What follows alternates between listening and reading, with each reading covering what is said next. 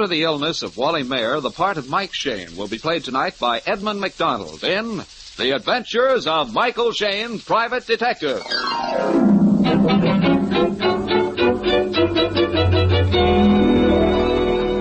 The people who make 76 gasoline and Triton motor oil, Union Oil Company, present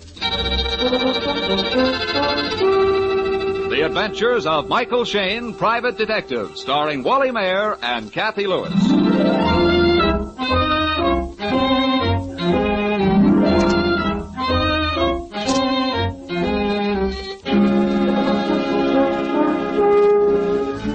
It's a bright and sunny San Francisco afternoon.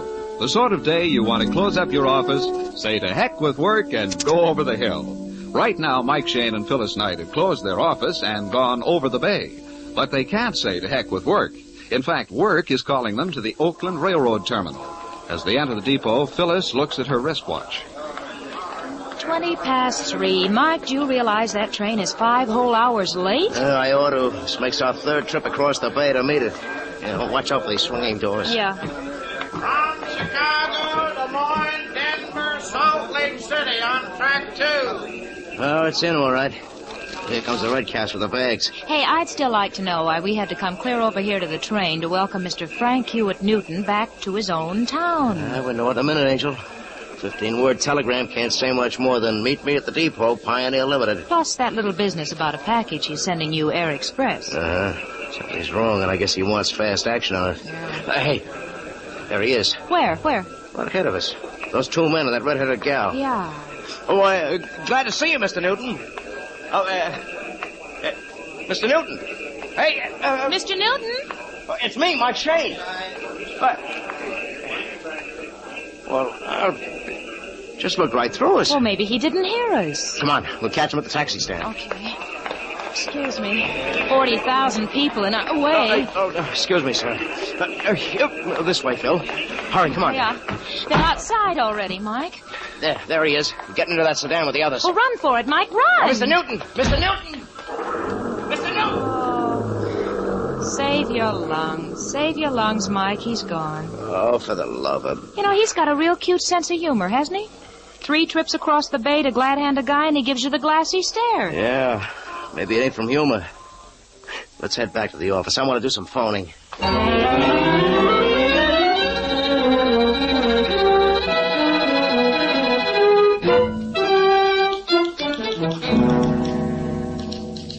Hello. This is Mike Shayne calling. Mr. Newton in? No, he got back a half an hour ago. He wired me to meet him at the Oakland depot, but something went wrong. Oh, you're Mrs. Newton? Yeah, that's right. Mike Shayne, the detective. I don't know. I got his telegram from Reno telling me to meet him at the train. Yeah, it was sent from Reno. Oh, well, if I knew, I'd tell you, Mrs. Newton. You'll have him phone me. Oh, well, thanks a lot. Goodbye. Oh, so friend husband didn't tell the missus he was arriving home today. Guess not. She thought he was still in Chicago. Awfully curious why he was hiring Mike Shayne, the detective. That makes 3 of us. Where's that telegram? I want to read it again. Oh, here, on the desk. Thanks. Reno, 11:10 p.m., sending package Air Express, hold for me, stop. Meet me Oakland Depot tomorrow, Pioneer Limited, Frank Hewitt Newton.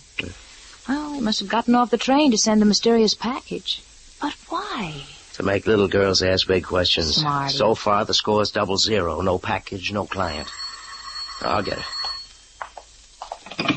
Mike Shayne speaking. Mr. Newton. Say, what went wrong? We went over to the depot. We saw you, hollered at you, chased after you. Huh? Yeah, well, all right, but it seemed funny. Well, no, it hasn't. Where? Fairfax Hotel. Well, sure, if it comes before we close the office. Room 911. Yeah, okay. But would you not mind telling me what it's all about? Hello? Hello, Mr. Newton. Hello? Oh, he hung up on me. Well, did he tell you why he gave us the fast run around? He says he'll explain later. Wants me to bring the express package to him at the Fairfax Hotel when it comes. Well, it sounds to me like he's dodging the sheriff or bill collectors. It sounds pretty worried to me. He's dodging something, or... But what? Or who? You're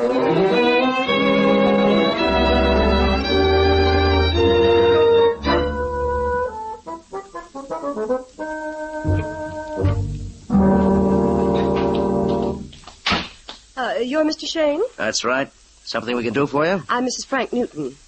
Oh, we talked on the phone. Won't you have a chair, Mrs. Newton? I've come here, Mr. Shayne, to find out exactly why my husband hired you. I'm afraid you know as much about it as I do, Mrs. Newton. In other words, you won't tell. It's about me. Mr. Shayne isn't in the habit of lying, Mrs. Newton. We do not know. We think it has something to do with a package which your husband sent to us. A package? Yes, an air express from Reno. He phoned a few minutes ago from the Fairfax Hotel. I'm to deliver it to him there.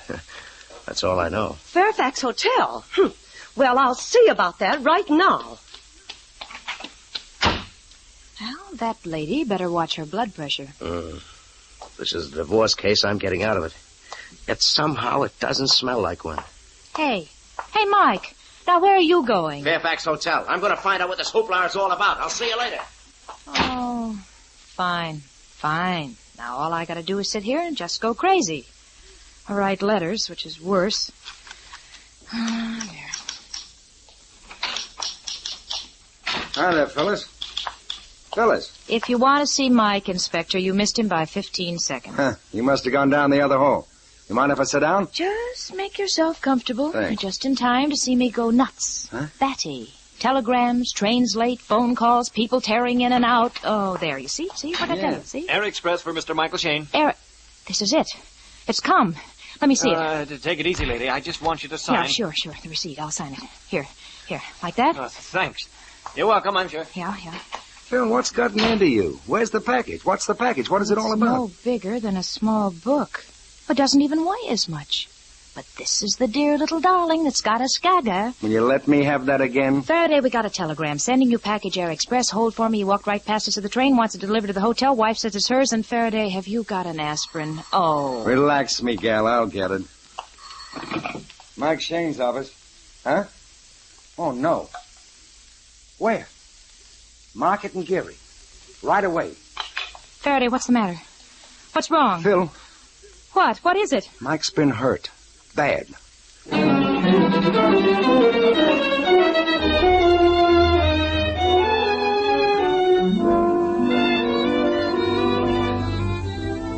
In just a moment, we'll rejoin Mike Shayne and his assistant Phyllis in their adventures. Regular lubrication for your car is, of course, most important, but proper lubrication is even more so. If your car is carelessly or hurriedly greased, important fittings may be missed or left dry. That is why Union Oil stop-wear lubrication means extra insurance against mechanical wear and depreciation. Stop-wear lubrication jobs are a matter of pride with the Union Oil Minutemen. Only the finest high-quality greases are used. Each fitting is carefully and thoroughly lubricated according to the manufacturer's specifications. While your car is on the hoist, the Minutemen inspect out-of-sight points and check them for danger signs. Stop-wear lubrication is so accurate and scientific that you receive a written guarantee with each job, which is definite proof of reliable service. Your car will roll smoother, handle easier, stand up better with stop-wear lubrication. So, ladies and gentlemen, for guaranteed, reliable lubrication, ask your Union Oil Minuteman for stop-wear. Stop-wear is an exclusive process available only at Union Oil Minuteman stations.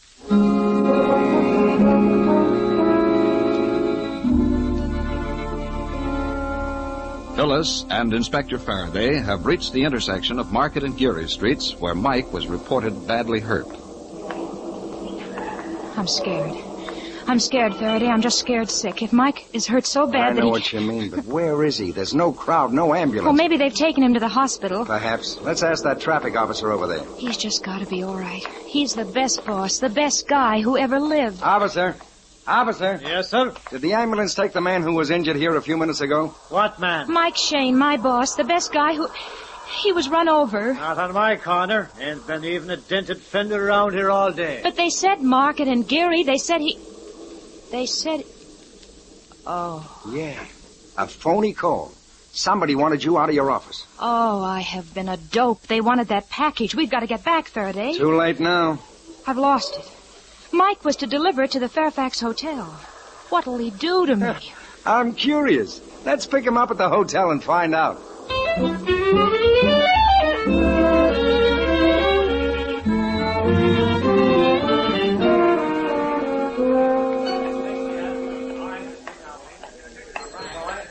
Phil, Faraday, what are you two doing here? Looking for Mike Shayne, Lothario of the hotel lobby. Oh, golly, Mike, it's good to see you alive and whole. Huh?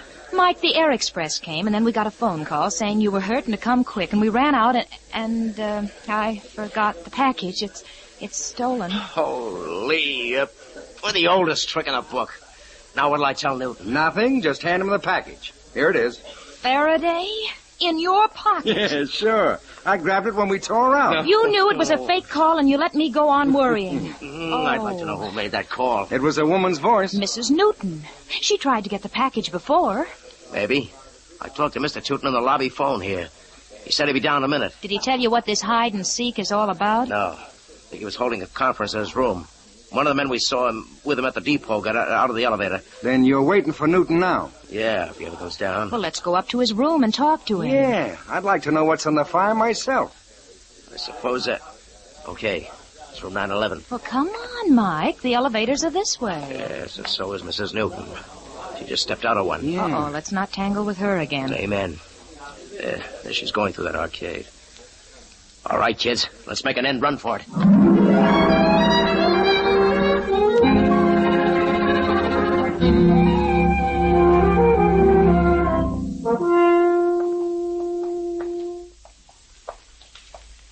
Here it is, Mike.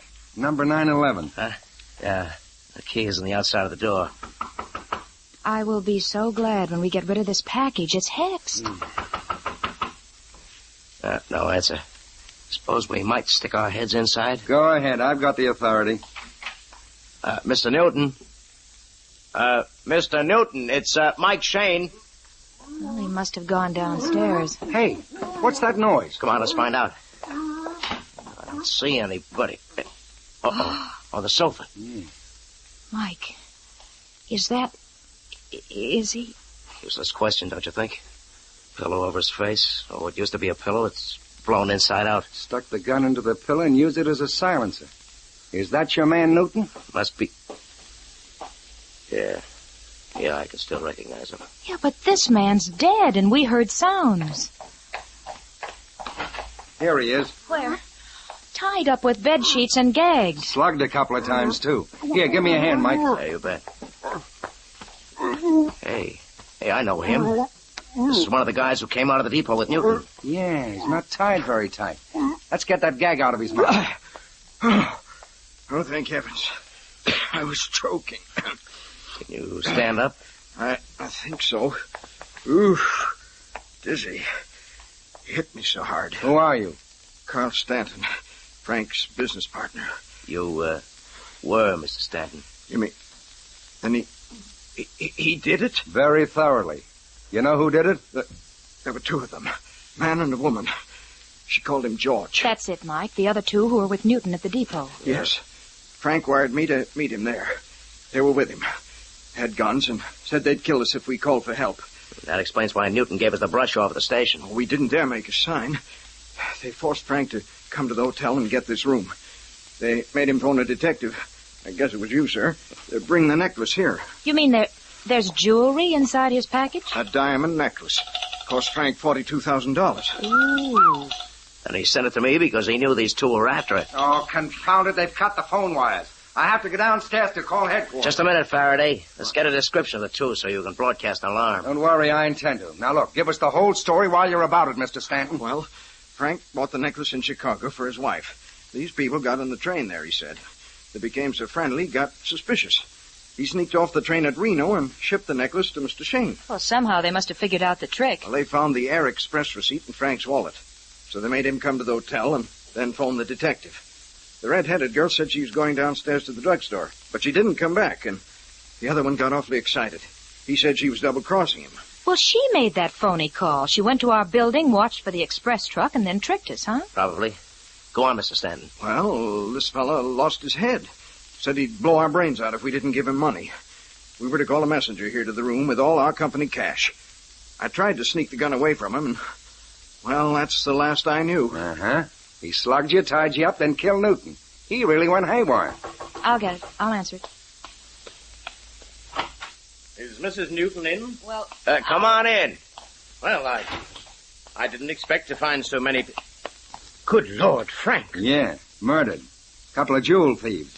What did you want? Why, I was to meet Mrs. Newton here. What for? I'm her attorney, Warren Wilson. We're going to discuss Edna's divorce and property settlement with him. Looking out for her interests very carefully, aren't you, Wilson? Somebody has to. The way you're milking the company. That's a lie. If anybody was milking it, it was Frank. $42,000 for a string of diamonds. You mean the company bought the necklace? It did. Frank phoned me from Chicago for the money. I told him it would take all our cash we had in the bank. Just a minute. Mr. Wilson, is this the first time you've been to this room? Certainly. We found the key on the outside of the door. Why, anybody could unlock it and come in. Right. What about Mrs. Newton? We saw her come out of the elevator. yeah, but Mike, Mr. Stanton didn't mention her. Of course, he was unconscious. Wouldn't know. Phil, you looked up Newton's house phone. You remember the street number? Yeah. Let's get going. I want to swap one diamond necklace for one piece of information. Send a cop up to the room, will you, Mike? I'm going down to headquarters and broadcast a pickup for the Chicago paper. Okay, but don't talk the newspapers yet or you'll be sorry.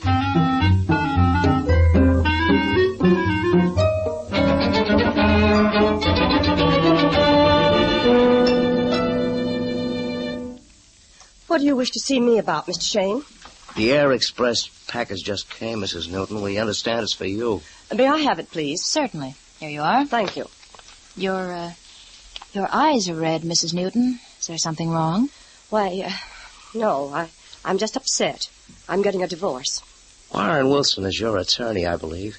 Oh, I suppose Frank has set you on his trail. Gentleman seems very interested in protecting your financial interests. I don't believe that concerns you. Excuse me. By the way, I saw you in the lobby of the Fairfax Hotel a while ago. Did you talk over the divorce with your husband? Yes. How did he take it? Mr. Shayne, if you came here to pry into my private affairs... I came here, Mrs. Newton, to tell you that your husband is dead. He's dead? Who did it? I didn't say he was murdered. No, of course not. I just assumed from the way you spoke... As a matter of fact, he was shot to death. Yes, they're looking for the killers right now. 2 jewel thieves followed Mr. Newton from Chicago. Oh, well, then it was for this. This is my anniversary present. That's a pretty costly one for a man who was going to leave you. Well, if I'd only known. We were in Chicago, and I told Frank I wanted some diamonds for our 15th anniversary, and he said no, and we quarreled, and I came home without him. This attorney, Warren Wilson, he wanted you to get a divorce, didn't he? Well, he said it was my only protection, that Frank and Carl Stanton were robbing the company, and Warren was worried about my property. Which, of course, he would be glad to protect if he married you. Oh, never. I told him so. I respect him as an attorney, but as a man, a husband, no. He's probably heard that women change their minds. That would pay off even as executor of your husband's estate. You mean Warren might have... Oh, no, he couldn't be smart enough to use a pillow. Mike. No, I guess he wouldn't, Mrs. Newton. In fact, it's pretty ingenious for a woman. I didn't do it. I swear I didn't. I opened the door, and Frank was on the couch, and I just turned and ran, and I didn't know what to do. I was afraid to tell anybody. What would the police say? Oh, that's easy to find out, Mrs. Newton. Put on your hat and coat, and we'll go down to headquarters.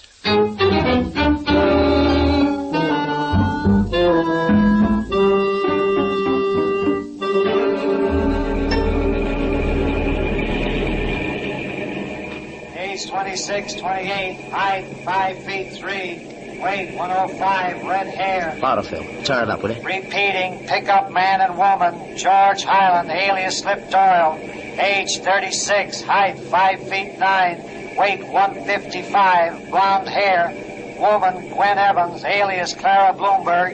Age 26, 28. Height 5 feet 3. Weight 105, red hair. Warning, they are killers. They are killers.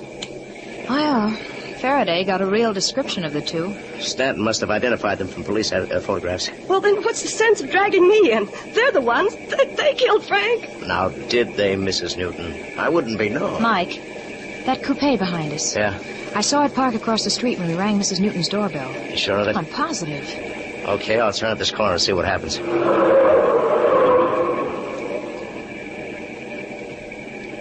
Yeah, it's still behind us, Mike. It went so dark I could see who's driving. Wait a minute, the street lamp. Yeah, I caught it in the rear vision. His pal, Georgie, alias Slipjaw. The killer. He's alone. He's alone in the car. Oh, he's after my necklace. He's after me. He's after all three of us. Mike, head for a police station. Save our necks and lose? We're heading for the office of Shayne Detective Agency. Mike, you're plain crazy. Maybe. We'll decide that after the trap is set. Oh, fine, if we're still alive to decide anything.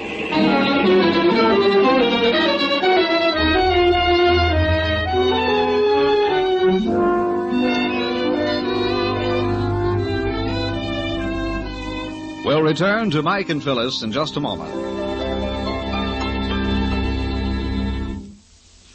Ladies and gentlemen, the entire weight of your automobile rides directly on the wheel bearings.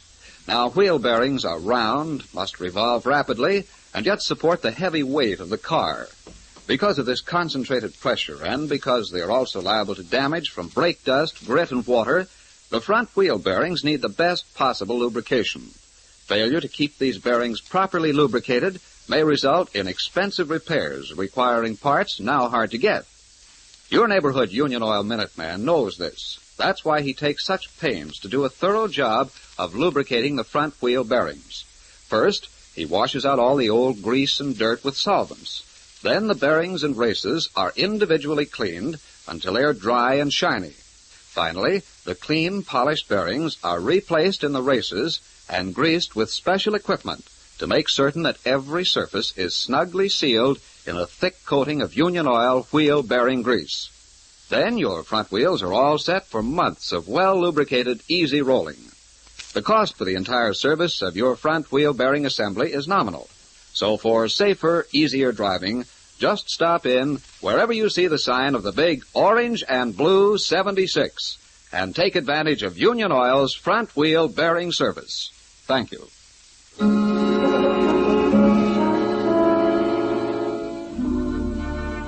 Mike thinks he has a plan to capture the murderer who is trailing him. With Phyllis and Mrs. Newton, he is just entering his office. Turn on the lights, Phil. Yeah. Mike, this room, it's been ransacked. Sure. Except Doyle's red-headed gal friend, that fake phone call you got, remember? Well, he'll be here any second, Mr. Shayne, by the next elevator. Phil, you get into your office. Do exactly as I told you. Okay, all right, but this better work good. And lock your door from the other side. Oh, Mr. Shayne, the man's desperate. He'll kill us, I know. I don't think so. If he sees I'm unarmed. So was my husband. Shh. Footsteps.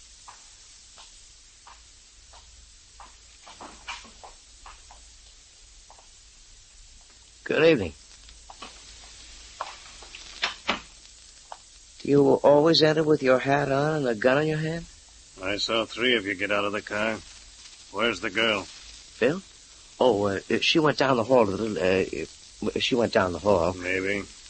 Or maybe she's in the next room. Locked. You. Why? Hand over the necklace. Well, I haven't got it. Really, I haven't. Mr. Shayne, he... Oh, he's got it. All right, Shayne. Sorry. I'm fresh out of diamonds, too. Wasting your time, pal. No diamonds in that desk. Your red-headed Valentine gave this place the frisk hours ago. Oh, the dirty little double-crosser. You've got the necklace here somewhere. I saw you go into that house with the package and come out again with it. Grandma, what big eyes you got. I'll give you 10 seconds. I'd hate to spoil your nice carpet with a lot of blood. Oh, don't. Well, I can have the carpet cleaned. And I'll have to unless you hand me your gun right now. What are you giving me? You got a good pair of eyes, chum, but you don't raise them high enough. Next time you test a locked door, look up at the transom. Huh? It's open. And a gun's sticking right through at it. And it's aimed right at your heart, mister.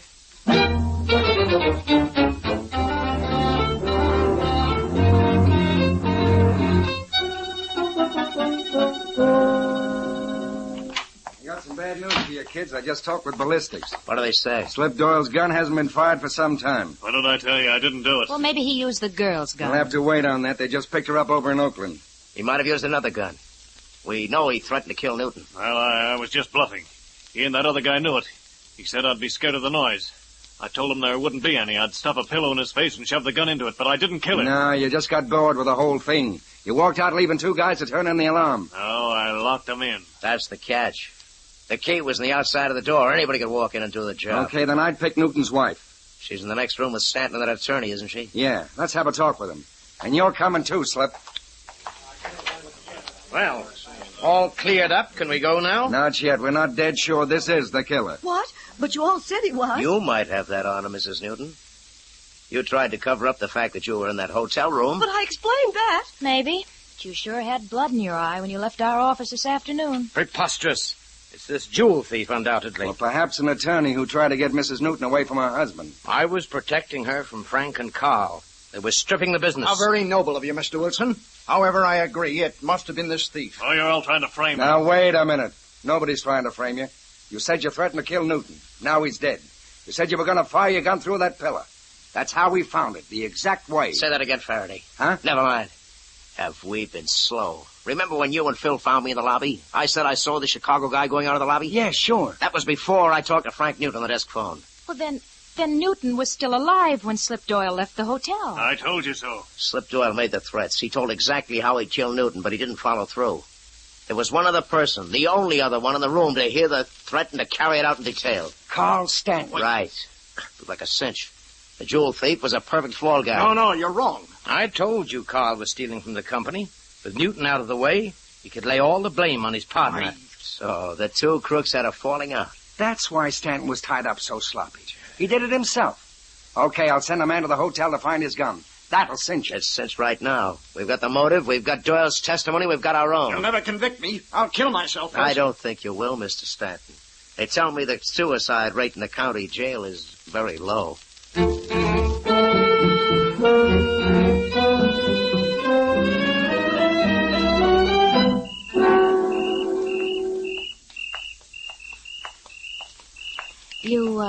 You don't have to see me to my door, Mike. I'm not afraid of the dark anymore. Please, Angel, allow me one little touch of Irish gallantry. Oh, all right. Here we are. If I can just find my keys. Phil. Hmm? Faraday told me how busted up you were when you thought I was injured. The best boss, the best guy who ever lived. Oh, well, Faraday is an old gossip. You know better than to believe his stories. Oh, jeepers, these keys are here somewhere. If I had been injured, what would you have done? Oh, I'd come down to the hospital and kiss you, make you well. You would, huh? Kiss me, huh? Mm-hmm. Oh, here are my keys. Well, good night, Mike. Oh! What? What's the matter? What's wrong? Oh, I'm hurt. I just bit my lip.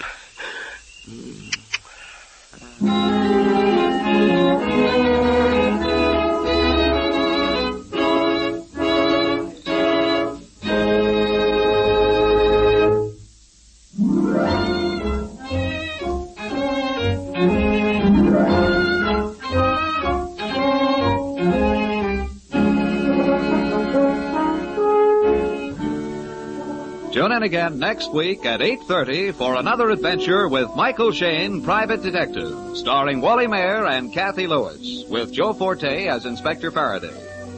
Ed McDonald substituted for Wally Mayer, whose appearance was prevented by illness. Tonight's story was written by Richard DeGraff and based on the character created by Brett Halliday. Music was composed and directed by Bernard Katz. This is John Lang saying goodnight for the people who make 76 gasoline and Triton Motor Oil. Union Oil Company.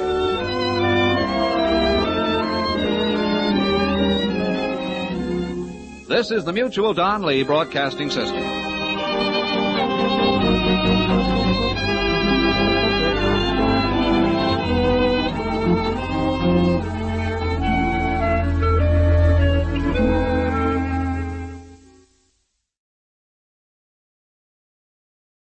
The Adventures of Michael Shayne, Private Detective.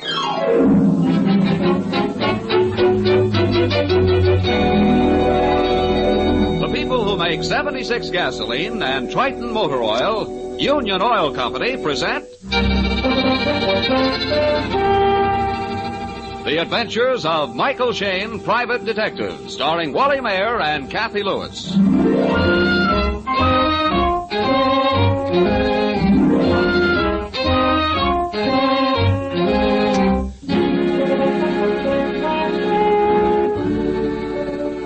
As a loyal native of San Francisco, Mike Shayne would like to solve all his cases right inside the city limits. However, this is not one of those times.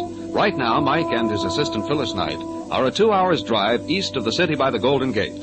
Also right now, Mike is on the long-distance phone talking to, you guessed it, Inspector Faraday. No, Faraday. Moccasin Hill. It's a little town on the highway east of Stockton. Oh, I remember it now. That's where a rich old man Kilgallen died last month. Right. They said his house was haunted and somebody frightened him to death. Yeah, that's what his daughter said. She tried to get us to investigate. Listen, Mike, you're not getting roped into that, are you? Inspector, right now I'm sitting in the chair where they found the corpse. Oh, Mike, you're not dizzy enough to think a ghost killed him. It was heart failure. Maybe. I've just been talking to the daughter. It looks like somebody's been trying to give her the business, too, like dropping a flower pot on her head. So you call long distance to tell me that? No, Inspector. Look, I want you to find out if a Mr. John Himes of Boston, Mass. was in San Francisco 4 weeks ago. One of your boys can check the hotels, trains, and airlines. John Himes, Boston. Well, it's a waste of time, but for you, Mike, okay. And look, phone me back at Moccasin Hill 193. Got it. Oh, Mike. Yeah?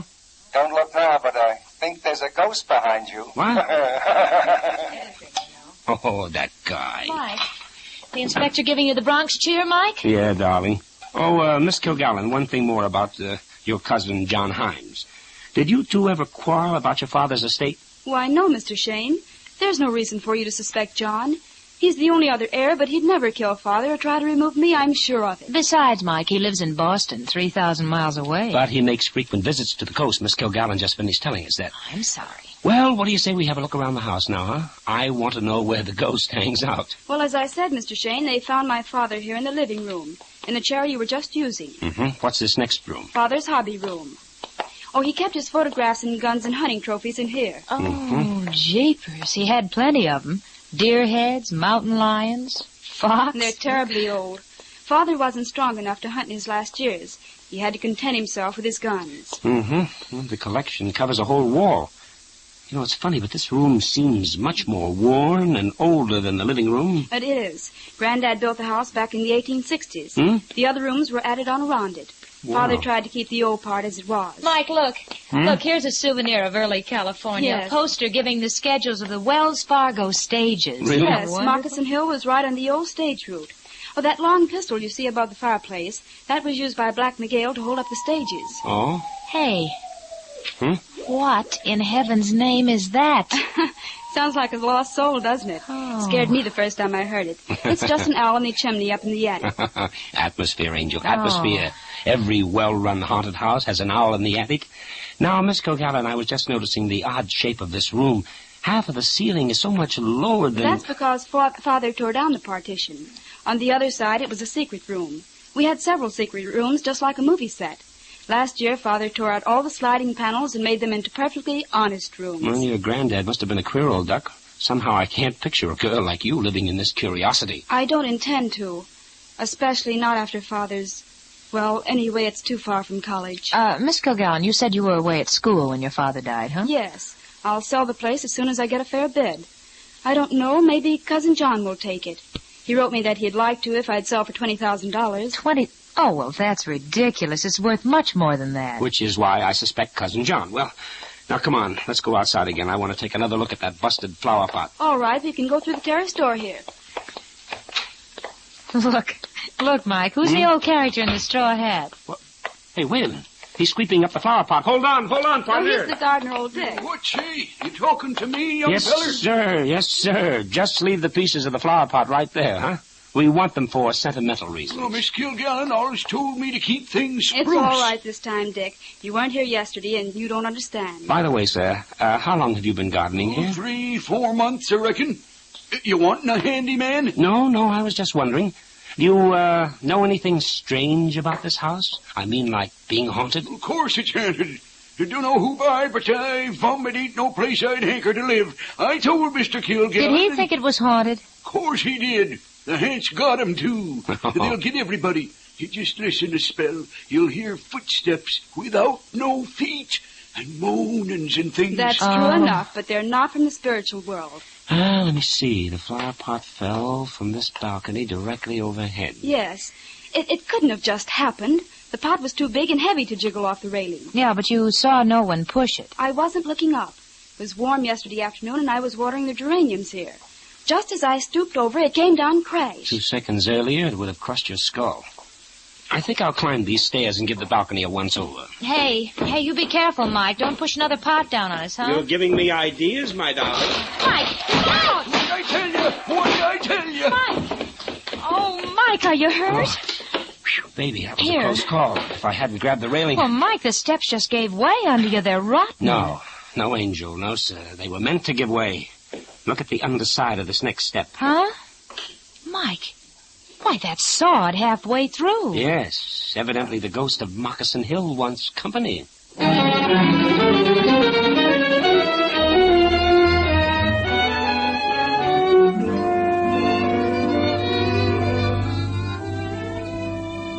In just a moment, we'll rejoin Mike Shayne and Phyllis Knight in their adventures.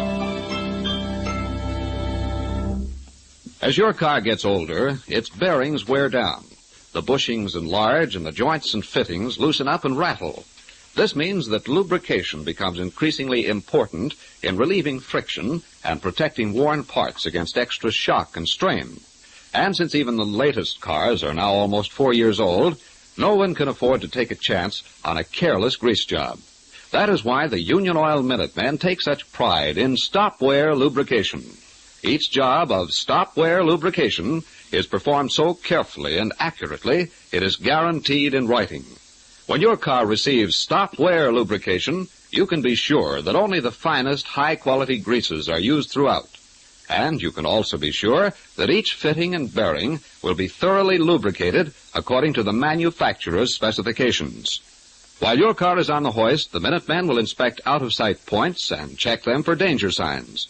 So, ladies and gentlemen, for smoother, safer driving, ask your Union Oil Minuteman for stop-wear guaranteed lubrication. Stop-wear is an exclusive process available only at Union Oil Minuteman stations. Remember, stop-wear lubrication is guaranteed.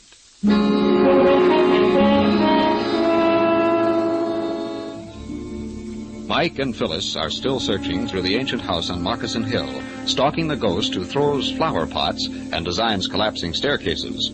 Right now, they are interrupted by a new arrival. Why, Mr. Patton, won't you come in? Thank you, Miss Kilgallen. I happened to see your car in the driveway, and I thought I'd stop in a moment. I'm glad you did. Oh, I want you to meet some friends. This is Mr. Shayne and Miss Knight from San Francisco. Oh, how do you do? How do you do, sir? Patton? Mr. Patton was my father's attorney. He's handling the estate. Yes, it's in that regard, Miss Kilgallen, that I'd like to talk to you. Could we go into the living room? Certainly. You too, Mr. Shayne and Miss Knight. All right. I thought it might be better if we talked alone Oh, on I this have thing. no secrets, Mr. Patton. And I think Mr. Shayne may want to ask you some questions about Father. Strictly in the line of duty, Mr. Patton. I've been retained to investigate Mr. Kilgallen's death. Oh, my dear girl, you're wasting your money. Your father died of heart disease. Perhaps, but what was it you wished to see me about? Oh, yes, Miss Kilgallen, I've thought it over, and I'm now prepared to offer you $22,500. I think that's a generous sum indeed for this property. I'm sorry, Mr. Patton. You know that Father put over twice that much money into the place, and it has historic value. May I ask why you want to buy it? Why, that's obvious, sir, to live in. It won't be easy to dispose of with her father's death and certain rumors about the property. I think I'm doing her a kindness. I'll answer it. These rumors, Mr. Patton, did this girl's father tell you anything that would bear them out? Well, Mr. Kilgallen was an ill man, sir. He had a rather morbid turn of mind, of course. It's for you, Mr. Shayne, San Francisco. Oh, that's Faraday. Excuse me, please. Hello, Inspector. You did? Well, a pat on the old back, my boy.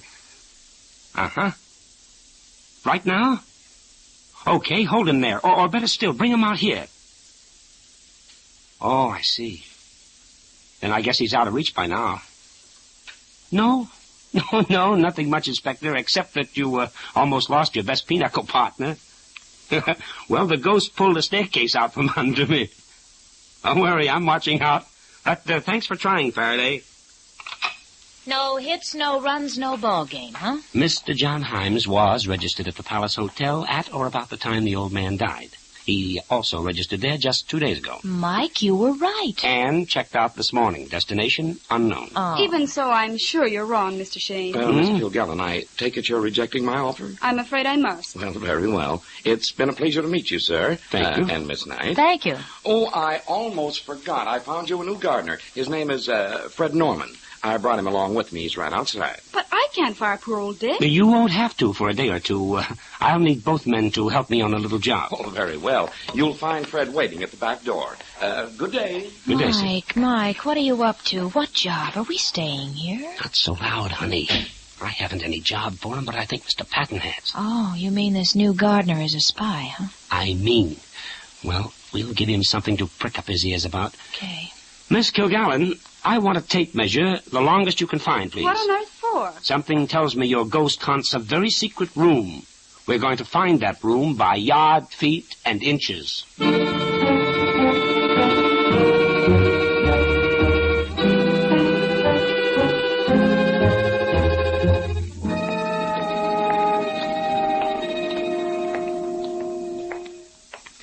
Oh, darn it. I dropped it again. Well, hold on to it, honey. It's a tape measure, not a snake. Oh, quiet. I'm tired, Mike. We've spent over 2 hours measuring this house, every room, every hall, every closet. We haven't found a thing. Well, the hall is 53 feet long. Now, Miss Kilgallen, what did we find in the living room? Let's see. It's on this other paper. It says here 30 feet. 30 feet. And the gun room next to it? 14 feet each way. That totals 44 feet plus 1 foot for the wall. That's it. Yeah, sir, there's 8 feet missing. Fine. How do we get into this secret room? By pickaxe? Come on, into the gun room. But, Mr. Shayne, Father knew all our secret rooms. He had them all open. Well, he didn't know about this one, or maybe he just lost count. Okay, now, honey, you take the far end of the wall, and I'll start at this end. There's got to be a hidden spring or something. Now, pound every inch of the woodwork. All right. It doesn't sound hollow. Well, that's why nobody suspected it. Come on, use some muscle, honey. You're just playing patty cake. Listen, Mike Shayne, I haven't got calluses on my knuckles. Oh, Mike! Huh? Mike, this panel, it moved. What? This is it, kids. It only moved an inch or so. I'll pull it open. There you are. It's dark as a coal bin inside. I'll strike a match. Good. Now we shall see what we shall see. Look! Isn't that an old table and a chair? Well, what's more important, a candle. We can get some real light. Yeah, that's better. Ooh, oh, honey. It's dusty in here. Well, sneeze the other way. You almost blew these off the table. Blew what off? These papers here. Newspaper clippings. Oh, they're so old, they're brown. Well, what on earth are they doing in here? I don't know. They're printed in old-fashioned type. Must be 60 or 70 years old. Hold on. Miss Kilgallen, what did you say the name was of that stage robber? You mean Black Miguel? Yeah. Here, read this. Maybe this will mean something to you. Driver Billy Pringle reported to the sheriff that on Wednesday night his stage broke down at Moccasin Hill. Pringle took the express box to the Kilgallen house. Hey, that's your grandfather. I remember hearing some sort of story. Go on reading. During the night, Black Miguel assaulted the driver. As he attempted to flee with a small fortune, Mr. Pringle shot and killed him. The express box, however, was not recovered. The authorities are now searching. You know, this sounds like something out of Treasure Island. You can say that again, honey. Here's a diagram with everything on it except dig at the foot of the crooked pine tree. Yeah. Hey, Mike, that paper's almost new. Well, it would have to be. The handwriting is my father's. Well, then he did know about this room. Yes, and he must have spent plenty of time in here. Candle drippings all over the table. You know, there's something funny about them. You notice how heavy the dust and grit is on the table? Yet when I rub my finger over the wax spots... There's no dust on them. They're fresh. Yeah. It's Shayne. Shh. It's the living room wall. Somebody else wants in. Blow out the candle. We're leaving. I don't see anybody. Wait till I push this panel back. Mike, you're not going to use your gun. Come on, follow me into the living room. Quietly. Hands in the air, mister. Huh? What? Well, Fred Norman, the gardener. Get that gun away. You ain't got no call to... We heard you pounding that wall. What if it was? Fella can knock the ashes out of his pipe, can he? Yeah, but you're a gardener. What are you doing in here? I was looking for Miss Kilgallen. Wanted to know about the rose bushes. But I guess I don't want to work here at all. What was that? The front door. Hey, don't you answer the door in this house? That's Faraday. Inspector Faraday. Well, since when is Moccasin Hill your bailiwick? Oh, I guess I'm just an old maid. Got to worrying about your neck. Not that I wouldn't like to bust it myself sometimes. Well, I'll save it for you, just for you, Daddy. Here, here. No, all kidding aside, Faraday, there's something going on here which ain't done with mirrors. I'll say not.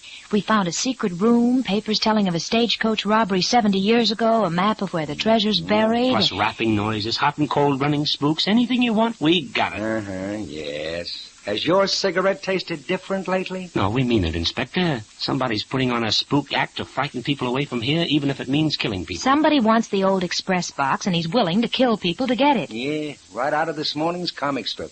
Ghost turns out to be an expert with a peg leg. All right, we'll take our word for it. Come on, we'll show you the secret room. Now watch. I'll press this wall panel here, and... Well, I'll be... See, Inspector? Stoop as you go in, or you'll bump your noggin. Any light switch in here? Now, there's a candle on the table. I'll light it. Well, you weren't kidding. No, not the strip. Now, here are the papers I was talking about. Mike. Hey, wait a minute. The papers. Mike, they're gone.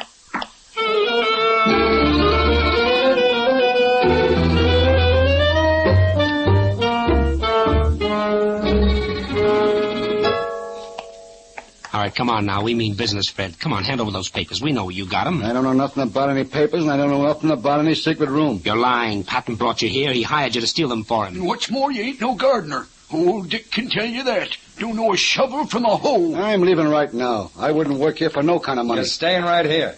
You're not to leave this property, you understand? Maybe I won't, or maybe I will. Don't trust that feller. If it's all right with you folks, I'll kind of follow him around, keep my eye on him. Good idea. But let him do anything he wants. He'll tip his hand yet. But I don't see why you didn't search him for the missing papers. It's useless, honey. He's smart. He's already hidden them somewhere. Seems to me, Mr. Shayne, this is all beside the point. I wanted you to find out if my father was murdered. Afraid that's impossible for any detective, miss. No one saw him die. He's been dead for days when he was found.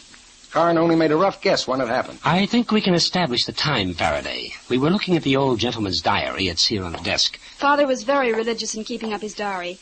He wrote down everything he did. The final entry was made on the 17th of last month. Here it is. Quote, rained all day. Afternoon spent cleaning and oiling all my guns. Had to fix the pin on the Derringer. That's a pistol, isn't it, Mike? Mm-hmm. It's a short barrel, heavy caliber, darling. Just a minute. The Derringer. Oh, what about it? Well, Father always kept it on top of the bookcase. It's gone. Probably forgot to put it back after he fixed it. Yes, but getting back to the diary, these are his last sentences. Heard the noises again. It laughed and moaned. Next time it happens, I'll... And there he stopped. Right in the middle of a sentence. Oh, that front door. You'd think this was a housewarming. As I see it, Faraday, the old fella heard something again. He stopped writing, got up, went into the living room to check up. Whatever he saw or heard stopped his heart. He was found in the chair by the telephone. And I thought you were acting for me. Hey, what goes on? Well, I'm just as surprised as you are. This is John Himes, my cousin. The fella from Boston. Well, sir, I'm very happy to meet you. My name is Mike Shayne. Oh, yes. Mr. Patton said you were investigating, looking me up. I understand you were in California last month about the time Mr. Kilgallen died. Yes, I was. And you're here now. Why? On business. I came up to see Patton about buying this property. I wrote to my cousin and to him as our attorney and made an offer. Now I find Patton is trying to buy the place himself. And, in case you didn't succeed, Mr. Patton, you hired Fred Norman, the fake gardener, to steal those papers from the secret room. I don't know what you're talking about. Mr. Himes, what is your interest in this property? We understand you live in Boston. Well, my firm is transferring me to San Francisco. I'd like to have a country home. Just what is your business? I can see you're suspicious. Perhaps you'd rather look at one of my cards. Well, it wouldn't hurt. Here you are. Thank you. Investment banking. Michael... Inspector, could I see you alone a moment? Can't it wait, honey? No, it'll just take a minute. Oh, all right. Excuse us, please. Come on, let's go into the living room, huh? You look as wise as the Sphinx, Phil. You solved the case? Mm-hmm. Maybe. Now, this is it. I was standing right next to Himes, Mike, when he took out his wallet to give you that card. And? Well, there was an envelope tucked into a pocket of the wallet. Airline tickets. But the name written on the envelope said Gene Powers. Gene Powers? Mm-hmm. But that doesn't add up, honey. The girl introduced him as her cousin. She said John Himes. She said. Do we have to believe her? I'm going to phone headquarters. Gene Powers may have a record. No! What's that? Oh, heavens! It's outside. Come on, quick. The front door's open. Yeah. Mike, Mike, look. Mike in the driveway. Yeah. Oh. Yeah. Well, cross off one suspect. Ooh. Attorney-at-law Stephen Patton. And add another. I just saw somebody on the balcony. Who? Who did you see? Ellen Kilgallen.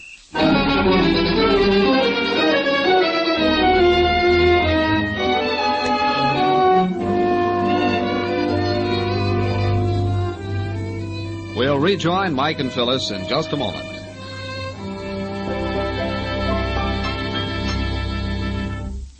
If you ever had a jack slip when you were changing a tire, you get a pretty forceful demonstration of how much a car weighs. Now, all that weight rests directly on the wheel bearings, and as you travel, those wheel bearings must revolve rapidly and still support the heavy weight of the car. Because of this concentrated pressure, and because they're also liable to damage from brake dust, grit, and water, front wheel bearings need the best possible lubrication. Failure to keep these bearings properly lubricated, they result in expensive repairs, requiring parts now hard to get. Your neighborhood Union Oil Minuteman knows this. That's why he takes such pains to do a thorough job of lubricating front wheel bearings. First, he washes out all the old grease and dirt with solvent. Then the bearings and races are individually cleaned until they are dry and shiny. Finally, the clean, polished bearings are replaced in the races. Then, with special equipment, every surface is snugly packed in a thick coating of Union Oil wheel bearing grease. Then your front wheels are all set for months of well-lubricated, easy rolling. The cost for the entire service of your front wheel bearing assembly is nominal. So for safer, easier driving, just stop in wherever you see the sign of the big orange and blue 76 and ask for Union Oil's front wheel bearing service. Thank you.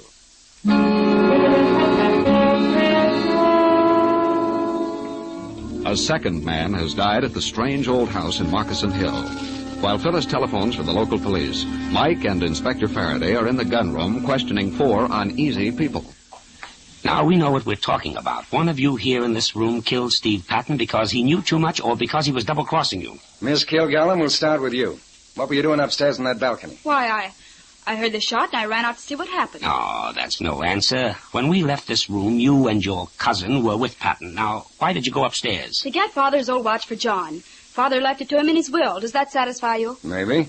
And you, Mr. Hines, where were you when the shot was fired? Why, I was following Ellen upstairs to get the watch. Is there anything wrong with that? No, I guess her cousin is entitled to the heirloom. But not a guy named Gene Powers. Well, oh, so that's it. Sharp eyes, Mr. Shayne. The credit goes to Miss Knight. Well, it's quite innocent, really. Gene Powers is a friend of mine, and he had a plane ticket for New York tonight. He couldn't get away, so I'm using his priority. We'll check on that. You, Fred Norman. I was in the kitchen eating. Can't send a man to jail for swiping a chicken wing. You were watching him, Dick? Yes, sir. He wasn't even in the room. Oh, I was watching you through the hall door, just waiting for you to do something. Okay. Now we're going to ask all of you to empty your pockets. Each one put his stuff in a pile on this table. What for? We're asking the questions. Start digging. I know what you're up to. Looking for the gun that killed him. No, the murderer saved us that trouble. He put it right back where he got it. The derringer there in the bookcase. Why, yes, it's back. All right, Mr. Hines, now let's see what you've dished out. Handkerchief, penknife, billfold, notebook, small change. And you, Dick? Oh, I ain't got much. Old oil rag, a knife, a busted pack of seeds, and 4 bits. Fred? Handkerchief, knife, pencil, and some money. Yes, too much money for a gardener. $50? Well, that's Patton's money. He bribed him. Obviously. Any pockets in your dress, Miss Kilgallen? No. If you tell us what you want, I'm sure... All right. Now, after the 3 of us ran out and found Patton, we did a quick circle around the outside of the house. We tried to come back in through this terrace door. It was locked and the key gone. That's odd. We used the door a little earlier. Yes, so did the murderer a little later. Fired a shot from the terrace, ducked back in, locked the door, and went to another part of the house. I'm sorry to spoil the game, kiddies. What? But is this what you want? The key. I found it by the door. Well, what do you know? It had slipped under the carpet, Mike. All right, folks, you can put your stuff back in your pockets. Oh. Too bad, Mike. It almost worked. Ah, but it did work. In a way we hadn't counted on. Now, wait a minute, Mike. You know the killer? Positively, darling. The confession is right on top of that table in the secret room.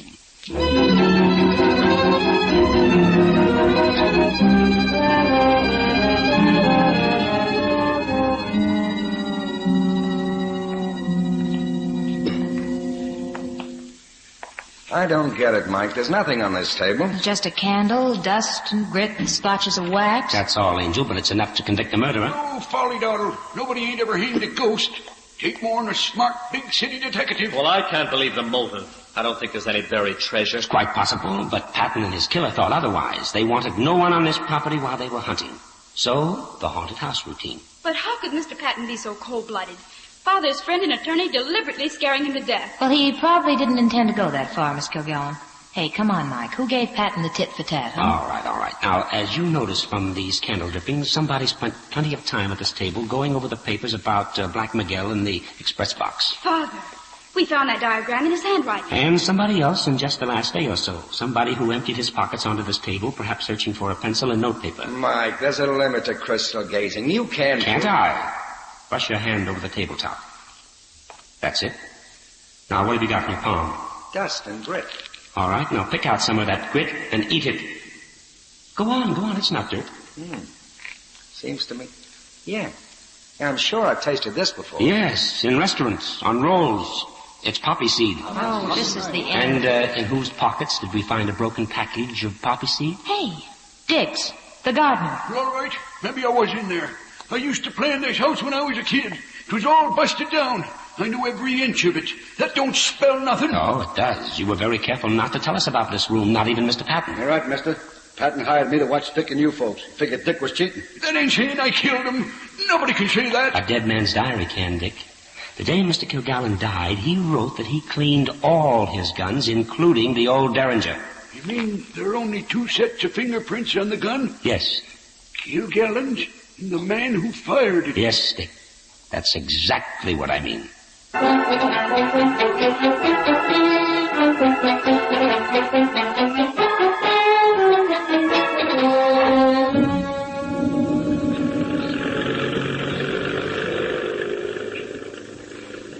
You know something? That was very sweet of you, Faraday, coming clear out to Moccasin Hill just to be Mike's bodyguard. Yes, sir. And driving us back home in a police car sure beats that bus trip. Was doggone nice of you, Faraday. Cut the sentiment. Maybe I just want to sell a couple of extra tickets to the policeman's ball. Oh, we need those. As a policeman, Mr. Inspector, and as a detective, Mr. Shayne, there's one thing you did in this case which I don't understand. Only one? Miss Knight, you are improving. Smarty. You and Mike knew you could catch old Dick by his fingerprints on the Derringer, so why'd you bother to look for a missing door key and Mike act so big and brainy about the poppy seeds? Oh, honey, never put all your money on one horse. We were both afraid Dick had already wiped his fingerprints off the gun, but we didn't tell him that. Time was a-wasting, and it was a good shortcut. Uh-huh. Just as I thought. The big city boys had to crack it fast before the local hayseeds took over the case. And your glory. Why, Phyllis, how can you say such a thing?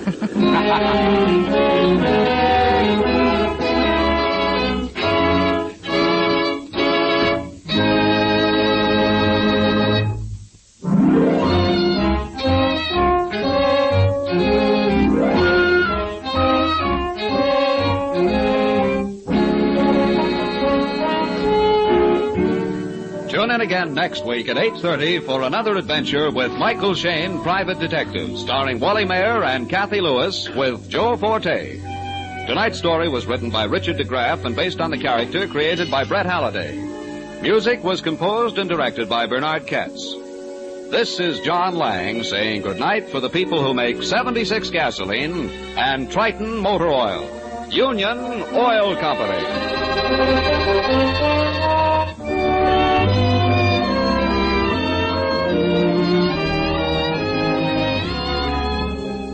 This is the Mutual Don Lee Broadcasting System.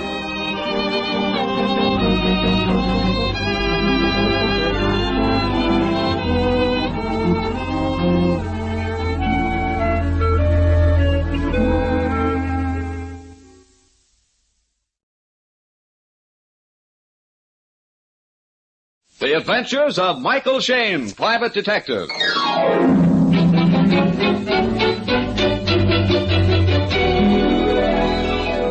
The people who make 76 gasoline and Triton Motor Oil, Union Oil Company, present The Adventures of Michael Shayne, Private Detective, starring Wally Mayer and Kathy Lewis.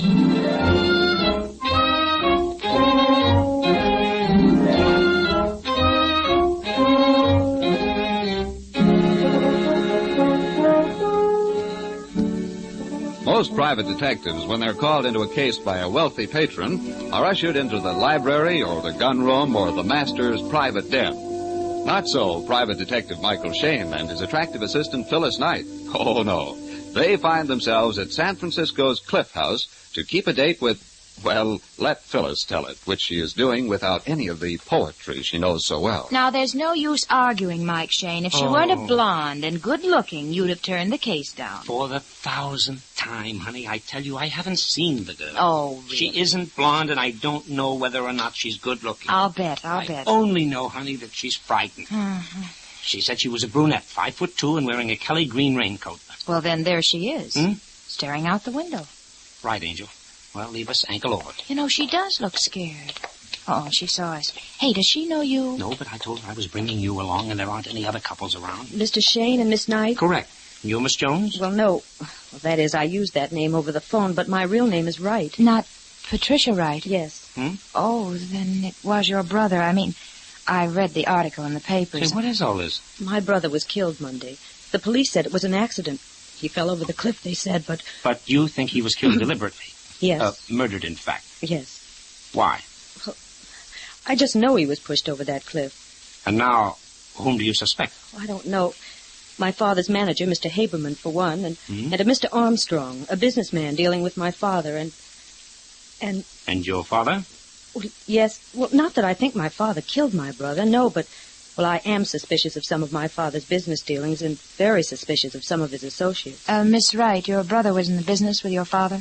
Yes, and, well, he didn't approve of some of their deals. Did he complain to you or to your father, or both? Both. Oh, they've had bitter quarrels over some of their transactions. And how about you, Miss Wright? Are you afraid for your own life? Yes, terribly afraid. Okay, that settles it so far as I'm concerned. We'll take the case. Now, how about going out to your place and looking over the ground? But we can't. That's why I used the assumed name, and that's why I met you here instead of at the house. Listen, Patricia, your best safeguard is to let the murderer know that you have a detective on the job. The very fact that you've engaged me will make them wonder how much you know. We'll watch out for you, Miss Wright. Nothing's going to happen to you while Mike's on the job. Well, all right, I'll do it. Fine. Good. Get in your car then, and we'll follow you out, and even if he turns out to be your father, we'll get the killer.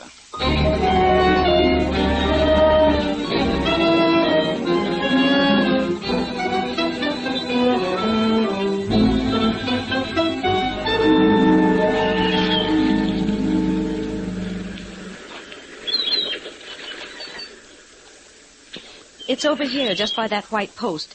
That's where he fell. Uh-huh. Oh, boy. Did they take your brother's body away from the bottom of the cliff or bring it up here on ropes? They took it away from the bottom, in a boat. I see. Was there much of a crowd here at the top? No. Why? Well, there are a lot of footprints here. The ground is pretty well tramped down. But there weren't any people here at all. This is private property. The murderer tramped the ground to confuse... Hey, wait a minute. What?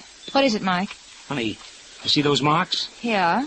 Those marks were made by a dead man's heels as his body was dragged to the edge of the cliff and thrown over. And the killer hid behind the tree. Yes, and probably hit his victim with a rock. Yeah. Patricia, did your brother have a date with anyone the night he was killed? Yes, with Mr. Haberman, Daddy's partner. Mr. Haberman came out to the house at 8 o'clock. Said that he'd made an appointment to meet my brother. But about 10 o'clock, he decided to go home. Just as he was leaving, the chauffeur came to the door and said that they'd found the body down on the rocks below the cliff. Was the chauffeur looking for your brother? No, we didn't know anything was wrong then. The chauffeur was out fishing and was just coming into the little cove when he saw a hat on the water. He turned the boat along the rocks and found my brother's body. The chauffeur is up at the house now? No, he left. He left? He left? What do you mean? Well, he'd been doing a lot of drinking, and my brother fired him about a week ago. Oh, fine. We seem to be turning up suspects wherever we move. Right, Angel. Well, Miss Patricia, will you get your father's manager and Mr. Armstrong up to the house right away? Use any excuse at all. I'll get Inspector Faraday to find the chauffeur, and we'll have a little quiz contest with Mike Shayne as quizmaster.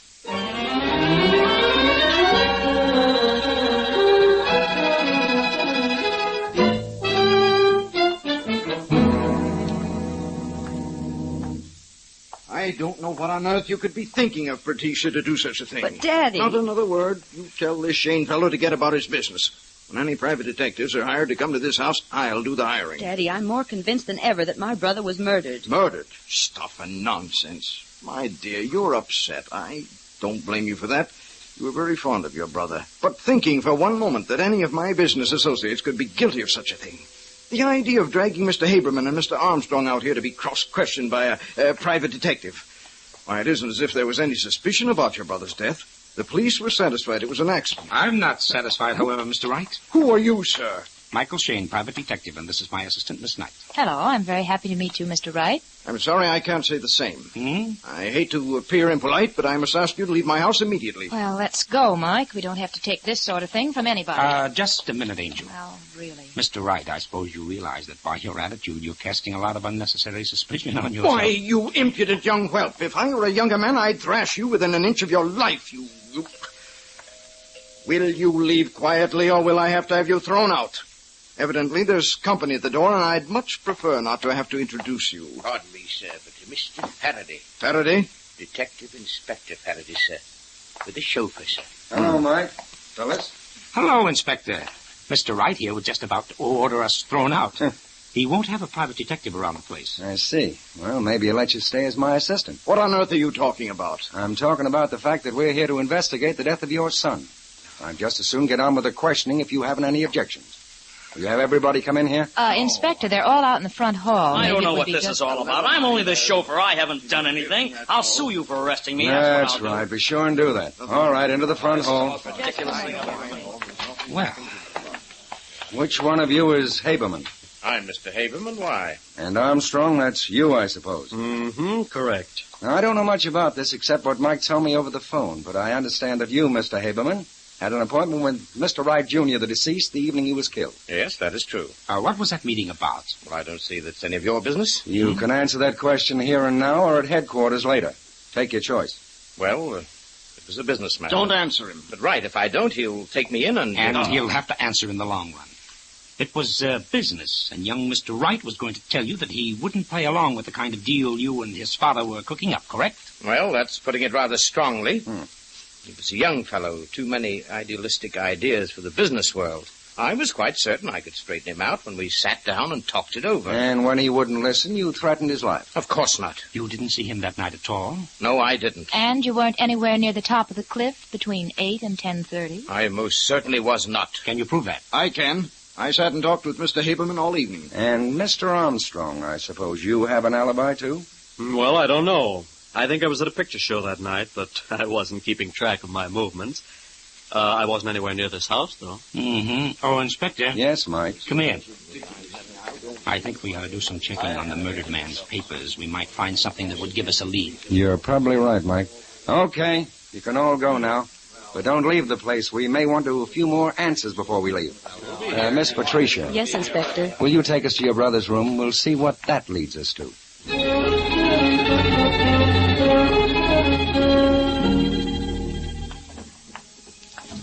Did you find anything, honey?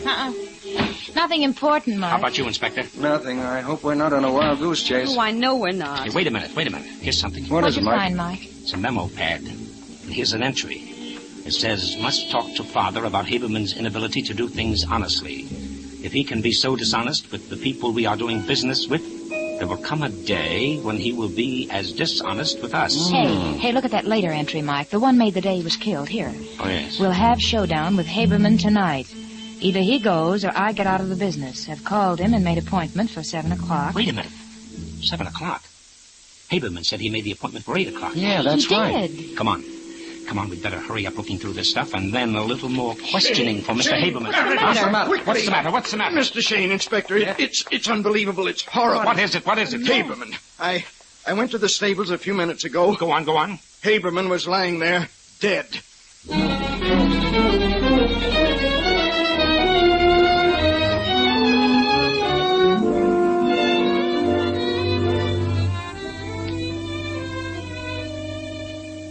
In just a moment, we'll rejoin Mike Shayne and his assistant Phyllis in their adventures. All of us know that some restaurants always seem to serve better food than others, even though their menus may read the same. The reason, of course, is simple. Better ingredients plus extra attention on the part of skilled help. The same principles apply to car lubrication. For example, Union Oil stopwear lubrication is more than just a grease job. Stopwear lubrication is a highly specialized servicing process. Only trained attendants using the latest and most modern equipment are allowed to service your car. Each fitting and bearing is thoroughly lubricated with the finest, high-quality greases, in accordance with the manufacturer's specifications. While your car is on the hoist, the Minutemen inspect out-of-sight points and check them for danger signs. As final evidence of the care and exactness with which stopwear lubrication is performed, you receive a 1,000-mile written guarantee with each job, definite proof of reliable service. So, ladies and gentlemen, since careful, thorough lubrication is so vital to the life of your car, why not buy Stopwear?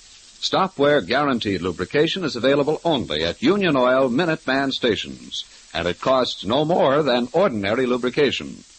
Just look for the sign of the big orange and blue 76. Thank you.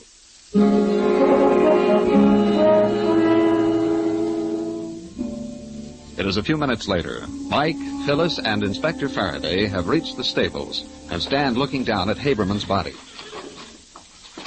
Now, how did it happen? Well, he just got too close to Prince, and Prince lashed out and kicked him. I found him lying here when I came by. Was anybody else around the stables? Yes, Armstrong was here, and the groom and the gardener. Isn't it a bit odd that everyone should gather at the stables? No, I don't think so. Everybody's interested in the horses, especially Prince. Why Prince? Well, I've warned them all to keep away from him. He's a killer. Why have you kept him then? Because I can handle him. So can the stable hands, and he's a very valuable horse. He just lashes out at strangers or people who don't talk to him as they approach him. Surely you don't think this is murder, too? Why, it's ridiculous. Nobody in their right mind can have any doubt as to how Haberman was killed. The mark of the horseshoe is as plain, too plain. Why, you can see the curve of the shoe across his forehead. Perhaps I'm not in my right mind, Mr. Wright, but when two men engaged in the same business die within a few days of each other, I'm suspicious. You and me both, Mike. Mr. Wright, you just walked out from the house and found Haberman lying dead. Well, more or less. I came out from the back of the house. Saw that the upper half of the door to Prince's stall was unlatched. I came over to latch it and found Haberman.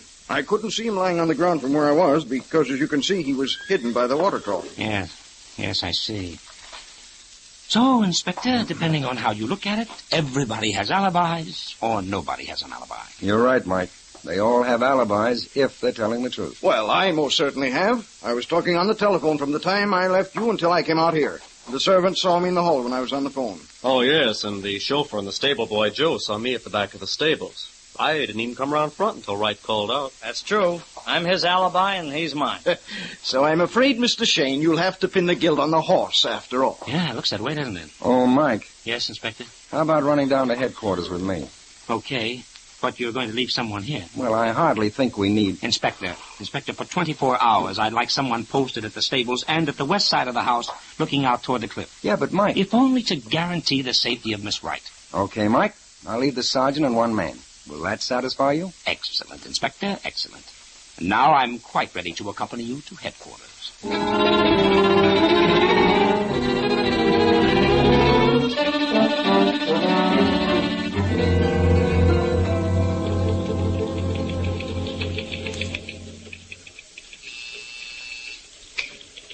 Okay, here you are, Inspector. Report on a threatening telegram. A threatening wire addressed to Haberman was handed in at San Francisco's main office. No one remembers what the man looked like. They paid no attention. Okay. Follow through on the chauffeur, will you? Yes, sir.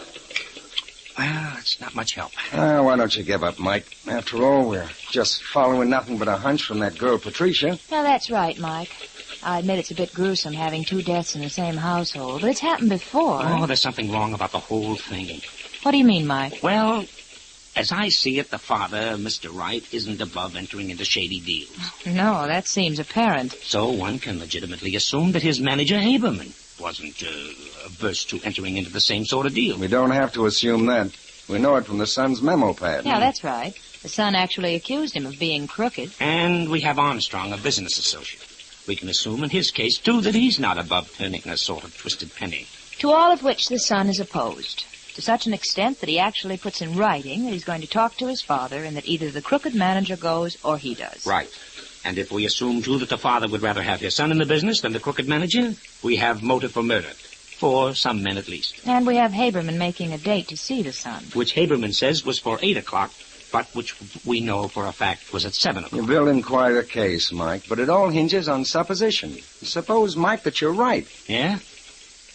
And if you are right, and Haberman did kill the son, justice has already overtaken him. Yeah, but there's something wrong with the whole thing, Inspector. You say I'm building the whole case of a supposition. Well, plus a hunch of the girls, Mike. And a funny little quirk that keeps running through my own mind. What? Well, when I was a kid, I used to hold horses at the old Fairfax Hunt Club. Yes? Sometimes for a whole day's work, I made 2 bits. One day, well, I hadn't made my 2 bits. I guess I was a little on the anxious side. I stepped up too quickly to a horse. He lashed out at me, and I jumped back. But that hoof, with its iron shoe, seemed to be following me. It was as huge as a barn door. A great big black iron shoe that would mash my face in from chin to forehead. A great big letter U coming at... Go on, go on. Wait a minute, a big U.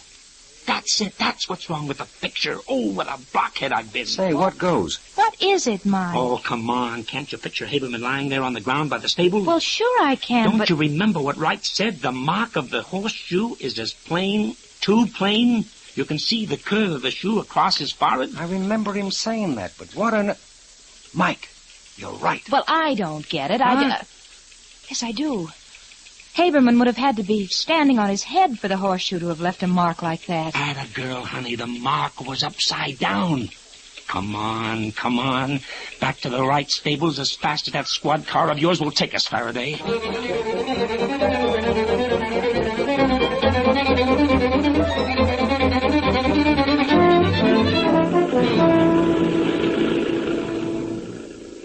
Go right back to the stables, Inspector. We can park there. Right, Mike. I'm going to follow my hunch as long as I'm in the mood. What do you mean, hunch? If I were a killer and had killed a man at the stables... Yes? And I was so certain that everybody would think it was an accident, and so nobody would even think of looking for a weapon... Yeah. Where would I go to hide the weapon? The hayloft. Right. So, come on, up these steps. Here, honey, I'll help you there. Well, I'm not very good at this. I know that, but come on. There we are. Now you take the far end, honey. And I'll climb up onto the raft. Okay, and I'll take the scent. Oh. It's not behind the speed box. It's not here either. Where's Phyllis? Here, under this load of hay. Okay. Anything up there, Inspector? No, everything up here is covered with dust, so I think this is all in the clear. Okay, come down then before you break your neck. Ooh. What is it, honey? Oh, it's something heavy and wet. Huh? And sort of sticky. It's blood, Mike. Let me have it. I'll use my handkerchief. There may be fingerprints. What is it? Just a second. Ye gods. Look, Inspector. A heavy piece of timber. Oh, but with a horseshoe nailed to the flat side. Upside down. Okay, let's keep our find a secret and continue our quizzing.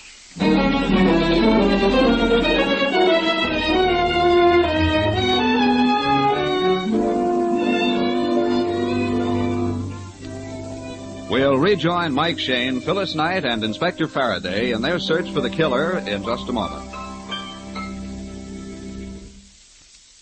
We'd like you to listen for a moment to one of the most sickening sounds of modern life.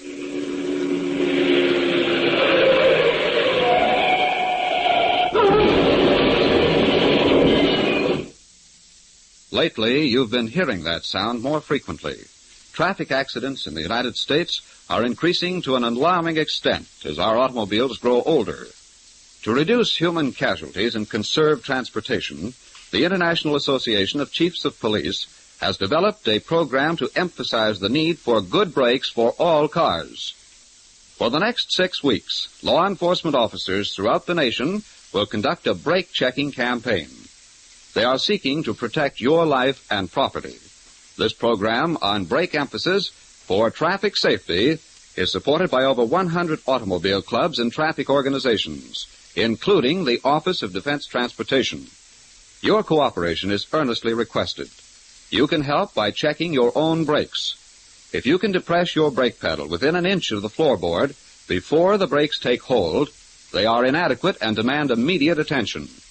Remember, serious accidents can occur at speeds as low as 20 miles per hour if your brakes are in poor condition.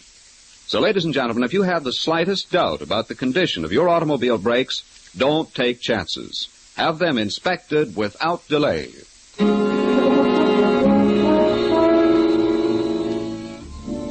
Mike, Phyllis, Inspector Faraday, and Patricia Wright are in the library waiting for the members of the household to put in an appearance. Are you sure you don't want me to get Daddy and the others in here? No, not yet. We let them wander in one at a time and take them by surprise. I have a reason. Hey, what about the chauffeur, Mike? For my money, he's out. Why, Mike? Well, as a suspect for the killing of the son who fired him, he was a possibility, but I see no connection between him and Haberman's death. No, perhaps not. But don't forget one thing. He's the alibi for Armstrong, just as Armstrong is his alibi. The way I'm thinking right now, honey, no one has an alibi. What do you mean? When all the suspects have alibis for their actions, and yet you have two bodies to account for, there's only one action. And that is? Someone or all of them are lying. And the alibis mean nothing, so just ignore them. Mike, somebody's coming. That's right. Oh, there you are, Pat. What? Oh, I thought you'd all gone back to the city. We did, sir, but we have a few more questions we'd like answered. If you don't mind my saying so, I think you're not quite bright. Meaning what, Mr. Wright? Meaning that you're all following a completely senseless theory, trying to find clues to a murder when no murder has been committed. To everyone but you, it's obvious that Mr. Haberman had been kicked by Prince. Suppose we just skip that for a moment, huh? Mr. Wright, just exactly what is the relationship between your firm and Mr. Armstrong? I don't see that it's any of your business. Oh, now let's not go through that routine again. If you'd let me finish, I still think it's none of your business, but I'm perfectly willing to tell you. Mr. Armstrong is an agent for some eastern industrial properties which we're considering purchasing. I see. And was Mr. Haberman in complete agreement with you about this purchase? He was up until a few nights ago. What or who changed his mind? Well, my son wasn't too happy about the deal, and I think he changed Haberman's mind. When did your son tell you that you either fired Haberman or he would leave the company? What? Why? No. Don't get all insulted and abusive. We know your son did tell you that. Patricia, if you... Your daughter had nothing to do with our knowing that, Mr. Wright. Let's not argue about it. It is true, isn't it? Yes. And what did you decide? Well, go on. Answer. Well, I hadn't made up my mind. I sort of hoped that things would work themselves out. And they have, sir. First, by the death of your son, and next, Haberman. Both troublesome elements removed within a week. Surely you don't... You can't think that I'd connive in the death of my own son. Patricia, you... Yes, Father. You don't believe that I had anything to do with... No, Dad. And I don't either. Nor do Miss Knight and Inspector Faraday. Well, I'm glad of that. I'm glad, too, that you're coming to your senses and realizing that my boy's death was an accident. No, Mr. Wright, your son's death was not an accident, any more than Haberman's was. Well, who could you possibly suspect? Who stands to gain by both deaths? Why, no one. What about Armstrong? Armstrong? But Armstrong...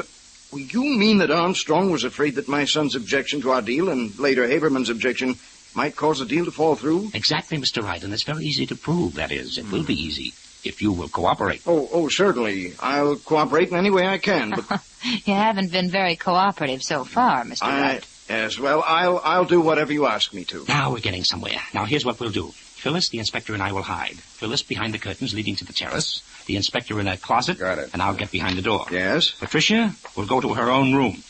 You, Mr. Wright, will call Armstrong in and tell him you're not going through with the deal. I'm quite certain his reaction will be enough to convince you. Well, I don't think I'd find that difficult. I'd practically made up my mind to that anyway.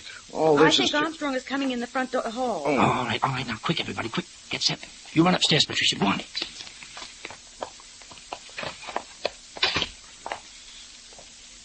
Okay, Wright. Call him in.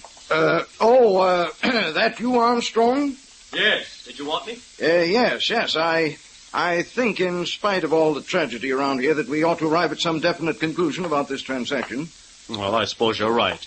I didn't want to hurry you or seem aggressive with all the things that have happened. Yes, I understand. But it is an excellent opportunity, and I know you'll make a mint out of it. I'm not going through with it, however. What? I'm not going through with it, Armstrong. Oh, you're not. Well, that's what you think. What was that you said? I said that if you think you're going to back out now, you've got another thing coming. Oh, wait a minute. You're not leaving me holding the sack. I've obligated myself to those properties, and you're going to buy them. I'm most certainly not going to buy them if I don't want and maybe this will persuade you. Put that gun down, you fool. Drop it, Armstrong. The next time, be faster. What is this? Is this a trap? In a way it is, yes, and apparently quite a justifiable one. I must apologize for the gunplay, and I must apologize for being quite slow and somewhat blind. Blind, Mike? Yes, I should have noticed long before this that Mr. Armstrong was left-handed. I didn't, however, until he whipped out that gun of his with his left hand. Left-handed? Yes, Phil, left-handed. What does that matter? I've been left-handed all my life. Yes, Armstrong, left-handed. I think you can produce the evidence now, Inspector. Right, Mike. Did you ever see that weapon before, Armstrong? Where did you find it? In the hayloft. That's where you hid it, isn't it, Armstrong? Okay, Inspector, I don't think we'll get any more argument out of him. You ready, Armstrong? Yes.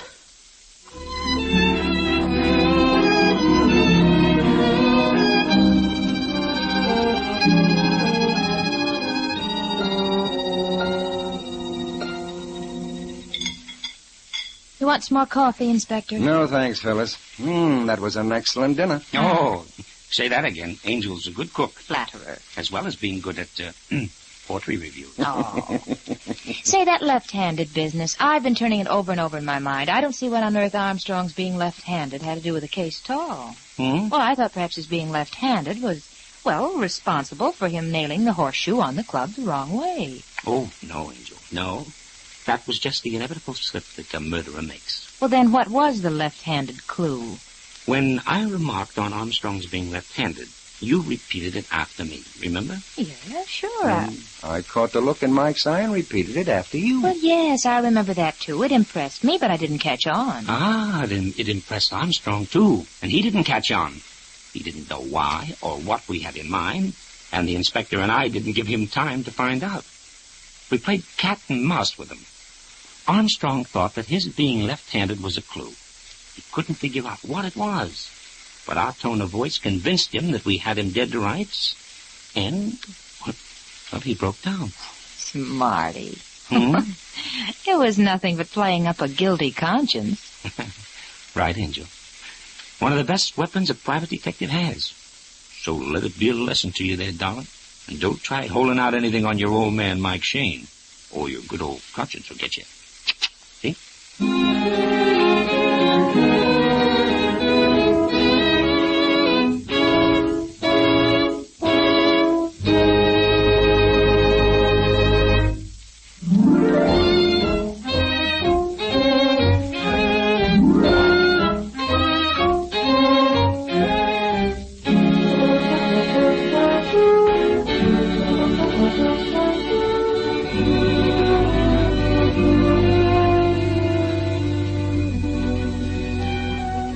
Tune in again next week at 8:30 for another adventure with Michael Shayne, Private Detective, starring Wally Mayer and Kathy Lewis, and Joe Forte as Inspector Faraday. Tonight's story was written and produced by David Taylor and based on the character created by Brett Halliday. Music was composed and directed by Bernard Katz. This is John Lang saying goodnight for the people who make 76 gasoline and Triton Motor Oil. Union Oil Company.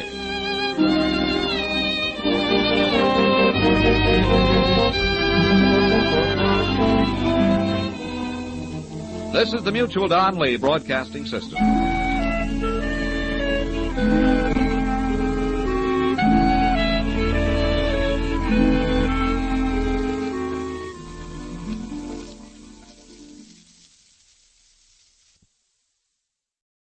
The Adventures of Michael Shayne, Private Detective.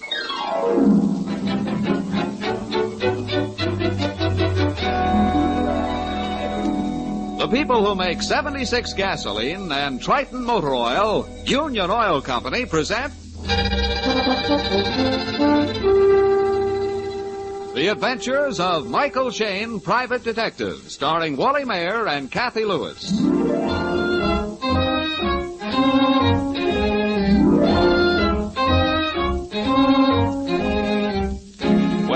Shayne isn't burning the midnight oil over some unsolved crime, he's generally doing the next most interesting thing, talking about one. Right now, he's leaning back in his easy chair doing a powerful lot of talking to his old friend, Inspector Faraday. It's a stag session, for Mike's assistant, Phyllis Knight, has gone home early this evening. Of course, Faraday, I don't know much about the case except what I've read in the papers, but it seems to me that you're going after the wrong guy. Mike, this Joe has got a prison record as long as a kangaroo's tail. Why should he sidestep a little thing like murder? Just because he has got a prison record as long as a kangaroo's tail. Look, I remember a case back in New York that's almost a carbon copy of this. I've got some newspaper clippings on it in the files here. I'll read them to you just a second. You don't get the point, Mike. This killing is gruesome, horrible. It would take a hardened criminal to carry it through. Doggone it, they're here in the files somewhere.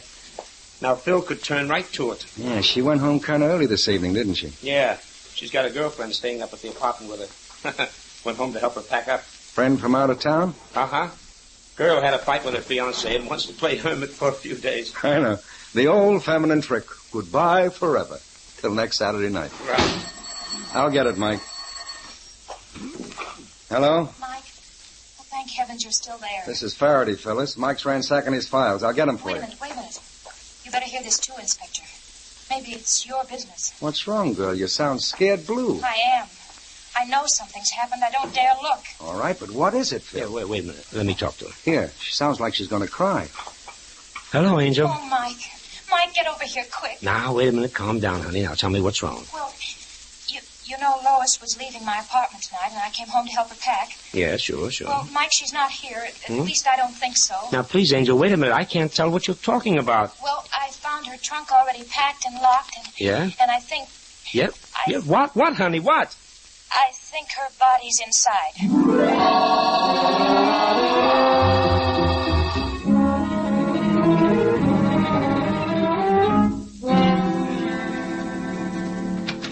Well, at last. I thought you'd never get here. Honey, we came as fast as we could. Yeah. Where's the trunk? In the bedroom. All right, now tell me what happened. Well, I found the hall door off the lock, so I expected she'd be right back. I kept waiting, and then I started to worry. She had that row with Nelson. He threatened her. You see what I mean, Faraday? A woman's intuition. Well, the baggage man came. He started to take the trunk, but then I heard it. Heard what? Something slumped inside. And the trunk seemed so heavy, I told the man to leave it. We weren't going to send it after all. Oh, great. I looked at it real close, and when I saw the padlock... Oh, that's when I phoned you, Mike. Mm-hmm. Well, I see it. It's smear of blood on the lock. But that's not unusual, honey. Maybe she cut her hand when she closed the trunk. Oh, for heaven's sakes, I'm no child. Look here in this closet. There. There are all Lois's dresses, still on the hangers. They weren't packed in the trunk. It just means that she hasn't finished packing. I thought of that, too, Mike. I started to push the trunk back against the wall, but it wouldn't budge. There's something inside of it, and it isn't clothing. Well, let's see. I'll say. It's loaded with something. There, you hear that? Something slumped inside. Just as you tipped the trunk, Faraday. Okay, I guess the only way we can satisfy you is to open it, if we can find the key. Well, here, I've got it. It's here in her purse. That's another thing that scared me, Mike. Lois's handbag. Just laying here on the dressing table. Let's have it, Phil. Honey, wasn't that the hall door? Of course, there's your girl now. Oh, it's about time that she... No, it's Nelson. Let's see. Yeah. You looking for somebody, partner? Oh, I didn't think there was anybody here. You always walk right in when there's nobody home? Well, I meant, I thought Lois was here alone. I'll come back again. No. We'd like you to stay. She may be in any minute. Well, I really... Come in a minute. Come on in. We'd like to talk to you ourselves. Come on. I don't understand. You're friends of Lois? Yes. This is Mike Shayne and Inspector Faraday. I don't understand. You don't have to. Okay, Phil, let's have that key. Here. Thanks. Hey, here, what are you doing? That's Lois's trunk. You haven't any right to... Maybe not, but we like to open surprise packages. Oh, I hope I'm wrong. I hope it's a mistake. All right, Mike. Now, let's swing her open. Honey. Yeah? What's inside? No, don't look. I'm afraid you were right.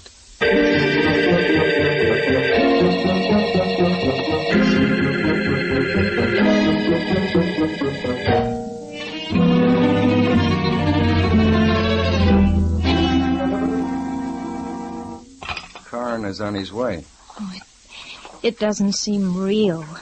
Just a few hours ago, I was talking to her, and now... I know, honey, I know. It's hard to take. You young fella, what's your name? Huh? Nelson Carter. Supposed to be the girl's fiancé, huh? You don't seem to be particularly upset. I'm stunned. What brought you here? I came to see Lois. I was here this afternoon and we had another fight. I came back to apologize. That's something new. First time you ever apologized for anything. You drove the poor girl half crazy. Well, it was her fault. She wouldn't listen to me. I was right from the very start. Oh, sure. So right you never let her have a thought of her own. You hounded her with your rightness. That's why she moved in with me, to get away from you and your pestering phone calls and your fights. That's a lie. You came between us. Lois told me this afternoon you said she should forget me. I told her so at breakfast.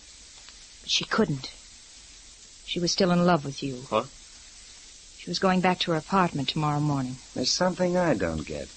If Lois was using Phil's apartment as a sort of hideout, how did this fella know she was here? That's my business. It's also ours, son. What time did you come here this afternoon? Why, about 4:30. The girl's been dead 3 or 4 hours. Say, look here, if you're trying to pin this on me, you're crazy. Maybe. Lois told me about your insane temper. You threatened to kill her. I did not. Oh, you're a pack of fools. But I think I do know who did it. Yeah? Who? Wait a minute. Who can that be? Oh, it's too soon for the coroner. I'll answer it. Good evening. Good evening. Well, sorry to bother you at this hour, but we had some trouble about a pickup at this address. Oh, what kind of a pickup? Why, a trunk. I'm the traffic investigator for the transfer company. We gave one of our drivers a pickup order at this apartment, but he didn't bring it in. In fact, he's disappeared. Oh, wait a minute. I can explain part of it. I told your driver I'd changed my mind. I didn't want the trunk sent. Oh, I see. You're Miss Phyllis Knight. That's right. Haven't I met you somewhere before? Your voice sounds familiar. It ought to, Mr. Shayne. You used to hear it every day. Going up, sir? Floors, please? An elevator operator. In the Rust Building. Well, I'm sorry I disturbed you, but we're just trying to locate our driver. Good night. Yeah. Good night. That's funny. Why should a baggage company driver disappear? Right after he came for this trunk. I wonder... All right, kids, let's get back to business. Now, Mr. Carter, you started to say you knew the killer. Yeah, Lois's old boss, Joseph Spiegel. He's head of the Spiegel Chemical Laboratories. She told me this afternoon he was coming to see her. Yeah, but he doesn't know she was here.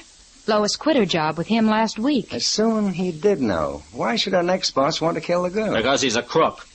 I used to work in Spiegel's laboratory, and I discovered he was stealing formulas from other companies. So I quit. But not Lois. Oh, no. Now, she was his private secretary, and her boss was just a soul of honor. That's what started our fighting. Yes, but when she learned you were right, she did quit. 3 days ago. All right.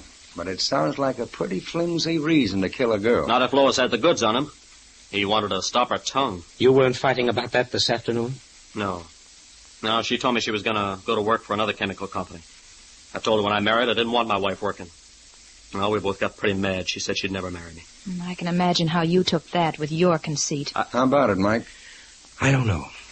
I'm a little worried, Faraday. This is Phil's apartment. She's been living here alone up till the past few days. Yeah?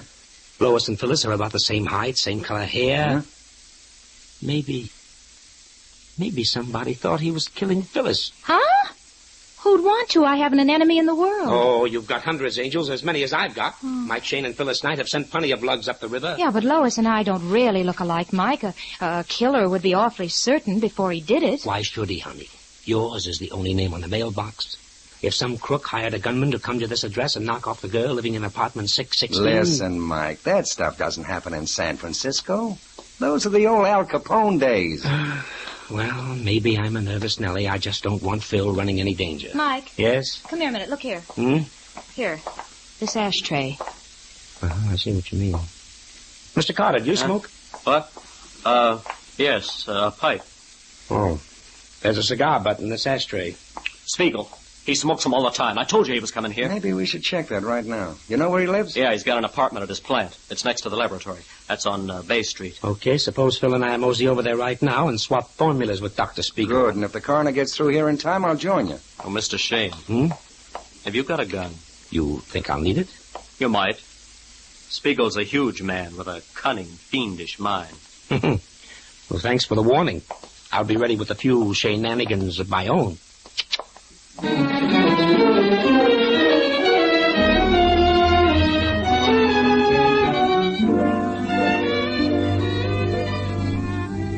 In just a moment, we'll rejoin Mike and Phyllis in their adventures.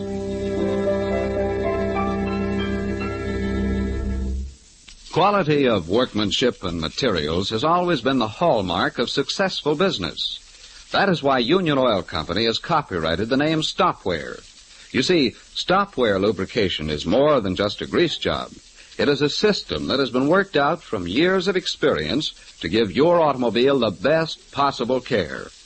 With Stopware lubrication, you can be sure that nothing on your automobile has been overlooked or hurriedly serviced.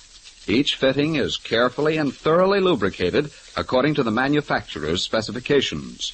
Only the finest, high-quality greases are used. And while your car is on the hoist, the Minutemen inspect out-of-sight points and check them for danger signs. As a proof of Stopware's superior lubrication, you receive a written guarantee with each job. Stopware lubrication jobs are a matter of pride with Union Oil Minutemen. And you'll know why when you take the wheel after a Stopware servicing.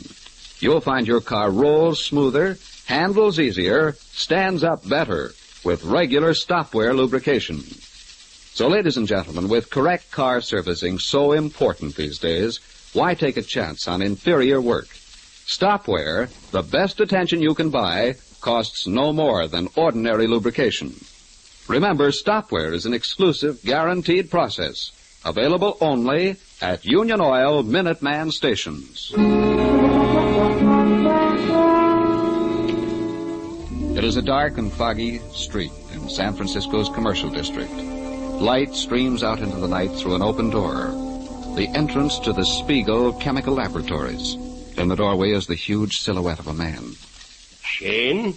Michael Shayne? Yes, sir. I do not know you, sir. I'm aware of that, Dr. Spiegel, but Miss Knight and I would like to talk to you. It's very important. Impossible. Tonight I'm working in my laboratory. It's about Lois Lavers, Doctor. Lois? Oh. Come in. Close the door, please. We will talk in the laboratory. I must get back to my experiment. This way, please. Thank you. Jeepers, he is a giant, Mike. Mm-hmm. And those thick glasses make him look like a movie horror man. You said Mr. Shayne, you are a detective? How did you know that? Well, I rather expected Lois might talk to someone. She's a very neurotic girl. She imagines things. I'm afraid she's past that, Dr. Spiegel. She's dead. Dead? Murdered. It's a pity. She had a fine brain. But, too much imagination? My laboratory. I caution you both not to handle the tubes or retorts. They are very fragile. Oh. Golly, it's an elaborate place. What are you experimenting on? That, madam, is my business. Doctor, I believe you knew Nelson Carter, Lois' fiancé? He used to work here. Capable, but of wild temper. And very jealous. Of you, perhaps? Yes. I used to take Lois to dinner so I could continue my work without interruption.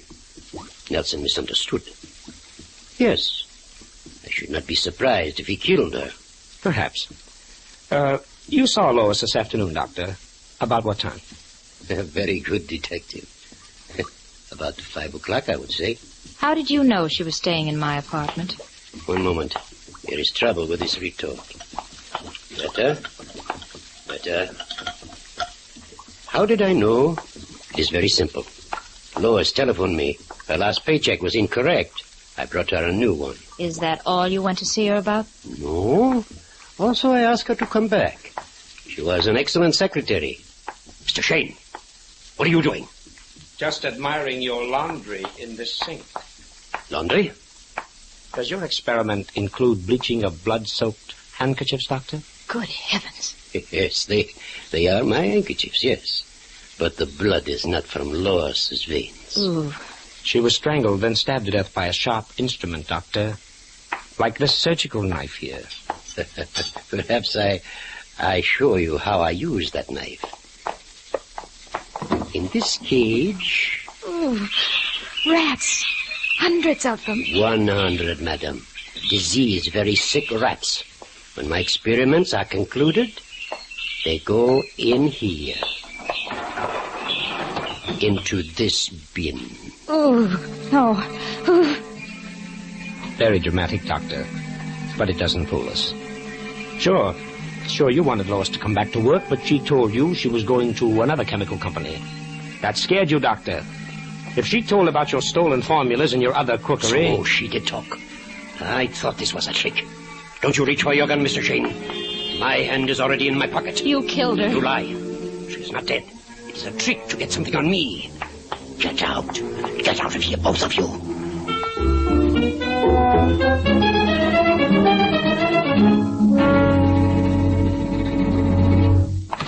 Now you will forget you ever came here. You will drop this investigation. I don't take orders from you, Dr. Spiegel. This time you will. Your young lady has sense if you have not. Good night. Oh, I thought he was going to keep us in there and experiment on us. Yes.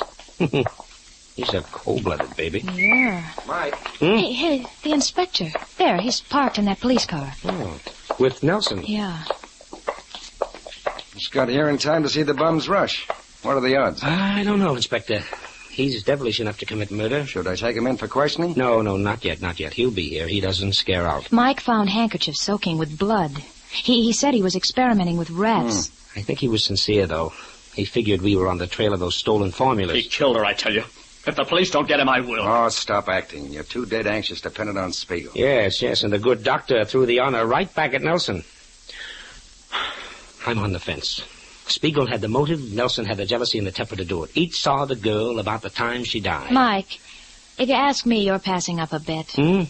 The killer stuffed Lois into the trunk so her body could be smuggled out of the building. Find where the trunk was going, and perhaps we'll have the address of the murderer. But she ordered the trunk picked up herself, Phil. Maybe she didn't.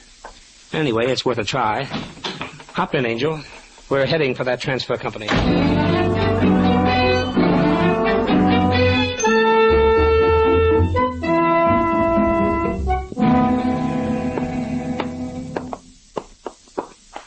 We appreciate it, sir. You're coming down and opening the office at this time of the night. Well, lucky my wife saw you were a policeman, or she'd never have let me out of the house. This is our dispatch office. Oh, by the way, have you located your missing driver? Missing driver? I don't understand. Why, your traffic investigator came to the apartment. The driver that was to pick up the trunk had disappeared. He was checking up. Well, that's impossible. All of our men checked into that. And we don't have what did you call him, a traffic investigator? Mike, he was a fake. It's not so good. Probably never ran an elevator in the Rust building either. This thing is getting screwier by the minute. Oh, here we are. Here's the pickup order on the trunk. It's under the name, Phyllis Knight. Not under Lois Lavers. Well, let's see. It was a phone order. Received 5:25 p.m. Yeah. Trunk to be sent to 9053 Jennifer Street. Seems to me I've heard that address before. 9053 Jennifer. 9053 Jennifer. Yeah, there's something about it. I should hope so. It's the address of Michael Shayne.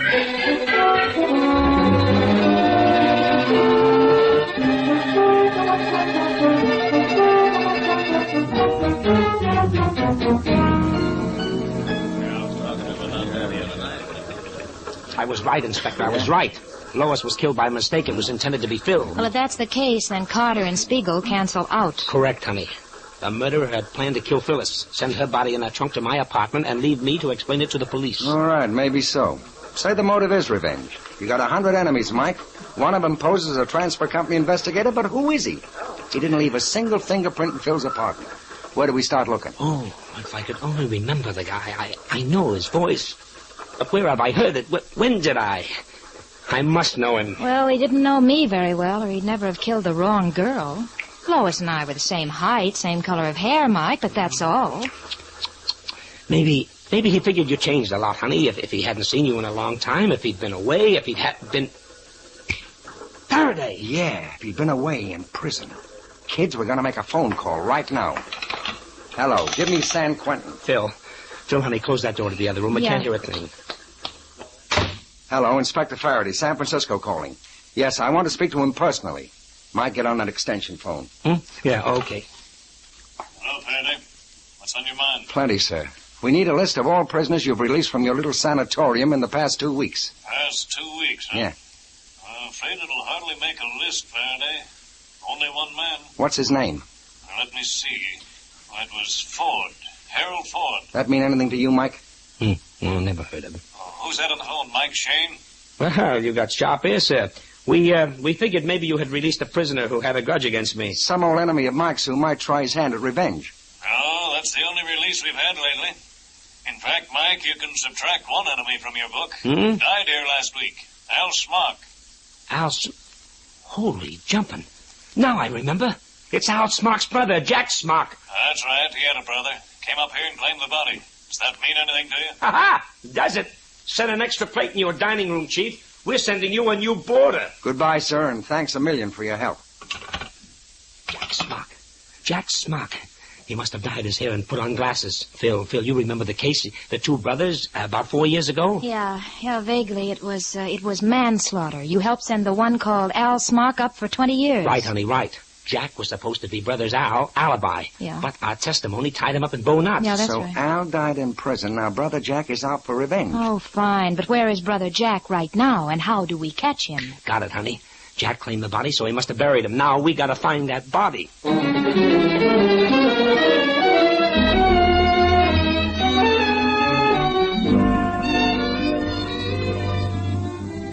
We'll return to Mike Shayne and his adventures in just a moment.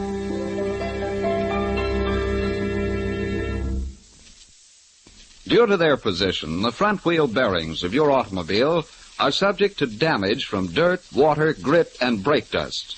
Because of their more exposed position, and because they are so important to safe, easy driving, front wheel bearings need the best possible lubrication. Failure to keep these bearings well greased can mean wheel shimmy, hard steering, and weakening of the whole front assembly.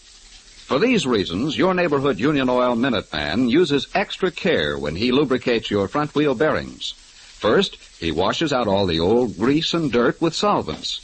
Then the bearings and races are individually cleaned until they are dry and shiny. Finally, the clean, polished bearings are carefully assembled in the races and greased with special equipment. With each bearing snugly sealed in a smooth, sturdy coating of Union Oil ball roll grease, your front wheels are all set for months of well-lubricated, easy rolling.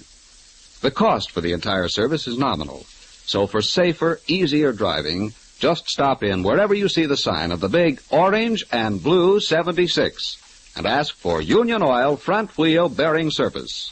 Thank you.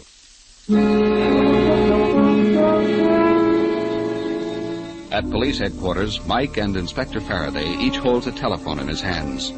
They have checked every cemetery in the book. Well, here's the last one.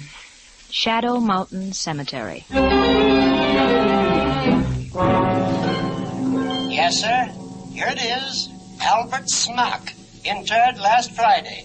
The plot was bought by a Mr. Jack Smock. Swell.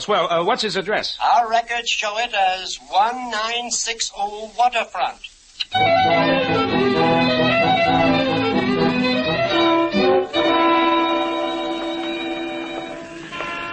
This is it, kids. Looks like a busted-down rooming house. And somebody's head sticking out of every window. Yeah, there's the sergeant at the entrance. Good work, Sergeant. Anybody try to leave the building? No, sir. I got 2 boys at the back door, 2 in the alley, and 2 by the fire escape. Okay, let's go in, Mike. I'm coming, too. You are not. You want a hole in your head? I might get one just standing here, Smarty. Smock may be in that crowd across the street. Something to that, Mike. Yes. Sergeant, your job will be to take care of Miss Knight. We're all going in. Right. Come on. Oh, jeepers, it's dark again. Why don't they light these stairs? Quiet, honey, quiet. All right. He's on this next floor. If he's in his room. The landlord said room 305. Now, let me see. That'd be here to the left. Keep close to the wall. There it is. That door there. There's no light shining under it. Maybe he's playing possum. Sergeant, you and Phil stay here, flatten out against the wall. Yes, sir. Now, you ready, Faraday? Ready. He's playing coy. Open up, Smock. You're completely surrounded. Okay, so you won't open up. All right, Faraday? Yeah. So that's his answer. Okay, Mike, let's go. Down there!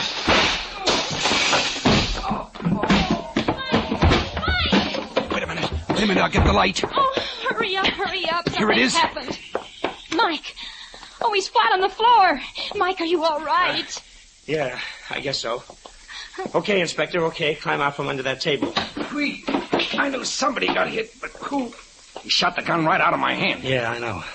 I didn't know where to aim in the dark till he fired, and I saw his flash. Thanks to you, Mike, I'm still breathing. Yeah, well, this man on the floor won't be unless we get an ambulance quick. You found out. I didn't think. You're right, buddy. You didn't think, period. Revenge doesn't take much in the way of brains. Just an awful lot of lives.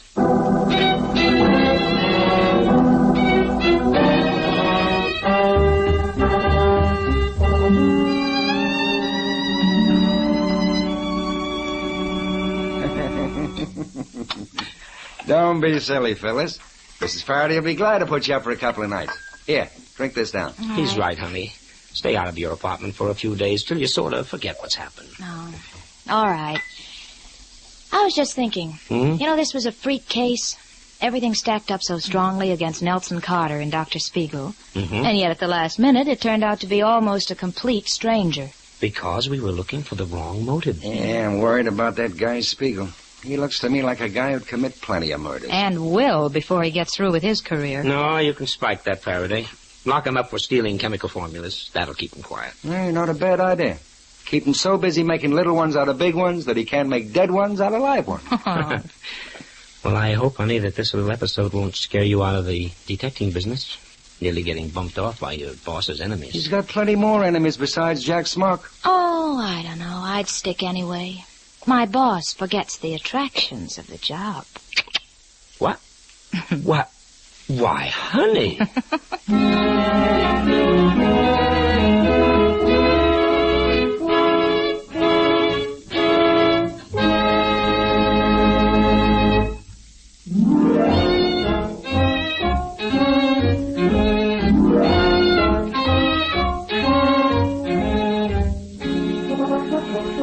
Tune in again next week at 8:30 for another adventure with Michael Shayne, Private Detective, starring Wally Mayer and Kathy Lewis, and Joe Forte as Inspector Faraday. Tonight's story was written by Richard DeGraff and based on the character created by Brett Halliday. Music was composed and directed by Bernard Katz. This is John Lang saying goodnight for the people who make 76 gasoline and Triton motor oil. Union Oil Company.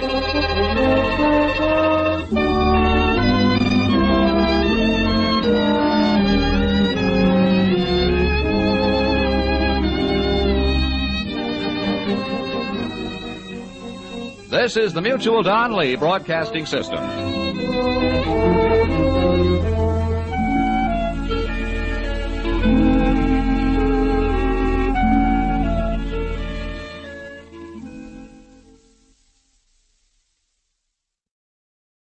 The Adventures of Michael Shayne, Private Detective.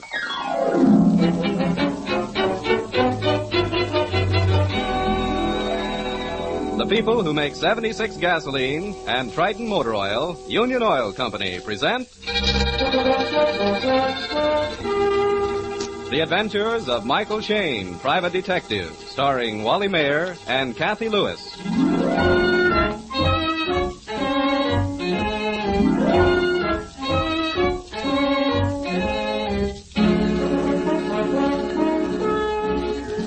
Anything can happen in San Francisco. Well, almost anything. And when it happens, you usually find Michael Shayne, Private Detective, somewhere around. That's why Mike and Phyllis Knight, his observant and easy-on-the-eye assistant, are locking the office at 9 a.m. and heading for the nearest corner to join Inspector Faraday on what the inspector describes as a wild goose chase or as Phyllis more aptly puts it, a junket on office time. It seems there are pirates in San Francisco Bay. Oh, it's spring, Angel. Wonderful day. And I've always wanted to go aboard a yacht. Yacht, my eye. It's probably phony, too. What about our clients? You haven't cleaned up on that insurance case Oh, let him yet, wait, let and him we wait. 16 men on a dead bench, just yo-ho, and a bottle of rum. Oh. Here's the elevator, darling. Oh, you've been going to too many pirate pictures.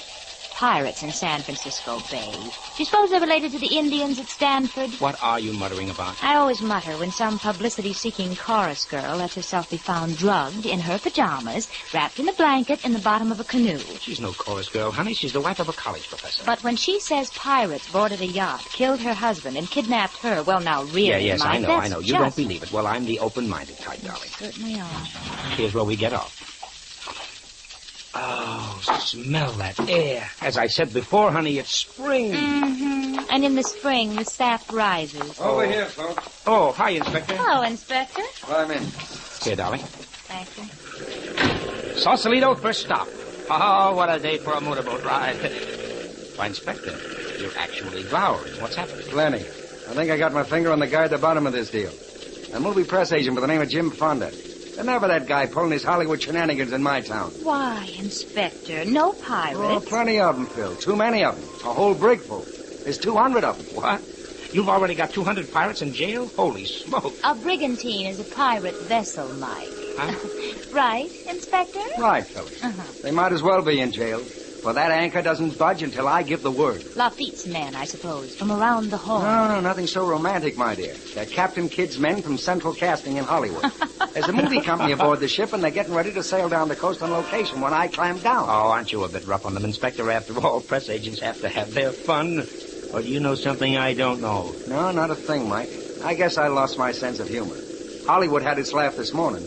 Now I'm going to have mine. Huh? You know, they have to pay those pirates every day, you know. Yeah, I get it. Investigations, questions, delays. Well, where do we go first, the pirate ship or the yacht? The yacht. Maybe Professor Porter will be there himself, if he isn't still playing dead. Where's the wife? She'll be there, too. And so will Jim Fonda, or I'll fire every detective on my staff. Well, that might not be a bad idea. Save the sarcasm, Mike. Tony Cooley. Well, there's the yacht. Oh, that's beautiful. Wow. There's nothing phony about this baby. She's big enough to go to sea. Yeah, but she hasn't been away from that dock site since the professor bought her. Hey, this doesn't look like a college professor's layout. A nice, tidy little investment there. Yeah, teaching's a sideline with Professor Porter. They tell me he's got oil wells working for him. If that's Annabelle, his wife, coming out to welcome us, they better be gushers. She looks very expensive. Inspector Faraday? Yes? Oh, and this is Michael Shayne and Phyllis Knight, Mrs. Porter. How do you do? Good morning. How do you do? Please come into the lounge. Thank you. I'm a courteous man, Mrs. Porter, but I haven't time for courtesy this morning. I can't understand why an apparently sane woman would expect us to believe such a story. Do you mind if we stroll around, Mrs. Porter? I've never been on a yacht before. Yes, certainly. And now, Inspector, would you please explain why you doubt my Big-hearted Mike. He just can't bear to hear a beautiful redhead bawled out, so he takes the powder. Oh, look, Angel, this doesn't add up. You don't plot publicity gags in a playhouse like this one. Huh? You've seen something, Mike. Or maybe it was just one look at the redhead. I guess this is the master's stateroom. 2 beds. What are you doing? The one bed layouts in the guest cabin. Mike, what did you see? Huh? Oh, just Mrs. Porter. She used to be Annabelle Armstrong in the movies. Well, so what? Hey, now it's my turn. I spy something beginning with the letter P. Give you one guess. Pills in a blue bottle by the bed. Think I'll have a look. Mike, this entire bottle wouldn't put a child to sleep. Let me see it, honey. Oh, it doesn't spell anything backwards. It spells something for me. These pills prove Annabelle went canoe riding with her eyes open. Ow! What'd you expect to find in the closet, pirates? Oh, that bag that hit my foot felt like it was packed. Hey, it is. And so's this one. Everything for a nice long trip. You know, I could take a honeymoon with this bag. Say, the professor's a snappy dresser. Oh, just fine. look at this sport coat. Come on, Mike. Let's quit playing house. I want to watch Annabelle act. Okay. I might have known how it would turn out when I brought you along, Mike. Why, what's up, Inspector? It's murder, my boy. While we're playing houseboat. So her story stood up. I'm buying it up to here. Well, I haven't heard it, but I think I'll shop around. Well, Fonda's the guy, all right. I just telephoned a general alarm. Ought to pick him up any minute. You telephone? Yeah, there's a phone. The yacht's permanently tied up to the pier. I also sent for Porter's secretary. He may have some information. Inspector, do you mind bringing us up to date? We've been sightseeing. Well, Mike, here's the story. Jim Fonda is Porter's nephew. Yeah? Sort of a family black sheep. He's been causing trouble. Everything from forgery to some sort of blackmail. Uh-huh. Well, it seems Fonda headed for the professor's home as soon as he hit town. The professor's secretary sent him to the yacht. That'd be yesterday afternoon. There was a row. Porter threatened to send Fonda to jail and shoved him off the boat. Yeah? Fonda yelled he'd be back and told Porter he'd better have it ready. Mrs. Porter thinks he meant a sum of money. Maybe the Secretary Taylor can clear that point. Uh-huh. But where do the pirates come in? Well, I'm coming to that. I'll tell you, Mike. After Fonda left, Mrs. Porter developed a headache. That night she couldn't sleep. The professor went into the lounge to read, and Mrs. Porter took 2 sleeping pills. 3, my dear. Mrs. Porter took 3 sleeping pills. Later, she was aroused by loud voices, and then a big burly pirate with a red beard leaned over the bunk. I believe his beard was black, Miss Knight. Oh, yes. The light was on. No, the cabin was dark. This man, dressed like a pirate, seized me, threw a blanket over me, and carried me to the canoe. It was one we kept tied to the yacht.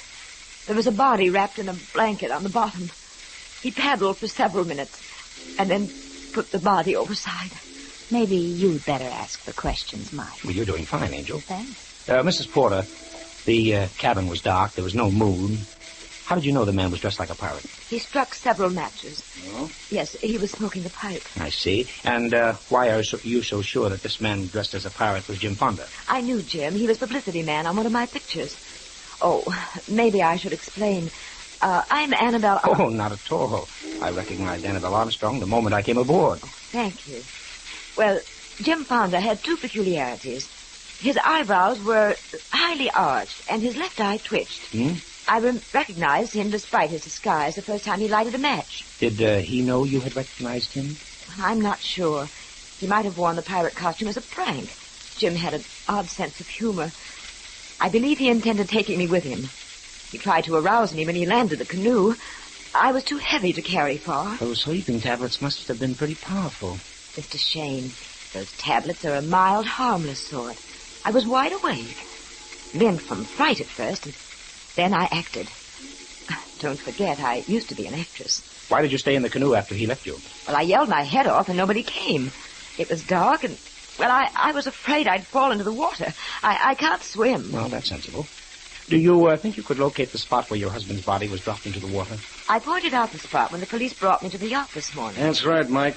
We've had men grappling for the body all morning. There's no current and the water's quiet, so we ought to bring it up. Well, that's the police launch. Found the body, Inspector. That ties it up. Bring it in, boy. Well, you satisfied now, Angel? No, I am not, and neither are you. Mm-hmm. Say, I guess that'd be Mr. Taylor with the briefcase over there coming down the pier. Huh? Oh, yes, the secretary. Dark and handsome. Huh? And not too tall.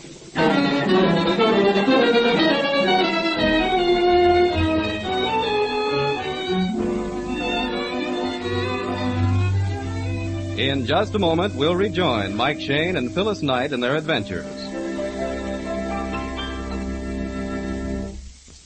Probably no other possession you may have requires the attention and constant care that your automobile does. The hundreds of bearings and precision gears in a car need continual protection against rust, friction, heat, and abrasion. That is why regular stop-wear lubrication is so vital to the condition of your car. You see, stop-wear lubrication is more than just a grease job. It's a system that's been worked out from years of experience to give your automobile the best possible care. When you leave your car at a Union Oil Minuteman station for stop-wear lubrication, you can be sure that nothing on your automobile will be overlooked or hurriedly serviced. Each fitting is carefully and thoroughly lubricated according to the manufacturer's specifications.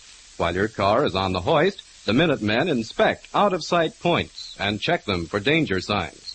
Finally, as complete proof of Stopware's reliable lubrication, you receive a 1,000-mile written guarantee with each job. You'll find your car rolls smoother, handles easier, stands up better with regular Stopware lubrication. Stopware guaranteed lubrication is available only at Union Oil Minuteman stations.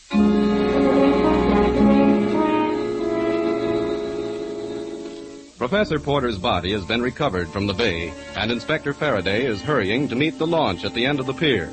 Mike and Phyllis are following, but Phyllis is reluctant to leave Mrs. Porter and the professor's secretary, Bill Taylor, together in the lounge of the yacht.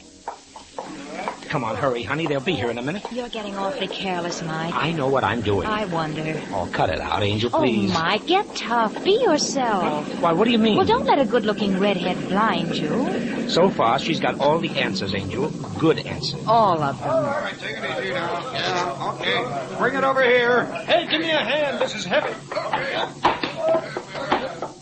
Okay, Sergeant, cut the ropes. Right. Hey, what are all those lumps? Some sort of weights. Made a sack out of the blanket. Open it up, man. Okay, here we are. Holy jumping catfish. Well, I'll be... I knew they were heavy reading, but I never thought of them as weights. Well, the professor went down wrapped in culture, the Encyclopedia Britannica. Yeah. 1, 2, 3, 4... 12 volumes. Mm-hmm. From A to J. Mike, look over by the inspector, Mrs. Porter and Bill Taylor. Of course, darling, they've got to identify the body. Oh. Look out, she's fading. Take her back to the yacht, men. Oh, this I've got to see. Annabelle in a swoon. You better go with her, Angel. Now, hurry. Okay. Doc says, can he have the body now? Okay, take it to the morgue. What about all them books? You know what to do with evidence. The blank and everything go to headquarters. Right. Inspector. Yes. See any marks on the body? Not a scratch. Hey, where's Porter's secretary? Right here, Inspector. Bill Taylor. Does Jim Fonda strike you as the sort of fellow who'd pull a job like this? Well, I wouldn't like to accuse anyone of a thing like this. How long have you known him? About a year. Ever since I've been with Professor Porter. Shall we return to the yacht? I'm afraid Mrs. Porter's ill. We can talk here. Miss Knight will look after her. Oh, this is my friend, Mr. Shayne. Oh, how do you do, Mr. Shayne? Fine. Well, looks like Fonda put his trademark on this one. I don't know. I only wish I'd never sent him to the yacht. When was this? Sunday. Yesterday afternoon. Well, why did you send him? Well, I never dreamed it. Well, he was insistent. Did Porter tell you to keep Fonda away from him? Well, this is embarrassing, Mr. Shayne. Murder usually is, Mr. Taylor. Come on, let's have the story. Well, Professor Porter disliked seeing his nephew. Why? Was he afraid of him? No, not exactly afraid. It was just that, Well, look, Inspector, can this be kept confidential? Well, how can I tell you until I know what it is? Well, a good many years ago, Professor Porter was involved in a rather nasty divorce case. Well, nothing like that stand up. His past is clean. Maybe he took on a new identity, Inspector. It's been done, you know. Yes. Professor Porter did take a new name and arranged an entirely different past. You see, Professor Porter was William Steele. Hey, wait a minute. I remember that case. Back on Long Island. I don't know a great deal about it, however. But Fonda did, huh? And made the most of it. Well, I'm not sure, Mr. Shayne. But you see, I took care of Professor Porter's bank account, and he gave his nephew large sums of money. How much does Mrs. Porter know about this? I don't believe she knows anything about the divorce. But she knew Fonda had something on her husband? I suspect she did. She knew about the money because she spoke to me about it. How often has Fonda been tapping the professor? Almost every month. This was his second trip this month. Speaking of trips, where were you going on your vacation? My vacation? Oh, you found my bag. What's this about a bag, Mike? I found 2 bags fully packed in a closet. One belonged to you, Mr. Taylor, I believe. And the other one? To Mrs. Porter. Oh, well, that's easy to explain. You see, the professor sold the yacht, and I was moving my personal possessions. I presume that Mrs. Porter had the same thing in mind. What about Professor Porter? Well, he always put things off until the last moment. Meaning? Well, the moving van isn't due until tonight. All right, Mike, that explains the bags. Now, let's get back to my office. I want Fonda. And I'd like to see how Mrs. Porter's feeling. All right, go ahead. The coroner's inquest hasn't been set, but I want to see you and Mrs. Porter tomorrow morning. Okay, we'll be at Mrs. Porter's home. Mike. Huh? Michael. Yes, Angel?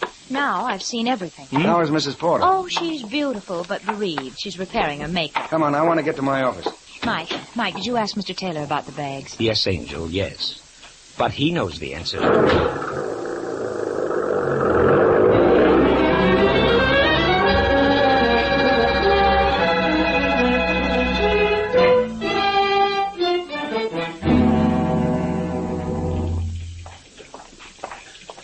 Any messages? Hollywood's been calling every 20 minutes, Inspector. What do they want? Feller at Apex Studios wants his pirates. Tell him we got a murder case to settle first. Well, says you're going to have a lawsuit, too. Claims this is costing him thousands. Why don't you turn him loose, Inspector? The guy says you better do it pronto. That boat's stuck till I get my hands on Fonda. Come on, Mike, fellas. Okay. Now, let's get down to business. Yeah, let's go to work. Well, it's about time. What do you mean, fellas? Fonda left a trail a yard wide. Too wide, Inspector. You want to do me a favor, Inspector? You two? What is it? Check on that story about the sale of Porter's yacht. Yes, Mike, I had that in mind. Yes, Inspector? Is Bolton back from that pirate ship? He's waiting out, sir. Send him in. Pick up any leads, Bolton? Not a line. The guy just vanished. Oh, he can't do that. What did they tell you about Fonda? Everybody had a good word for him. He came to town ahead of the picture crowd last Friday. Oh? When was he on the boat? Yesterday. They said he seemed worried about his uncle. Hadn't been able to see him. Did he tell anybody why he wanted to see his uncle? No. Seems that he didn't do much talking. Does Fonda smoke a pipe? Say, you haven't found him, have you, Mike? No. Why? The pipe's a part of the description they gave me. Mm-hmm. Left eye twitches, too. You must know the guy. No.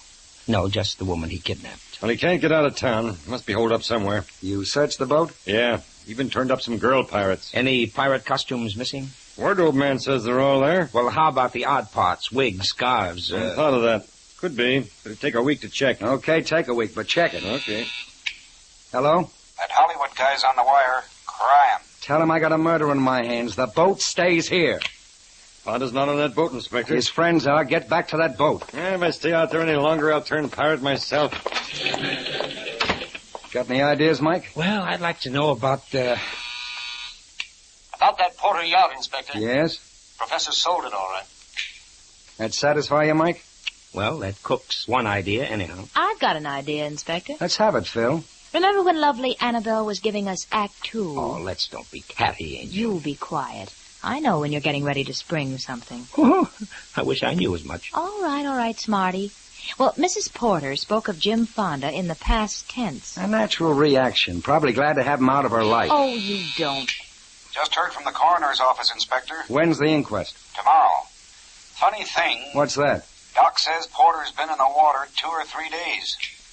Did you hear that, Mike? Wow, that knocks the whole case into a cocked hat. But Mrs. Porter said it happened last night. Well, maybe she'll know the answer to this one. Maybe I know the answers. What? Remember when we went through the staterooms on the yacht? Yeah, you admired the beds. Uh-huh. There were 2 in the stateroom and 1 in the guest cabin. Yeah, they'd all been slept in. Maybe yes, maybe no. But there was something missing. Hey, I remember. The blankets. Now you're cooking. Look, this is no time for guessing games, Mike. Let him alone. I thought he never would wake up. 1 blanket to wrap the professor in, 1 for his wife for a canoe ride. Yeah. That makes 2 blankets. Where's the third one? Maybe it was for Fonda. You're wrong, Mike. And about encyclopedias? 20 volumes to the set, covering everything from A to Z. Right, Angel, right. Where's the other 8 volumes? Porter was dumped overboard with A to J. And you think K to Z are with Fonda? Say, anybody on the yacht with that dame? Oh, Taylor's with her. She'll keep. Well, Fonda didn't keep very well. Well, maybe I left her uncovered so she'd lead us to Fonda. I've got a different slant, Inspector. The only place Annabelle will lead you is astray. I guess we better get back to the yacht. If you're still looking for Fonda, we'd better go. I doubt if there's anyone else there. All right, let's go. Fonda's the lad I'm still looking for. Then you better take along the boys with the long-handled rakes, Inspector.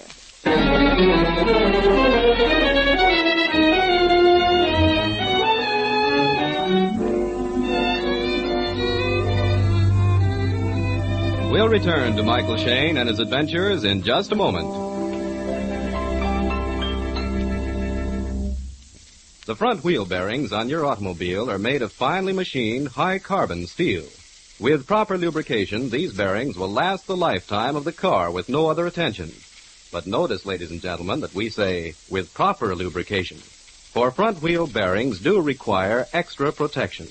They're exposed to damage from brake dust, grit, and water. In addition, they must support the heavy weight of your automobile. For these reasons, and because they're expensive and difficult to replace nowadays, front wheel bearings should be carefully and thoroughly lubricated. Your neighborhood Union Oil Minuteman knows this. That's why he takes such pains to do a thorough job of lubricating front wheel bearings. First, he washes out all the old grease and dirt with solvent. Then the bearings and races are individually cleaned until they're dry and shiny. Finally, the clean, polished bearings are replaced in the races. Then, with special equipment, every surface is snugly packed in a thick coating of Union ball roll grease, and your front wheels are all set for months of well-lubricated, easy rolling. The cost for the entire service of your front wheel bearing assembly is nominal. So for safer, easier driving, just stop in wherever you see the sign of the big orange and blue 76 and ask for Union Oil's front wheel bearing service. Thank you.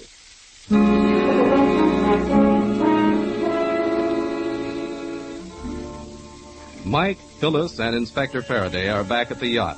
A crew with grappling hooks is just arriving.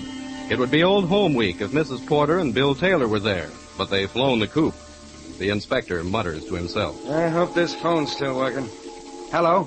Hello, Sarge? Yes, Inspector? Get Cassidy on the short wave. Tell him to bring Mrs. Porter and Taylor back to the yacht. So, you did have them tailed. How do you think I keep my job, Mike? Mike, you were right about the blankets, and the bags are gone, too. Sure they're gone. Taylor told us they were moving into town. And here's where the encyclopedia set came from. Where is it? An empty shelf, and I never even noticed. Say, let's go out on deck and see if they fished up anything, huh? All right. Hey, fellas, have you found anything? 2 tire cases and a couple of pairs of old shoes. Well, keep on raking. Try up forward. Okay. It's beginning to add up, all right. Yeah, sure it adds up. Fonda gets into town, goes to see Uncle Porter. And tries to pick up $5,000. No. I'm not buying the blackmail scenario. Why, Mike? Too well planted like the rest of the deal. Anyhow, a crook working a blackmail racket doesn't have to work as a press agent. Okay, so Fonda goes to see Porter. And Porter isn't in sight. Annabelle and Taylor give Fonda a cock and bull story. He gets suspicious and starts checking. Yeah, but where? Around the neighborhood, at the university. And then? Annabelle and Taylor get ideas. Maybe Fonda is the answer to a little job they've already done. You mean Porter's murder? You're on the beam, Inspector. My guess is Fonda stood to get a slice of the professor's estate, a big slice. I'm beginning to like your story. Well, wait a minute. Let me finish it. They decide to knock off Fonda, hang the Porter murder on him, and live happily ever after. Take the whole pot, huh? Right. So Taylor lets Fonda know that his professor uncle is on the yacht. And when Fonda shows up Sunday night, Taylor drills him. Hey, aren't you boys guessing a bit too far ahead? Huh? You got no proof that Taylor shot Fonda. In fact, you've got no proof that Fonda's even dead. No. But do you see what I see on that ledge? You mean the lamp? Yes, darling, a lamp. Where it couldn't do anybody any good. No, it's not very ornamental. Okay. Quit being clever. Move it. All right. A bullet hole. Yes, honey, a bullet hole. Not very old either. And since no bullets were used to put the professor out of the way, and Taylor and the professor's wife are still alive... What is it, Sarge? Another bundle, Inspector. Well, Inspector, blanket number 3.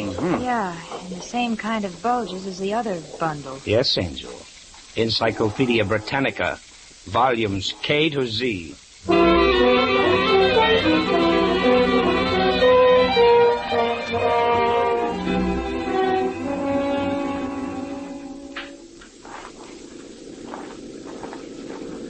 Looks like a police car. Cassidy, you hope. With our 2 murdering lovebirds.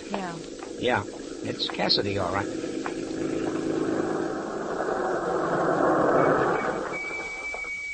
Here they are, Inspector. Did you send for us, Inspector? Yes, I wanted to finish our chat. Why, what happened, Inspector? Nothing much. We just found Fonda's body. Get out of the car, Taylor. You too, Annabelle. Duck, guys, he's got a gun. Get him, Faraday, get him. My gun's jammed. That got his tire. The car's caught fire. Yeah, come on, run for it. Hurry. They're both unconscious. Yeah, pull them out. Get her first. Easier that way. Taylor's all in one piece anyway. It's the same with the dame. Just bumped her head. Well, that's too bad. Mike, where are you going? To get the robe out of the car before it's burned. Have you gone crazy? No. Now, here, let's throw this robe over Annabelle. Pull it up over her face. Hey, Taylor's stirring. He's coming out of it. Good. But I can't have Annabelle awake. Maybe I better conquer her. Let me. Wake him up, Inspector. Come on, you get up. Wake him up. Come on. Where am I? You're at the end of the road, fella. Where's Annabelle? Mrs. Porter. Mrs. Porter is dead. Huh? Oh, no, she couldn't be. Yeah? Hold the blanket back, honey. Was she dead? I mean... I know exactly what you mean, boy. Now, Oh, she talked. Talked plenty before she went. You've been out cold for 10 minutes, fellas. Come on, you better talk fast. I had nothing to do with it. Oh, I helped dispose of the bodies, yes, but she made me. She threatened my life. She acted like a madwoman. I didn't do it. I didn't. Then who did? Annabelle. She poisoned the professor and she shot Fonda. He's lying. Don't believe him. Oh, so you came too, huh? But you said she was dead. You tricked me. Which is nothing compared to what we're going to do to you, both of you. Yes, we tricked you. And you accused her of murder. Now it's her turn. Where did he hide the gun? At my apartment. Oh, you fool. If you'd kept your mouth shut. If you both kept your mouths shut, we'd still have caught you. Every clue that you planted, every clue that you thought would point to Fonda was a signpost leading us right to you. I don't want to talk with him anymore, Inspector. How about you? Not me. I've had all I want. Take him away, Cassidy.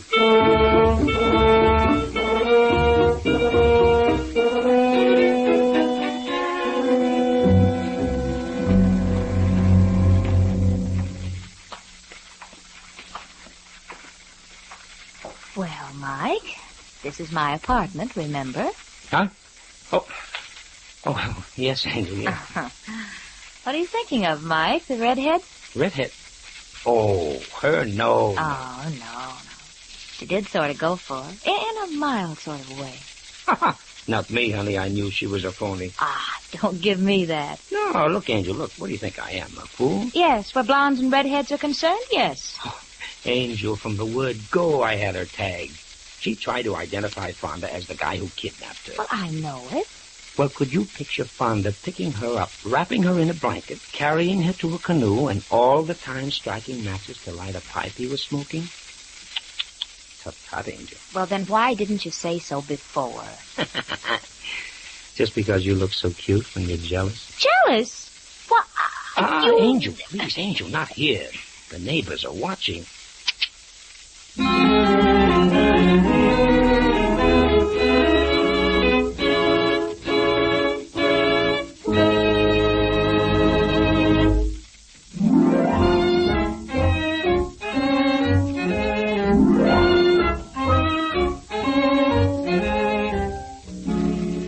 Tune in again next week at 8:30 for another adventure with Michael Shayne, Private Detective, starring Wally Mayer and Kathy Lewis, with Joe Forte as Inspector Faraday.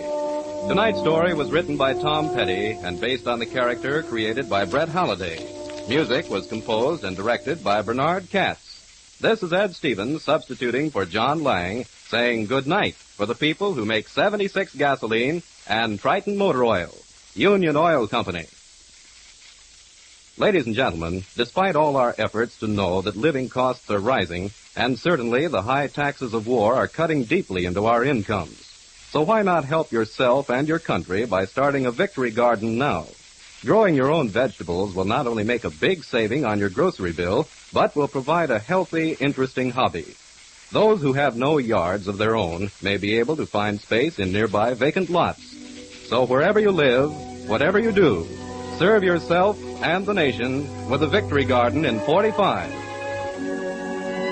This is the Mutual Don Lee Broadcasting System.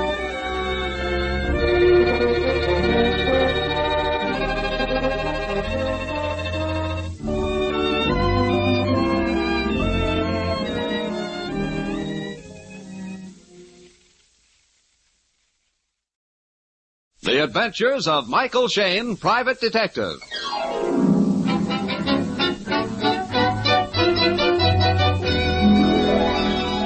The people who make 76 gasoline and Triton Motor Oil, Union Oil Company, present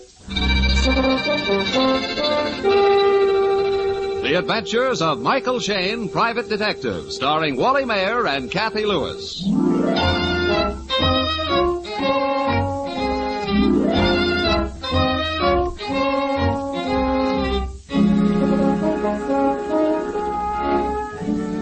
Excitement and danger are the salt and pepper in Mike Shayne's recipe for life. But at this particular moment, Mike seems fresh out of spice and seasoning. Life is very dull for our detective friend. So dull, in fact, he almost yawns right in the very pretty face of his secretary, Phyllis Knight. 10 minutes to 4.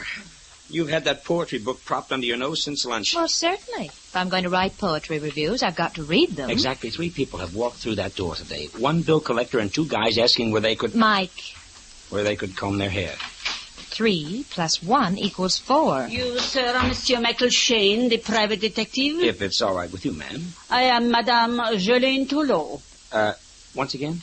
Madame Jelaine Toulot. But of course, I shouldn't expect a detective to know and the Jelaine Toulot, the opera star, of course. Won't you have a chair, please? The other one, Phil. It's strong, more comfortable. Young man, I weigh 230 pounds. If this chair won't hold me, I'll let you know. Oh, I'm sorry. I didn't mean to. A big voice means a big body. Did you ever hear a voice from one of those little musical comedy whippets? No? No more voice than a sick grasshopper. Madame Toulot, you wish to see Mr. Shayne about some problem, a case? Of course. What did I come here for? It's in my purse. Here, read this letter. Thank you. Madam, this is your last warning. If the book is published, you will not be here to enjoy the pain it causes. That's all. It's unsigned. This is the second one I've received in the past 2 weeks. Well, what on earth does it mean, the book? My memoirs. Oh. Everybody knows I am writing them. A lot of famous people will lose sleep when they read what I, Madame Jelaine Toulot, has told about them. But I want to live, to enjoy it. You wish me to investigate who's sending you these notes? I do. I'm sorry, madam. I'm not a press agent. Writers have tried this publicity stunt before. Why, you young cochon. Very well. I'll go to a good detective. I wish you luck, madam.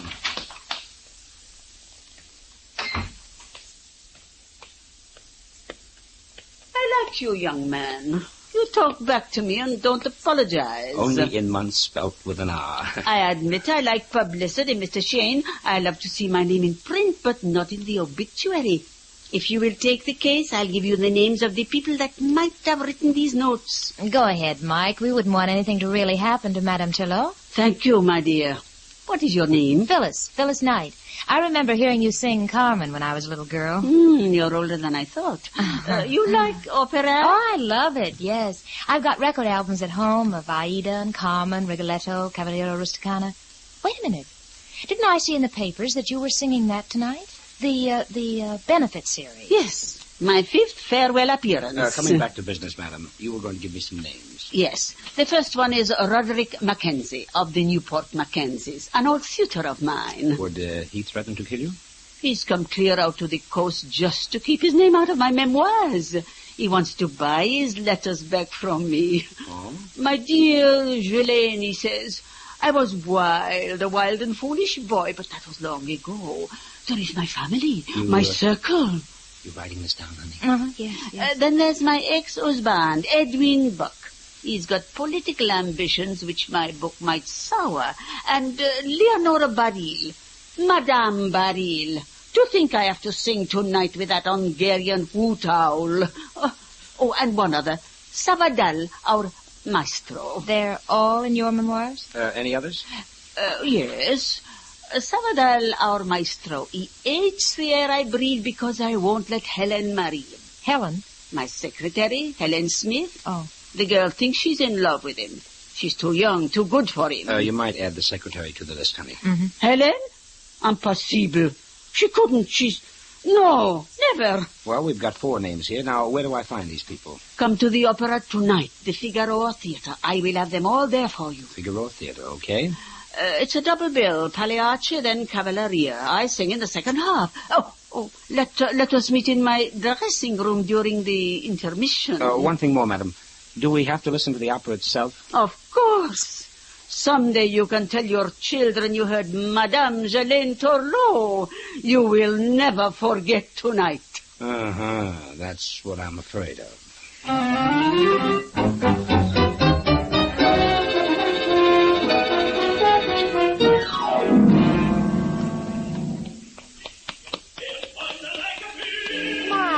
I wanted to hear the end of Pagliacci. Yeah, so do I. It can't end quick enough. Oh, you're just being childish. You like music and singing. Yes, sure, darling, but when guys get up on the stage and insult each other, I want to enjoy it in English. Oh,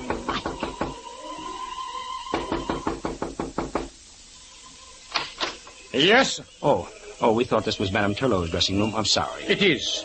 Madam is a no come here yet. Oh, well, we were to meet her here in her dressing room. Can we come in and wait? I am waiting to see her. Okay, we'll make it a threesome. The names are Miss Knight and Mike Shayne. So?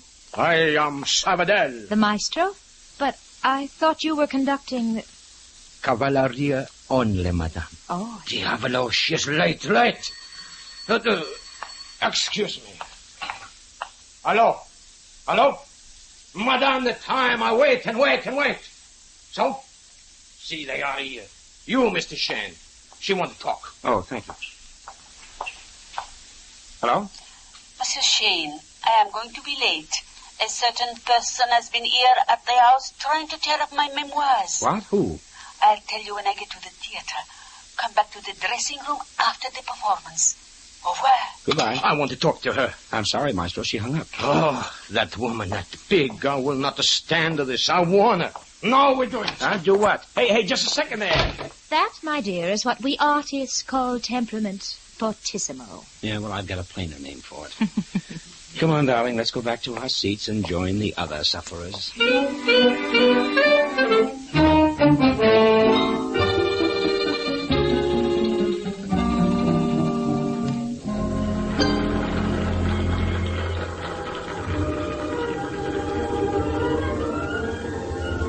Mike. Hmm? Hey, that man conducting the orchestra, he doesn't look like Sabadell. Yeah, you're right. It's the same bald head who umpired the first opera. Yeah, but Sabadell said he would. Wonder what it means. Don't ask me, darling. The only thing I know about Grand Opera is the price of our tickets.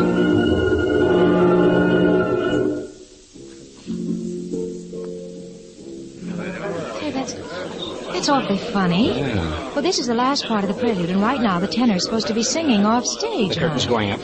There's nobody on the stage. Somebody's coming out from the wings now. It's Sabadell. Ladies and gentlemen, please. I am regret to announce there will be tonight no Cavalleria Rusticana. I have to announce there is a tragedy. Our soprano, Madame Turlot, is dead.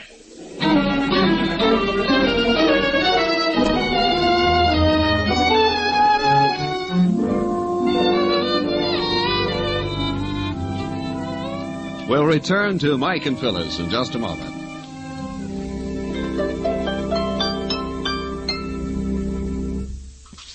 Many motorists blame poor mileage, sluggish pickup, and inferior engine performance on wartime gasoline. Now, it's true that all civilian gasoline must be restricted in quantity and quality due to government regulations. But if you've been having trouble with a rough motor, or your gas coupons don't seem to go quite as far as they used to, ask yourself this question. How long has it been since my spark plugs were checked? You see, spark plugs have a lot to do with engine performance. If they're old or burned or dirty, they won't fire properly and they waste gasoline. In fact, engineering tests show that defective plugs can waste 1 tankful of gasoline out of 10. Now, there's no reason why anyone should put up with this condition when it's so easy to have your Union Oil Minuteman check your spark plugs. Union Oil spark plug inspection is scientifically performed. The condition of each plug is carefully measured on a special machine, and you can see the results for yourself. If your plugs are dirty, the Minuteman will clean and adjust them. The cost of this service is only a few cents per plug, and you'll soon save that in extra mileage. You'll find Union Oil Minuteman ready to serve you wherever you see the sign of the big orange and blue 76.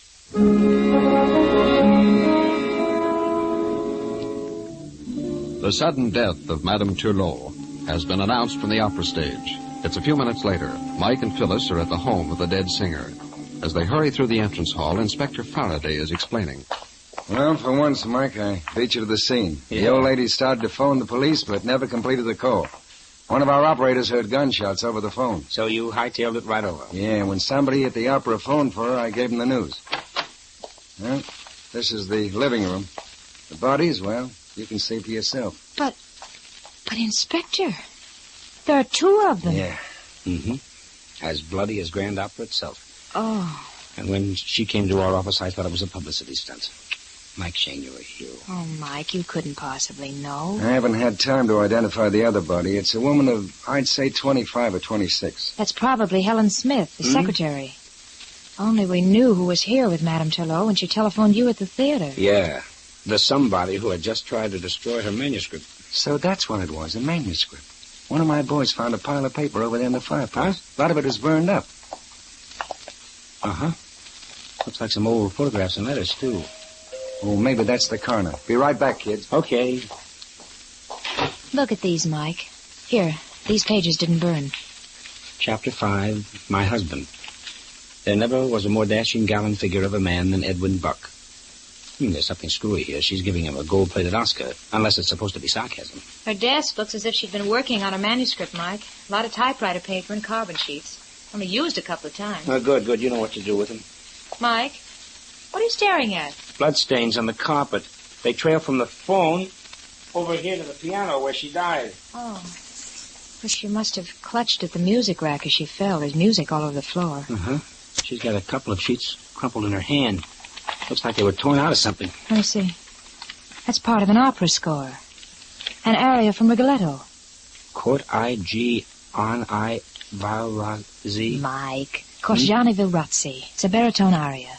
I thought she was a soprano. Oh. Helen, Mamma Mia, Helen. No, Sabadell, no, don't touch her. I don't know who these men are, but they all insist they're special friends of Madame Turlot. What's your name, sir? Edwin Buck. I was once her husband. And you? Roderick Mackenzie.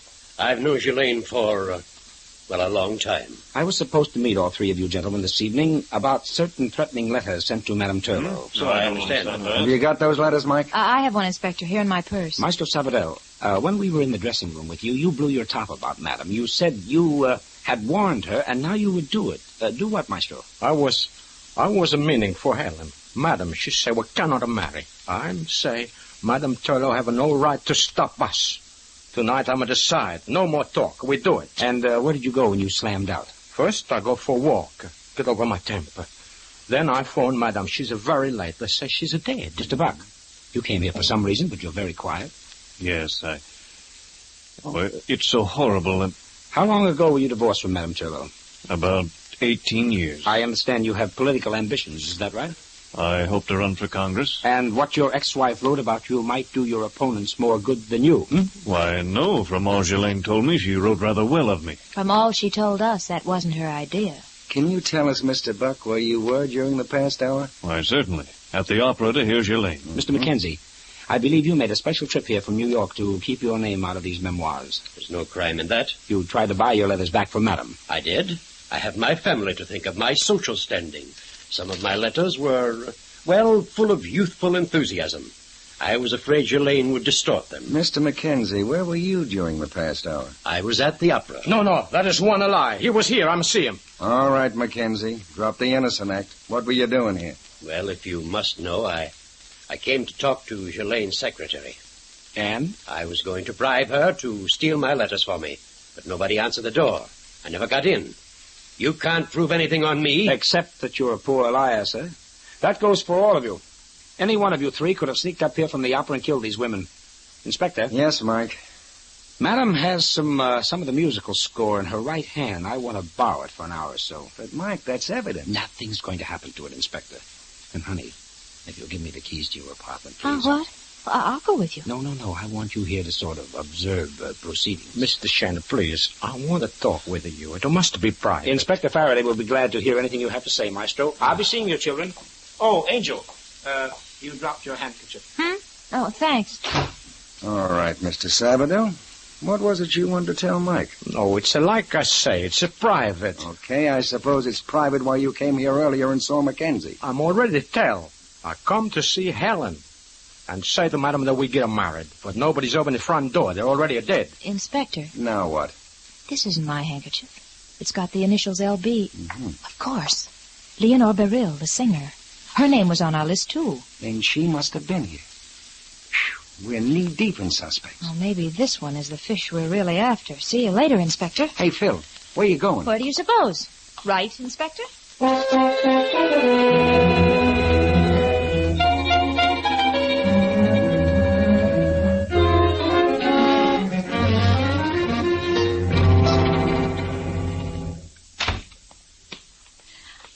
I hope you will excuse my appearance, but Well, I am so unstrung from this shock. Yes, I understand, Miss Burrell. Shayne and I we were such good friends. She was like a mother to me. Yes. Did you see her today? Today? Oh, no. No, oh, my eyes. Mascara. Oh, here, use this hanky. Oh, thank you. You buy very expensive handkerchiefs, Miss Burrell. What? That handkerchief. It's yours. You dropped it in the living room. Shayne Turlow's living room. Oh. You did see her today, didn't you? In fact, this evening. How did you know? I didn't. There's a shot in the dark. I see you use a typewriter. What are you doing? Just checking something.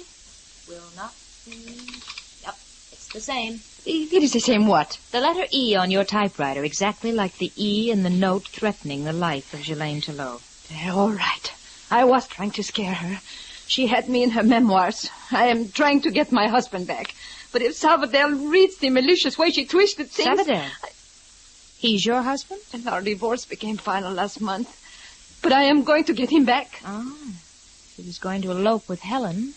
So you got rid of the girl, then you had to kill the other woman. Get out of here. Get out of here. Gladly. I think you've told me all we need to know. Trouble with women. They tell it too much. Oh, Sabadell. How did you get here? The inspector, he's a turn loose everybody but Mr. Mackenzie. Now, I talk to you. No, you don't. You stay. Sabadell want to talk. You let go of me. Diavolo, Shibite. Stop her. Stop her. She's getting away. Sister, I am away.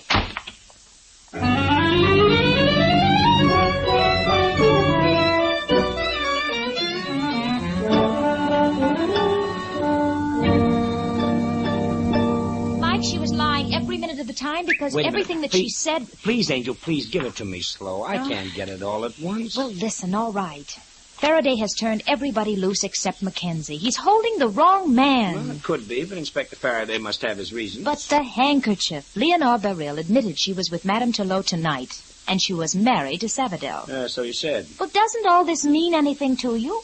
Sabadell tried to keep me in that apartment. Mm-hmm. Men try that occasionally. Oh. By the way, did you check Madame's carbon paper? I did not. I found more important things to do. Phyllis, I told you Mike, stop fiddling with that phonograph and listen to me. Leonore Beryl sent those threatening letters. She wanted Sabadell back, but he was going to elope with Helen. Don't you think Leonore would be mad enough to kill her and Shayne Turlow? If you think that, why were you so scared of Sabadell? Because they're in it together. Mm-hmm. Oh, by the way, honey, have you got some extra phonograph needles? This one's getting scratchy. Oh, Mike. What's the matter? Something wrong? Yes, you. Huh? I beat my brains out trying to help you on this case. You just stand there gawking at sheet music and phonograph records. Excuse, please, but the doorbell. That's the apartment phone, stupid. Down by the mailboxes. Oh, I'll get it. It's probably Inspector Faraday. Hello? Please, Miss Phyllis Knight. Well, who is it and what do you want? Senor Sabadell, I must see her at once. Look, mister, if this is Mike Shayne, and if you come around here to pester Phyllis, I'll punch you... No, please. I want to talk to both of you. It's a secret. I have an idea. Hello? Hello? Hello? Mr. Shayne. Yeah? The aria. Oh. Sabadell, what's wrong? Sabadell!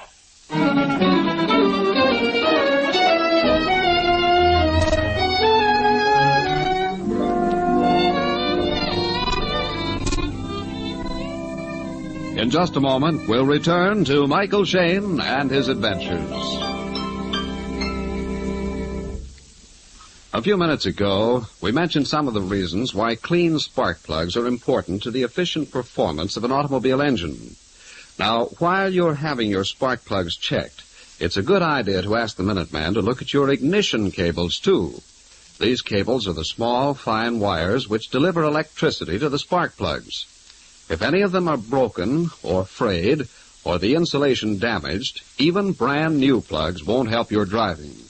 You see, old or damaged ignition cables leak electricity, so that by the time the charge gets to the spark plug, there isn't enough juice left for the rich spark needed for instant firing. So to get full power out of old engines, ask the Union Oil Minuteman to check both spark plugs and ignition cables. Then you'll be sure of more power and better mileage. Just drive in wherever you see the sign of the big orange and blue 76 and ask for Union Oil Ignition Service. Thank you.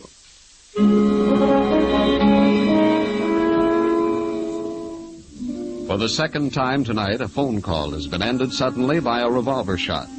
It is minutes later. Mike and Phyllis are standing on the sidewalk outside Phil's apartment house. Two men in white are lifting a limp body onto an ambulance stretcher.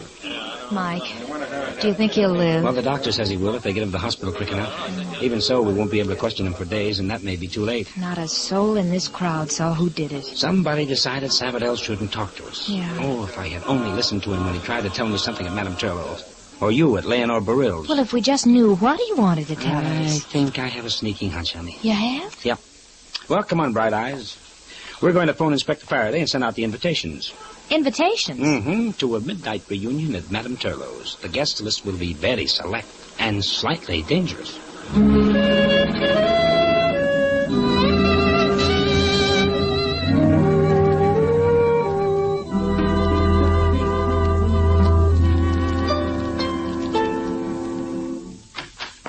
Good evening, Inspector. Hello, Inspector. Did you round up everybody? I did. They're in the living room. Come on in. Okay. That package under your arm, Mike, what is it? Patience, me lad, patience. Everything in due time. Mike, you tell me on the phone that Mackenzie was innocent and to release him. Well, I haven't. You mean you've got proof on him? Mackenzie came clear across the continent just to stop Madame Turlow from publishing that book. He admits he was going to bribe her secretary to steal the stuff for him. And Savadell placed him here at the house at or about the time of the killing. That's enough for me. There's just one hitch, Inspector. What? How about the killer trying to remove Savadell, too, at the very time you had Mackenzie at headquarters? Say, that's right. Yeah. Unless Savadell's ex-wife did it in a fit of anger. Miss Barill, this is Mr. Shayne. So, I understand I have you to thank for dragging me out at this unearthly hour. Yes, Miss Barill. Mr. Buck, how are you? As well as could be expected. Phyllis, will you look up those carbon papers now? Yeah, right away. I believe Inspector Faraday has told you of the shooting of Maestro Savadell, so the first thing we want to know from both of you is, where were you during the past hour? Well, I was at home, reading the newspaper story about tonight. Oh, an incomplete story, I'm afraid. And you, Miss Barill? Also at home. When Miss Knight left you and Savadell, or should I say escaped from you, what happened? Nothing. You and Savadell had a fight. He accused you of killing Helen so he couldn't marry her. I told him I didn't, and it's the truth. All right. Now, honey, how about the carbons? All checked. Madame Turlow was still working on the chapter, My Husband. And? We were right the first time. She's anything but flattering to Mr. Buck. Rubbish. She was very kind to me. Well, here's the carbon sheets. We found them on Madame's desk, and they were used only twice. I just held them up in front of my vanity mirror and read what she'd typed, and it was not flattering. Well, how was I to know that? I thought it was all favorable to me. Well, that's a minor issue now anyway. The real key is Helen Smith, the secretary. How do you mean, Mike? Madame Turlow was against a marriage between Helen and Savadell. She told us it would never happen. Now, doesn't that strike any of you as a little strange? Employers usually don't have such control over the lives of their secretaries. Okay, Mike, but get to the point. That is the point, Inspector. And now you wanted to know what I have in this package. Yeah. First, the music score we found in Madame Turlow's hand. A baritone aria from Rigoletto. The Cortegiani Virazzi. Pronunciation by courtesy of Miss Phyllis Knight. Thank you, darling. And next we have Phil's record album of the same opera. Angel, will you warm up the Madame's phonograph for me? If you ask me, this is all very cheap and dramatic. Operatic is the word, Miss Borel. You see, when Madame Turlow was shot, she made a dying effort to tell us who killed her and Helen, especially Helen. She tore a very special aria from the score of Rigoletto in a desperate gamble somebody would understand it. Mr. Shayne, I don't believe you are the man to give us a course on opera appreciation. Well, we shall see, Miss Borel. Photograph's ready, Mike. Okay, darling. Now, do you people know the plot of Rigoletto and what this aria means? Well, of course. I have sung Rigoletto. I'm afraid I have only a hazy idea. All right. This is the setup. A gang of the Duke's courtiers have just kidnapped a girl. Now this guy Rigoletto is cursing them. Now he's begging them to give her up, and they won't. Now he tells them the secret. The girl is his own daughter. Well, does that mean anything to you, Miss Borel? Not a thing. You, Mr. Buck? I can't say that it does. Okay, then I'll put on the other record. Now, this is the end of the opera, the payoff. Miss Borel, As an opera star, tell us what's happening on the stage right now. Why, Rigoletto had planned to kill his enemy, the Duke. Right. He has the body in a sack, and then he makes a discovery. Now listen carefully, Mr. Buck. Rigoletto opens the sack and sees a girl's body. He cries, "Speak, oh, speak to me, my darling daughter. Oh, awful fate. By my hand she hath fallen." Huh? What? What's Mike, My child. Helen was my child. Helen was Shayne's daughter? Then Buck is her father? I didn't know. I didn't know. Yes, her father. And her murderer.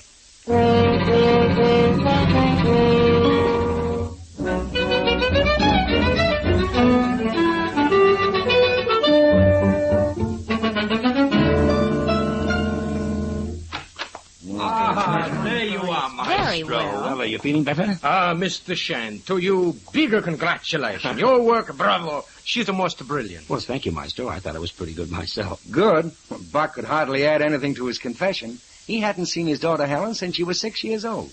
Buck says he just wanted to scare her, man him out of publishing her book. Helen tried to grab the gun, it went off.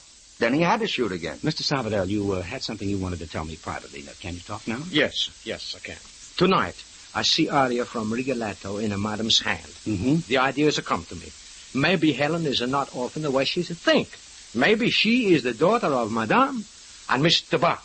The same idea Mr. Shayne have, but I must tell in private. Well, why under the sun would Jelaine Telot keep such a secret from her husband and her own daughter? We in opera are strange people. Madame Telot live and breathe opera. She is a very dramatic. She's an enjoy secret, just like a storybook. Speaking of operas, Angel, I noticed you got another record album up at your apartment. Maybe if I studied it, I might get the answer to another problem. Mike, not another crime. Well, a different sort. It's the marriage of Figaro. Catch on, Miss Knight? Then, Mr. Shayne, you must translate better than your Rigoletto. But just a minute ago you were complimenting me about... See, only your thinking. But the aria, no. I have never heard such a bad translation. Oh, Mike.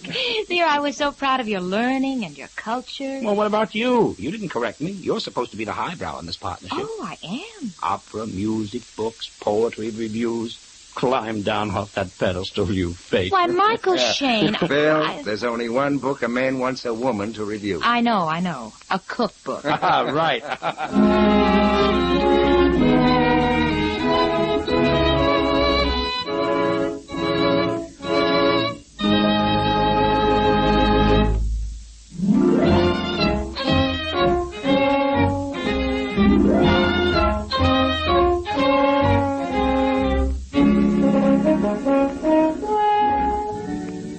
Tune in again next week at 8:30 for another adventure with Michael Shayne, Private Detective, starring Wally Mayer and Kathy Lewis, with Joe Forte as Inspector Faraday. Tonight's story was written by Richard DeGraff and based on the character created by Brett Halliday. Music was composed and directed by Bernard Katz. This is John Lang saying goodnight for the people who make 76 gasoline and Triton Motor Oil, Union Oil Company. This is the Mutual Don Lee Broadcasting System.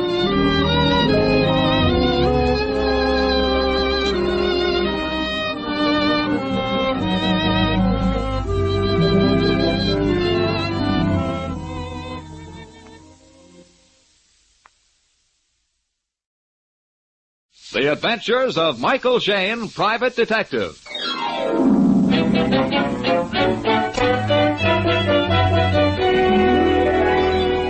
The people who make 76 gasoline and Triton Motor Oil, Union Oil Company, present The Adventures of Michael Shayne, Private Detective, starring Wally Mayer and Kathy Lewis.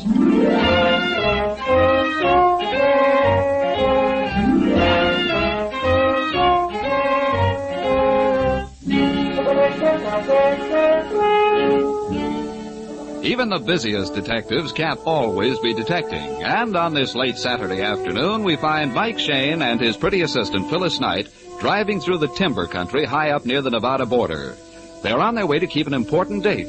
A date with a wedding. But no, not theirs. It's the wedding of Betty Harrison, daughter of the timber tycoon, and Mike has been unwillingly dragged along to help Phil carry out her social obligations. You know, I ought to have my head examined coming way out here to see two people I don't know get married. Oh, Mike. Betty was my closest friend at finishing school. Yeah, but I only finished high school. Now, where do I fit into this high society stuff? Michael, it's a quiet wedding. We're the only guests. And I'm supposed to hold the bridegroom's fevered head? Mike, where is your romance? Romance I've got, Angel, but when it comes to rice and orange blossoms, I'm strictly allergic. Mm-hmm. You're hopeless. Hey, look. Look, there's the Harrison place. Place, you say? That, my love, is quite a shack. And there's Betty. There's Betty waiting for us. Yeah, say, honey, that guy with her looks familiar. Huh? Mike, that's Inspector Faraday. In the flesh, and that spells trouble. Betty? Phyllis! Phyllis, I'm so glad you've come. Oh, you look wonderful. Me too. Betty, this is Mike Shayne. Hello. I'm pleased to meet you. Well, I'll be. Mike and Phyllis. Say, Inspector, aren't you early with your vacation? No, I'm here on business, Mike. Mr. Harrison phoned me. Said he was leaving on the second section of 98. But he transferred to his own private trainer for me to meet him here. Father wasn't planning to come up for the wedding. Then all of a sudden, I get a wire that he is. Well, that must be Harrison's train now. Yes, it runs up to a little station behind the house. Well, then why don't we walk over and meet it, huh? Let's. Father will be surprised. Betty, hey, where's the bridegroom? Don should have been here by now. Oh, bridegrooms are always late. Those last 3 hours. You be quiet. Oh, there's Don coming now. Hey, he's a bit of all right. Sorry I'm late. Had a flat tire. Oh, Don, dearest, this is Phyllis Knight, Hello. Mr. Shayne, Mr. Faraday, Don Manchester, my fiancé. How do you do? Hello there. How are you? Well, there she is, a-coming around the mountain. You know, this is something to see, an engine pulling one coach. They dropped the lumber cards off at Camp Junction. Oh. Is that what they do? Hey, look. There's somebody getting off. Oh, that's Mr. Oliver, Father's business associate. Oh, that's Mr. Miller getting off the back platform. I still don't see Mr. Harrison. No. Oh, Mr. Oliver, Oh, hello, Betty. where's Father? Oh, as usual, in his private compartment. Hasn't even stepped out since we left Northwood City. He's probably napping again. He certainly was fine company. Well, I'm going up to the house. That's one happy character. Let's climb aboard and get Father. Sort of like a welcoming committee, huh? Okay. Inspector, watch your lumbago on these steps. Never mind my lumbago, Mike. Watch out for those fallen arches of yours. Oh, give Oh, him. man. Here's Father's compartment. I'll sneak in and shout boo. Father! Something's wrong. What is it? What is it? It's Harrison stretched out on the floor. Betty's fainting. Here, put her on that couch, Don. Wait a minute. Rub her wrist. Wait a minute, I'll get some water. Well, Inspector, how's Mr. Harrison? He's dead, Mike. Looks like a heart attack. Uh-huh. Maybe so, Inspector, but this heart attack has had a little help. What are you talking about? About murder, Inspector. Froth on the lips and dilated eyes don't spell a heart attack. Somebody slipped Mr. Harrison a nice big slug of poison.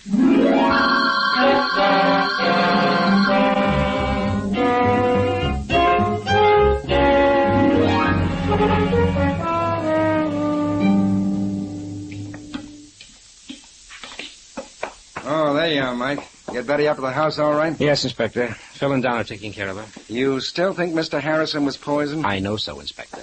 Look at his neck, stiff, and his jaws locked, eyes wide open and staring. Mm-hmm. I've got a little plan, Inspector. Would you like to try it? You know me, Mike. Well, look, no one knows we suspect murder, and whoever pulled this job figured on a local doc calling it a heart attack. So?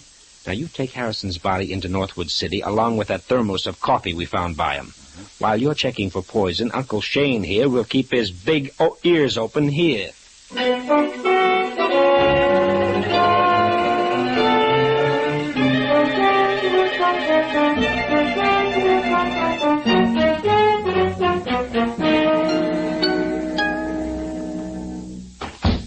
All right, honey, how's Betty? Oh, she's a little better, Mike. She's sleeping now. Oh, the poor kid. Say, what was that Betty said about her father not coming up for her wedding? Well, originally he didn't like the idea of her marrying. But she was going to go through with it anyway? Yes. Then Mr. Harrison changed his mind, that's all. Maybe it is, maybe it isn't. Mike, when you start double-talking, I get worried. Angel, look, there were 3 men on that private train making a 50-mile trip. Now, come to the end of the line, what happens? Well, I'm listening, Mike. Miller gets off the back platform and scoots. Oliver hops off the front and goes away mad. And we go aboard and find Mr. Harrison dead. Uh-huh, that's it. This Mr. Harrison is the big boss, honey. You'd think those other two would wait for him, sociable-like. Oh, it's probably just a coincidence, Mike. And is it a coincidence that Faraday is here on business? All right, mastermind. So what do you make of it? Angel. A good detective works from facts, so let's go get some. Facts? Where? Where, Mike? Mr. Miller's room is at the end of this hallway. Let's stop in and say hello, huh? Oh, I hope you know what you're doing. Yeah, me too. Here's his room. I'll knock. There's no answer, Mike. So, being friendly people, we'll go in and wait. Well, you can't just barge into somebody. Why not? The door's not locked. Come on, come on. Mike, I don't like this. Well, now, don't you worry your pretty head. Wow, the remains of a fire in the fireplace. I always love to poke around ashes. Now, let's see. Those look like letters. Mm-hmm. Letters they were. Letters to Betty. Well, she's asleep in her room. While someone conveniently burns her mail. Mike, let's get out of here. What's the matter, Angel? There's just us two. That's where you're wrong. Mike. Huh? Well, Mr. Miller. And with a nice shiny gun. We don't like snoopers around here. Get going. Just a mistake, Miller. Just a mistake. That kind of mistake isn't healthy. Get out while you're still lucky. Sure. By coincidence, we were just leaving. Come on, Angel. Right away. The gentleman doesn't like our type. And I'm afraid the feeling is very mutual.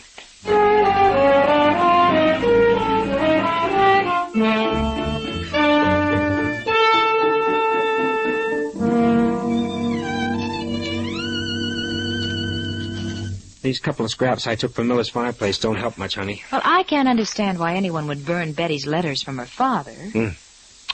Oh, well. Plenty of books around. Michael, after all, this room is the library. Encyclopedia, modern timbered methods. Look, honey, here's a book, Famous Scotland Yard Murder Cases. Well, that ought to help you, Mike. And here's a bookmark in the section on poisons. Mike, here comes Don. Mr. Oliver's with him. Huh? Mr. Shayne. Well, what's up, Don? I told Mr. Oliver you're a detective. He wants to talk to you. Yes, something quite confidential. Miss Knight is my assistant. Never mind. Never mind. I'll go look up a sandwich. Okay, dear. All right, Oliver, now what's the trouble? Mr. Shayne, I want protection. Protection from what? Miller. He threatened my life on the train. Oh, what happened? Well, shortly after Miller came aboard Mr. Harrison's private train at Northwood City, I discovered him going through some of Mr. Harrison's private papers. Then what? We had an argument, and he drew a gun on me. What is Miller's position in the company? Frankly, I don't know.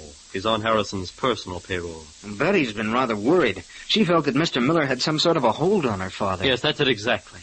There was a very suspicious relationship. And, you want me to do what? Watch Miller every minute. He's dangerous. Mike? Yes, honey? Mike? Yes? A telephone call for you here in the den. Oh, okay. Inspector Faraday. All right. Okay, Phil, close the door. All right. Hello, Faraday. Well, what's the dope? Yeah? Well, that might help. Oh, sure, they're all here. Don't worry, I'll be careful. Okay, Inspector, hurry back. So long. What'd he say, Mike? I was right, honey, 100% right. Harrison was loaded with strychnine. Well, then it was murder. And that's not all. I heard the click of an extension phone. There are extensions all over the house, Mike. Someone listened. We're keeping company with a murderer, honey. And the trouble is, we don't know who he is. But he knows we're looking for him.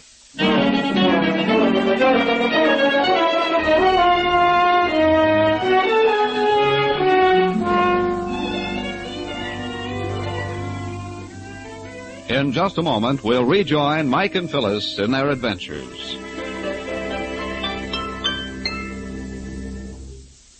Dirty or burned-out spark plugs can cost you a lot of gasoline. In fact, as much as 1 tankful out of 10. Now, that's a serious loss in mileage, particularly so when it's unnecessary. Your neighborhood Union Oil Minuteman is equipped to give you complete spark plug service. The performance of each plug is accurately measured on a special tester, and you can see the results for yourself. If your plugs are dirty, the Minuteman will clean and re-gap them to the proper setting. If they're burned or worn out, he can furnish you with correct replacements. Then you'll not only save gasoline, but your engine will run smoother. Union Oil spark plug service takes but a few minutes and costs but a few cents, a cost you'll soon save in extra mileage. So, friends, if it's been 3,000 miles or more since your spark plugs were checked, or if your engines seem to be rough and listless, drive in wherever you see the sign of the big orange and blue 76 and ask for Union Oil spark plug service. It will make driving easier. Gas coupons go farther.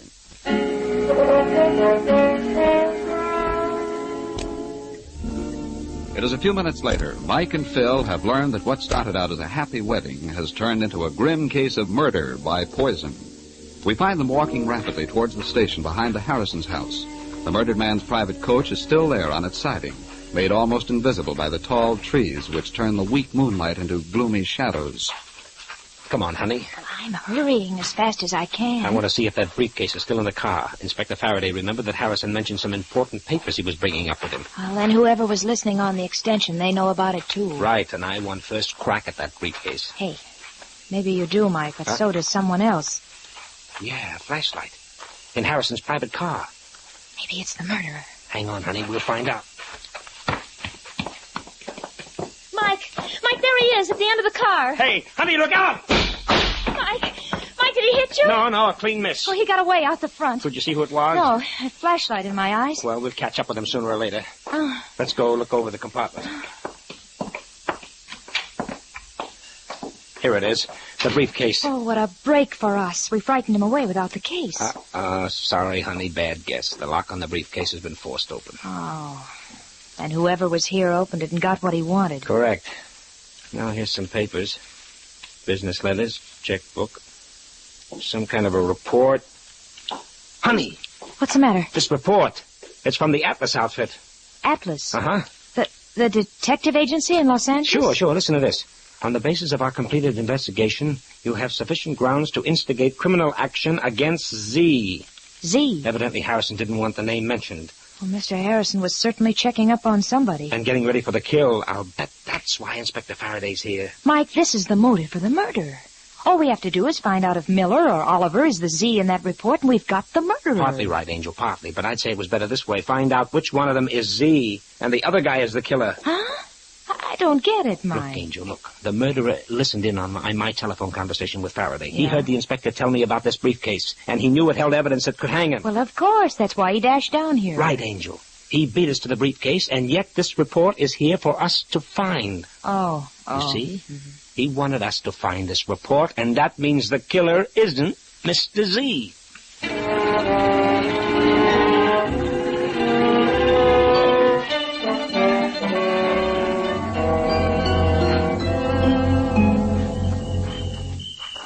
As soon as we get back to the house, I'll send a telegram to the Atlas people. Okay, but these high heels don't go very well with forests. Yeah. Mike. Yeah, I heard. There's someone on that other path. Freeze behind this tree. Right. Whoever it is, he's walking fast. He's going past. No, he isn't. Hey, you hold it. Hey, what the... Mike, it's Miller. Hey, say... What's the big idea of roughing me? I just want to ask you a few friendly questions, pal. Oh, now, look here. First, about a gun that took a couple of shots at us. Oh, you're off the beam. I'm not carrying a gun. No? Well, don't mind me. I'll just search. Oh, go ahead. Well, Mike? No gun. But you could have ditched it easy enough. Oh, Miss Knight, Mr. Shayne. It's Don. Well, what's the hurry, Don? I was out for a walk. Is something wrong? Plenty. I'm glad you're here. I don't understand. Yeah, Shayne. How about you doing some explaining? Okay. Mr. Harrison was murdered. What? Murdered? But why? Who? That's what we're finding out. Miller, you're on the spot, and it's plenty hot. Are you saying I killed Harrison? He was poisoned on that coach, and you and Oliver were the only ones aboard. Oh, that doesn't prove a thing. It proves there's a 50-50 chance that you're it. Listen, smart guy. Your mathematics aren't so good. There were 3 of us on that train. Sure.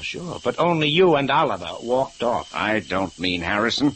Somebody else got on that coach. Oh, now we have the ever-present mysterious third party. Oh, not so mysterious. He's standing right next to you. All right, Don. That means you. Well, as a matter of fact, Mr. Shayne, I did get on Mr. Harrison's train at Mill Junction. Well, Shayne, guess I can be running along while you turn the heat on him. Not so fast. I still think you know some of the answers. You know, maybe I do. And maybe I might just do a little talking. To the right party. And when it will do me the most good. You're sticking your chin out a mile. This is murder. Well, I'll be around, resting in my room. No, I don't trust him at all. Yeah? But you're still right in the middle of this, Don. You were on that death train. Oh, but I only stayed a minute. You see, Mr. Harrison was asleep, and I didn't want to disturb him. Which still doesn't explain why you drove out of your way from Northwood City to meet the train at the junction. Oh, it's a very personal matter. Look, Don, a man has been murdered. Wait, why should I want to kill my future father-in-law? Harrison wasn't too happy about you marrying his daughter. But he changed his mind. That's why he sent me a telegram this afternoon, asking me to meet his train. Oh, and what kind of a telegram might that be? Well, I have it right here. Read it for yourself. Here, honey. Huh? I'll hold the flashlight. All right, Mike. Wait a minute. Don. Have changed my mind. Happy to have you as son-in-law. Meet my train at Camp Junction. We'll ride in together, much to talk over. Harrison. Sounds all right. Let me see it, Angel. Here. Yeah, from Northwood City at 3:20 today. Yeah, I wish I could help in some way. Yeah, sure, but... Hey, what was that? It's a window. Someone lowered it. That's Mr. Oliver's room. Mike, he must have heard everything. Yeah, something tells me we'll be hearing his little story very soon.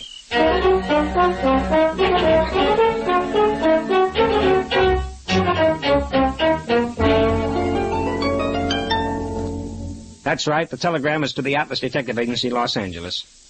This is it. Please advise immediately. Name of Z. Yes, Z, the last letter in the alphabet. Name of Z in report to Harrison. Right. Sign that Michael Shayne. That's right. Send it right out, please, and phone the reply here to me at Harrison's place. Thank you. Goodbye. Well, the answer to that telegram should mean a lot, Mike. Well, it'll help, darling, but there's some angles I don't get. Miller is a mysterious employee of Harriet Harrison's, all very hush-hush.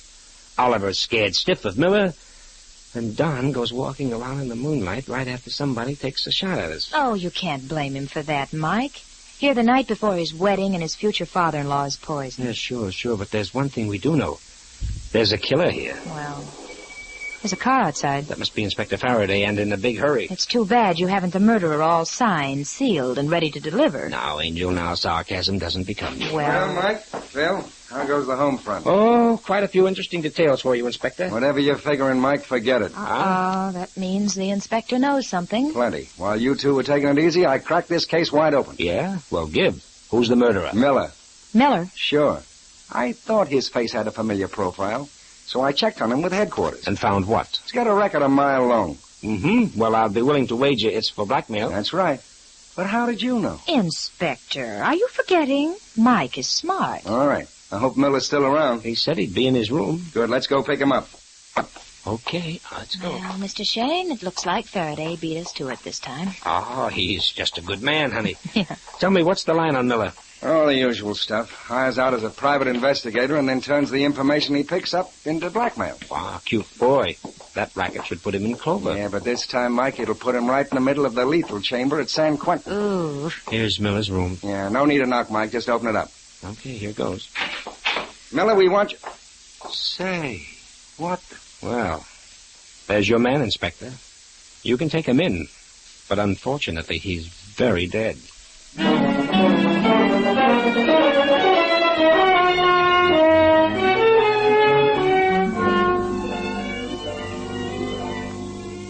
We'll return to Mike Shayne and his adventures in just a moment.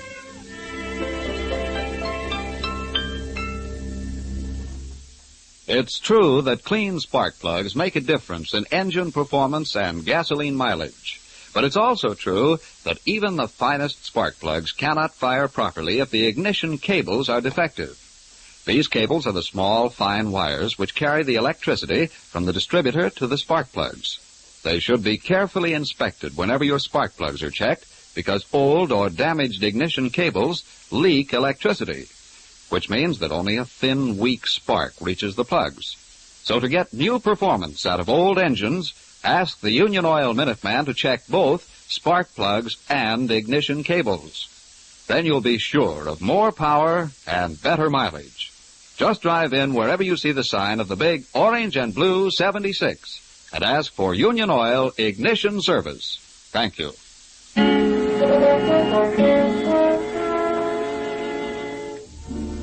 Phyllis, Mike, and Inspector Faraday have just burst into Miller's room, only to find him dead, shot through the heart. This new development has put quite a crimp in the inspector's plans, and Mike is pointing this fact out to him. Looks like you were wrong about Miller, Inspector. At least wrong about his being the murderer. Miller could still have been the one who bumped off Harrison, then somebody took care of him. Well, that would leave us with two killers. Well, could be, but it doesn't stack up that way. Well, as far as I'm concerned, I'm going to take Oliver in and charge him with murder. Okay, so you'll charge him with murder. But how are you going to make it stick, Inspector? How about motive? What evidence do you have? Oh, 2 and 2 make 4, Mike. Harrison must have been poisoned on that private train. So it had to be Oliver. There's Miller lying there, absolutely eliminated. All fine and good, but it leads us to one other little item. Don was on that train, too. Don?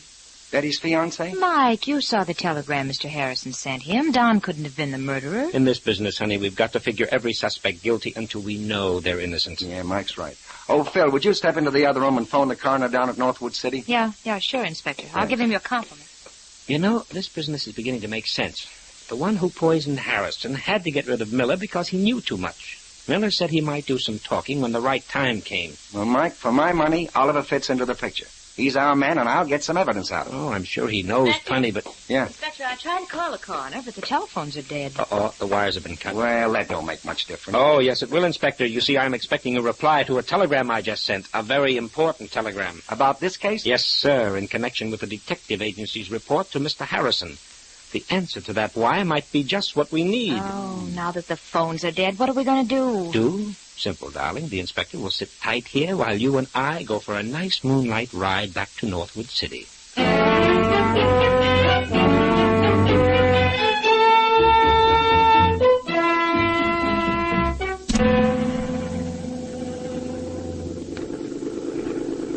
There it is.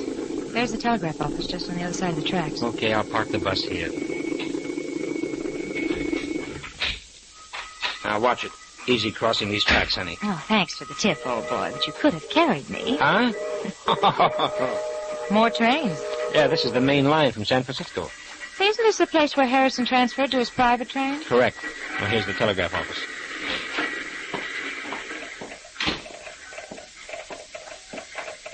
Hey, Mr. Folks, can I help you? Yes, I'm Mike Shayne. I'm expecting a wire from Los Angeles. Shayne.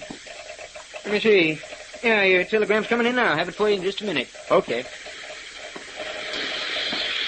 Look, Mike. Hmm? There's another. The train just pulled in. Now, that's 8:20, miss. Only stops for a few minutes. 8:20? Well, it's late. It's 8:35 now. Nope, train's on time. That there's the second section of the 8:20. Oh, so many people traveling, huh? Yep, too many. That's why they run 2 sections. Like this afternoon, the second section of 98 came in at 3:40 with a whole passel of folks. Is that right? You know, honey, that's interesting. Very interesting. Yeah, of course it is, isn't it? What are you staring at me that way for? Well, here's the telegram, mister. Oh, swell. Oh, come on. Who was Mr. Z in that report? Well, this does it, honey. This does it. That Z is nobody else but Oliver. Oliver? Then Faraday's right. No, Angel. Faraday isn't right. Oliver wasn't Harrison's murderer. But come on back to Harrison's place for a little meeting of the minds with Inspector Faraday.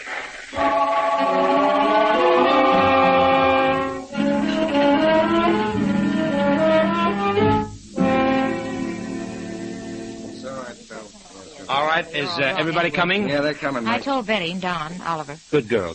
Now to open these French windows. There. Okay, Faraday. Now out on the porch with you. Right, Mike. Phil, drape that beautiful body in that chair. Oh, thank you. Yes, my Lord Master. Well, here comes Betty and Don. Oh, hello. I'm sorry it was necessary to bother you. Don and I understand. I'm glad to help in any way, Mr. Shayne. Thanks, Don. Come over here. Stand by me out of range. Certainly, but... out of range? I don't understand. Now, what is all this rigmarole about in the middle of the night? There's nothing to get excited about, Oliver. I asked Miss Knight to call you downstairs for a conference. A conference? About what? About mysterious happenings around here. But particularly about why Harrison had you investigated by a detective agency. Mr. Shayne, what do you mean? I mean you've been cheating the Harrison Timber Company out of thousands of dollars. Oh, that's ridiculous.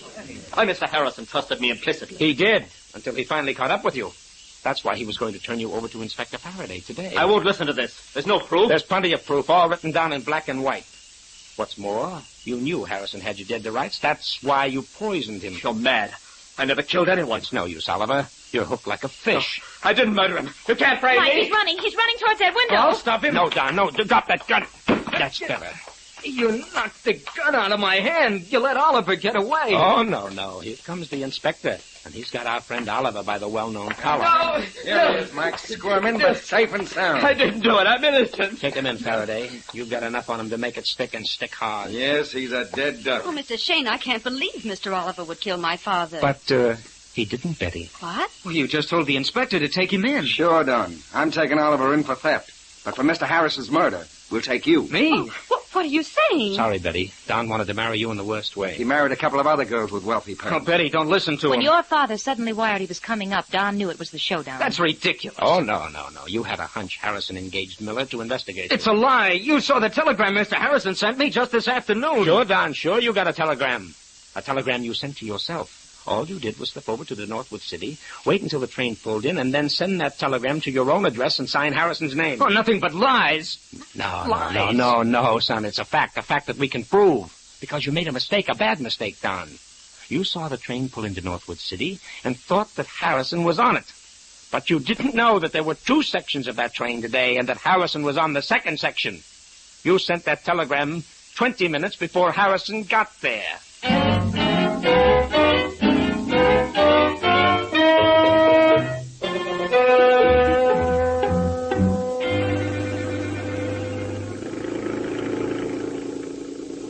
Mike, you know it's wonderful to be getting back home. Here by the Golden Gate. Oh, I like it. You know, honey, one of these days they're going to put up a statue for me. Right on Market Street. Well, I don't doubt it. I don't doubt it at all. You're such a genius. Well, maybe not a genius, but quick with the answers, huh? Speaking of answers, there's a couple you still owe me. Oh, please, honey, no more Now, questions. remember, Mike, that statue to a genius? Okay, shoot me the question. When did you know for sure that Don was the murderer? When we found Miller shot, of course. Why then? Don't you remember, honey, when we caught up with Miller sneaking back to the house from Harrison's private train, he said he would talk to the right person when it would do him the most good? Yeah, I thought he meant Faraday. Oh, no. Our blackmailing friend was talking right through us to the only other party there, which meant Don. He was throwing out a hint for a payoff. Well, of course, I know, but how about... That's all, honey, please, that's all. Positively all. And hold on to your hat because I'm turning. Just a minute. This isn't the way to the office. You're turning into Golden Gate Park. Ha-ha! Is that bad?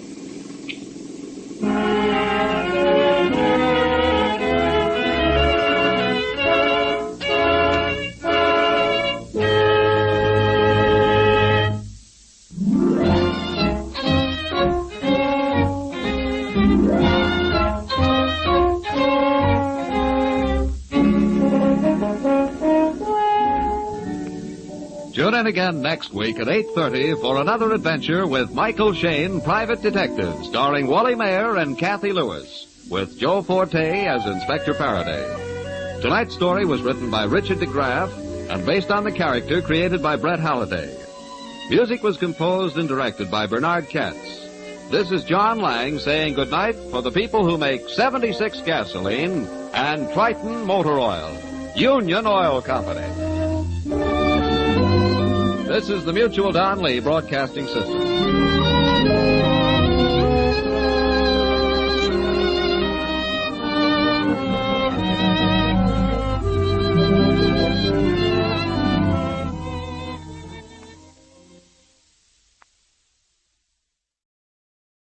The Adventures of Michael Shayne, Private Detective.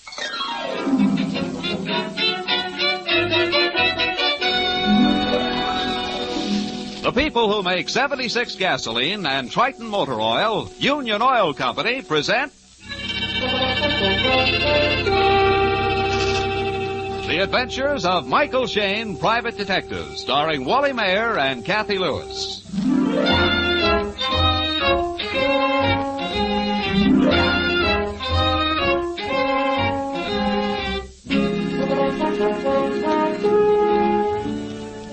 If some of you have wondered where Mike Shayne has been during regular office hours the past few days, you'll find the answer on the front page of this evening's San Francisco papers.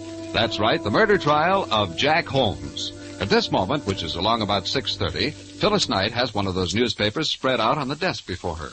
As she glares at the headlines, Mike is talking on the phone to Inspector Faraday.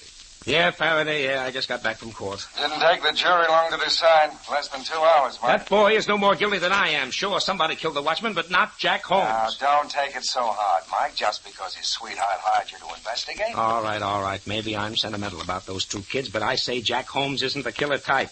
And with a nice girl like Janet Miley... Oh, Faraday, I let him down, and Janet was so certain I could help him. Take it easy, Mike. You did your best, but The evidence was against you. Yeah, sure. Sure it was. Is that unusual? Why, I've cleared dozens of guys when it looked like... Janet, what's wrong? Hello. Hello, Mike. I'll talk to you later, Faraday. The girls just walked in. Janet, are you sick? You're white as a sheet. Here, get her some water, honey, quick. Yeah. Mr. Shayne. Yes? Jackie. Yeah? Jackie. Oh, here, sit down, honey. Let me help you. Oh, the poor kid. She's all unstrung about the verdict. No, it's more than that. Her hands are like ice. He didn't do it. I just discovered What? the grocery. What? Janet, what are you trying to say, honey? My room. Somebody went through. Huh? Oh, it's just... Here, Janet, drink this water. Janet? 12:15. I just discovered. I went and told him. Thought he would... Mike, she's fainted. I'm going to call a doctor. Phyllis. Yeah? Call Inspector Faraday. She's dead.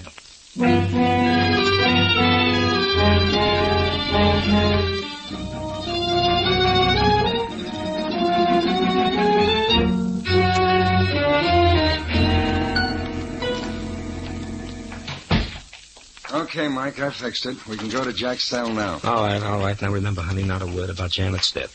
Jack will go all to pieces and we'll learn nothing. I know, but it seems so hard-hearted. This way, kids. Ah, boy. Sad business, I guess the girl figured after that jury's verdict she didn't have anything left to live for. Suicide? No. If Janet found something she thought would clear Jack, she certainly wouldn't take poison. Unless she took the poison before she got the information that would clear Jack. No, then she would have called a doctor. If we can believe her dying words, she went first to some man, told him her discovery, then came to us. She didn't even know she was poisoned. All right, but who did it? If we only knew what she was trying to tell us. Better pipe down. That's Jack's cell with the jailer standing outside. Oh, yes, sir. Now let me do most of the talking. All right, Morrissey, open it up. Yes, Inspector. Hello, Jack. Hello. How do you feel, Jack? Oh, top of the world. It's so cheering to be condemned to death for a crime you didn't commit. You had a fair trial, my boy. The jury could decide only on the evidence presented. I told them I left the warehouse that night way before it happened. At 12:15, I was at home. But no, they take the word of that cab driver. He did pick you up at the warehouse door, and he said the clock in the drugstore read 12:15. I checked the clock myself the next day. It was an electric, right on time. So did I, Jack. Unless the cab driver was lying, and he seemed like an honest guy. I see. Even my loyal detective, Mr. Shayne, says I'm guilty. Oh, no, Jack, you don't understand. Go ahead. Say I killed the watchman. Say I stole the diamonds. You never were working for Janet and me. Yes, we were, Jack, and we still are. That's why we're here. It's about Janet. She's not so good. What? What are you trying to say? She came to the office a little while ago and tried to tell us something, some new evidence she had found, but, well, she got sick. What's wrong? Is she all right? Where is she? Now, easy, son, easy. She's still at the office. She said a lot of mixed-up things, Jack. Her room had been ransacked, something about a grocery, that you weren't guilty, and she had discovered proof and told him so. Him? Who's him? Oh, that's what we don't know. Does Janet have any close men friends she might go to? Not that I know of. We've been engaged for almost a year now. She never mentioned any. Our boss, Mr. Phillips, is a good friend of both of us. Yes, he's paying the fee on the case. She might have gone to him. Or maybe to his partner. Mr. Russell? Oh, no, not that old crab. Well, why come to me? Janet's the one to tell you. Well, as we said, Jack, she's all busted up over this thing, and she isn't well. Well, she can talk, can't she? Can she? Jack. I can see it in your faces. Something's happened to her. What is it? Tell me. She's dead, isn't she? We're awfully sorry, son.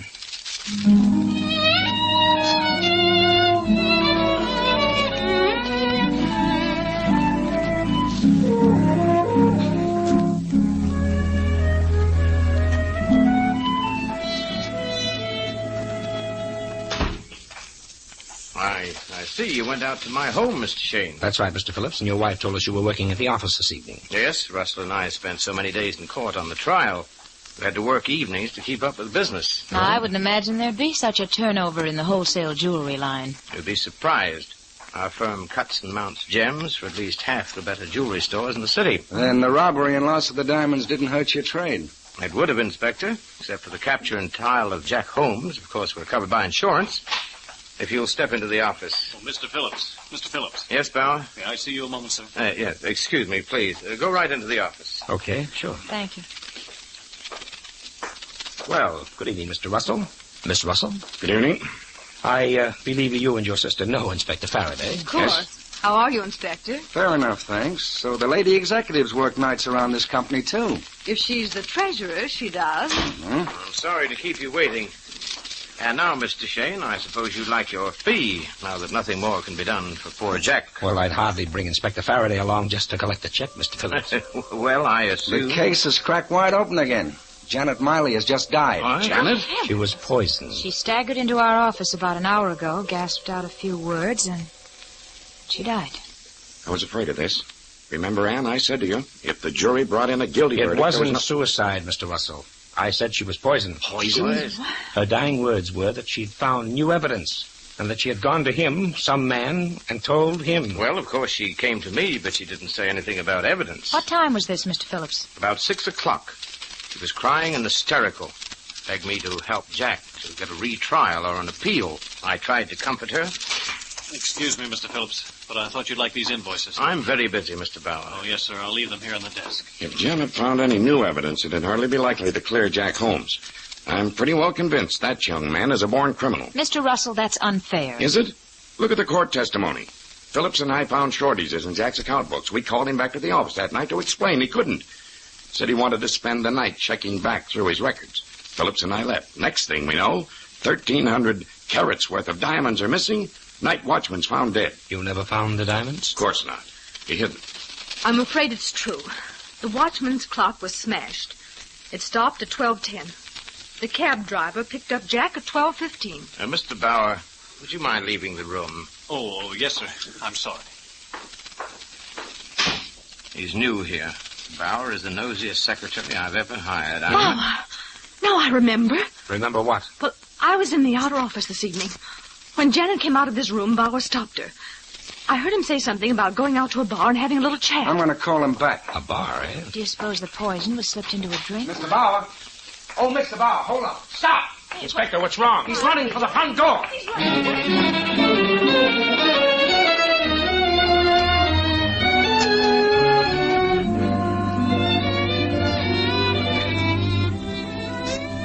We'll return to Michael Shayne and his adventures in just a moment.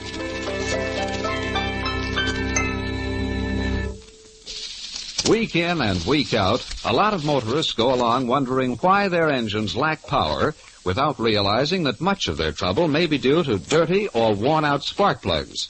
Yes, that's right. Defective or worn spark plugs are to blame for a great deal of poor engine performance. For example, engineering tests show that faulty spark plugs can waste 1 tankful of gasoline out of every 10, which not only cuts down your mileage, but causes your engine to lose power. So, friends, if it's been 3,000 miles or more since your spark plugs were checked, or if your engine has been losing power, it's a pretty safe bet that the Union Oil Minuteman Spark Plug Service can do you some good. Union Oil spark plug inspection is scientifically performed. The condition of each plug is carefully measured on a special machine, and you can see the results for yourself. If your plugs are dirty, the Minuteman will clean and adjust them. Or if new plugs are indicated, he can quickly install them. The cost of this service is only a few cents per plug, and you'll soon save that in extra mileage. You'll find Union Oil Minuteman ready to serve you wherever you see the sign of the big orange and blue 76. While Inspector Faraday hurries off in pursuit of the fleeing Secretary Bauer, Mike and Phyllis have set off on an errand of their own, and now in the hallway of a certain apartment house. 303. Oh, here we are. 327. Oh, much better than here. Mike, that Secretary Bauer, he's tied into this somehow. Snooping around to hear what we've said and then running from the inspector. Well, leave that problem to Faraday, usual. Wow. Place looks all in order. Hey, wait a minute, honey. Her bed. It's not made up. It's cut to pieces. Yeah, the stuffing pulled out of the mattress. What on earth were they looking for? This door here, let me see. Oh, the bathroom. Mike, look at the medicine cabinet. And the floor. Uh-huh. Bottles and jars scattered all over the place. Oh, every one of them with its top or this cold cream jar. Here, the cream's been scooped out and dropped all over the basin. Huh? Oh, that's an old trick, honey. Hiding gems in a woman's makeup. Mike, you don't think that she had the diamond? Well, somebody thought so. Maybe she did. No, that's too dizzy. Well, come on, let's check the other room again. Here, there's something worth looking into. A desk. Yeah, somebody else found it, too. Drawers yanked out, everything's a mess. I doubt if there's anything left for us, but I'll just double check. Bills, searching. No, just the usual stuff. Say, how about that wastebasket, honey? How about it? Here, put in my thumb and pulled out a plum. What a big girl am I? Yeah. A check torn in half. Mm-hmm. Paid to the order of Janet Miley. $2,000. And signed by... Well, I'll be a... Anne Elizabeth Russell. I think this note went with it, Mike. It's the same handwriting. Janet, take this and do as I say. And that's all. Take this and do as I say. Which apparently Janet did not. $2,000 is a rather expensive no thanks. Well, stuff this in your purse, Angel. We're about to go places and ask questions. You know, if you ask me, Miss Russell... Somebody's at the door. Quick, snap off the lights. I'll flatten against the wall. I'll jump him when he comes in. No, Mike. All right, buddy. Come on, up with your hand. What? Let go of me, you dope. What? Faraday. You? Yeah, me. Oh, I thought you were chasing Bauer. Got away. I phoned Phillips for Bauer's home address. Turned out to be a gas station. Oh, a phony, eh? Well, we've got a lead that may be better. Come on, let's go.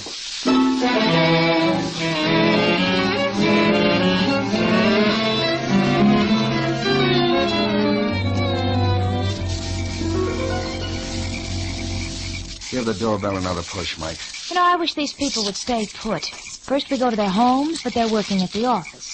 Now they're not at the office, they're home. Somebody's coming now. Yes? Oh, it's you again. Don't strain your enthusiasm, Mr. Russell. May we come in? Yes. Mr. Russell, we would like to talk to your sister. Anne? Oh, well, she's upstairs. Will you ask her to come down, please? Yes, if you'll go into the living room. Anne? Oh, Anne, will you come downstairs? May I ask what you people want? Oh, you'll hear it. Oh, by the way, sir, I believe your sister is treasurer of your company? He is. For how long? 6 or 7 years. How long was Janet Miley with your firm? Several years. She worked in the same department with Jack Holmes. Look here, I insist on knowing what this is about. Alfred? In here, Anne. Oh, so you're all back. Yes, these people say they want to talk to you, Anne. Phyllis, give me that check and note. Ready and waiting. Miss Russell, would you look at this note and check, please? So Janet gave them to you. What did she tell you? Right now, I'm more interested in what you told her. What was Janet to do for your $2,000? $2,000? And what's the meaning of this? I was merely trying to save you from yourself, brother dear. Save me? I've watched you for a long time, Alfred. What is... I saw the way you were mooning around Janet. I don't know what you're talking about. Oh, don't you? I know you proposed marriage to the girl.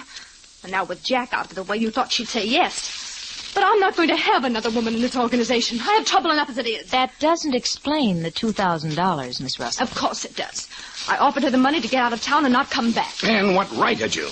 You're not running my life. Well, this puts a new slant on everything. Could be that Russell wanted Jack out of the way so he could have a clear track with Janet. Mm-hmm. The diamond robbery might have been conveniently arranged. That's a lie. If Miss Russell didn't want her brother to marry Janet, and the girl wouldn't buy off, then perhaps Big Sister thought of another way out. You mean the poison route, Phil? How dare you? You mustn't. I know some naughty names, too. Oh, surely, Mr. Shayne, you've got some brains. You don't believe such insane twaddle. Are you referring to my colleagues, Miss Russell, or to your story? No. It could be possible you and your brother Alfred have been putting on a little act for us. I'll answer that remark, Mr. Shayne, but right now you're wanted on the phone. What? Oh, thanks. Hello? Mr. Shayne, this is Bauer. Yeah? I've got to see you at once. What? Where are you? Listen, I have the real dope on the murder. Meet me at the old Dutch windmill in Golden Gate Park. What time? Let's see, it's just about 10 o'clock. Make it 10:30. And come alone. Don't tell anybody. Okay, Bauer. So it's Bauer. Where is he, Mike? Quiet, Inspector. Well, Mr. Russell, I think we'll be running along. If we have any more questions, we'll be back. I'm sure you will. No, please. Don't bother to see us to the door. Mike, where are we going? Golden Gate Park. Bauer wants to talk to us secretly. A great secret with somebody listening on the line. What? Who's listening? Miss Ann Russell on the extension phone right in the hall here.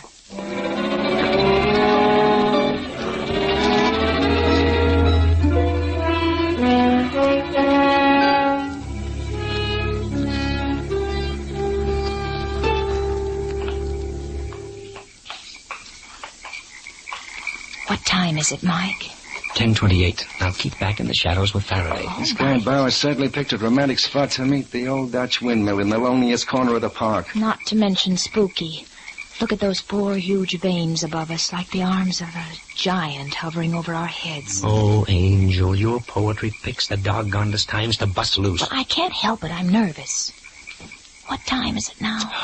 10:29. I don't know. This may be a trap. Bauer may be after you, Mike. I don't like anything about that bird. I don't like anything about tonight, period. Psst. I see a light through the bushes. Car's coming around the turn. Got your gun, Mike? I'm all set. Now keep back in the shadows. This sounds like he's driving fast. What was that? Sounded like a gun. Why, Grandma Faraday, your nerves. Here he comes. Mike, he's passing you. Mike? Hey, Bauer! Bauer! He's skidding.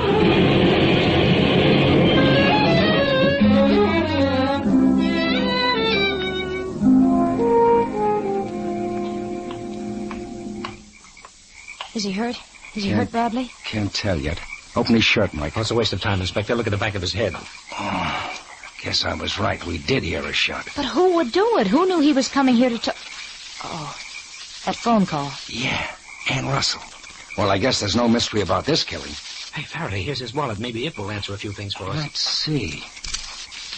Well, what is it? What is it? I'm old enough to be told. Mr. Bauer wasn't any ordinary secretary. He was an insurance detective. Planted in that office to find the missing diamonds. Well, then maybe he ransacked Janet's apartment. Yes, he did. It says so here in his pocket notebook. Searched girl's room, no evidence, no jewels. Janet went in to see Phillips. Something's up. Took her to bar. Told me to check on mistake. 12:15. 12:15. Mike, remember? Huh? Janet tried to tell us something about that. 12:15. That was when Jack was picked up by the taxi driver. Yes, according to the clock in the drugstore window. Inspector, let's telephone the coroner and then... Then what? Go take a good look at that clock.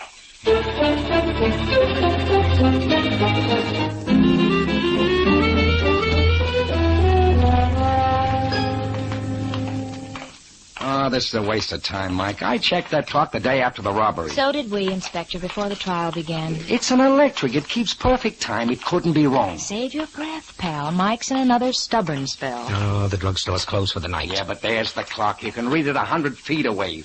Neon hands, neon numerals. It says 11:10. What time have you got, Faraday? 11:10. Now are you satisfied? Jack came out of the jewelry place 2 doors north of the drugstore. The taxi picked him up. The driver saw the clock in the window. The window! What are you staring at, Mike? The grocery store over there. Inspector, call a cab and get the driver who picked up Jack Holmes.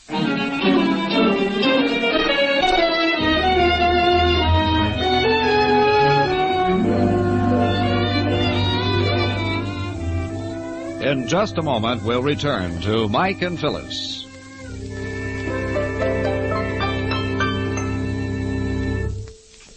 A few minutes ago, we mentioned some of the advantages of Union Oil's spark plug service. As a featured part of this service, the Minutemen also inspect your ignition cables. These cables are the small, fine wires which deliver electricity to the spark plugs. Normally, they give little trouble. But if anything happens to them, if they get broken or frayed, or if the insulation is damaged, even brand new spark plugs won't help your driving. In other words, a faulty ignition cable will leak electricity. And by the time the charge gets to the spark plug, there isn't enough juice left for the rich, full spark needed for complete combustion. So for a careful check and double check on your car's firepower, have a Union Oil Minuteman service your spark plugs and ignition cables. You'll get honest, accurate work, and you'll notice the increased power and snap from your engine as soon as you drive away. You'll find Union Oil Minutemen ready to serve you wherever you see the sign of the big orange and blue 76.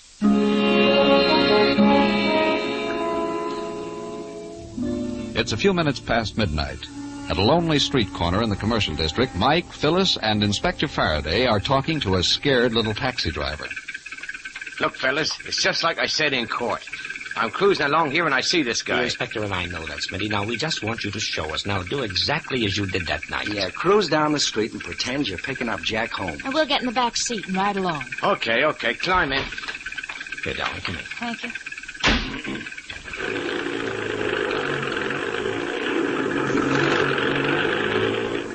I turns this corner here, see? And I moseying along when I spots him crossing the street. He waves at me, so I slows down. I stops right about here. Jack was standing in the middle of the street. You opened the door. Which one? The right one. He climbs in and gives me the address. Well, go ahead. Open the door, Smitty. See, ain't you got no imagination? Now, Smitty, when did you see the clock? Right now, when I leans over to close the door. Everybody's in the window, see?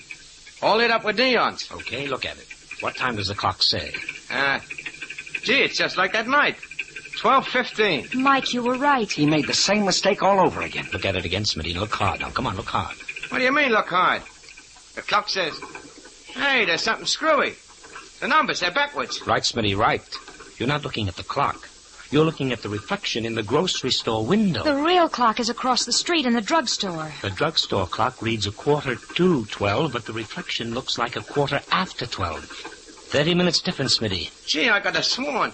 Say, I did swear. You ain't gonna pinch me, are you? No, Smitty. Now, are you willing to do something for us? Me? Yeah, sure. Anything, fellas. All right. We're going to pick up 3 passengers, and one of them is the murderer.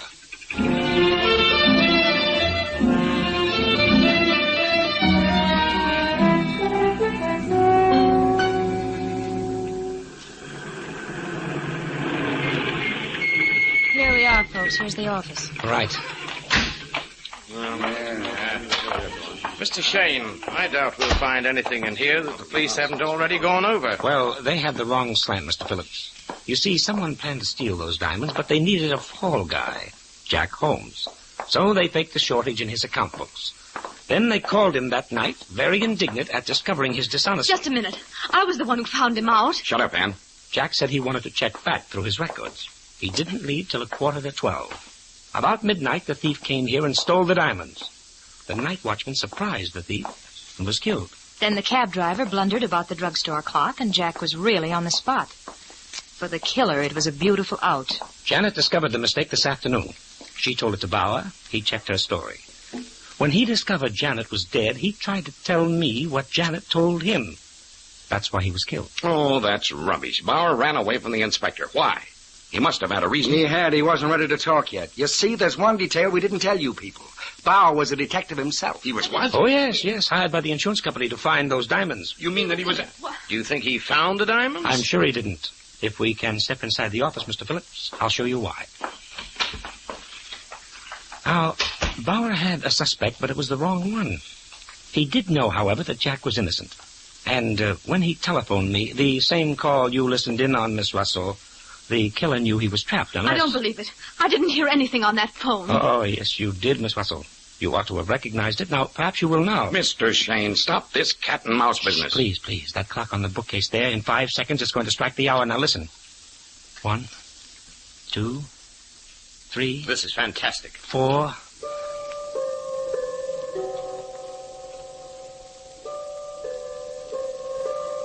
Well, distinctive chimes, aren't they? This is the same clock I heard strike while I was talking to Bauer on the phone. He called from this very room. There was only one man who knew where I was, who could tell Bauer where to phone me. Mr. Phillips. Me? You're insane. Am I? Bauer told you Jack was innocent. You sat there in your chair and heard him say to meet me at the old Dutch windmill at 10:30. So you killed him. He trusted the wrong person, just as Janet did. She came to you, told you about the drugstore clock. You had to stop her tongue. You poured her a drink from this water jug on your desk with poison in the glass. You anything to say to that, Mr. Phillips? No, nothing. I thought not. All right, Inspector.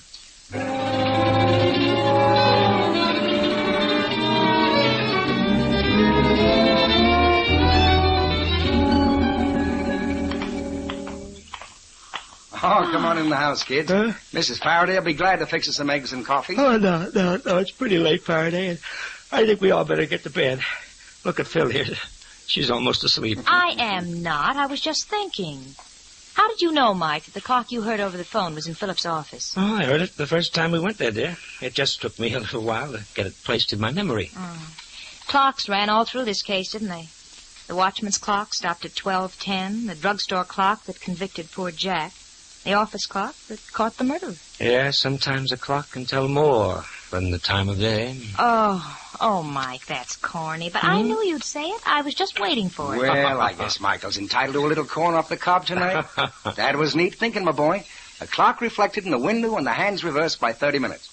Doubt if I'd have thought of it myself. Oh, Faraday, please, Mike's ego. Huh? Besides, I think I know why he's so leery of clocks lately. Oh, now listen here, honey, if you mean Go yesterday, on, please. Phil, let's have it. Well, Mike had a date with me for 6 o'clock, and he was an hour late. No, Angel, please, and no. guess what his alibi was? What? He thought he saw a clock that said 5 p.m. It was a grocery scale with 5 pounds of potatoes in it.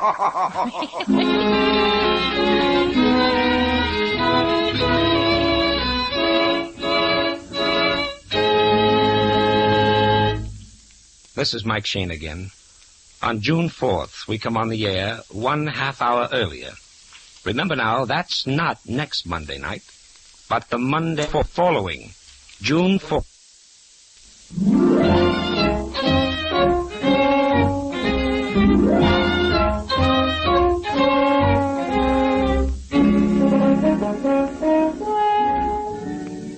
Tune in again next week at 8:30 for another adventure with Michael Shayne, Private Detective, starring Wally Mayer and Kathy Lewis, with Joe Forte as Inspector Faraday. Tonight's story was written by Richard DeGraff and based on the character created by Brett Halliday. Music was composed and directed by Bernard Katz. This is John Lang saying goodnight for the people who make 76 gasoline and Triton Motor Oil, Union Oil Company. This is the Mutual Don Lee Broadcasting System.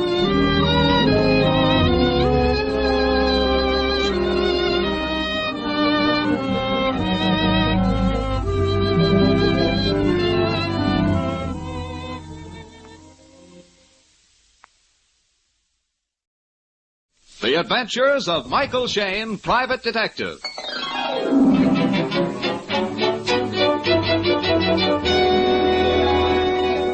The people who make 76 gasoline and Triton Motor Oil, Union Oil Company, present The Adventures of Michael Shayne, Private Detective, starring Wally Mayer and Kathy Lewis.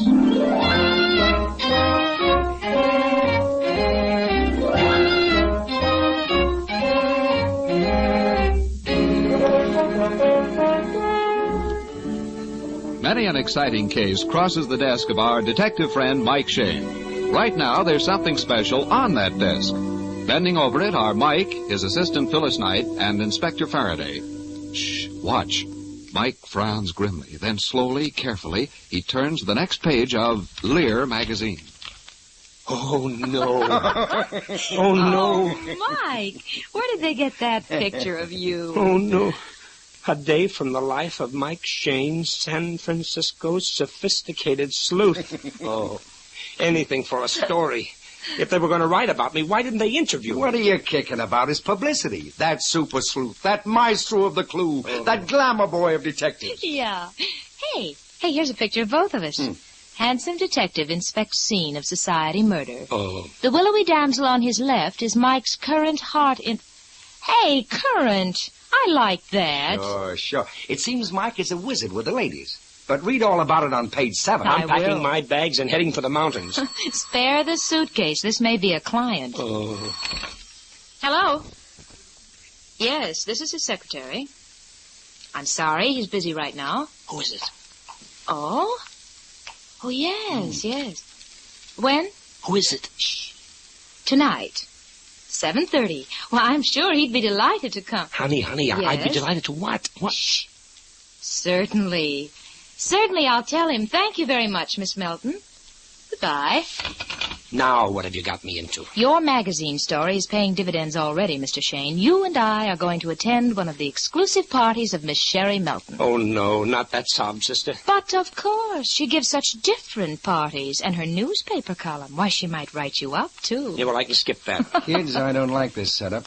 I don't like it at all. You can say that again. No, Mike, you don't understand. I'm invited to the same party. You? Huh? Yeah, she called me up.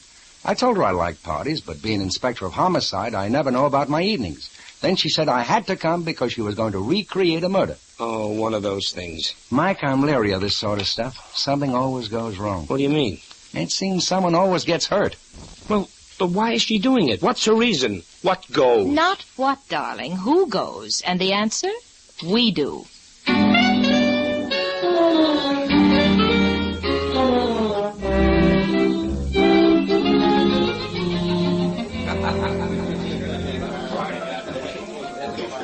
Say, you know something? This is a real party, and it's such an attractive house. Don't you think so, huh, Mike? My collar's too tight. I told you I can't wear a tuxedo. I feel like a pallbearer. Mr. Shayne. Why, you're much handsomer than in that magazine. You should wear a tuxedo on every case. Miss Melton, this is my... well, this is Miss Phyllis Knight. How do you do, Miss Melton? Oh, yes, yes. Well, come on into the lounge. I want you to meet everybody. You know, the party tonight is just a mad inspiration. The other day I was having lunch with Freddie. Oh, you know Freddie, the senator from Kansas or Florida or someplace. And I said, darling, I'm going to give a party and... Oh, wait, here's a man I want you to meet. Sherwood. Yes, my little butterball. Miss Knight, this is Sherwood Armstrong. Oh, the mystery story writer. How do you do? Rather bored up to this moment, but now I see possibility. Sherwood, before you ask her out onto the balcony to talk over story ideas, you better check with Mr. Shayne here. I'm glad to know you, Mr. Armstrong. Wish I could say the same, sir. I've always admired your ability, and now your good taste. Oh, go away with you, you wretch. I want these people to meet somebody really important. Well, I'll be back. Oh, there's our man, the one with the big glasses and bushy hair. Dr. Kaler. Yes? Dr. Kaler, Michael Shayne, and Miss Phyllis Knight. How do you do? How do you do, madam? Mr. Shayne. Dr. Kaler studied psychology in Vienna, and he writes all those fascinating books on dreams and why people commit murder. Oh, Miss Melton, please. Of course, we've all heard of you, Doctor. One of our best criminologists. Mike, you must read some of his books. Yes, I must. Sherry, may I see you a moment, please? Oh, Ray, I almost forgot you. Ray and I used to work on the same newspaper in Chicago. Look, darling, I want you to meet a publisher. Dr. Kaler, I'd love to read some of your books. You must tell me which one to start on first. You are very kind, madam, but I'm afraid you would find them very technical and perhaps dull. Oh, no. If I can't understand what you mean, I'll ask Mike to explain it to me. He's a wonderful student, you know. You should see his library. You really should, Doctor. Huh? He's got a complete file of Esquire. Faraday. Well, I was wondering where you were. Oh, get you. Tuxedo and patent leather shoes. By the way, Doctor, how are you coming with that next book? Very well indeed, thank you. Well, then you two know each other. Oh, sure. Dr. Kaler's helped me out with several cases. Now, jealous, are you? Oh, of course I'm not. Hey, wait a minute. Miss Melton's trying to say something. We are now going to have a buffet supper. After that, I have a surprise for you. I won't tell you what it is, but I'll give you a hint. It's murder.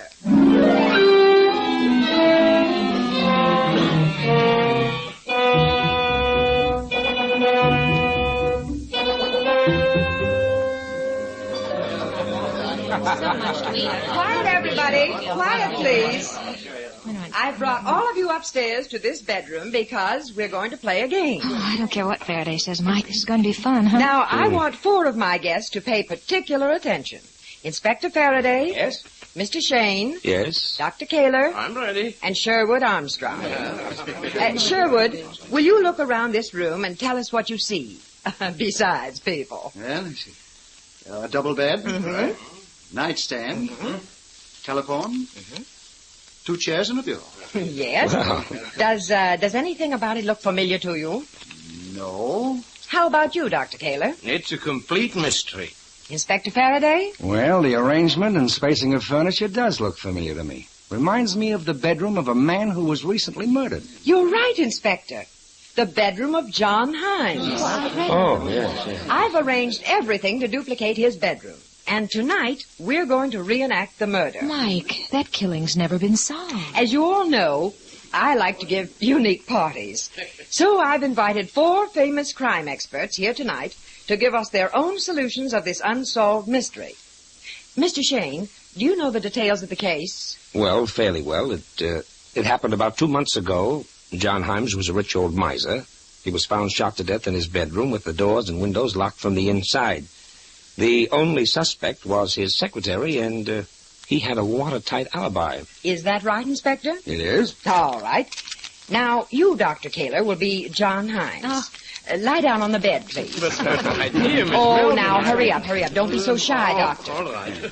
And you, Sherwood, you will be the killer. Stand outside the door till we call you. This is very exciting. Yes. Now, as Inspector Faraday tells us what happened that night, Dr. Kaler and Sherwood will act it out for us.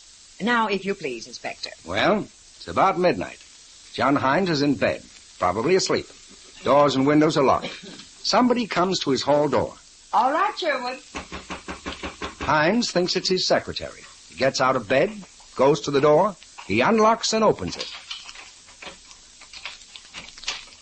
The killer enters. At first, there's no struggle, no outcry. Oh, careful, Dr. Kaler. Put on your glasses. You can't see where you're going. Of course not, madam. Neither could Mr. Holmes. If he had worn his glasses, he would have seen it was not his secretary. Correct, Doctor.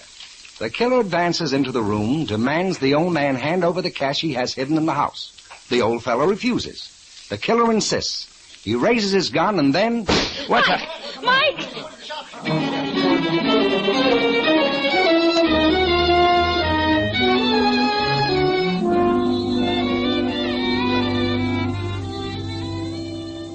We'll return to the adventures of Michael Shayne and Phyllis Knight in just a moment. Simply because your automobile engine is rated at a certain horsepower doesn't mean it's delivering that rate. Worn or burned out spark plugs, for example, can actually cut down the horsepower of your engine even at full throttle. You see, high compression engines demand complete instant firing. If any of your spark plugs are worn or improperly adjusted, you get a weak sputtering fire which fails to ignite all the gasoline. So serious is this loss that engineering tests prove faulty spark plugs can waste 1 tankful of gasoline out of every 10. So, friends, if you're not absolutely certain your spark plugs are firing properly, why not play safe and have your Union Oil Minuteman check them? The performance of each separate plug is accurately measured on a scientific tester, and you can see the results for yourself. If your plugs are dirty, the Minuteman will clean and adjust them to the proper setting. If they're burned or worn out, he can furnish you with a new set. Union Oil spark plug service takes but a few minutes and costs but a few cents, a cost you'll soon save in extra mileage. You'll find Union Oil Minutemen ready to serve you wherever you see the sign of the big orange and blue 76. And remember, next Monday night, Michael Shayne comes to you 1/2 hour earlier, 8 o'clock instead of 8:30. An unsolved murder is being reenacted at Sherry Melton's society party. Suddenly, at the very climax of the scene... Mike!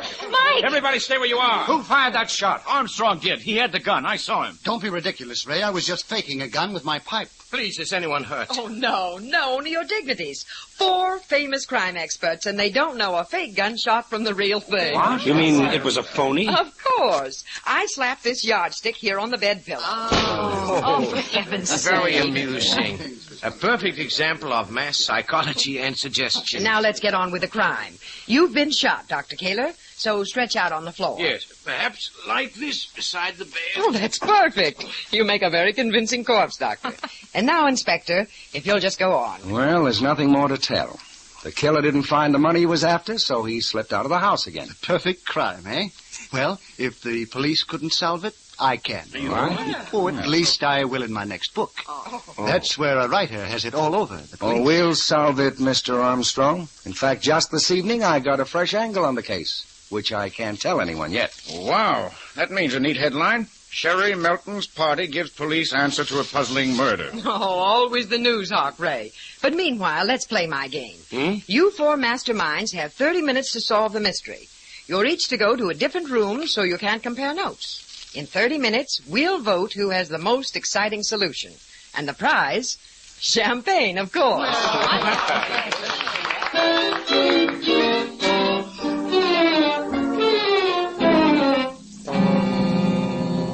Hurry up, Mike. We've got just 10 minutes to go. Oh, honey, of all the dimwit stunts, this is it. Come on. We can spend all night dreaming up solutions, but none of them will be right. Crimes aren't solved by slapstick. It's just a game. Oh. Think up something really dramatic. I want you to be brilliant tonight, Mike. We've got a famous criminologist and a mystery story writer. Show 'em what we can do. Oh, we? What was that? Huh? Mike, what was that? Sounded like outside. Come on, come on. Mike, it's an accident or something outdoors. Let's go. I'm coming too. Well, it can't be an auto smash-up. There's nothing on the street. Oh, sounded closer to the house. Anyway, maybe here on the grounds. Can I help, gentlemen? I don't know, Doctor. We got to search the garden. I got a flashlight in my car. So have I, Inspector. I'll get it. Okay, let's spread out. Search both sides of the house. Right, I'll take the left wing here. No, Angel, not you. But, Mike, I want to. No, you're not going to prowl around through bushes in the dark. Now, go on, beat it. Oh, all right, you old worrywart.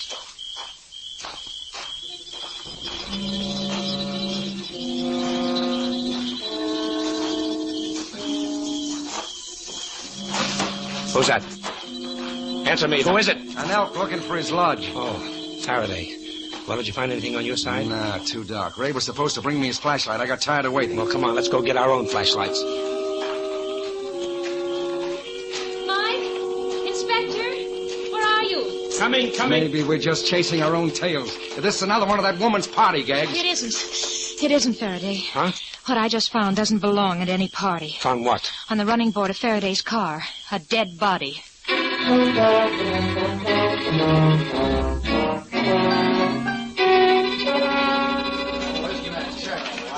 Stand back, everybody. We can't see what we're doing.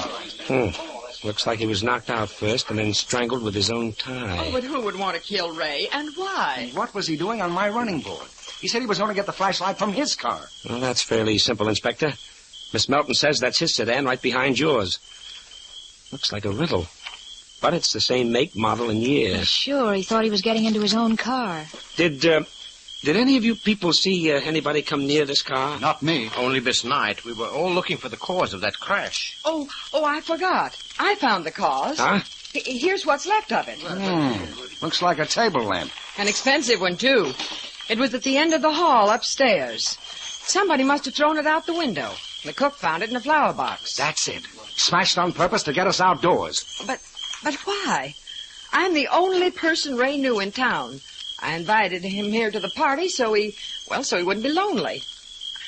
I invited him to his death. No one saw the killer. No one has a motive. Where do we go from here? First off to the telephone. I got to call headquarters. Just a minute, Inspector. Phil, stay here and see that nobody touches the body. All right, Mike. Now, Faraday, what is it you know about the murder of John Himes? What is it the killer's afraid of? Huh? I don't get you, Mike. Did you take a good look at Ray Rogers' body just now? Of course. No, you didn't. Not a good look. Ray Rogers was just about your height. He had the same stooped shoulders, same gray hair. Holy jumping. And he was getting into my car. Exactly. Somebody made a mistake, Inspector. Somebody wants to kill you.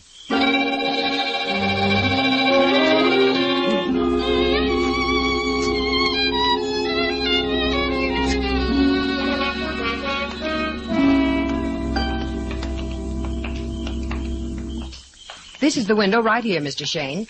You can see it's still raised. Mm-hmm. The lamp fell into the flower box on the ground floor. Yeah, but it's so smashed up. And you've handled it. I guess fingerprints are out. But we know that the killer was here on the second floor. Miss Melton, can you place everybody at the moment you heard the crash? Why, I was in my bedroom fixing my hair. And where is your bedroom? Through this door here. Oh, but Sherwood, you were in the room across the hall. Take it easy, Sherry. You put me in there because of the contest. I was cooking up a solution for the murder. Of John Himes. Well, how about you, Dr. Kaler? You were in the next bedroom down the hall. I cannot oblige, madam. I also was deep in thought. Well, I guess no one saw the man then. The inspector and Mr. Shayne were downstairs, so were all the other guests. As a writer of murder thrillers, I'd say the man came here with no idea of killing.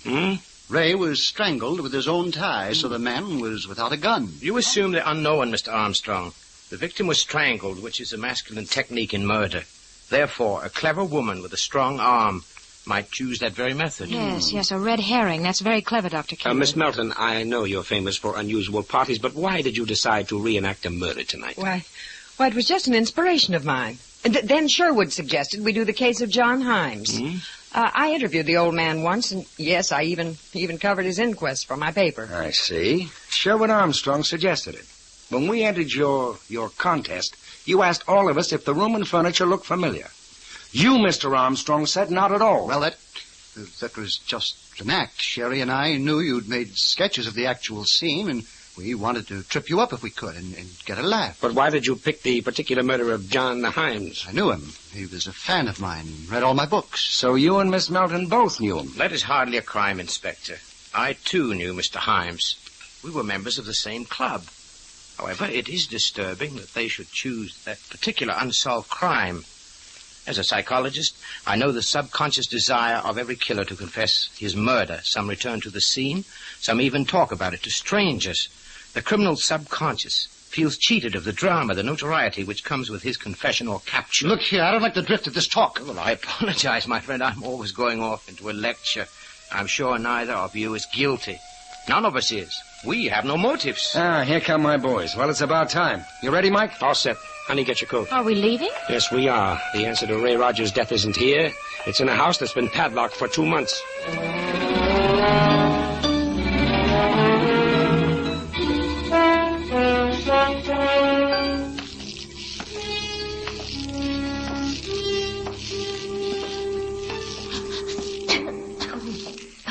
Place is dusty. Did you expect John Himes' ghost to meet us with a vacuum cleaner? If I remember right, this is the bedroom. Yeah, it is. We left everything in place. Nothing's been changed. The old guy was a miser, all right. Not enough furniture for a dollhouse. Inspector, you told us tonight you had a new idea about this case. What was it? That's the blood stain over there, Mike, in front of the telephone stand. Inspector, what was it? Maybe it's our solution. Don't bother him, honey. Hey, there's the print of a shoe here on the edge of the blood. Yeah. The killer made it.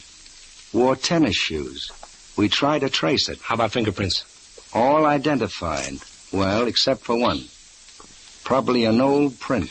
Maybe some visitors. Couldn't match it up with our files anyway. You said his secretary lived with Himes. You sure of his alibi? Positive, Phil. Nice young fella. He got a phone call in the afternoon that his uncle was dying down at Carmel. He got to Carmel in the evening, and it turned out to be a fake call. The murderer just wanted him out of the way. Well, he could have sneaked back that night and... No, he had witnesses. In fact, he telephoned long distance about midnight to tell Himes he'd be back in the morning. Yeah, I remember it now. The operator said somebody answered the phone but didn't say a word. Just hung up. Yeah. We figured the murderer picked up the receiver to hear who was calling. He cleaned the receiver afterwards and put it back. That's when he stepped in the blood. It doesn't add up, though, Inspector. There's only one shoe print. Now, he couldn't possibly stand here and reach over to the phone on that table. It's too far. Well, does it matter? Wait a minute. Let me try something. If I put one foot on the blood stain here and then my knee on this chair, I can... Yeah. Now I can reach it. Say, come to think of it, that's where we found the stray fingerprints. Right where you got your hands right now, on the back of that chair. Okay, now we're clipping coupons. That fingerprint belongs to the killer of John Himes and Ray Rogers. All right, but whose print is it? The inspector doesn't know. Well, we'd better know, and in a hurry. The murderer tried to get Faraday once tonight. He'll try again, and the next time, who knows?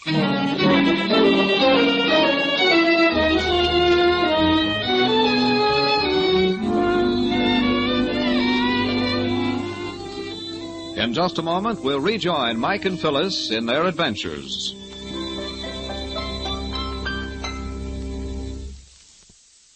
A few minutes ago, we mentioned some of the advantages of Union Oil's spark plug service. Now, as a featured part of this service, the Minutemen will also inspect your ignition cables. These are the small, thin wires which deliver electricity to the spark plugs.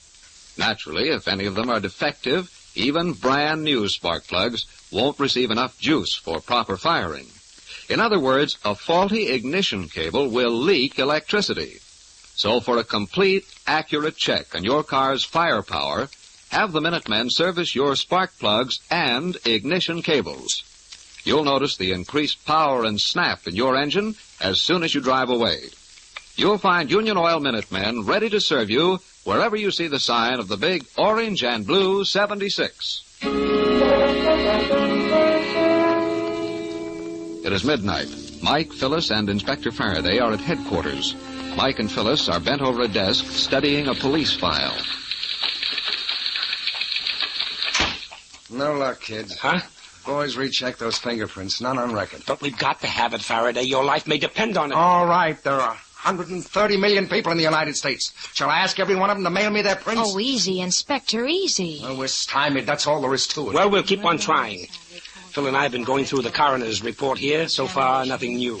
The bullet entered skull immediately below right ear. Death was almost instantaneous. Deceased fell to floor in position shown in photographs. The eyeglasses held in his left hand were crushed and embedded in his palm. In the opinion of the doctors... Hey, wait a minute, hold it. What was Himes doing with the eyeglass? That's why he mistook the killer for his own secretary. Why do we have to assume that? Why not the opposite? Opposite? What do you mean? Well, perhaps Himes was taking his glasses off. So what? Does it make any difference? Does it make any difference? Look, Faraday, look. All we need to get this killer are three things. A pair of tennis shoes, a set of fingerprints, and an address. That's all. And just sit down and write ourselves a letter to Santa Claus. No. We'll get the fingerprints from the police files. But we just looked. Not everywhere, Inspector. We'll get the address from the phone book and the tennis shoes at that address. Well,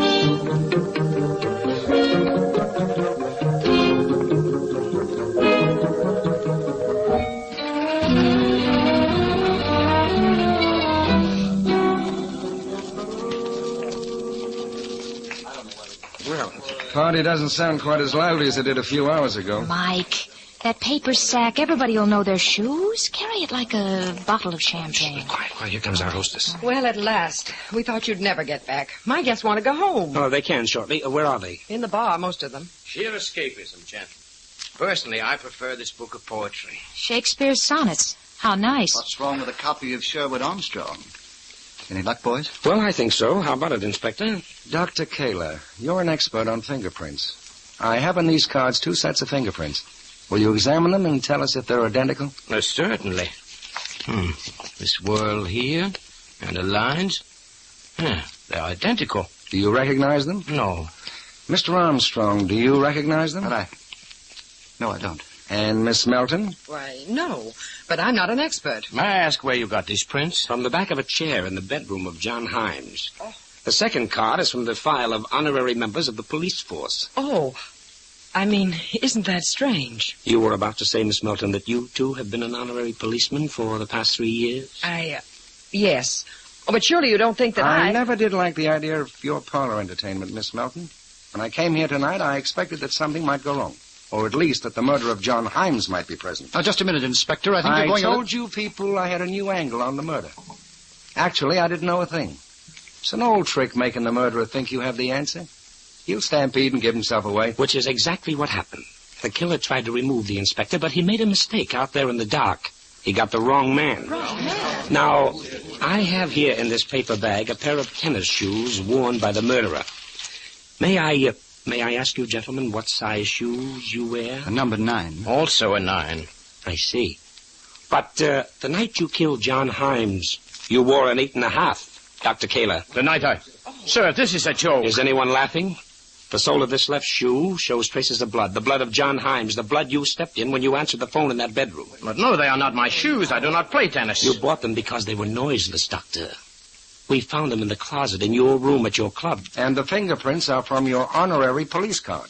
You convicted yourself, Doctor. When you reenacted the crime, you pointed out to us that Himes mistook the visitor for his own secretary because he hadn't put on his glasses. The crime was so vivid in your memory that you unconsciously repeated it to the last detail. Your own subconscious was what trapped you, Doctor.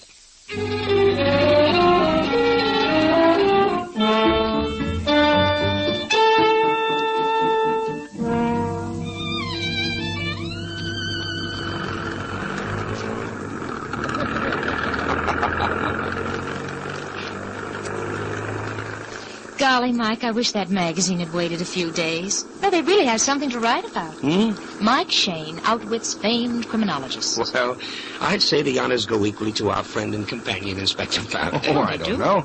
But all I did was to smoke him out with a big Wiseack. No, it gets me, kids, is why Kaler did it. He hardly knew John Himes. He had no motive. He told us the motive, honey. His own vanity. The great criminologist commits the perfect crime. It's like a case out of the last book he published. Mike Shayne, you didn't tell me you'd read any of his books. Every one of them, honey. And I can show you a book at my apartment he wrote back in 1937, and on one of the pages I scribbled, "Someday this man's going to commit a murder." Oh, and I thought I was the only one who suspected him. What? Oh, now look, Angel. Why, you were draped on Kaler's arm all evening. Why, Dr. Kaler, how clever of you. Shakespeare's sonnets. How utterly wonderful. Oh, I was just playing up to him. I knew. Oh, you did? How? Mike Shayne, I suspect any man who parts his hair in the middle.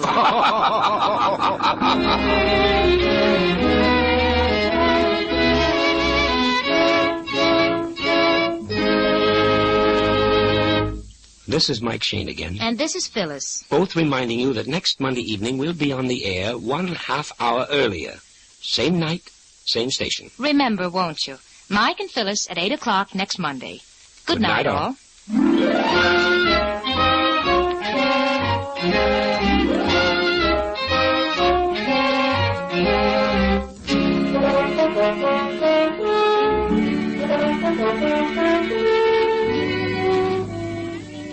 Tune in again next week at 8 o'clock for another adventure with Michael Shayne, Private Detective, starring Wally Mayer and Kathy Lewis, with Joe Forte as Inspector Faraday.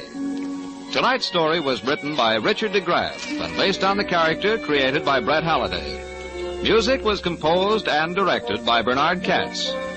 This is John Lang saying goodnight for the people who make 76 gasoline and Triton Motor Oil, Union Oil Company.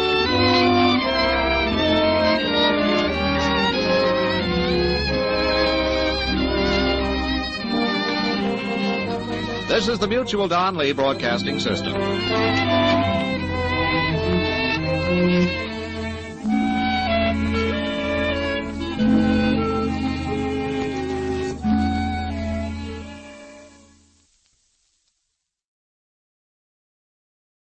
The Adventures of Michael Shayne, Private Detective.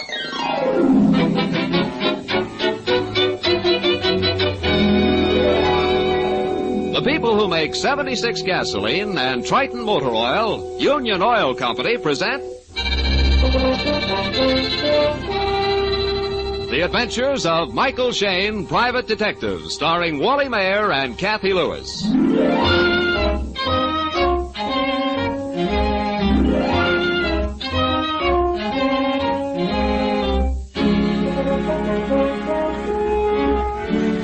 The official slogan of San Francisco goes like this: the city that knows how. The slogan of San Francisco's favorite detective might well be, the man who knows who done it. This evening, Mike Shayne and his assistant Phyllis Knight have put work behind them. They're about to leave their office in the Rust Building to meet their old friends, Inspector and Mrs. Faraday, for an evening at the movies. Hey, hurry it up, Phil, honey, will you? Stop primping and fussing. They'll be waiting for us. Just a second. Golly, you know it'll be fun to see Mrs. Faraday again. It's weeks since I've heard any of her Irish stories. Yeah, gosh, it's been weeks, months since Faraday and I managed the same evening off. I must be taking a holiday in our town. Yeah. All set, Mike. How does my hat look? Screwy as ever. And the face below it? Beautiful as ever. Oh, Mike. Oh, pretend we didn't hear it. Come on, Mike. Don't worry. It's not a client. It's after hours. Hello? Mike, it's off. I can't go. Oh, now, Faraday. That's how I feel, too. But this is something special. Federal Judge Stanton has just been murdered. Holy jumping. Come down to headquarters, Mike. I'm afraid this is more than straight murder. What do you mean? I'm not sure myself. Just get down here.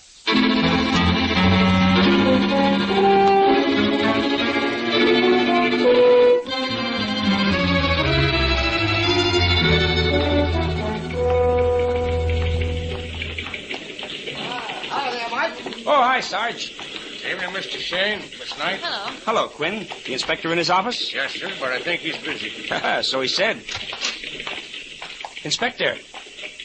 Hey. Mike, Phyllis, come in. Come in. Well, you look all frazzled, Inspector. I am, Phil. I'm worried. Plenty worried. Well, come on. Give with the details. When was Judge Stanton murdered? Less than an hour ago, near as we can tell. I just got back from his house. But first, Mike, take a look at these fingerprint cards on my desk. Mm-hmm. Fingerprints found at robbery, Jackson Street, night of the 17th. And this one. Housebreaking, Van Ness Avenue, night of the 21st. And two more. But they're burglaries, Inspector. What's the tie-up with Judge Stanton? The judge was shot, Phil, but his house was robbed, too. I got an ugly feeling that the fingerprints we found at his place are... Oh, that's it now. Yes? We checked the fingerprints, Inspector. They belong to Victor Ratner. You're sure of it? Yes, sir. Positive. Okay, that's all. I was afraid of that. Huh? These fingerprints you just looked at, Mike, they belong to Victor Ratner, too. Well, what's the matter with that? Don't they identify the killer? Yeah, they do. But these burglaries took place last month. Ratner was released from the penitentiary only 2 days ago. What? It's impossible. That's what we said. 2 years ago, Victor Ratner was sent to the pen for embezzlement, a 15-year rep. The proof was his fingerprints found in a safe. Then the last couple of weeks came 4 robberies. Victor Ratner's fingerprints at every one of them. While he's still in the state penitentiary? Yeah, he was pardoned, Phil. Wrongful conviction. Now this murder and his fingerprints again. Well, I thought no two people in the world had the same prints. That's the point. If 2 men can have the same fingerprints, our whole criminal procedure sails right out of this window right now.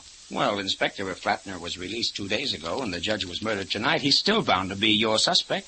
Haul him in and make him prove his whereabouts at the time of the killing. I've already ordered him to be picked up. Meanwhile, I got to go back to the judges and finish the examination. You kids like to come along? Oh, of course. Where the bloodhounds go, we follow.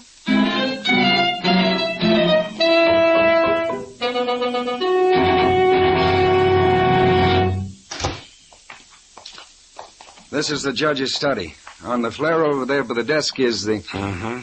Covered over with a sheet. Yeah. Hey, the desk drawers are all pulled out, Mike. The killer must have been looking for something. Yeah, the judge's wife said he didn't keep any valuables in here, and yet... Where did you find Ratner's fingerprints? On the broken glass from the terrace door. Here it is on my desk, Mike. Exhibit number 8. Hey, this door must have been locked at the time. You broke a pane of the glass, reached inside, and turned the key, huh? Yeah, but he was careful to wipe off the key afterwards. If he hadn't touched the glass, we wouldn't have a clue. Well, this doesn't look like the work of a professional housebreaker to me, Inspector. All he had to do was use a little pressure, and the door would have come open anyway. Yeah, he used the same system at each house. Smashed a window or a door, then in. Say, wait a minute. I remember reading something in the paper about Ratner's conviction. Wasn't he an attorney? Yeah, a lawyer for a loan company. He got a hold of the combination of their safe somehow and made off with almost $100,000. Did they get the money back? Not a nickel. Then this doesn't make sense at all. If he's got the dough stashed away somewhere, he wouldn't go in for penny ante robberies now. Could all those burglaries be just a red herring, Mike? You know, a build-up, so we'd think tonight was just another theft with a killing on the side. You're forgetting the main point, Angel. Ratner was safely put away in mothballs until the day before yesterday. How did his fingerprints turn up at robberies 3 weeks before he was released? Yeah, that's a mystery good enough to bind in 3/4 Morocco. Inspector. Yes, Sergeant. We just got a call from headquarters. The boys can't find Ratner anywhere. Not at his house, huh? No. Better get a hold of his attorney. Yeah, they've done that, sir. He says he hasn't seen Ratner since the day he got the pardon for him. What do you say to that, Mike? Well, he's probably hiding out. We'd better get on his trail fast while it's still warm. Fine, if we only knew where to start. We do. Huh?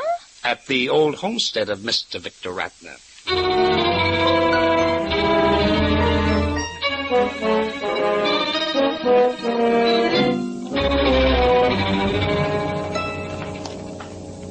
Find anything in the bedroom, Mike? Oh, a couple of suitcases. I can't tell whether Ratner was packing or unpacking them. No food in the kitchen. Guess he didn't plan to tarry long. I searched his desk. All his papers date back 2 years or more. Looks like we're out of luck. Yeah. Say, honey, do you mind turning off the kitchen light? Oh, yeah, I'll get it. Mike, maybe we'll have to play a waiting game. If Ratner tries to skip town, we can nab him at the depot or airport. Oh, pretty slim chance, Inspector. He'll probably hit the highway. Mike? Inspector, Yeah? come here. Coming. Something? Yeah, this door here. Just now I noticed dirt trailing away from it. And look. Hey, a stairway. Must be a basement. Where's the light switch? Oh. Now, watch your step, Angel. Those high heels. Yeah, I will. It's a big basement. Brick floor, cupboards and shelves around the walls. half an inch of dust and dirt on everything. Except the seat of this chair. Yeah, and look, it's placed right below these cupboards. Ratner climbed up to get something out. Well, let's have a look. Uh-huh. Well, a couple of cameras, a tripod, glass plates, film packs, projector. The guy's a real shutterbug.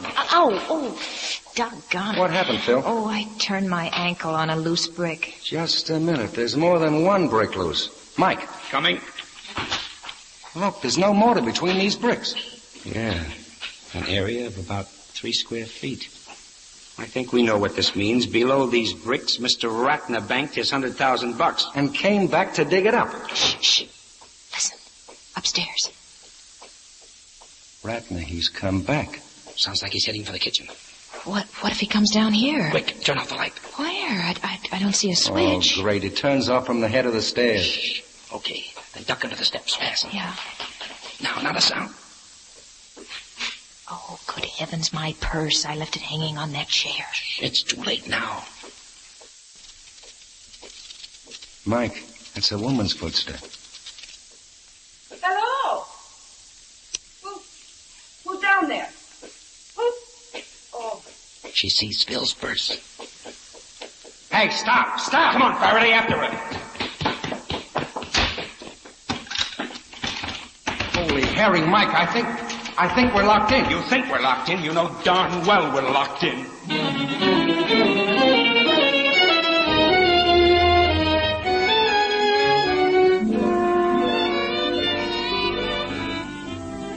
In just a moment, we'll return to the adventures of Michael Shayne.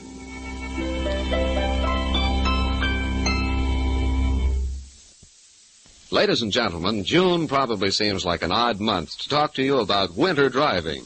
But many motorists are driving around right now with engines still filled with sludge from last winter. You see, cold weather means heavier moisture condensation inside your car's engine. And that means water gets into the crankcase where, with some oils, it forms thick, black, ropey sludge. Now, just draining the oil doesn't get rid of this sludge, because sludge is sticky and adheres to pistons, valves, crankshafts, and other parts. But your Union Oil Minuteman has a quick solution to this problem. He has a special solvent action flushing oil known as Cleanse Oil, which is guaranteed to cut sludge. After draining the old, dirty oil, the Minuteman pours in a generous amount of Cleanse Oil. When the engine is started, the Cleanse Oil is pumped automatically to every working part. Cleanse Oil is harmless to your engine, but its special solvent action cuts sludge instantly. Then, when the Cleanse Oil is drained, the sludge flushes out with it, leaving your engine clean as a whistle. And with a fresh supply of Triton Motor Oil, the low-carbon paraffin-based oil, you can be sure it will remain clean for a long time. So for smoother, more economical summer driving, just drive in wherever you see the sign of the big orange and blue 76 and ask for Union Oil Engine Flushing Service. Thank you. Mike, Phyllis, and Inspector Faraday find themselves locked in the basement of a strange house, thanks to an equally strange woman. Oh, this is no ordinary door. There's no dip to it. Well, maybe if both of you There's heaved an at easier it. way. We'll shoot the lock off. Stand back, Phil. Gladly. Ah, that did it. You gotta find that woman. Save your legs, Inspector. Just listen. Yeah. But who in the blazes was that woman? Some gal who has a key to his house. And I don't mean the cleaning woman. Say, what's the matter with me? My brains are smoke-dried and kippered. Huh? His ex-wife. Swell. If we can't find Mr. Ratner, his ex-wife will do. Where does she live, Inspector? Headquarters can tell us that. Vera. What's her name? Vera Miller. That was her maiden name. She may be using it again. Okay, Inspector. So let's find Vanishing Vera and see what she can tell us.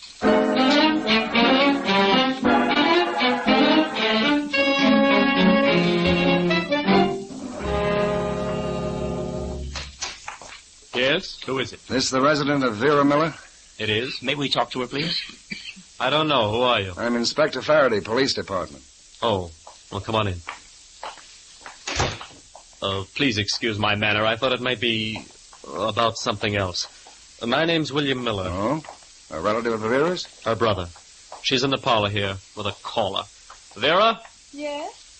these people want to see you. Inspector Faraday and... Mike Shayne and Phyllis Knight. And this is Mr. Johnson. Curran Anvil Johnson. I'm right glad to know y'all. Don't get up, please. Miss Miller, I believe you were once married to Mr. Victor Ratner.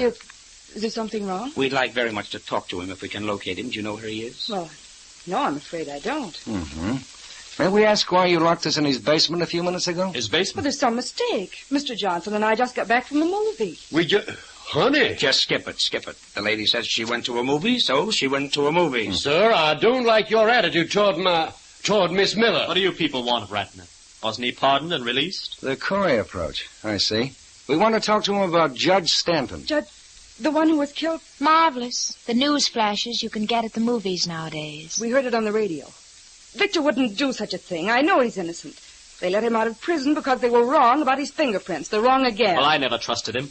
I wrote him while he was in prison that if he ever came near Vera again, I'd... Stop it, I can't stand it! Vera, honey, now wait a minute. I want to talk to you. Honey. On my way. Mr. Miller, you seem pretty burned up about Ratner. Perhaps you had a business deal with him once, huh? I wish they'd left him in prison for the rest of his natural life. Vera was a fool to marry him. And now she's heading for more trouble with this Texan. Oh, what's wrong with him? Why, she's known him only 2 months. His soft talk, a ranch in Texas. Mike. Yeah? Mike, I overheard Mr. Johnson ask her what she meant about going to the movies. He just got here ahead of us. She said she'd explain later, and then he asked what she wanted down in Ratner's basement. Y'all don't mind. I'll tell the story myself. I just wanted to know if Vera had seen Mr. Ratner since he was sprung from prison. I think a fiancé is entitled to know these things. Not to mention her brother. Inspector. Yeah, Mike. If you've asked all your questions, I think we can leave this family love fest. Yeah, I agree with you, Mike. It's been a pleasure to meet all of you. One final word, Mr. Miller. Miss Miller. It's a prison offense to shield a criminal or aid in his escape. You might think that over. Good night. You know, kids, I don't believe a thing we heard here. All right, it's the hammiest performance I've seen since Uncle Tom's Cabin. Still, there's a grain of truth in every lie. Bill Miller is awful anxious about Ratner and Sister Vera. And what was she doing in that basement? Well, what was she? That's what we're going to find out, Angel. Remember those loose bricks in the basement? Well, I'm afraid we're going to find more than money.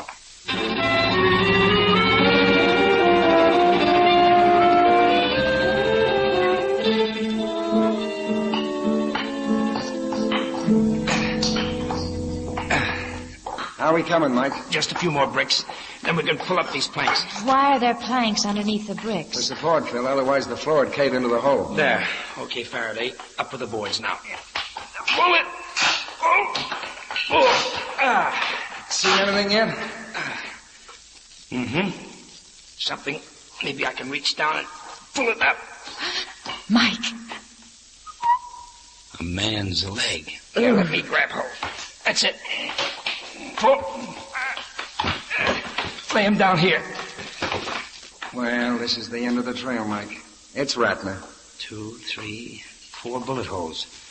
Wow, thorough job. But Judge Stanton was murdered only an hour and a half ago. Rentner couldn't have killed him. Not unless he committed suicide and buried himself under the bricks. I wonder how long he's been dead. There's a newspaper here in his coat pocket. Maybe that'll tell us something. Wow. The bullet went right through it. Evening paper. The date is night before last. He wouldn't carry an old newspaper in his pocket, Mike.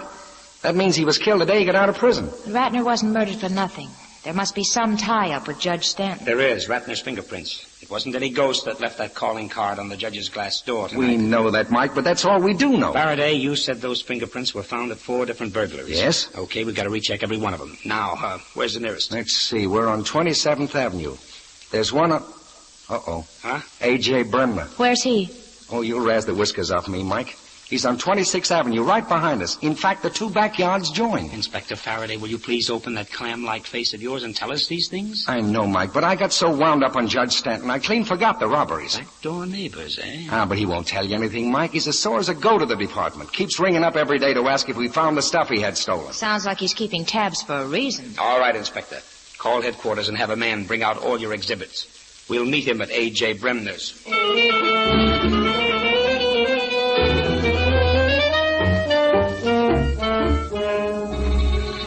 Now, please, Mr. Bremner. I've paid taxes in this city for 25 years, and what do I get for it? My house is robbed and the police do nothing. Nothing.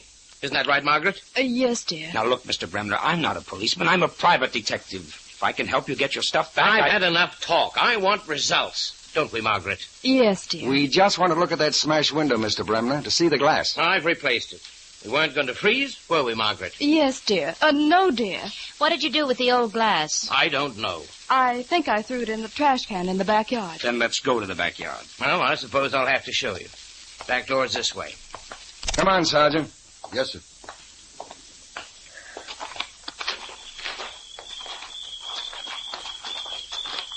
This way you put the glass, Margaret? Yes, dear. All right. Now, if we can pick out the glass. Oh, wait a minute. I'll hold the flashlight. Fine. By the way, how many years was that fellow Ratner sentenced to? 15 years.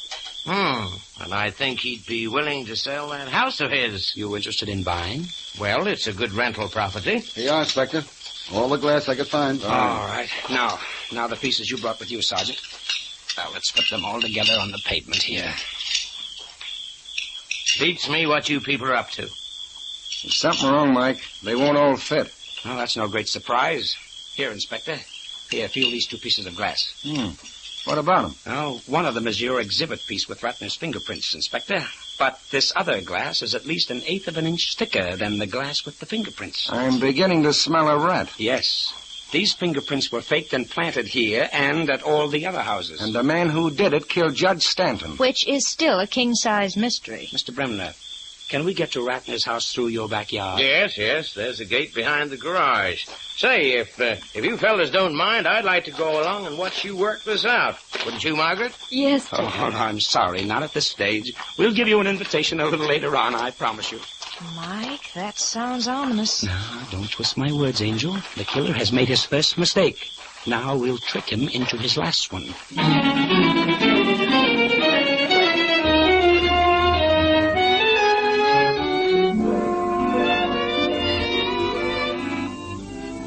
We'll return to Mike and Phil in just a moment.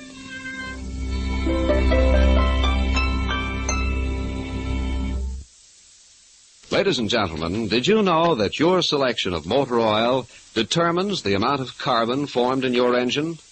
Yes, that's right. You see, nearly all carbon is caused by the lubricating oil, and not the gasoline, as so many people think. But some oils stand up better than others, resist oxidation better, and hence form less carbon. And by means of laboratory tests, motor oils may be measured as to the amount of carbon they will form.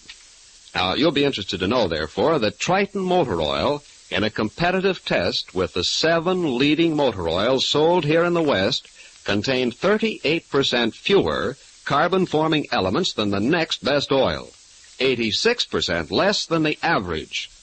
In other words, ladies and gentlemen, in addition to being a 100% pure paraffin-based lubricant, Triton Motor Oil very definitely gives you maximum protection against carbon. That means better mileage, fewer repair bills for your car. That's because Triton Motor Oil is made by an exclusive propane solvent refining process, a process so valuable that it's been patented by Union Oil Company. Remember, when you buy Triton Motor Oil for your car, you are buying less carbon. You can buy Triton Motor Oil at all Union Oil Minuteman stations. Just look for the sign of the big orange and blue 76. Thank you.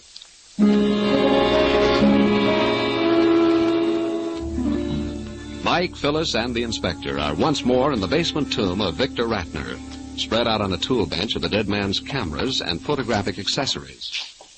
As you can see, Inspector, he's got 2 candid cameras here, as modern as he could buy 2 years ago. Yeah, darn expensive. Now, all his equipment fits these cameras except one item. This stack of old-style glass film plates. That's right, Mike. They're way too big. But maybe Ratner kept them for a purpose. Honey, take this plate and blow some dust across it. Okay. Now, here, Inspector. Yeah? You take another and do the same. Okay. That's it. Now, what do you see? Fingerprints. A whole set of them. As neat and clean as the files at headquarters. Yes, Inspector, yes. This is where Ratner's fingerprints have been coming from. Neatly stacked away down here, then planted in the smashed glass at every one of those robberies. Well, I'll bet you this is what Ratner had in mind. He was arrested because his fingerprints were found on a safe. So he built himself an alibi. He knew the state would probably release him if the same fingerprints turned up while he was in prison. Well, then he must have had help, Mike. Somebody to rob houses and scatter this glass for him. Aha, check. And the same person killed Judge Stanton tonight. He planted these fingerprints so we'd go looking for Ratner. And never find him because he was already dead and buried. Mike, what are you staring at? The body. Nobody knows Ratner is dead except us and the killer. Now, this may be a little ghoulish, but here. See this ring of Ratner's? Yeah. It's big and flashy and an odd design. Oh, don't put it on your finger. Oh, Mike. Now, we'll gather our suspects together. We'll meet at Judge Stanton's house. We'll have an innocent little talk. Doesn't matter what we say, so long as we keep the secret of Ratner's death. I get it. The killer will see you wearing his ring. Right. And what do you think will pass through his mind, knowing he left Ratner buried under a layer of bricks and 2-inch planks?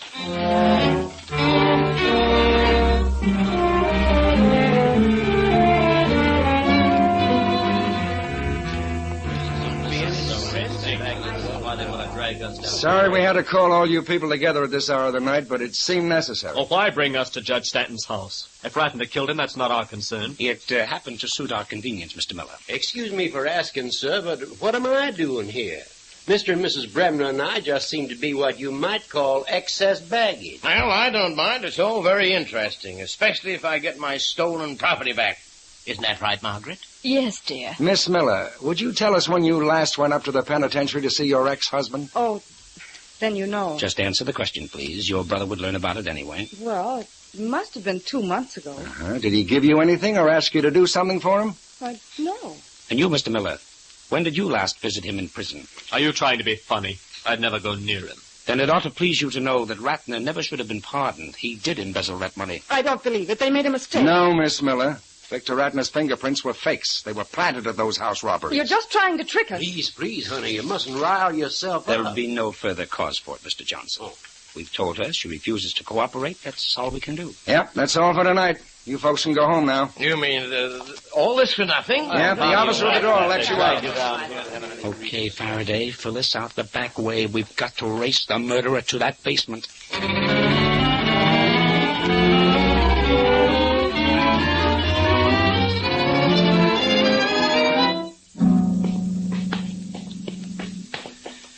Well, I hope this is the last time we have to climb down into this basement. I can feel the moss sprouting on my north side. Well, we'd better hide behind the staircase.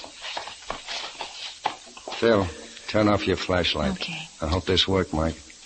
Nobody said a word about that ring you were wearing. They wouldn't, but I flashed it enough. You scratched your nose like you had the 7-year itch. He's got to come back. He's got to see if that body has been disturbed. You taking any bets on who shows up? I'll put my money on Vera and her brother. She locked us in this basement, remember? And Brother Bill, there's something awful fishy about him. Well, I'll risk $1 on Mr. Bremner, and yes, dear. He's too curious for me. I think you'll both lose your bets if I... Shh, the front door.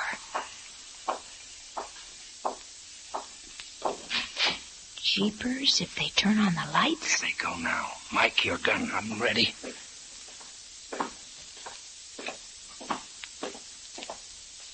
Put up your hands. Huh? Oh, you... Mike, look out! My hand. The next time it may not be your hand, Mr. Johnson. I don't know what this means. Don't you? You're the only one who knew Ratner was dead and where he was buried. Well, this is all wrong. No, Mr. Johnson, no. You are all wrong. And there's just one way to put it right. And you know what it is.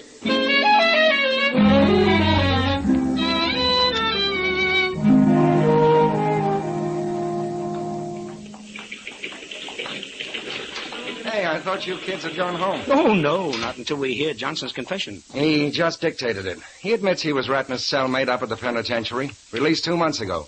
Ratner got him to do the robberies and worked the fingerprint deal with him. Well, what about Judge Stanton? It was revenge, Mike. Stanton was the judge who sent him up.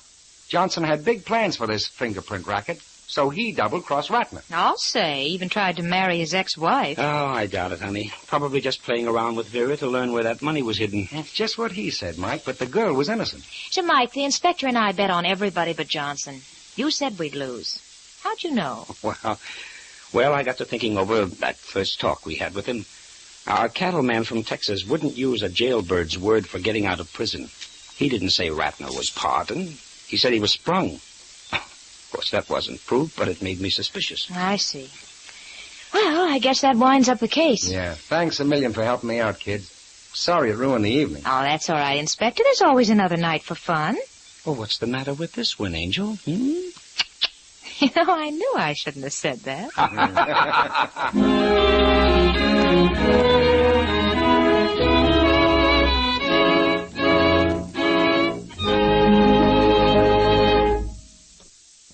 Ladies and gentlemen, the 7th War Loan will soon be over. We believe that you know the urgent reasons for buying extra war bonds, for making that extra effort to show how well we know here in the West that the war is still going on. This message is not an effort to sell you on buying extra war bonds. We don't believe there's an American alive who needs selling on the subject of war bonds. But we do want to remind you that the time to do your part in this renewed offensive is growing short. So if you've not already subscribed to the intensified war on Japan by buying bonds for the 7th War Loan Drive, please do so soon. Thank you.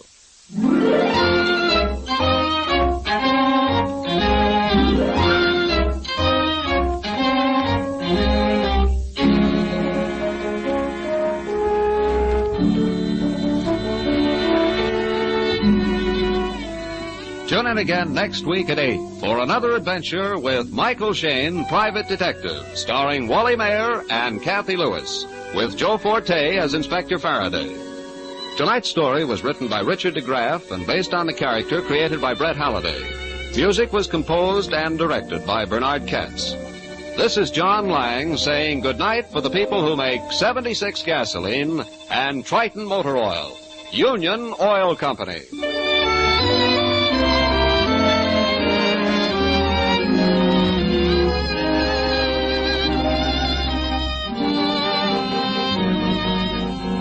This is the Mutual Don Lee Broadcasting System.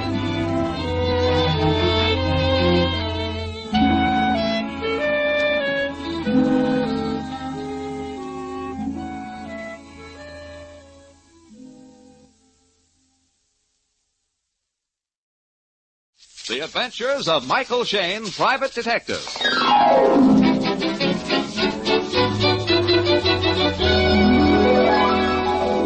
The people who make 76 gasoline and Triton Motor Oil, Union Oil Company, present The Adventures of Michael Shayne, Private Detective, starring Wally Mayer and Kathy Lewis.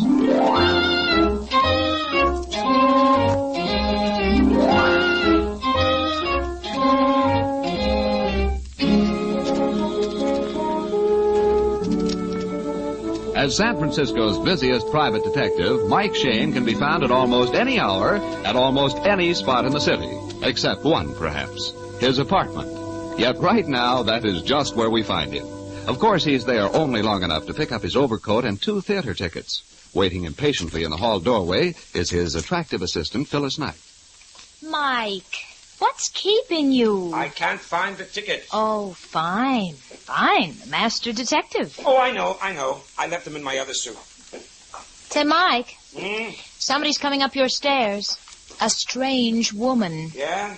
I don't know any strange women. You better not. Your date's with me tonight. Good evening. Is this the apartment of Michael Shayne? Yes, it is. And you're Mrs. Shayne? Well, no. I'm his assistant, Phyllis Knight. Oh, I'd like to see Mr. Shayne. It's very, very important. Well, we were just going out. I'm sorry to impose, but I'm afraid it's a matter of life and death. Would you tell him that, please? That's all right. I heard it. Oh, Mr. Shayne. You are Mr. Shayne? Yes. Come in. My name is Mary Noble. I arranged to be in your neighborhood tonight, Mr. Shayne. I had to talk to you. Yes? Oh, won't you sit down? Oh, thank you. I brought my friends to visit some people across the street at the El Tovar Apartments. Then I slipped away so I could see you, without them suspecting. I don't understand. Without who suspecting? Mr. and Mrs. Pringle and Chico. Chico? That's Mr. Salvadell. Oh. I told them that I'd stay in the car, that I needed fresh air. You see, Uncle Briggs lets me go out only with his friends. People who will spy on me and tell him what I do. Chico says he loves me, but I know that I'm not pretty. He wants my money. Now, just a second. You said Uncle Briggs. Would that be Briggs Noble? Yes, the rich, the upright Mr. Briggs Noble. I'm his niece, and he's trying to poison me. Oh, now, really? You don't mean that, I'm sure. Oh, but I do. For the past 2 weeks, I've had strange sick spells. I'm sure it's the poison. What does your doctor say? I haven't had a doctor. I've never told anyone, but I can't stand it any longer. Uncle Briggs wants me out of the way. I'm a burden. I can't imagine you being a burden to a millionaire. That's what's so strange. He's rich, yet he wants more and more money. Next month I'll be 21, and then I inherit my father's money. It's in trust for me. Uncle Briggs wants my money. That's the only way I can explain it. And just what do you want me to do? Talk to my uncle. Warn him that you know everything. You'll protect me. Be my bodyguard. Oh, now, Miss Noble, I'm not that kind of a detective. You don't believe me, do you? Well, I can't say. I'm not sure. I might talk to your uncle, but I'm certain you've imagined things. I see.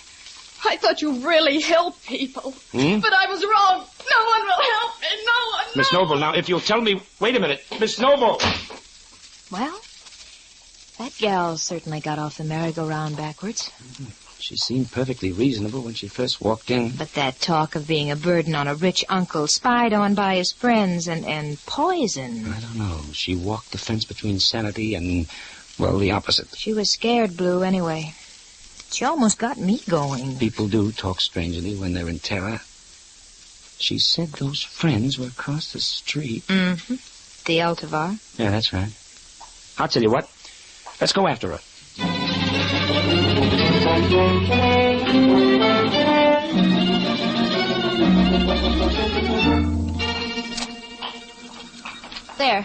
There she is, Mike, crossing the street. Yeah.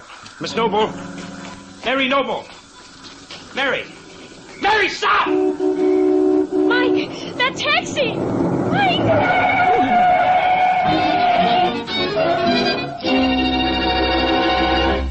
Honest, mister, she fell right in front of my cab. I didn't run over her. Listen, she's dead, isn't she? I'm telling you, I saw her fall. You mean she tripped? No, she slumped in a heap right in front of me. I didn't hit her. Maybe he's right, Mike. Look at her dress here.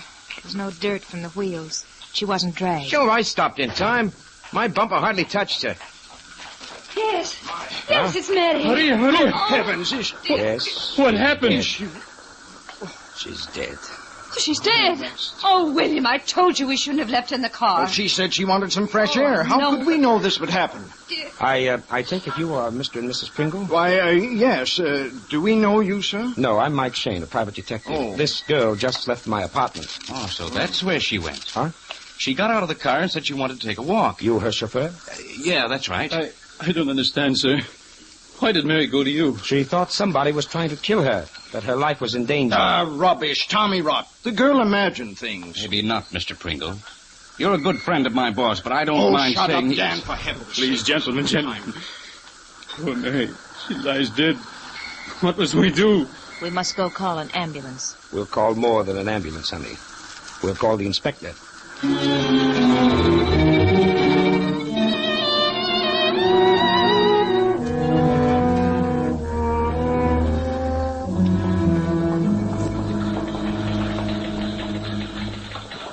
Don't misunderstand me, Mike. It's a sad case, but you admit yourself she was neurotic. This poison business was all in her mind. Possibly, Inspector, possibly, but the only way you can be sure of it is to investigate. And you asked for an autopsy, Mike. All right, I've ordered it against my own judgment. That's as far as I can go. You know, we really don't have any proof, Mike. Maybe she just had a heart spell and fell in front of the taxi. Police certainly can't investigate Briggs Noble on such weak evidence. He comes from one of the oldest families in San Francisco. He's rich, society. Murder isn't his line, Mike. All right, Inspector, all right. But will you do one thing more for me? What is it? Go out with us to see Briggs Noble. Oh, Mike, you're the most stubborn. We gotta know what we're talking about first. I'll do the talking if you want. I'll take the blame. But I want you there in case. Wait a second. Yes? Autopsy report, sir. Mary Noble. Examination of stomach shows heavy dose of poison. Mike, You were right. Sergeant, what was the poison? Arsenic? Well, I can't tell, sir. Autopsy surgeon says the victim's hands are clenched tight and toes turned under. He says that the same symptoms of a rare native poison from South America. I see. Mike, is there anything you want to ask him? No. No, just tell him if they find anything else to call you at the home of Briggs Noble.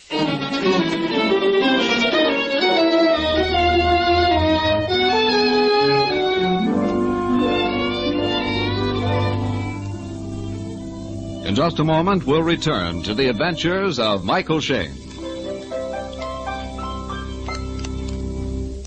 Ladies and gentlemen, sludge in an engine is terrible stuff. It sticks to the pistons, valves, and other working parts, and it slows down and interferes with smooth engine performance. The sludge formed by some oils is so sticky that it doesn't ordinarily drain out when the oil is changed, but continues to accumulate. The only way to get rid of it is to have your engine flushed out occasionally. Your Union Oil Minuteman can perform this service for you quickly and cheaply. He has a special solvent action flushing oil known as Cleanse Oil. Now, Cleanse Oil is harmless to your engine, but it cuts the sludge in a hurry. So when the Cleanse Oil is drained out, the sludge flushes right out with it, leaving the engine nice and clean. Then, with a fresh supply of pure paraffin-based Triton motor oil, you're all set for hundreds of miles of clean, safe engine operation. Just drive in wherever you see the sign of the big orange and blue 76 and ask for Union Oil Engine Flushing Service. Thank you.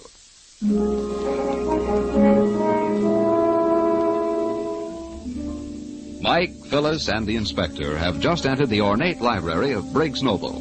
Noble stands in front of the fireplace. This is the first time I've had the pleasure of meeting you, Mr. Shayne. I'm told you already know my friends here? Yes, but the inspector doesn't. Oh, Mr. and Mrs. Pringle, Mr. Sabadell, and, of course, my chauffeur, Dan Casey. How do you do?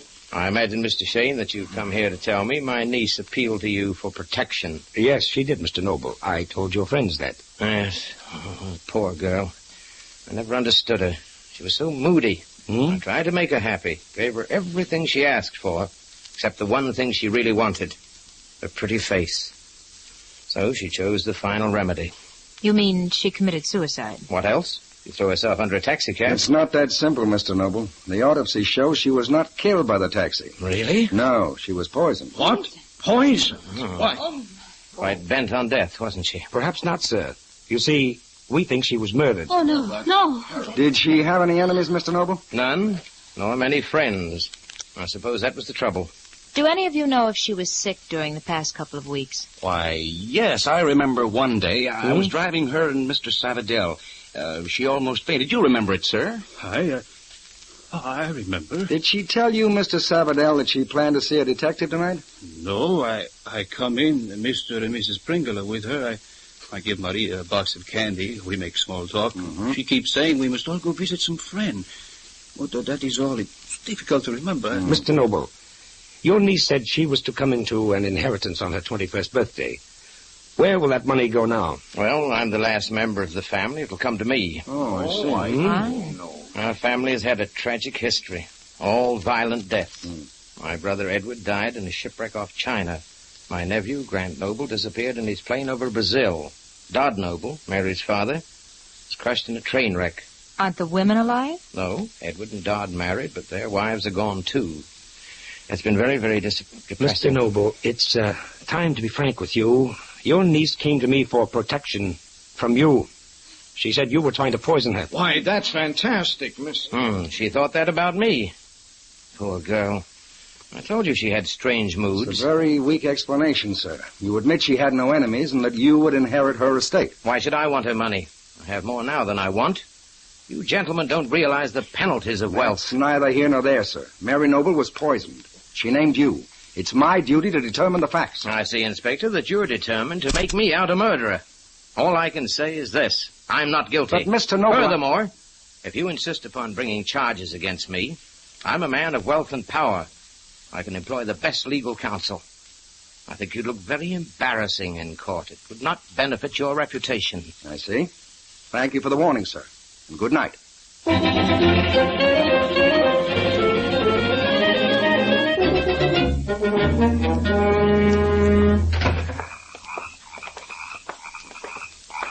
Well, I don't mean mean to tell you boys your own business, but why didn't you search the house for poison? Well, for one thing, the killer would be smart enough to remove it.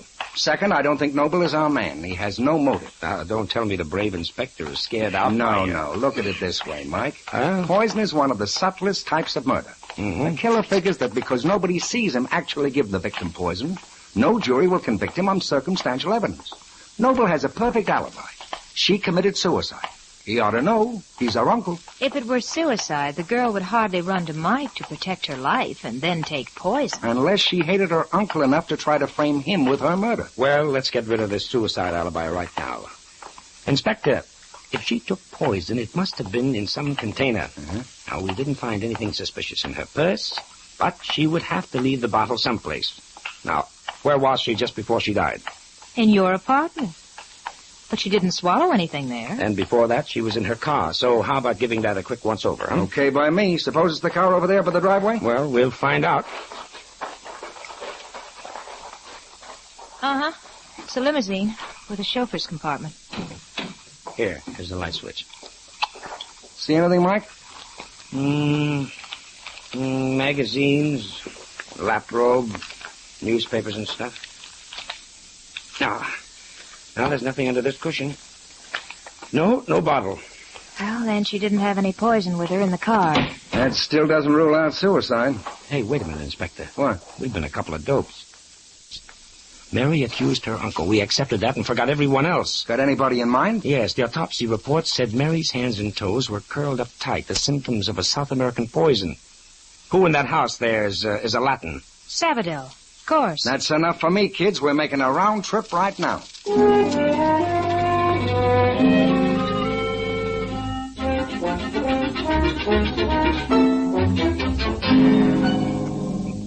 But of course, gentlemen, I am from South America. My father was a trader on the Amazon River. Then maybe it's more than coincidence that Mary was killed by a rare native poison from South America. What? Well, you didn't tell us that. A poison from... Oh, Santa Maria. Gentlemen, this is bad. You're telling us. No, you do not understand. You have not been in this room before. Look on the walls. Mr. Noble has poison spear, poison arrow, poison darts. Yeah. All from South America. So, what about this, Mr. Noble? It's true. Oh, fine. Pringle brought them to me from Ecuador. They were poisoned, but not now. I had the stuff all soaked off when I mounted them. Mr. Pringle, is it possible to use that poison after it's been removed? Well, I don't know. The natives in South America use a number of poisons. They act in different ways. I can assure you that Mary did not die of poison from this collection. Where she procured it is a question for you detectives. You still insist it was suicide? I do. Mike, maybe there's another way we can settle that. Yeah, what is it? Well, Mary seems to have been a very lonely girl. It's very common for lonely girls to keep diaries. Well, if Mary kept one, perhaps it would tell us what she intended to do. Yes. I gave her a diary for Christmas. She always kept it on the top of the desk up in her room. Swell. Then up to the bedroom we go.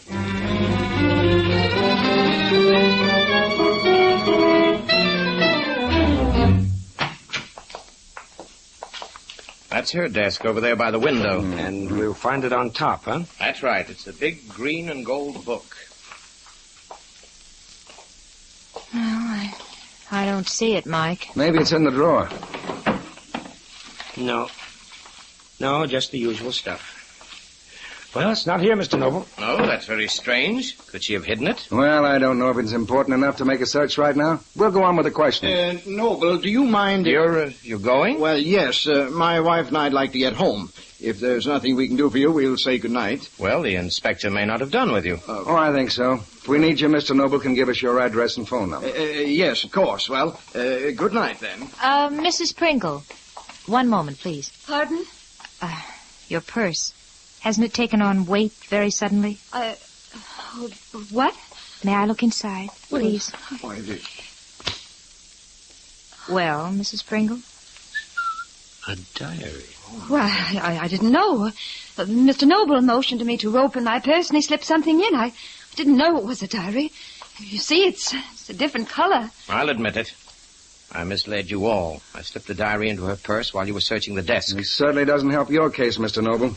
I didn't know what peculiar ideas Mary might have written down. I wanted to protect her memory. And yes, my reputation. Mike, Hmm? you read anything in it? Nothing very unusual so far. No mention of suicide. Mr. Savadell, I gather that you proposed to Mary. Oh, many times. We never followed up our questions with you either, sir. I know what you have in mind, but you were wrong. I killed the girl I love? No. Mr. Inspector, excuse me. I realize this diary episode with my wife looked suspicious. But since Mr. Noble has admitted the fault, I think we're cleared. Would you let us go home now? Tonight's been a great strain on my wife. Well, we'd all like to go home. Well, I wouldn't ask it, sir, but my wife is not in good health. I see. What do you say, Mike? Yeah, certainly, by all means. All right, Mr. Pringle. Thank you very much. Good night, everybody. Good night. Good night. Good night. And now, Mike? Wait. Okay. Now, Mr. Noble, if you please, the address of Mr. and Mrs. Pringle.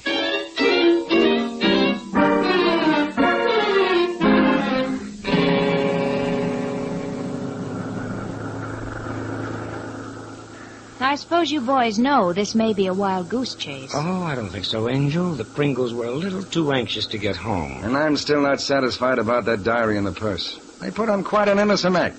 The way Noble came to their rescue. Yeah. There's the house, number 1511. Yeah, but it's all dark. That's funny. We drove slowly so we'd get here ahead of them. We wanted to catch them with whatever they're up to. Wait, Inspector. There's a light in the garage. Yeah. Okay, stop your engine, Mike. Close that door gently, Mike. Okay. Now, leave us walk on the grass so they won't hear us. And keep in the shadows. Look. They're both in the garage. Let's cross the driveway. What in blazes are they doing? They got a bucket of... Uh-oh. Yeah. Pringle's got some of those javelins. Poison javelins. Soaking them in the bucket. All right. Let's make an entrance. This water isn't hot enough. It's got to be boiling. Well, I'll go heat a kettle then. Don't bother, Mrs. Pringle. You're in enough hot water right now. Oh, William. Shayne, Inspector, what's the meaning of this? So you cooked the spear points in hot water to extract the poison? I don't know. I was just trying to find out, to see if it still had power. Mike, there's a car coming up the driveway. Yeah. Who is it? Why is he blowing the horn? Oh, I don't... Hey, cut it out. Get off that horn. There's something wrong. Come on. There's a man slumped over the steering wheel. I'll pull him off the horn. Okay, mister. Raise up. Holy jump. It's Savadell. Yes, unconscious. But how? Who? Here's the answer. Remember the symptoms of that South American poison? Tight, clenched hands? Look.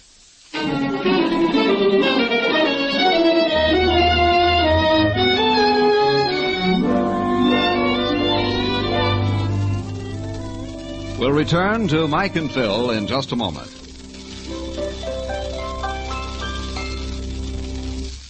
Friends, it's pretty safe to say that carbon is the #1 enemy of your automobile engine. Carbon burns valves, gums up piston rings, and may lead to expensive repair bills. Therefore, anything that reduces carbon formation is of interest to careful drivers. And that's just what Triton Motor Oil does. Yes, that's right. Triton Motor Oil cuts down carbon. Why? Well, nearly all carbon comes from the lubricating oil, and not from the gasoline, as so many people think. But all lubricating oils are not the same in their carbon-forming tendencies.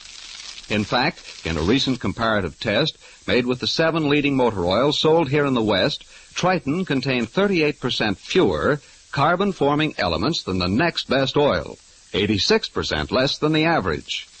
The secret of Triton's superiority lies in the Union Oil Company's exclusive propane solvent refining process, a process so valuable that it's been patented by Union Oil Company. So, friends, with mechanics as scarce as they are today, why not take advantage of the extra protection the 100% pure paraffin-based Triton Motor Oil will give you against carbon? You can buy Triton Motor Oil at all Union Oil Minuteman stations. Just look for the sign of the big orange and blue 76. Thank you. An ambulance has carried the unconscious Savadell to the hospital. Mike, Phyllis, and the inspector have returned to the Pringle garage with Mr. and Mrs. Pringle. I know it looks bad, gentlemen, but you didn't give us a chance to explain. Well, you've got your chance now, Mr. Pringle. Make the most of it. You were out here in your garage trying to get poison off 2 South American hunting spears. What for? Well, because they're the same type spears I brought Noble from Ecuador. I wanted to collect the poison and send it to the police. So you people could compare it with the poison found in Mary's stomach. Oh, you're suddenly very helpful, Mrs. Pringle, after you tried to smuggle Mary's diary away from the police. But I didn't mean to. That's what made William and I think Mr. Noble might be guilty after all. Looks to me like all 3 of you are in the same boat. At least we don't have to consider Savadell any longer. Yes. As I see it, Savadell was really in love with Mary. He tore over here to the Pringles for the same reason we did, because he figured they were in cahoots with Noble. Then collapsed in his car from the same poison. Okay, but which of these 3 did it? And is the poison from these 3 spears? Wait a minute. I got a new angle, Inspector. Mary was killed by the poison. Savadell got enough of it to send him to the hospital, but nobody else has keeled over tonight. That's right. Then what did Mary and Savadell eat or drink that nobody else touched? Did all of you people eat dinner together? Yes, we did. Well, then it's not the food. Did either of you see Mary or Savadell drink anything which you didn't? Not that I remember. Well, they must have a food or drink or something that... Wait a minute. What? Wait a minute. How about candy? Savadell said he brought Mary a box tonight. Oh, he always did. Mary was a candy fiend. Ate chocolates all day long. Did you eat any tonight? Oh, no, they're much too sweet for me. And you, Mrs. Pringle? I never touched chocolates. Then they did eat something which you didn't. If Mary always ate chocolates, that would be an ideal way to give her the poison. The sugar in the stuff might slow down the effect. We may be wrong, but we've got to find that box of chocolates. Well, the last I saw of it, Mary and Mr. Savadell had it with them in the car. But we searched the car, Mike. Yes, honey, yes, but we were looking for a bottle of poison. We weren't thinking of candy. There was an awful lot of stuff in that car. We've got to look again, and it better be fast.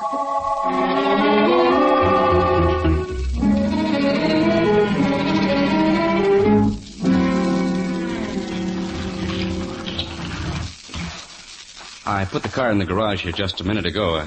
If I'd known you fellows wanted to look at it... That's all right, Dan. That's all right. Thanks for letting us in. Sure. Anything else I can do for you? No, thanks, Dan. Okay, if you want me, I'll be in my room. It's right overhead. All right. Okay, Dan. Thanks. We better look good this time, Mike. Yeah. You need more light in there? No. Did you find anything, Inspector? No. All right. Just the same stuff I found before. It's hopeless, Mike. No killer would poison the girl and leave a box of chocolates high and dry for the police. He wouldn't be that dumb. It isn't a question of dumbness, Inspector. It's a question of time. But he'd still get rid of the chocolates. We don't know where to look for them. Now, let me think. He wouldn't throw the chocolates out of the car. Somebody might pick them up and eat them. That means he must have brought them back here. Think, Inspector, think. Would he destroy the chocolates or hide them? He'd destroy them. That means the box, too. He'd have to burn it. I saw an incinerator on this side of the garage. Lead us to it, Angel.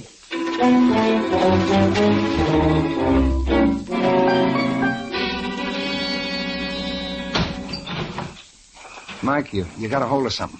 Well, pull it. Come on, pull it out. There. Here you are. The box of chocolates. Open it up. They're mashed up a bit, but we can analyze them, and if the fingerprints aren't too mussed over... Well, they probably are. Wait a minute, honey. Yeah? Back at my apartment, didn't Mary say she had told no one else but you and me that her uncle was trying to poison her? Yeah, that's right. Yet one other person tonight seemed to know something about it. When we were looking at Mary's body, he made a crack about Noble. It was Dan Casey.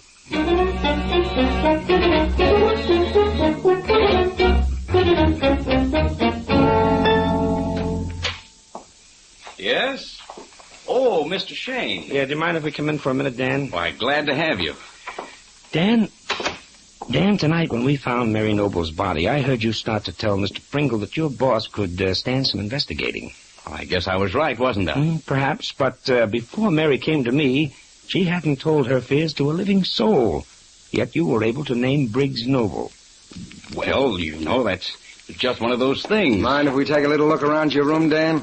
Now, hold on. What is it you want? Well, here's one thing we want on your dresser. This dish of chocolates here. What of it? Miss Mary gave them to me. You mind eating a piece? No, of course not. That's it. Oh, by the way, I got a few more chocolates here in my pocket. It's the same kind. Huh? They had a few ashes on them, but I cleaned them off. Good as new. Ashes? Yes, from the incinerator. But I'll just add them to your dish here and mix them all around like that. Now, Would you eat another? Yeah. Go on. Eat a piece. Eat 2 or 3. No. No, I won't. No. I didn't think you would. Okay, Inspector, I think this is where you take over.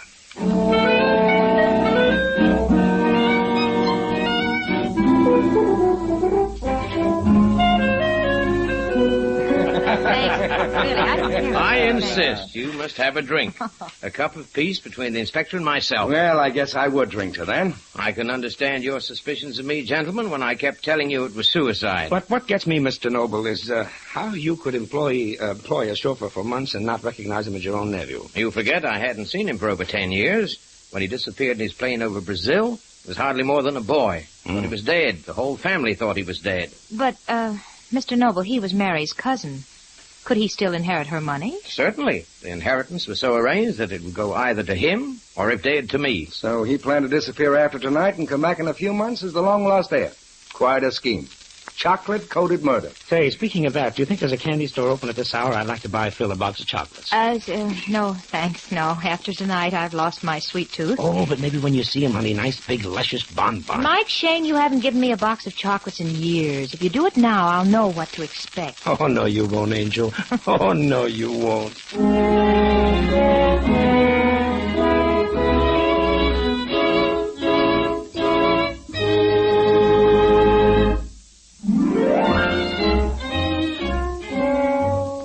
Tune in again next week at 8 for another adventure with Michael Shayne, Private Detective, starring Wally Mayer and Kathy Lewis, with Joe Forte as the inspector.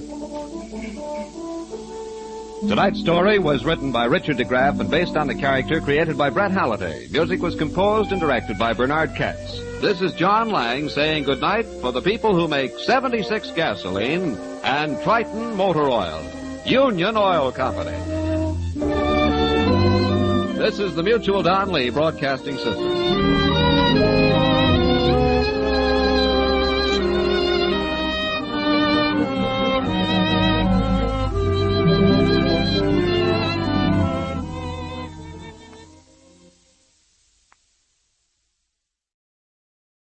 The Adventures of Michael Shayne, Private Detective.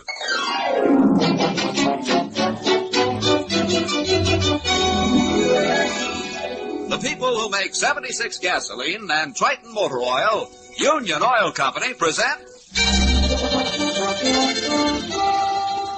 The Adventures of Michael Shayne, Private Detective, starring Wally Mayer and Kathy Lewis.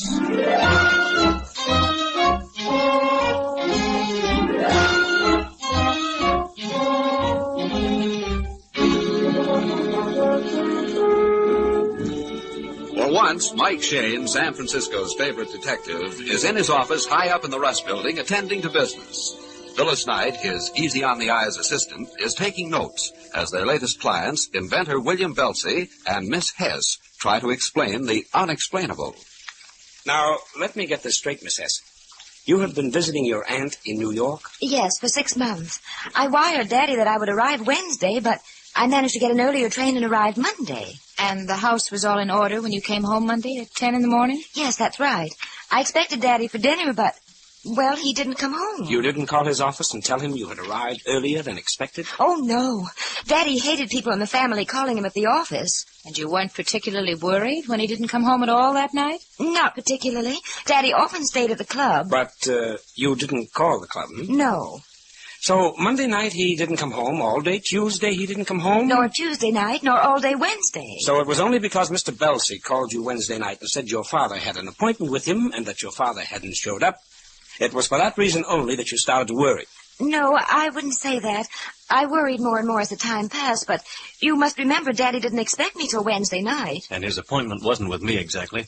I was going to be there, naturally, but the appointment was with Mr. Hackert and Mr. Carter. As I understand it, you had an invention which Mr. Hess was going to finance? Actually, he did finance it. He advanced me the money I asked for.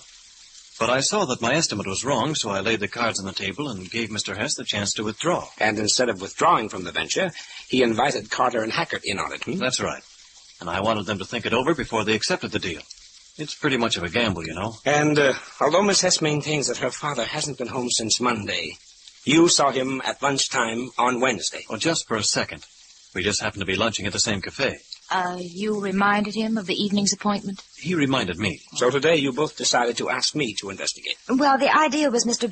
Belsey's. He insisted that we do something, so I called the police, but Mr. Belsey said that wasn't enough, and so we came to you. When did you notify the police? About 11 this morning. I'll get it. Mike Shayne, private detective. Hello, Phyllis. Oh, hello, Inspector. Is Miss Hess still in your office? Why, yes, but how on Let me earth... talk to her, Phil. Sure, Inspector. It's for you, Miss Hess. For me? Yes, Inspector. Here, you talk to him. Hello? Miss Hess? Can you come over to Oakland right away? Why, yes, I suppose so. It's important, Miss Hess. It's about your father. You mean you found him? Yes, I'm afraid so. Afraid? Then something's happened to him? Yes. Oh, serious? Very serious, Miss Hess. Your father is dead. Dead? You say Daddy's dead? Yes, Miss Hess, your father was murdered.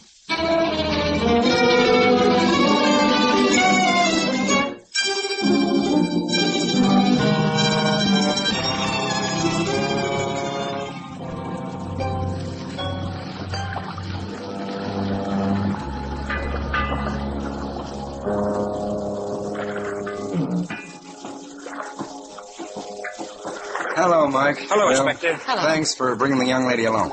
We won't keep you alone, Miss Hess. Just a matter of identification. Of course, from the cards and his wallet and other bits of information, we're certain. I understand.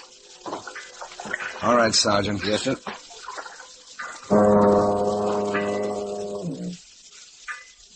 Is that your father, Miss Hess? Yes, Inspector. That's Daddy. Have you any idea as to who murdered him? No, not so far. We'll want to question you later, of course, to find out, well, whether or not he had any enemies. I'm ready to answer questions now. I'm not the hysterical type, Inspector. So I gather. Inspector, Yes? there's something different about Father. And not because... Not because he's dead and been in the water? No. I don't know what it is. Just different. I see.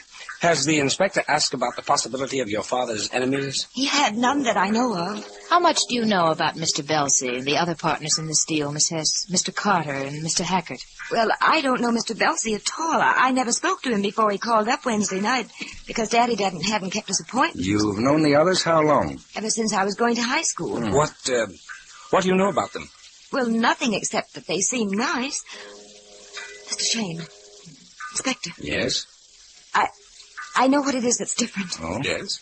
Daddy's coat, his overcoat, his umbrella, and his glasses are missing. Well, under the circumstances, glasses and the umbrella being missing is not surprising.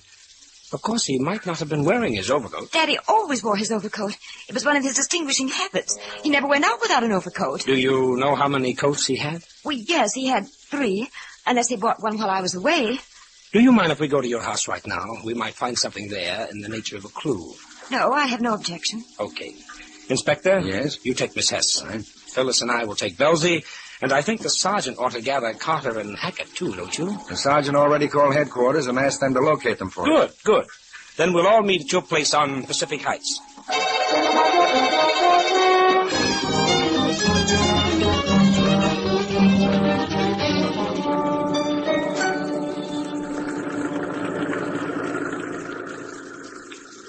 You say, Mr. Belsey, that everything was harmonious at the meeting between you, the murdered man, Hackett, and Carter on Monday night? Well, certainly. There was no reason for anything else. The meeting was held at Hackert's house. We were all agreed. I had the invention, they had the money, and they were willing to start right away. I just wanted them to think it over and take their time. What happened after the meeting? Why, nothing. It was cold, and I drove Mr. Hess over the Bay Bridge. He refused to let me drive him home, so I let him out at the Key System Depot, and he caught a taxi. You say it was cold? Oh, yes, it was. Tell me, was he wearing his overcoat? Why, no. Was he wearing his overcoat Wednesday when you saw him at lunch? Yes, he was. Mike, I guess this is the house, the one with the white porch. There's the inspector's car in front. Oh, yes.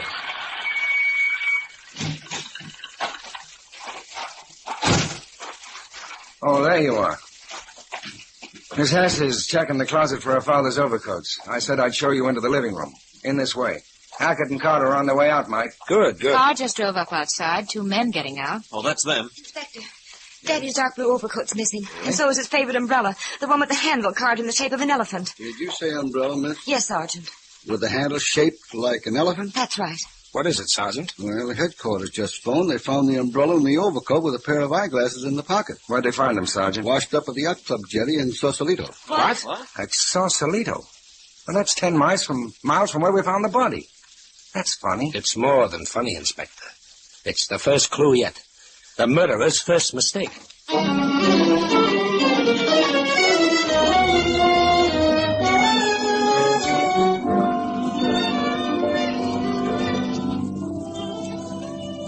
In just a moment, we'll return to Mike Shayne and his adventures.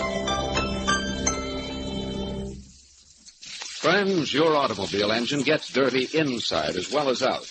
As your engine operates, bits of carbon, particles of dirt, drops of water and gasoline are constantly accumulating in the crankcase. As these accumulations build up, they form a sludge which gums up valves, sticks to piston rings, and otherwise interferes with the smooth, easy operation of your engine.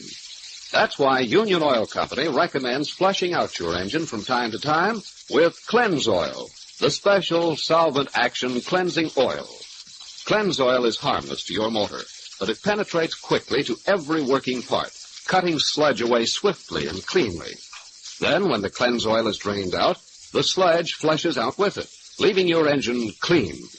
And with a fresh supply of pure paraffin-based Triton motor oil, you're all set for hundreds of miles of clean, economical engine operation.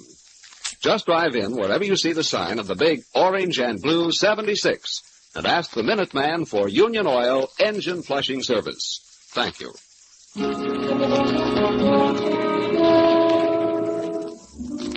The murdered Mr. Hess's overcoat, umbrella, and glasses have been found. Mike, Phyllis, and the inspector are in the inspector's office at headquarters. The sergeant enters. Here you are, sir. Coat, umbrella, and glasses. Oh, the glasses aren't broken. Thanks, Sergeant. Let me see them, Inspector. Wow. What? Pretty strong lenses. Yeah, if he needed glasses like these, he couldn't go very far without them. Yeah, that's just what I was thinking. This is the umbrella, Ray, you got a magnifying glass, Inspector? Sure. Did you find something, Mike? Question, maybe. Tell me, Sergeant, which pocket did you find the glasses in? It's in the report, right-hand pocket. I see. Inspector? Yes, Mike? Would you mind calling Miss Hess? Find out if her father was left-handed or not. He was left-handed, Mike. She told me that when we were driving out to her home. I was asking about his habits and so on. Aha, I thought so. Here. You see the finger marks on the umbrella handle? Mm-hmm. They're on the left side of the handle. The thumbprint is on the right. And the glasses were in the right-hand pocket of the overcoat. Yes? Report from Harbor Master says that prevailing currents would never wash umbrella and coat that distance. The Harbor Master says there's a strong eddy and they were probably thrown in the water only a few yards away at most. Thanks. It doesn't tell us much. Only that the murderer threw the coat and umbrella into the bay about 10 miles from where the crime was committed. It only goes to substantiate murder. We already know that. Maybe we better have in Hackett and Carter. Okay, Inspector. Yes, Inspector? Send in Hackett. Yes, sir. Any ideas, Mike? Yeah. Same as you had. Added together, they don't make much, do they? Sit down, Mr. Hackett. Thanks. Tell us, what do you know about this business? I don't know anything about it. You were in on the business discussions? Certainly, but I hardly think they had anything to do with the murder. Well, we have to start somewhere, you know. Well, then why don't you start with some of the men that Hess quarreled with? Well, I happen to be one man with whom he never argued. You're suggesting Mr. Carter? You're supposed to be the detective. But you're doing the hinting.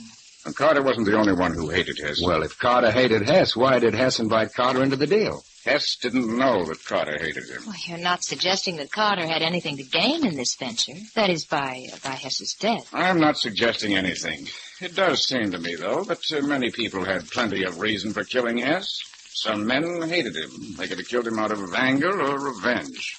Why look for some financial gain as a motive? We're not. As far as we can see, no one gained anything by Hess's death. Except his daughter, who will inherit a pretty penny. Again, are you suggesting that Miss Hess didn't get all the money she needed from her father? She got all she needed, but not a cent more. Hess was tight. A nickel had to reproduce itself in 12 months, or else. And you can't help us any more than that? No. I see. Well, ask Mr. Carter to step in on your way out. Thanks. Oh, there's an unpleasant character. Yes, but unnecessarily so. He pretty well removes any doubts as to what we might think about money being the motive for murder. Oh, I'm not buying that, Inspector. In its entirety, anyway. Oh, but nobody has anything to gain by Hess's death. Sit down, Mr. Carter. Thank you. Tell us, what do you know about this business? I'm afraid I don't know anything about it. You were in on the business discussions? Oh, yes, but I doubt if they had anything to do with the murder. Well, we have to start somewhere, you know. Yes, I realize that, and I'd start if I had any ideas. Mr. Carter, did you ever quarrel with Hess? Quarrel with him? No, I've often disagreed with him, but I wouldn't call it quarreling. Would you say he had many enemies? Good land, no. He was very businesslike, very brusque. Not at all approachable, if you know what I mean. A man of opinions? Definitely. But he respected other men's opinions, too. And the Monday night meeting was held at Mr. Hackert's house, hmm? Yes, Hackert's was the most centrally located. Besides, neither Hess nor I like to conduct business at home, and Hackert doesn't mind. You get along all right with Hackert? Certainly, I understand him. His bark is worse than his bite. Oh. He's really a very nice fellow. The last you saw of Hess was at Hackert's house, huh? Yes. You made no future appointments with him? No, except the one for Wednesday night. Oh, wait. Yes? Come to think of it, I did say as I was helping him on with his coat that I might see him Tuesday at the club. But you didn't?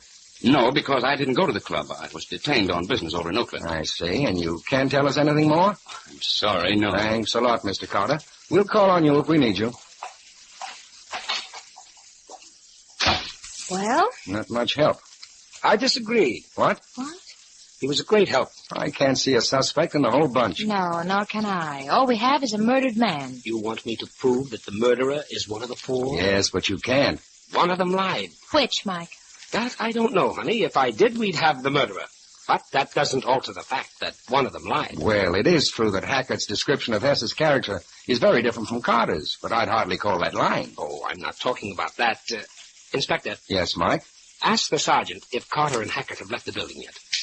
Yes, Inspector? Have Carter and Hackert left yet? No, sir. They're standing talking to Miss Hess and Belzy. Good. Tell them we've got a lead and that Mr. Shayne would like to see Miss Hess at her home alone in about 30 minutes. Did you get that, Sergeant? Yes, sir. And see that they all hear it. Yes, sir. Right away. What's the idea, Mike? The murderer has left plenty clues. I don't know what they are, then. The coat and the umbrella being found so far from the murder. Yeah. The eyeglasses in the right-hand pocket of the coat. Mm-hmm. A deliberate falsehood. One says Hess was wearing his coat. Another says he was not. One says Hess was argumentative. Another says he was not. So what? They're clues, but they don't lead us to anywhere. Right, Inspector, right. So we trapped the killer. Go on. I'm waiting. The killer's clever, Inspector. Very, very clever. He's covered his tracks beautifully, yet... Yeah. Mike? Yet, like every other killer, he made mistakes. We have found some of these mistakes, but we don't know who made them. So we're pretending that we found a lead. The killer will worry. And try to find out what we know, thereby making another mistake. One that will point the finger at him, huh? Right, Angel, right. Now we'll go to the Hess place in my car. I'll drive, and you two keep out of sight. In the back, lie down on the floor. I've got to have the killer believe that I'm meeting Miss Hess alone and that there are no witnesses. Look, Mike, I don't like that. Why not? Well, you're practically inviting the killer to take a pot shot at you, using yourself as bait. Mike Shayne, I didn't catch on at first. Well, you're not going to do any such thing. Yes, I am. I'm going to catch the killer, and you can help or not. Now, come on. Out the back way. I'll drive my car into the police garage, and that way no one will see you two getting into it.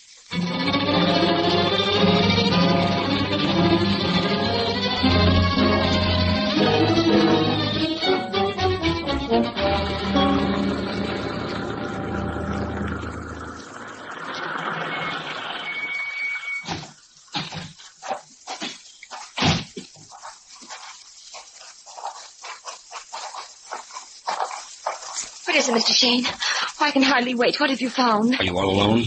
Yes, except for the maid. No phone calls? No, not a thing. I just got here a few moments ago. No one followed you? Not that I know of. Now, I'm going to look around the driveway here for a minute. Will you please go to the back door and let the inspector and Phyllis in the back way? Yes, of course.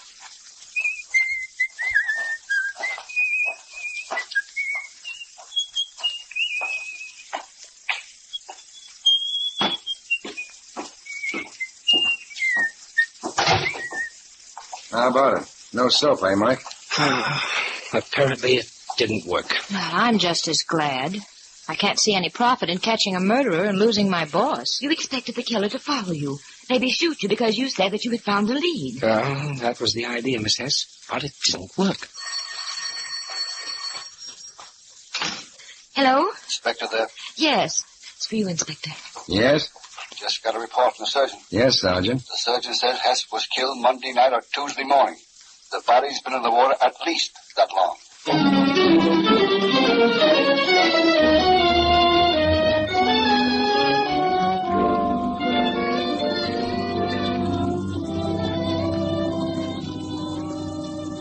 We'll return to Mike and Phyllis in just a moment.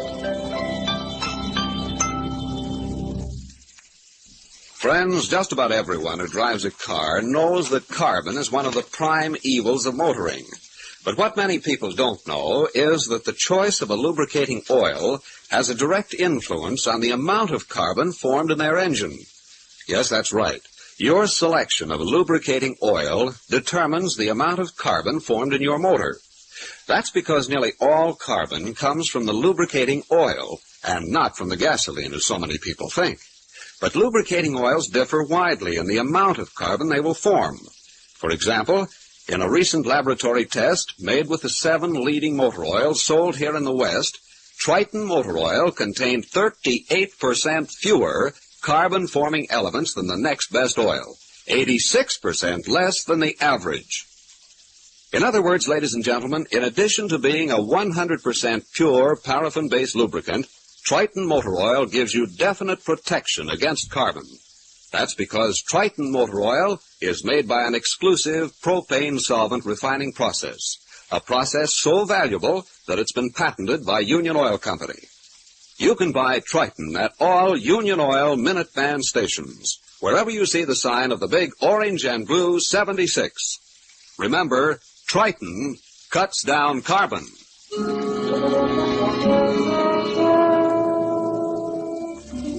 Mike's attempt at tricking the murderer into disclosing himself has failed. Now, Mike, Phyllis, and the inspector are walking into a well-known cafe on Geary Street.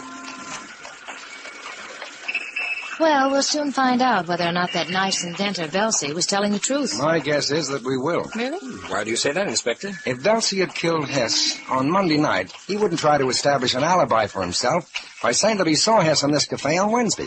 Why not? You can't tell me that he's so dumb that he thinks we wouldn't check on it. Well, we hadn't tried to check on it so far, and the only reason we are checking is because the autopsy surgeon says the body's been in the water since Monday. We would have checked before the case was closed. Perhaps, Inspector, perhaps. But supposing the body hadn't been found for weeks, then the autopsy surgeon couldn't have told the approximate time of death with such closeness. Oh, that's true. And the murderer probably figured on it being some time before the body was discovered. In fact, he came darn close to a perfect crime. What do you mean, darn close? It is a perfect crime so far. It won't be. What? Oh, I know. I laid one trap and it caught no fish, but we'll get him, Inspector. Well, look, kids, here's the door. Now, who goes first, or do we discuss traps, fish, and Mike's failure standing on the sidewalk? I'll lead, Phil. There's the manager. Yeah, I see him. You wish a table for 3, sir? No, thanks. I'm from headquarters, and I want to ask a question. Headquarters? Yes, sir. Can you recall seeing a gentleman in here last Wednesday? He'd be wearing a dark blue overcoat, carrying an umbrella. It's got a carved handle, carved like an elephant. Yes. So, you do know about him? Yeah, I even remember his name. It was Hess. Why do you remember these details? The gentleman was much disturbed. Oh. He don't want nothing we have on the menu. I used to get mad with the waiter. But, how did you learn his name? Well, while the waiter was getting his order. Yes? A young man come up to me and he said, did I hear Mr. Hess's voice a moment ago? I see. I said, I don't know. Who is this Mr. Hess? The young man said, he's always carry umbrella and he's wear glasses. He did? And I said, oh, yes, sure. He's in the third booth, but he's in a plenty bad mood. And the young man laughed and walked out of the booth. That's all I know. Well, thanks a lot. Well, that about fixes an alibi for Mr. Belsey. Yes, despite the autopsy surgeon's statement that Hess was killed Monday. No jury's going to convict a man who can produce witnesses who saw them both on Wednesday. Hey, wait a minute. What, Mike? No, don't rush him, Inspector. That's Mike's thinking look, and it produces results. Honey, I believe I got it. Quick, Quick, back to headquarters and have all the suspects brought in.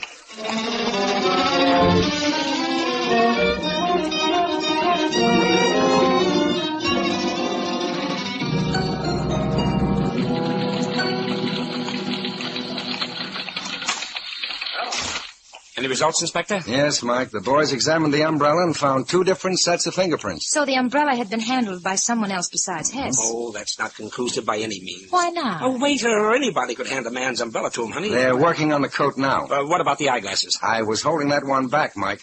There are 2 sets of fingerprints on the glasses, too. And the 2 sets on the glasses are the same as the 2 sets on the umbrella handle? Yes, Mike. Then we've got the murderer. I think so. We have to do this in such a way that the inspector can obtain a conviction. Remember what I said about the jury? Yeah. Yes? Send them in.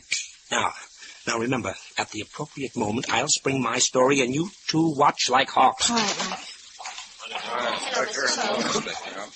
Sit down, all of you, please. I'm going to ask all of you for your fingerprints. It's a messy business, but nothing to it. Why? Have you, found something? Yes, we have, Mr. Hackett. Daddy's murderer. Yes, Miss Hess. Now, folks, I'll bring you up to date. Mr. Hess was murdered Monday night. Oh, wait a minute. I saw him Wednesday. You are going to stick to that? Well, certainly I'm going to stick to it.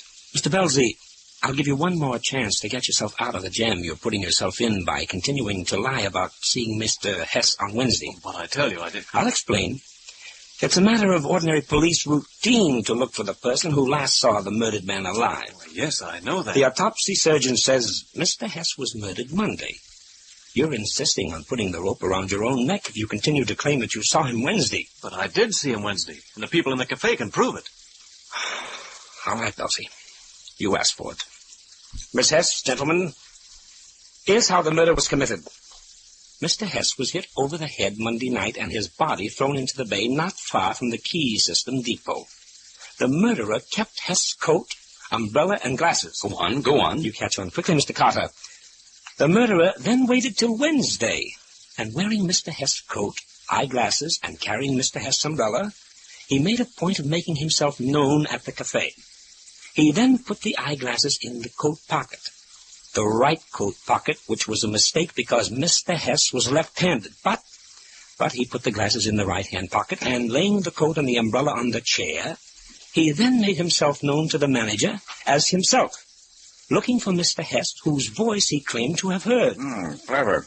Very clever. Diabolical is the word, Mr. Hackett. The murderer then carried the overcoat on his arm, hiding the umbrella, and later that night threw them into a different part of the bay. But there are a few things that even soaking in the bay won't remove. Fingerprints. Right-hand fingerprints on the umbrella handle. Fingerprints on the eyeglasses. And, oh, yes, hairs on the inside of a coat collar. Yes, Inspector? Bring in the coat, Sergeant. Yes, Inspector. Actually, gentlemen, all we need is the confession. We have the evidence. The hairs on the collar, other than those of Hess, are the hairs of the murderer. And I know who the murderer is. Here's the coat. The hairs are on the report card. Thanks, Sergeant. Well, is somebody going to confess, or do we have to take all your fingerprints and specimens of your hair? Very well. I think we'll start with Mr. Belzy. That way we won't have to go any further. Oh, you're crazy. You can't hang this on me. Okay, Sergeant, okay's going to be stubborn. But take good care of him, won't you? You'll find he's the killer, all right.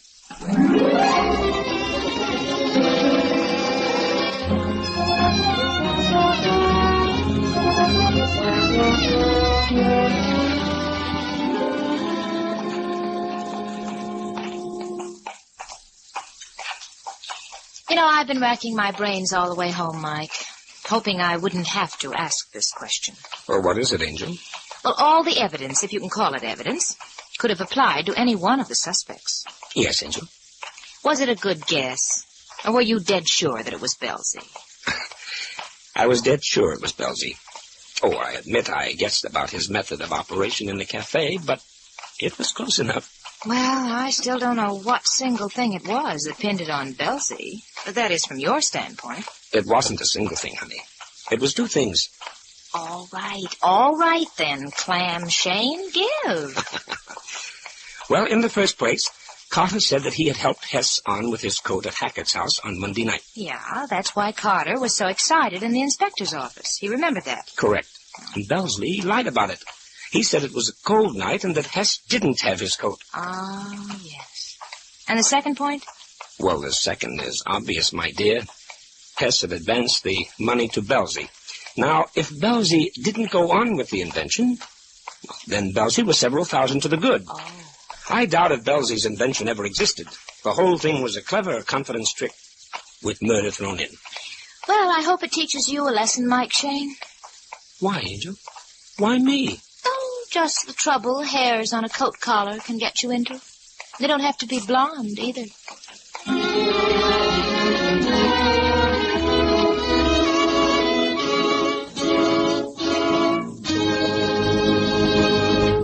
This is John Lang reminding you that June 30th is the deadline for the purchase of your federal auto use stamp.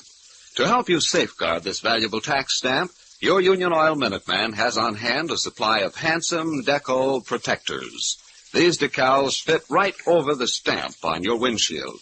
They form a neat, clean shield against traffic film and keep the stamp from peeling off. To get your stamp cover, just drive in wherever you see the sign of the big orange and blue 76 and ask the Minuteman for a free tax stamp protector. He'll be glad to serve you.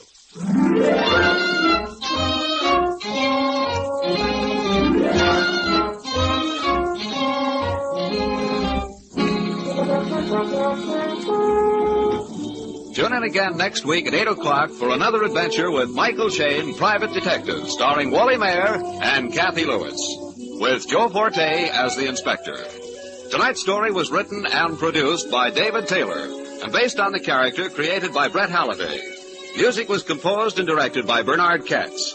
This is John Lang saying goodnight for the people who make 76 gasoline and Triton Motor Oil, Union Oil Company. This is the Mutual Don Lee Broadcasting System.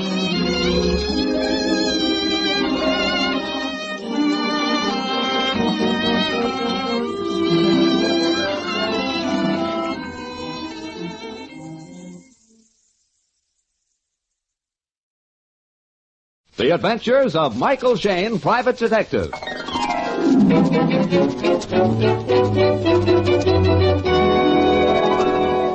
The people who make 76 gasoline and Triton Motor Oil, Union Oil Company, present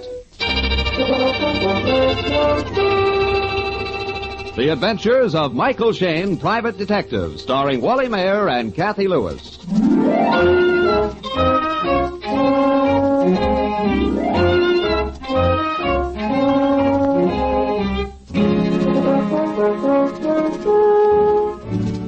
As San Francisco's favorite private detective, Mike Shayne's life has plenty of excitement and drama, but it also has its routine. It is shortly after 9 a.m. and the business day in room 1515 Russ Building begins just as it does in any other office. While Mike opens the morning mail, his sleek and lovely assistant, Phyllis Knight, glances at the newspaper. Suddenly, Phyllis leans forward in her chair. Good heavens. I can't believe it. What's the matter? Have you looked at this paper, Mike? About Malcolm Boyd? Malcolm Boyd. Well, I used to know him at college. He took me to the prom once. He was a smooth number. Too warm a day for me to be jealous, Angel. Oh, no. Listen. Malcolm Boyd, 31, wealthy young socialite of San Francisco, was mysteriously shot to death in his apartment last night. Well. Mrs. Mary Boyd, his widow, informed the police that about 10 o'clock she told her husband she was going down to the drugstore for a few minutes. When she returned to their apartment in the Bayview Tower, she discovered the riddled body. Does it say anything about suspects or witnesses? No, not so far. Hold it, honey, hold it. Hello, Mike Shayne speaking. Mike, you busy right now? Oh, morning, Inspector. What do you mean, busy? I'm always up to my ears. Fine, I got a client here at headquarters for you. You have? Well, thanks, Inspector, but I've got some odds and ends to clean up. Just a minute, Mike. Sorry, partner. Oh, by the way, we were just reading about this Malcolm Boyd killing. You boys at Homicide got any ideas? Yeah, you're one of them. Huh? This client is the Malcolm Boyd case. Come on down and talk to him.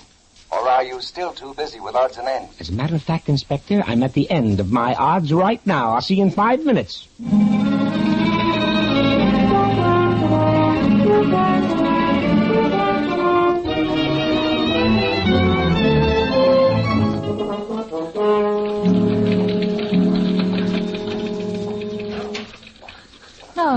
Where's the inspector now, Mike, coming out of his office? Fast traveling, kids. You made it in about 8 minutes flat. Where's your man? In the office. Come on in. Okie doke.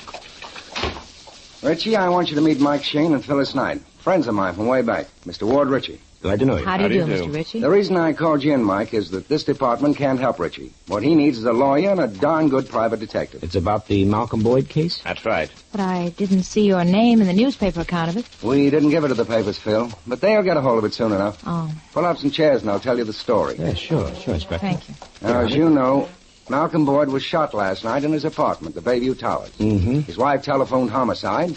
We got there about 15 minutes after the murder. No guns, no clues, no fingerprints, no known enemies, no motives. The perfect murder mystery. Yeah. The girl at the switchboard in the lobby said a man came in and phoned up to Boyd about 9:50 p.m. The elevator boy says he let him off at the 6th floor. Boyd's apartment is 610. And in about 10 minutes, the guy went down the elevator again. The manager happened to be in the elevator this time. Then you must have a pretty good description of the fellow. Okay, Sergeant. Read the description. He was tall. He was short. He was fat. He was thin. What? But here's the payoff. About 30 or 40 minutes before a homicide was called in, the apartment house directly across the street was robbed. And close to midnight, the thieves were caught. 3 men with a grip full of jewels. We figured one of the 3 might have done the murder across the street. So I got a hold of the apartment manager, the elevator boy, and the telephone operator to see if they could identify any of them. This is where I came in. You see, I was at home all the evening. I turned on the radio for the midnight news bulletins. It said Malcolm Boyd murdered. Malcolm and I graduated from college together, and Malcolm married the girl I had hoped to marry. So, of course, I was interested. I got dressed and hurried right down here to headquarters. The people from the apartment house were sitting in the show-up, waiting to have a look at these 3 jewel thieves. Well, Mike, as you know, on a show-up for identification, we always add a few innocent people to the line. Yes, sure, Inspector, so the witnesses won't identify the first man they see. Right. Go on. I asked one of our plainclothesmen and Richie to stand up with the 3 robbers. And what happened? The manager, the elevator boy, and the telephone operator immediately pick out Ward Ritchie. Oh, well, of all things. It's impossible, of course. I've never in my life been inside the Bayview Towers. I was at home all evening till I heard that news bulletin. I can see it put you in the spot. You say you knew Malcolm Boyd, and his wife was your ex-girlfriend. Yes, we were engaged once. Yet you never went to their apartment? Nor were even in the building? I can explain that.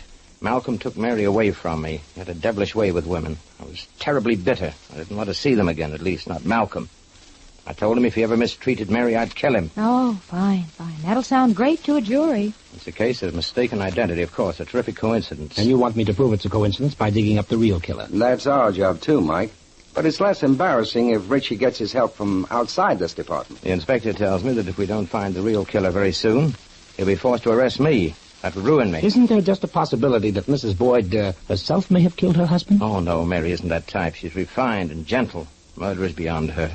Well, Mr. Ritchie, I'll take the case on one condition. Where it finally leads must be my responsibility. You mean whoever turns out to be the murderer? Yes. Well, all right. Good. And now, if you don't mind, I'd like to talk to the inspector. Of course. I guess there's nothing more I can tell you. When you want me, you'll find me in my home. Inspector has my phone number. Okay. It's been a pleasure to meet you, sir. And you, Miss Knight. Thank you. Well, Mike? Well, Inspector, I'd say you're as much on the spot as Mr. Ritchie. A man has been named by 3 witnesses, yet you don't make an arrest. What's the DA going to say? I'm not completely dumb, Mike. I've checked up on Ward's story. His houseboy says he got home at 7 o'clock and didn't go out again until midnight. Can you believe his houseboy? I think so, Phil. He's an old-time Chinese. Oh. They're loyal but truthful. Inspector. Yes, Sergeant. Got something here on the Boyd case. Look, Yeah, a the man's Universal Cleaning Company just turned it in. Some guy took it to them for cleaning this morning. They found some fresh blood stains on the coat and got suspicious. They got the customer's name? Yeah, it's right here on this tag, Inspector. The name is... Yeah, I know without looking. Ward Ritchie.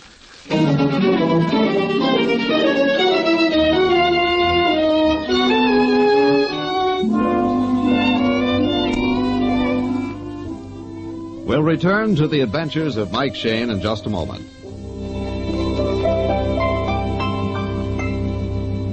Friends, even with the recent increase in civilian gasoline allowances, gas coupons are still pretty scarce. That's why you should be sure that the cooling system of your automobile engine is in good shape for summer driving.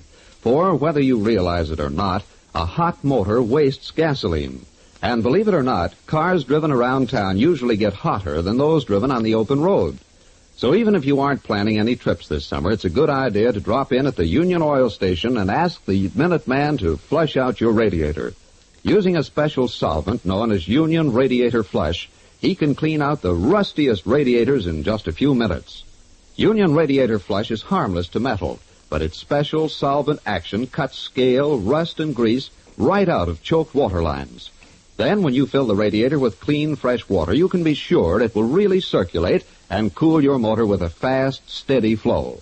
So for cooler driving, better mileage, just drive in wherever you see the sign of the big orange and blue 76 and ask for Union Oil Radiator Service. Thank you.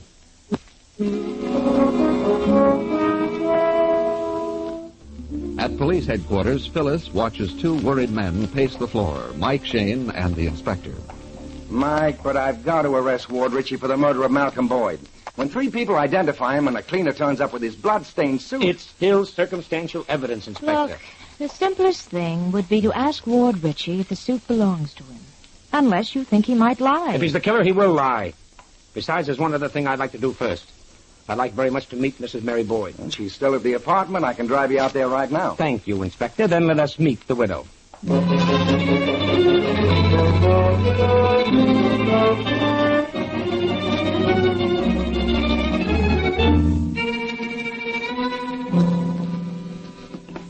Bayview Towers. Miss Evans? Thank you. Oh, miss. Yes, sir? We'd like to see Mrs. Boyd, please. Apartment 610. Sorry, sir. The police won't allow any visitors. I'm not a visitor. I'm a private detective. Those are my orders, sir. We're with the police. The inspector's outside parking his car. He'll be right in. Sorry. I'll have to wait for his permission. Hi, Shirley. Give us room 807. Sorry, sir. Mrs. Jones doesn't wish to be disturbed. Too bad she's going to be. Give her a buzz. She cannot be called, sir. Listen, sister, this is important. Get me? Important. Well, you'll have to take the responsibility. Okay, kids, the Mrs. elevator's Jones, this way. there's a Oh, man in the wait. lobby. The switchboard gal says we can't go up without your permission. You got it. Come on. Honey, that man who asked for Mrs. Jones at the desk, do you recognize him? Huh? The one getting into the elevator? No. It's funny, his face looks familiar to me. Going up. Up, please. That's us. How are you, Inspector? You want the 6th floor? That's right. Oh, Mike, this is Grant, one of the men who identified Ritchie. I see. 4th floor, please. Yes, sir.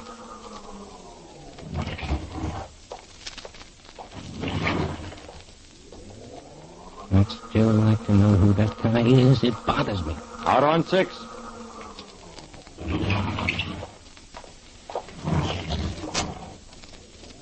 Apartment is the first one here on the left, Mike. Okay. If I were you, Mike, I'd be a little easy on the questions. Mrs. Boyd is the high-tension type. Okay, I'll watch it. Yes? Oh, Inspector. Good morning, Mrs. Boyd. Mind if we come in and talk a while? Please do. Mrs. Boyd, this is Mr. Shayne and Miss Knight. Oh, how do you do? Mr. Shayne is a private investigator who's also working on this case. Oh? It's just routine, Mrs. Boyd. I understand you left your husband here in the apartment about 10 o'clock last night. You were gone about 10 minutes. May I ask where you went and why? I told them down to the drugstore to get some aspirin. I had a headache. I should have told you, Mike. We checked at the drugstore. I see. And just what was your husband's line of work, Mrs. Boyd? Oh, must I go through all this again? My husband was wealthy. He didn't have to work. Oh? And the source of his income? Oh, it was a trust fund or something. I didn't pry into his business affairs. You mean he just lived at home, a young man of 31, and did nothing? We had a very full social life. Oh. Malcolm had an office he went to occasionally, just something to do. You didn't mention that to me, Mrs. Boyd. You didn't ask me. He had some office in the exposition building. Mrs. Boyd, how long is it since you've seen Mr. Ward Ritchie? He asked you a question, Mrs. Boyd. Ward? Why, it's been years. Not since, a long time. Not since you married Mr. Boyd. No. But what has Ward to do with all this? Have either of you two written or telephoned to each other during those years? Well, Ward wrote once or twice. Do you remember what he wrote? Only that if I ever needed anything or was in trouble, to come to him. And had you? No. Excuse me, please. Good morning, Mrs. Boyd. Is the inspector still here? Yes, come in. It's the apartment house manager, Mike. Morning, Mr. Lockridge. Hello. I stopped in, Mr. Inspector, to ask what you've done with this case. I didn't see anything in the morning papers about Mr. Ritchie. No, we haven't arrested him yet. You haven't? But this is absurd. We all identified him. We'll make an arrest when the time is right, Mr. Lockridge. Well, I hope so. I certainly don't want to see this scandal drag on in the newspapers. It's very bad publicity for the apartment. Well, in these days of housing shortage, Mr. Lockridge, I don't think you'll lose any business. I'm thinking of myself. I've been severely criticized by the owners for permitting such tenants in our house. Mr. Lockridge? Yes? Do you remember the color of the suit Ward Ritchie had on last night? Oh, yes. It was gray. Well, I've got to get along. I have a man waiting to see me. Oh, Mrs. Boyd, in light of what's happened, I hope you'll make arrangements for other quarters as soon as possible. Good day. This precious apartment house. Mrs. Boyd, getting back to our own problem, it seems to me your attitude is rather uncooperative. I answered all your questions. After a fashion, yes. But if you're genuinely interested in solving your husband's death, you can probably give us a good deal of background information. That's what we've got to have. Oh, but of course, if I knew anything at all, I'd certainly tell you. I gave the inspector everything I could think of. Mm-hmm. Well, there's one thing you can tell us, Mrs. Boyd. Yes. On which floor are the manager's offices located? Why, I believe on the 4th floor. Ah, I thought so. Now, just What's that supposed to mean? Inspector, it's so blamed obvious that for once I'm not going to tell you.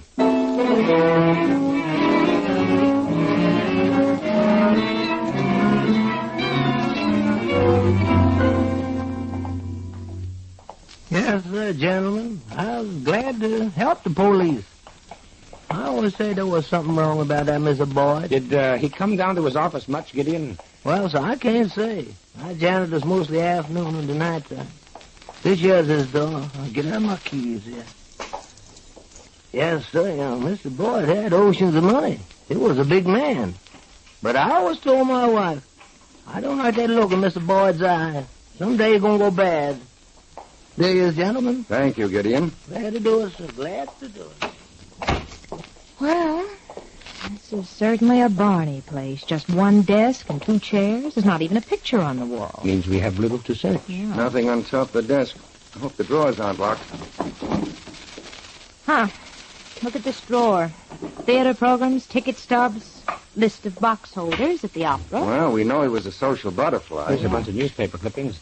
Let me see. Brilliant gathering at Carlton Party and evening at R.E.M. Eggert's. Wow, look at the names. The cream of the town. Van Allen Haven, Crystal Finley, Audrey Dyer, Malcolm Boyd. So he was there. Yeah, here's another soiree. Guests Beverly Pryor, Joseph Spiegel, Francis Ryland, Malcolm Boyd. Why do you suppose he kept these clippings? To see his name in print? Well, ask it this way, Inspector. Why all these clippings kept at his business office? It meant dollars and cents to him somehow. Here's another clipping, Mike, marked with a heavy blue pencil. Reception at Lee Strayhorn's. Lee tonight, Strayhorn. Hold on, Mike. Remember what happened at Lee Strayhorn's party last month? Yeah, sure. There was a big jewel robbery. Uh-oh. Honey, is Boyd's name on that guest list? Well, it says he was to be there. And some of those other names you read, Mike. Van Allen Haven, Francis Ryland. The police are still looking for their missing diamonds. This could make a pattern. You mean Malcolm Boyd might have been a jewel thief? Not necessarily, but he could have gone to all those social functions to spot jewels for somebody else. I agree. We've had too many jewel thefts lately for it to be the work of one man. What about those 3 men who robbed the place across from the Bayview Towers last night? Maybe some connection. Though don't forget the apartment house people all identified Ward Ritchie. Look, we're talking in circles. If Malcolm Boyd was mixed up with the jewel gang, we've got some fast checking to do, and you know where, Inspector. Yeah, headquarters. Rogues Gallery.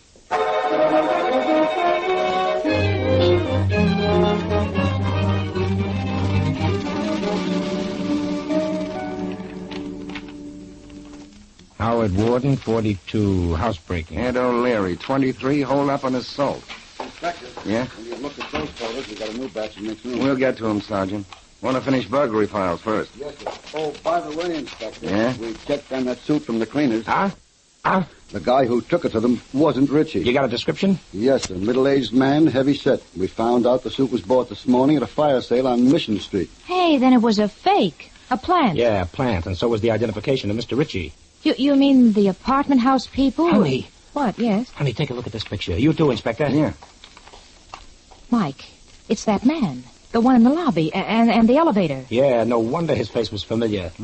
Ed Collins, 39, jewel robbery, San Quentin, 5 years. He didn't just happen to go to Bayview Towers this morning. He was there for a purpose. Ed Collins, jewel thief. Malcolm Boyd, possible jewel spotter. Say, things are beginning to string together. Yeah, but we can't tie a knot in it yet. Inspector, doesn't it strike you a little odd that Mrs. Boyd doesn't know anything about her husband's career? Very odd. He couldn't completely hide it from her. In fact, she might be with a gang. No, I don't think so. Richie was right about her. She's too high class for that. Yeah, but it might explain why she wouldn't give you boys any details. Mrs. Boyd has social position, a family name. She wouldn't admit that her husband was a crook. There's an angle. Look at it this way. If Mary Boyd knows about the gang, knows who killed her husband, that gang is going to be plenty uneasy about her. They'll try to keep her quiet. Yeah, could be. Yeah, but they wouldn't risk a second murder in that apartment house. Honey, we got a job for you. Name it. Go over to the Bayview Towers and stay with Mrs. Boyd. Don't let anybody trick her into leaving that apartment on any excuse. Don't let her answer the door or the telephone. Tell her what we find out. Try to pump her for the rest of the story. You know, woman to woman. Yeah. And where would you gentlemen be? I don't know yet, honey, but it will be wherever we can pick up Mr. Ed Collins.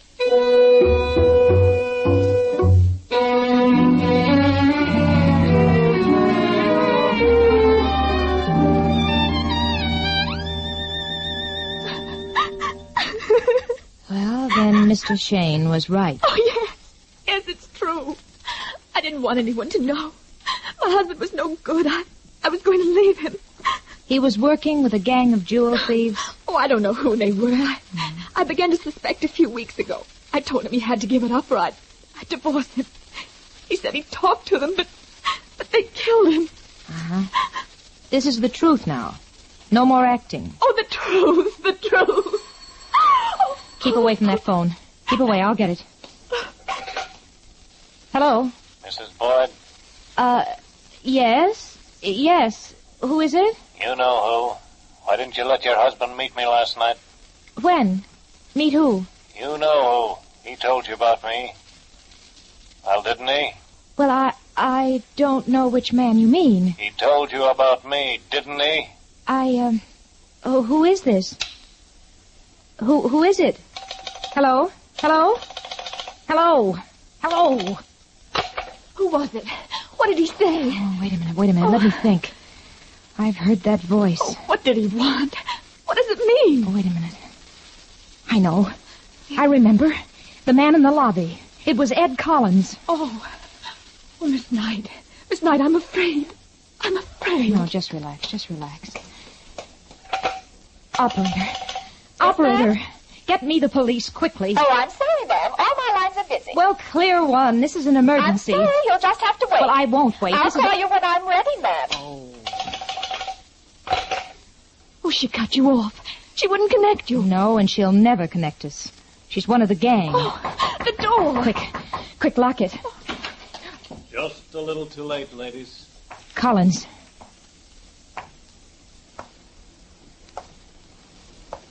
You know all about me, don't you? Well, introductions won't be necessary then. Pick up your handbag. Put on your hat. We're leaving.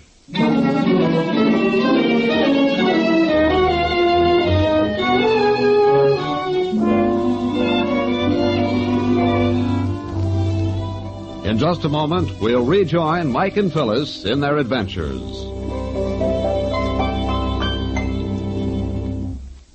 Ladies and gentlemen, we know that many motorists nowadays are complaining about excess carbon in their engines. And we also know that most of these drivers blame wartime gasoline for their carbon troubles.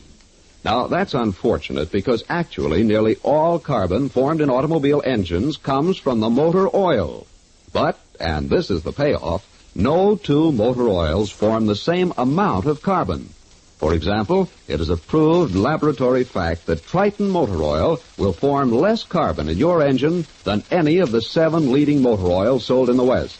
Not only that, but Triton motor oil is a 100% pure paraffin-based lubricant, the finest kind of motor oil that money can buy.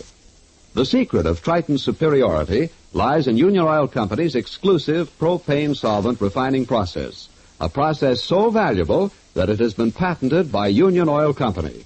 So, friends, with parts and mechanics as scarce as they are today, Why not take advantage of the unusual protection Triton Motor Oil will give you against carbon?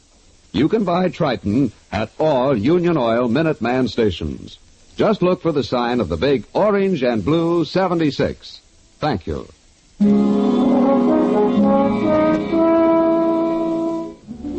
Several minutes have passed. Mike and the inspector are hammering on the door of Mrs. Boyd's apartment. Bill. Open up, Angel. It's Mike. Mrs. Boyd. Say, something's wrong, Inspector. Put your shoulder against the door. Now. Bill. Bill, where are you? We better search. Bill. Not in the kitchen. Bill. Not in the bedroom. Maybe this closet. No. You told her not to leave this apartment. Where's the phone? Operator. Operator. Yes, sir? Did you see Mrs. Boyd and another young lady leave this building? No, sir. All right. Get me the manager. I'm sorry, the manager is busy. I said get me the manager. Send him up here in 30 seconds or else. No signs of violence around here, Mike. But surely Phil would leave a note for us. Oh, if anything's happened to that girl, I'll tear this place apart. We shouldn't have fooled around looking for Ed Collins. We should have come straight here. We would have got him. I didn't think I was sending Phil into any danger so long as she stayed in the apartment. Easy now, Mike, easy. You called for me, gentlemen? Lockridge. Yes. We're looking for Miss Knight and Mrs. Boyd. You know where they are? Well, not exactly. I saw them walk out of the lobby a few minutes ago. Not according to your telephone operator. She told me she hadn't seen them. Well, I can't help that. Yeah, Mr. Lockridge is right, sir. I took him down on the elevator. You're lying. You're both lying. We sent Miss Knight to this apartment for the express purpose of keeping Mrs. Boyd inside these rooms. All right. Don't believe us. I don't care. We've had all we want of notoriety and ill manners from the Boyds and the police department. Hold on, you. Grant. Yes? Grant, there's just one elevator in this building, isn't there? Yes? Is somebody running your elevator now? No, I left the door open. Yeah? Inspector, I hear the hum of an elevator. Where's the dumbwaiter? There's one in the kitchen. Come on, you two. I don't have to. Oh, yes, you do. There it is, Mike. Open the door. It's going down fast. Phyllis! Phyllis! Where's the button? Now we'll bring it back up again.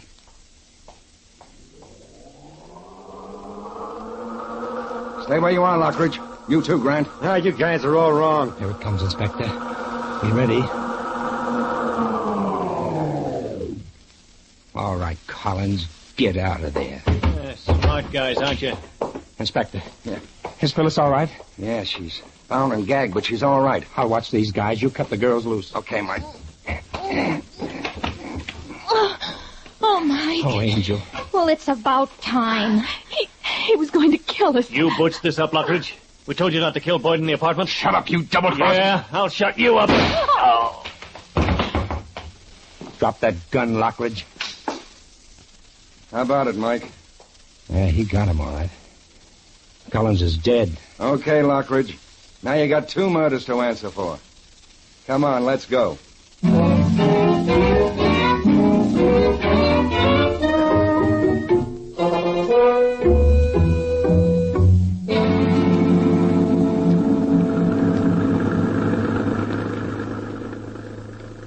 Well, kids, not a bad day's work. The murder's solved and a jewelry gang smashed. The robbery detail ought to buy us a round of drinks. Miss Phyllis Knight wouldn't be here to enjoy it if you boys hadn't come back to the apartment in the nick of time. And you can thank Mike for that, Phil. He figured out the manager was in the deal with Collins. Sure. Remember Mrs. Boyd told us the manager's office was on the 4th floor, and it didn't mean anything to you? Yeah. You said it was so obvious you wouldn't explain it to us. Of course. Ed Collins told the telephone operator he wanted to see Mrs. Jones on the 8th floor. But we all saw him get out of the elevator on the 4th floor. He went straight to the manager's office. That's why the manager barged in on us 2 minutes later. Yeah. And when Collins asked for Mrs. Jones, that was double talk because you 2 kids were standing by. The thing which really tied it onto the manager was when I asked him the color of the suit Ward Ritchie wore last night. He said gray, which was the color of the suit they bought this morning at a fire sale, smeared it with blood, and used to try and frame Ritchie. Oh, I see. Plus their phony identification of Ritchie down at the show-up. Yeah. The manager, the telephone operator, and the elevator boy agreed among themselves to identify the same fall guy. And by 1,000-to-1 shot, it happened to be Ritchie, the one outsider who was interested in the case and who, as a favor to me, had stepped into the show-up box. Pure coincidence. Mm-hmm. But you know, Inspector, the only person I really feel sorry for is Mrs. Boyd. Yeah. It's bad enough to be married to a crook, but then a murder. Ah, don't worry. She'll be all right. She'll get plenty of comfort from our client, Mr. Ritchie. Oh, there you go again, cooking up another romance. No, I don't have to. He's still in love with her. I know that gleam in a man's eye. Well, says the expert. Why, of course. Don't I see that gleam often enough, Mr. Shayne? Darling?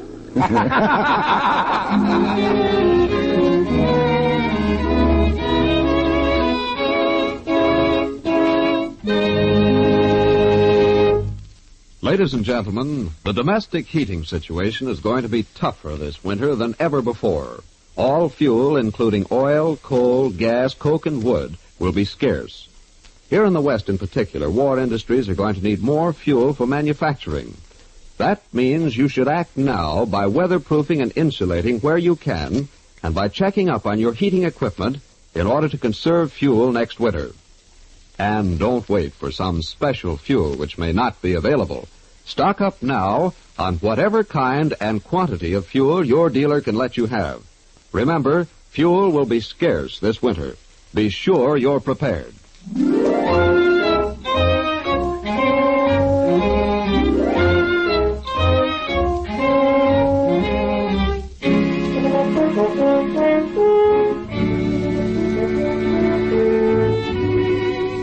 Tune in again next week at 8 o'clock for another adventure with Michael Shayne, Private Detective, starring Wally Mayer and Kathy Lewis, with Joe Forte as the inspector.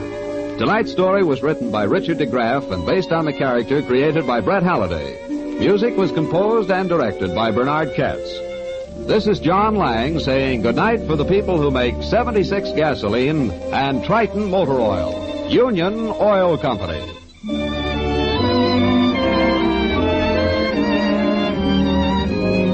This is the Mutual Don Lee Broadcasting System.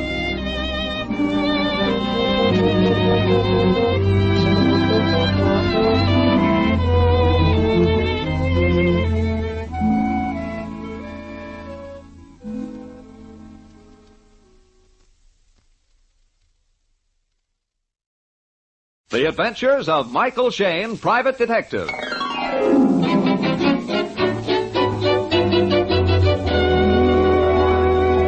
The people who make 76 gasoline and Triton motor oil, Union Oil Company, present The Adventures of Michael Shayne, Private Detective, starring Wally Mayer and Kathy Lewis.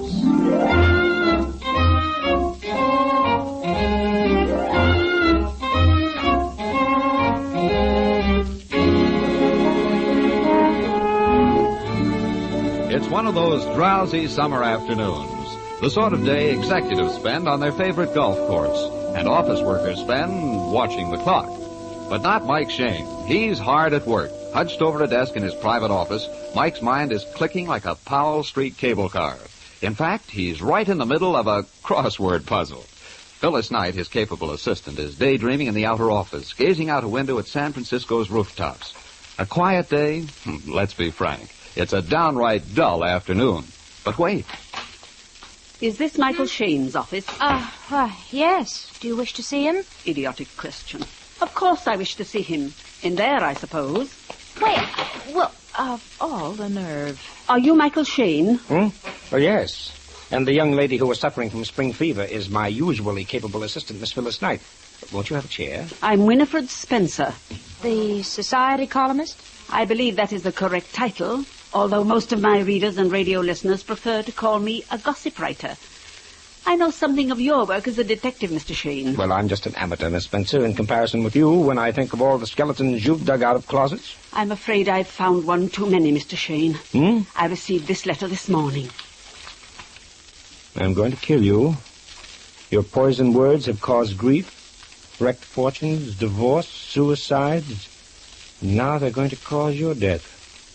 There are scores who would like to kill you. None has a better reason than I, so I'm going to kill you. What would you do if you received such a letter? I'd read it the second time on a train, a fast train. No, Mr. Shayne. You'd go after the writer, and that's exactly what I'm going to do. You think you know the person? I hope to know tonight. Mr. Shayne, will you and Miss Miss Knight? Will you and Miss Knight be at my home at 8 o'clock? I'm having a dinner party, and I believe you will find the guests interesting.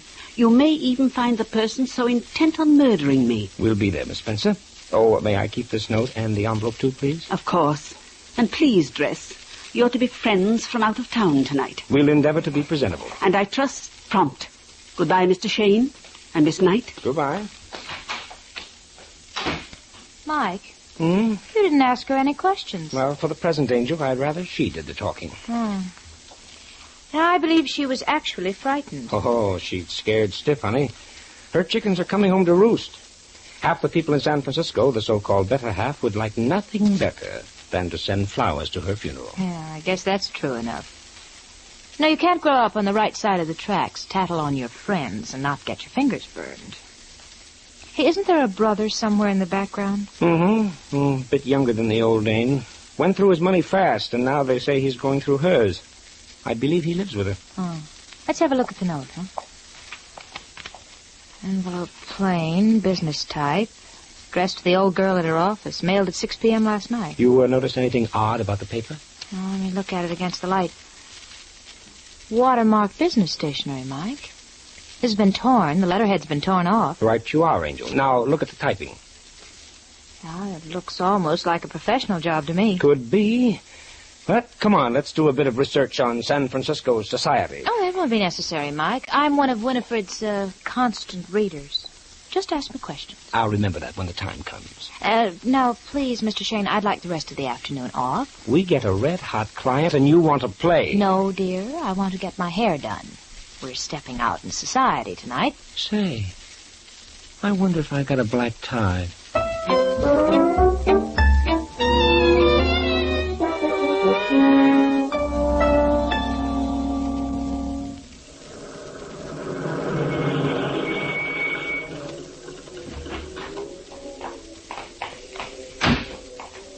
It's an old mansion. Look at the iron deer on the lawn, Mike, and the bay window in front. Not as big as the Palace Hotel, but older. Anybody with iron deer on the lawn is just inviting murder. Yeah. Ooh, it gives me the creeps. Ivy all over the walls. Probably some growing inside, too. Yeah. Anyhow, let's find out. Ring the bell. You mean lift the knocker. Oh.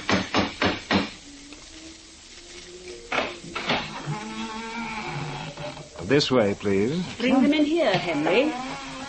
This way, please. Oh, I'm glad you came early. Nice to be here, Miss Spencer. What an unusual house. Oh, yes, this old house is filled with memories. The Spencers have lived here since 1850. Say, that's a fine old square rigger model on the mantelpiece there. My grandfather sailed the original round the Horn. He brought most of the furniture you see here with him. Oh? This desk was one of his prized possessions. Well, it looks like it's being put to use these days, too. Typewriter, lots of books. Is this your study? No, I do my work at the office. My brother Seward spends quite a bit of time in here. Seward likes to think of himself as a writer. Is your brother here tonight, Miss Spencer? Yes, with his latest conquest, a Miss Melody. You'll meet them at dinner. Oh. We'd better be getting back to the dining room. It's time for the guests. I think there's somebody behind that curtain. Huh? Of course there is. The curtains hide a service entrance. Come in, Henry. Pardon me, Miss Spencer. Oh. May I announce dinner? Yes, Henry. We're ready.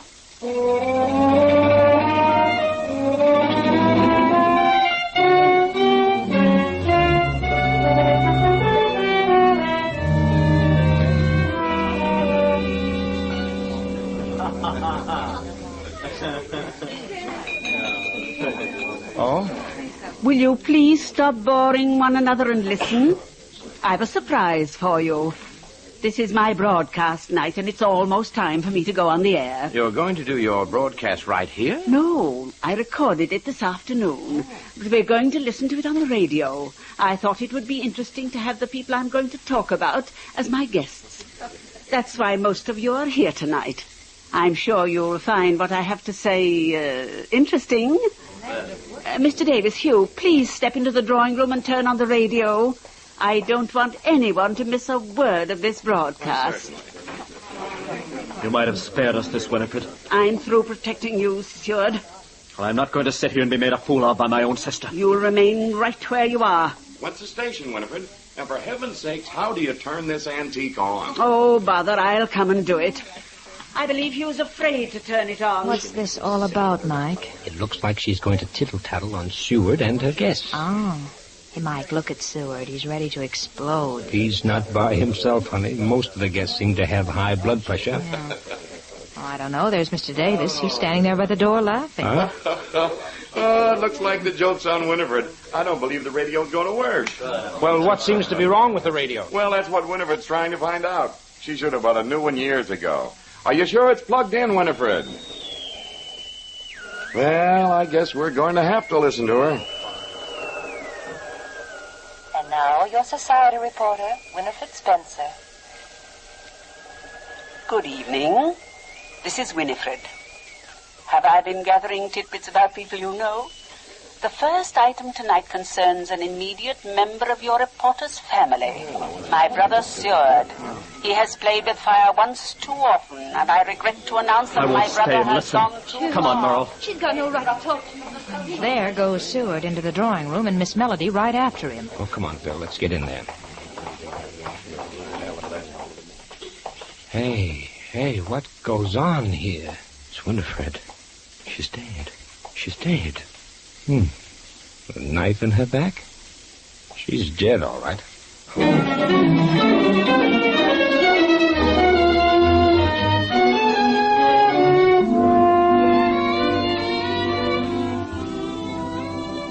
We'll return to Michael Shayne and his adventures in just a moment.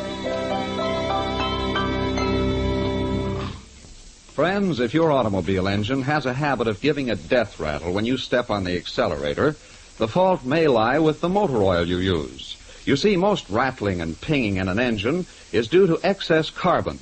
And contrary to popular opinion, nearly all carbon formed in automobile engines comes from the lubricating oil and not from the gasoline, as so many people think. Now, no two motor oils form the same amount of carbon. That's why we say your carbon troubles may be due to the brand of lubricating oil you buy. Because, and this is a proved laboratory fact, Triton motor oil forms less carbon than any of the 7 leading motor oils sold in the West. Yes, that's right. Triton cuts down carbon. The secret of Triton's superiority lies in Union Oil Company's exclusive propane solvent refining process. That means all harmful asphalts, waxes, and sulfur have been removed, leaving a pure 100% paraffin-based lubricating oil. An oil that will furnish hundreds of miles of safe, dependable lubrication. So, friends, with parts and mechanics as scarce as they are today, why not take advantage of the unusual protection you can get from Triton motor oil? You can buy Triton at all Union Oil Minuteman stations. Just look for the sign of the big orange and blue 76. Thank you.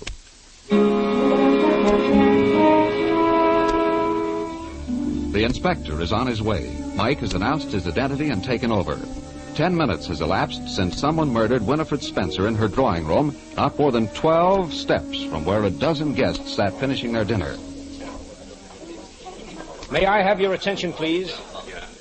Now, I'm sure you want to return to your homes, and there's no reason why those of you who were at the table when Miss Spencer met her death should remain. You may leave now before the police arrive, if you wish. Hey, the inspector isn't going to like this, Mike. You said yourself that there were 10 people here who had reason to murder Miss Spencer. I said there were at least 10 people who would love to murder her. Whoever killed the old dame had a lot stronger motive than revenge, Angel. I let them go because they were cluttering up the place. Now, just the same, the inspector isn't going to like it. What's this I'm not going to like? No. Huh? Mike got big-hearted and let some of the guests go home. We can always bring her back, Phil. Who's left? That's Miss Spencer in the chair with the knife in her back, Inspector. I believe I told you on the phone that her brother Seward took a powder. The lady on the sofa is his, I'm, Merle Melody, and I'm sticking around a little. 'Cause Seward will be back. He just lost his temper and couldn't face the guests. Lost his temper, huh? Oh, tut-tut. And the gray-haired gentleman who looks like a banker is a banker. Family friend named Hugh Davis. He's coming over to say hello. Glad you're here, Inspector. I'm Hugh Davis. Mr. Shayne has told you the that's offer. why I'm here. I understand you're an old friend. I suppose I know Winifred as well as anyone in San Francisco. I've been the Spencer's banker for 20 years, Inspector. Did you handle Seward's financial affairs too, Mr. Davis? Yes, although I must say they became rather tangled. Miss Spencer mentioned something about his spending a great deal of money on his new girlfriend. The charming Miss Melody. None of us approved of that infatuation. All this might never have happened. Well, you'd better tell us all about it, Mr. Davis. I'd much rather discuss the matter when Seward is present. Mr. Spencer isn't here. He's flown the coop, so let's have it now. What about Seward and his money? It wasn't his money. Oh, Winifred was generous with him, generous to a fault, in my opinion. Seward spent the last of his fortune more than a year ago. So he has been living off his sister, eh? Yes, Mr. Shayne. Well, it's not a very pretty picture, but you can't hang a man for sponging. Something I'd like to know, Mike. Yeah, what, Angel? Well, I'd like to know what Winifred Spencer said about Seward in her broadcast tonight. It ended rather suddenly here. I picked up the script on the way over, Phil. Just a lot of society gab and a sprinkling of sneers. Right people in the wrong places. Uh-huh. What'd she say about her brother and his girlfriend? Well, let's see. Oh, yes, she said Seward had stepped out of bounds with a chorus girl. They were dropping his name from the social register. Then she said she doubted that Miss Melody would be able to support Stewart in the style he'd been accustomed to. Oh, so Sister was going to cut him off. That right, Mr. Davis? Yes, they had a bitter quarrel a couple of days ago. Will Seward inherit Miss Spencer's money, Mr. Davis? I think the proper person to advise you on that matter is Miss Spencer's attorney. Maybe you're right, Davis, but as Miss Spencer's banker, I believe you can answer the question. Well, I'd much prefer that Seward was present, but... Well, I don't suppose this is any time to be guarding family secrets. You're right so far. Now, look, if you know anything, spill it. I doubt that there will be more than several $100s in this old house for Seward to inherit. What? Well, what happened to the old lady's fortune? Well, I'd much rather wait... Well, it'll have to come out sooner or later. Winifred and Seward have had the same safety deposit box at the bank for years. Just 3 days ago, Winifred came to my office highly agitated. More than $200,000 in negotiable bonds were missing from the box. And just what has your bank done about finding the $200,000 in bonds? Mr. Shayne, there are times when a bank has to use discretion. We hope to recover Miss Spencer's property without undue publicity or scandal. That's one reason I sent Winifred to you this afternoon. So, Brother Seward raided the box. That is all too evident, There's Miss another Knight. thing quite evident, sir. If you and Miss Spencer hadn't been so cagey ducking the very thing that little Winifred dished out, scandal, she might be alive right now. We thought we were doing the right thing. Well, that's water under the bridge. Mike, do you notice anything missing from the room? Well, sure, Angel, the body. The police doctor just left a few minutes ago. No, not that body. Merle Melody. Huh? Holy smoke, she has gone. You'd better search, Mike, with the murderer still on the loose. There's only one way she could have gone, through here. The door's open. Try that room, Inspector. I'll try this one. Right.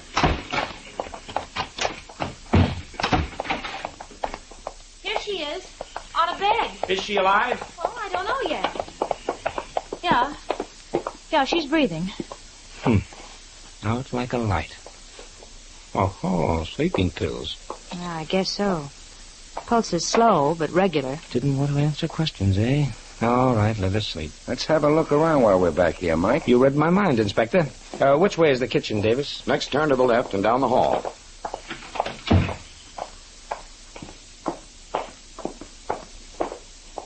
Here it is. It's as big as a barn. And just as empty. The sergeant came back here when he searched the house. He probably sent the servants to their quarters. What's that?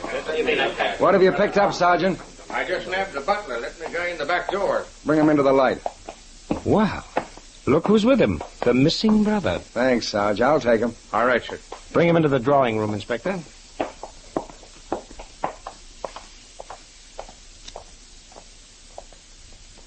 Here we are. All right, talk. Where have you been all evening, Mr. Spencer? What are police doing all around the house? Where's Winifred? What have you done with Miss Melody? I'll have the answer to my question first, Mr. Spencer. Where have you been? I've walked for miles. I don't know where I've been. You were here when I lost my temper and dashed out, Mr. Shayne. Winifred had no right to humiliate me before my friends. I hated to come back here. Then why did you come back? I don't know. This is my home. Where is Winifred, Merle? Miss Melody's asleep, Mr. Spencer. Your sister is dead. What? Murdered. No. No, that isn't true. I saw her sitting in that chair when I ran out the front door. Yes, Spencer, she was there. It also looks as if you stopped long enough to stick a knife into her back. No, I didn't do it. I might have wanted to, but I didn't. Just a minute, Henry. Where are you going? To my quarters, sir. You'd better stick around. Say, where were you when Miss Spencer's broadcast began? Oh, yes, I recall. I was preparing to serve the coffee, sir. I saw you going toward the side entrance to the drawing room when Miss Spencer left the table to turn on the radio. Oh. So you entered the drawing room by the side door, just ahead of Miss Spencer? I did not, sir. The door was closed. I stood outside listening. I never miss one of Miss Spencer's broadcasts. Why did you lie to me about serving the coffee? I was frightened. You don't look like the type that frightens easily. Were you outside with Mr. Spencer? No, I heard someone at the back. It was Mr. Spencer. I let him in. Didn't the sergeant tell you to stay in your room? I have always answered the door, sir. That's probably the only truthful answer you've given me. Inspector. Yeah? Want to help me with an experiment? What are you going to do, Mike? I'd like to refresh my memory, Inspector. Let's all go into the dining room. Now, there's one thing I want to find out. All right, everybody, please take the places you had when Miss Spencer turned on the radio. I see. Mr. Davis, when I give the word, you are to get up and walk to the radio in the drawing room. Yes? Wait a few seconds and call just as you did at dinner. Very well. Phil, you be Miss Spencer and answer him. All right, Mike. Henry, you had better take your eavesdropping post by the side door, if that's where you really were. Yes, sir. Mr. Spencer, when Mr. Davis returns to the dining room, I want you to run into the drawing room. Oh, do I have to go through with this again? Yes, you have to go through with it again. No, I can't. I can't. Oh. What? Seward has fainted. Was that what you wanted to find out, Mike? No, that wasn't on the schedule, Angel.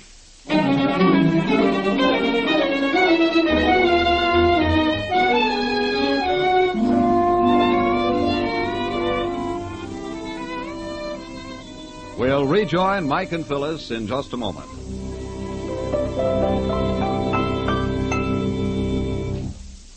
Ladies and gentlemen, an automobile radiator that's clogged with rust and scale is a menace to your gas coupons. Yes, that's right. You see, choked water lines block the easy flow of the water.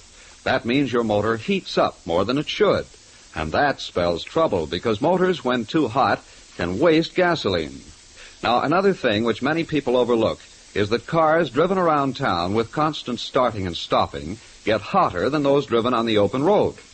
So, even if you aren't planning any trips this summer, it's a good idea to drop in at a Union Oil station and ask the Minuteman to clean out your radiator. This service takes but a few minutes and works like magic. Union Radiator Flush is harmless to metal, but its special solvent action cuts scale, rust, and grease right out of choked radiator cores and water lines. Then, when this foreign matter is cleaned out and the Minuteman fills your radiator with fresh, clean water, you can be sure it will really circulate with a fast, steady flow. So, for cooler driving, economical mileage, just drive in wherever you see the sign of the big orange and blue 76 and ask for Union Oil Radiator Service. Thank you.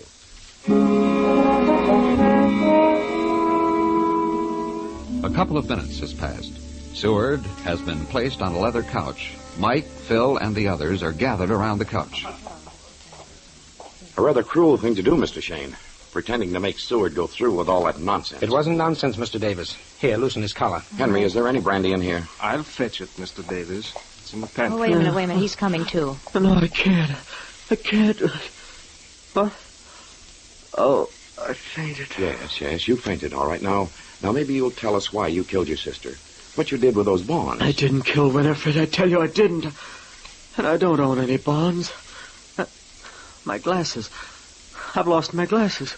Mr. Shayne, you've tried your methods. May I try mine? What are your methods, Mr. Davis? I'd like to talk with Seward for a few minutes, alone. I've known him since he was a boy. That's up to the inspector. Why not let him talk, Mike? My men have the place corked up like a bottle. Well, okay, but remember, we'll be just outside the door.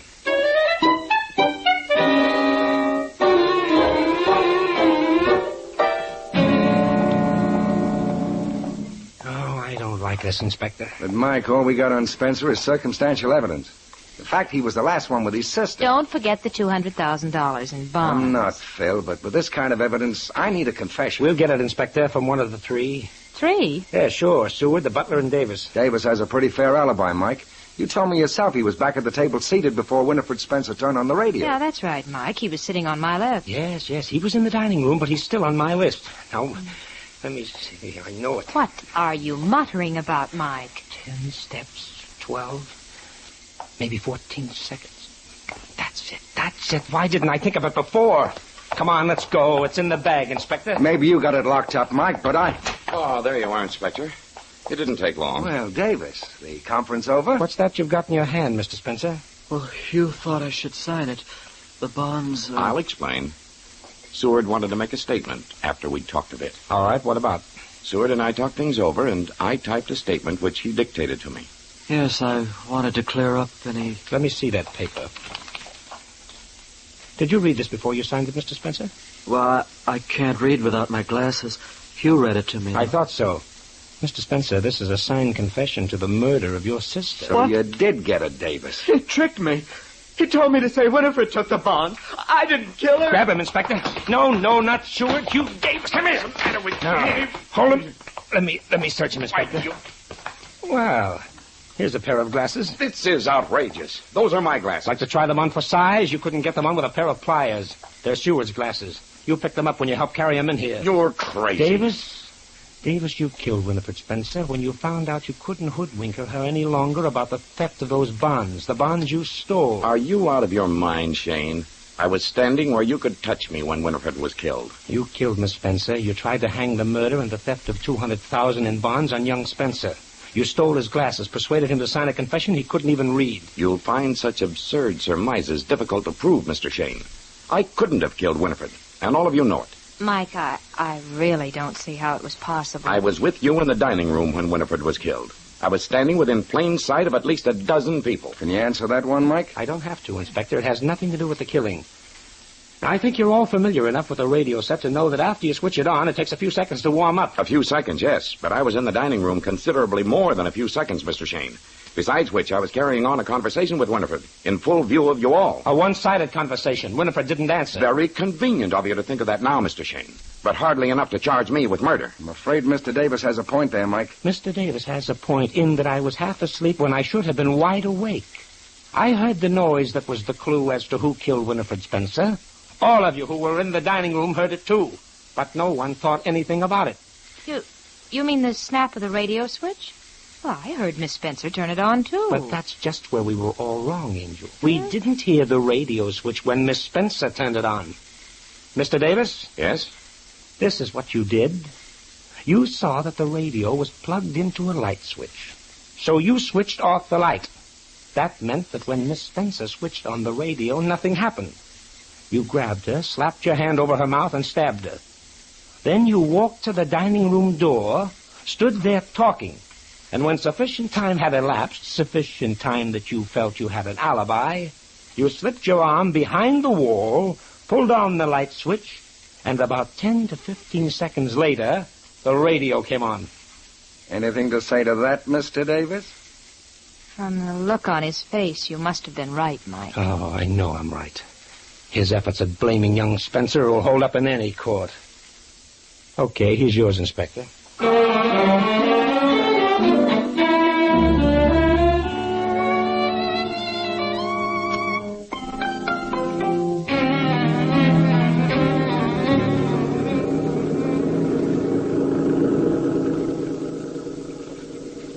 Am I being kidnapped?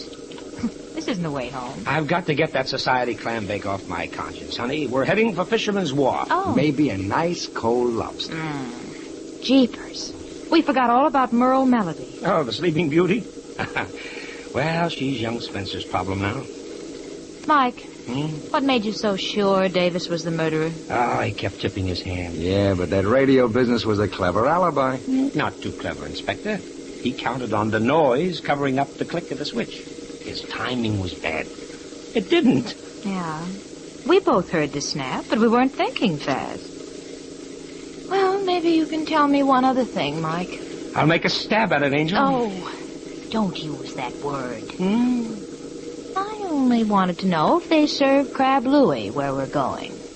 When you look like that, Angel, they'll serve you anything. Oh.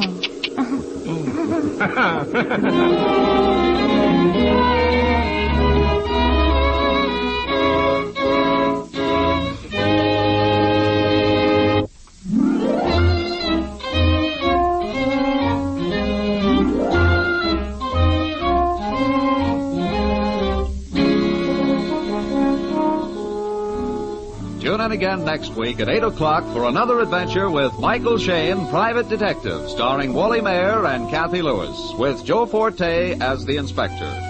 Tonight's story was written by Tom Petty and based on a character created by Brett Halliday. Music was composed and directed by Bernard Ketz. This is John Lang saying goodnight for the people who make 76 gasoline and Triton motor oil. Union Oil Company.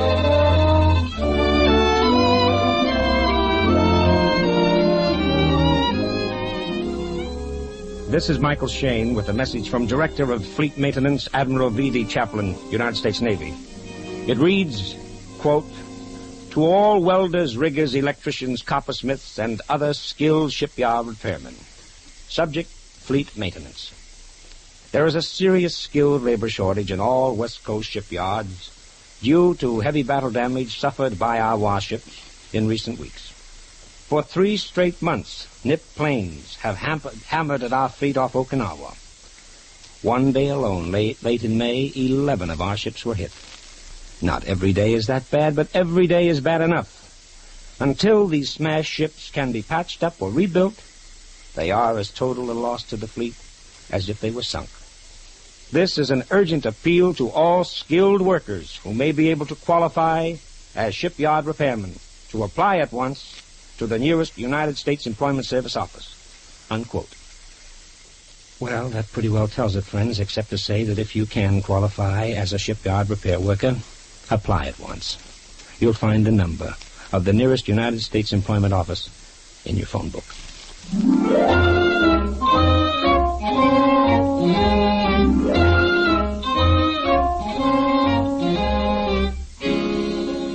This is the Mutual Don Lee Broadcasting System.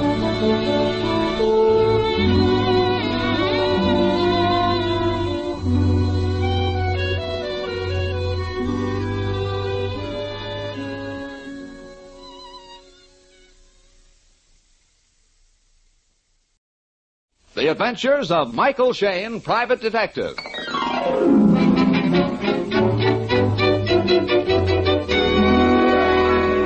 The people who make 76 gasoline and Triton motor oil, Union Oil Company, present The Adventures of Michael Shayne, Private Detective, starring Wally Mayer and Kathy Lewis.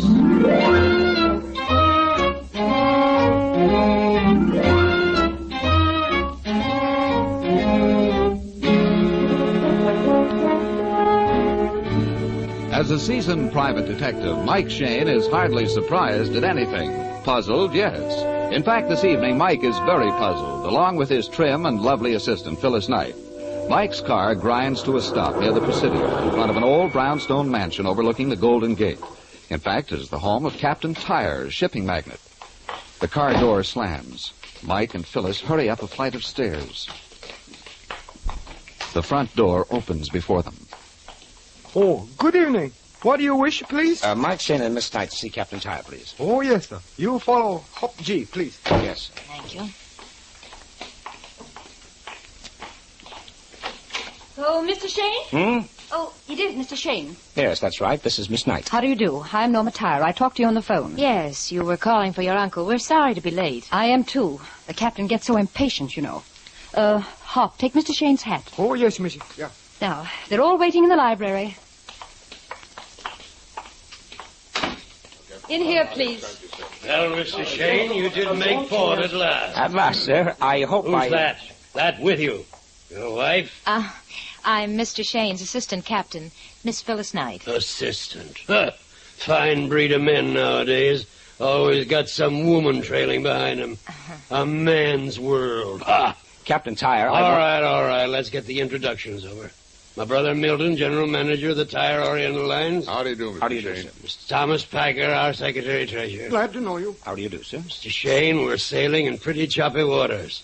That's why we're signing you on. Yes, I gathered that much, sir. As you know, sir, from the days of windjammers, the Tire Oriental Lines has run the finest and fastest packet ships to China and India. We've had plenty of competition, but our line is still fastest and finest. You've always had beautiful ships, Captain. I've watched them sail out the Golden Gate many a time. Wished I was aboard. Yes, maybe one of them you watched was the SS Java. There's a picture of her over the bookcase there. But you saw her only once. Say, that's right. She went down on her maiden voyage, didn't she, several years ago? Yes, struck a reef off Hong Kong on the Singapore run. My brother was a captain. Oh? Not Milton here. My other brother, Norman. My father. He and Mother went down with the ship. Oh. Board of Inquiry looked into it, of course.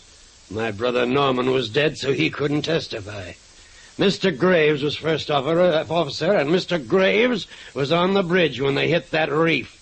He cleared himself with the Board of Inquiry, but I have never been satisfied, and he's never held another berth with our company. And he hasn't done very well with other lines, according to what Graves writes to the paper. I don't understand. Well, I'll show you.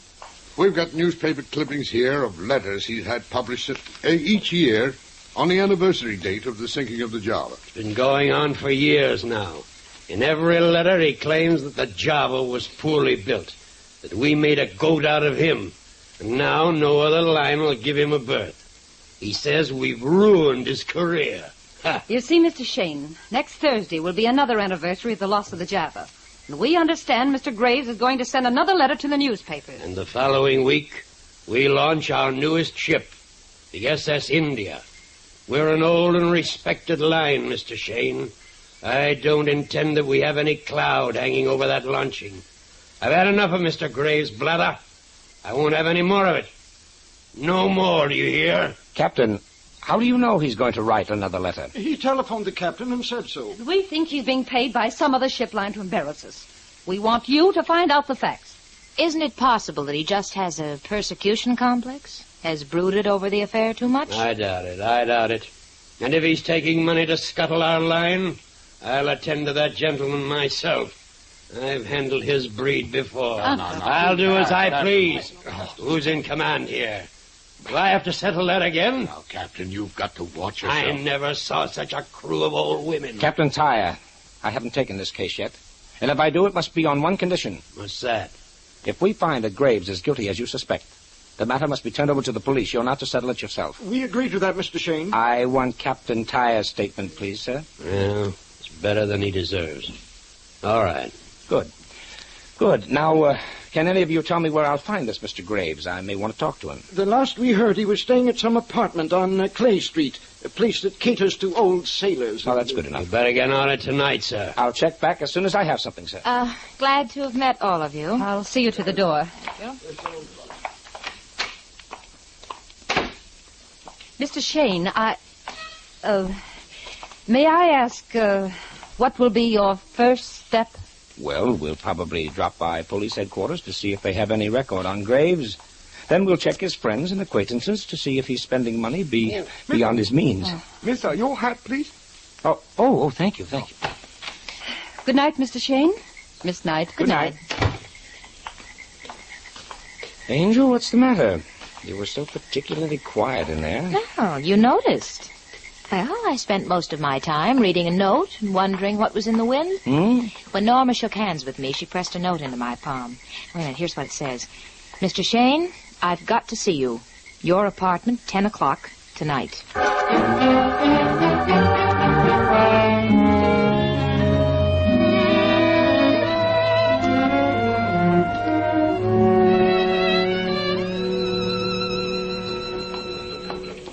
And that's about the whole story, Inspector. Phil and I are checking up on this first mate, Lee Graves. We thought you might have some record on him, Inspector, if he's ever been in trouble with the police. Well, not here in homicide, Phil. Oh, of course not, but your general fingerprint file might show something. It might. Sergeant. Yes, sir. Take a look at the fingerprint cards. You got the name? Lee Graves, right away, sir. Well, kids, I'd say you were going in for exotic stuff. Tire Oriental line, the ship sinking in the China Sea. If you want color, Inspector, you ought to see the old captain. He's saltier than the briny itself. Yes, sir. He could bite an anchor chain in two. And his niece. Why does she want to talk to you in your apartment, Mike? I don't know, but I'm really looking forward to it, Angel. Indeed. Inspector. Well, that's fast work, Sergeant. Find anything? I haven't looked, sir. I'm afraid I've got bad news. Yes? You'll really need Graves's fingerprints now. A few minutes ago, Captain Tyre was murdered.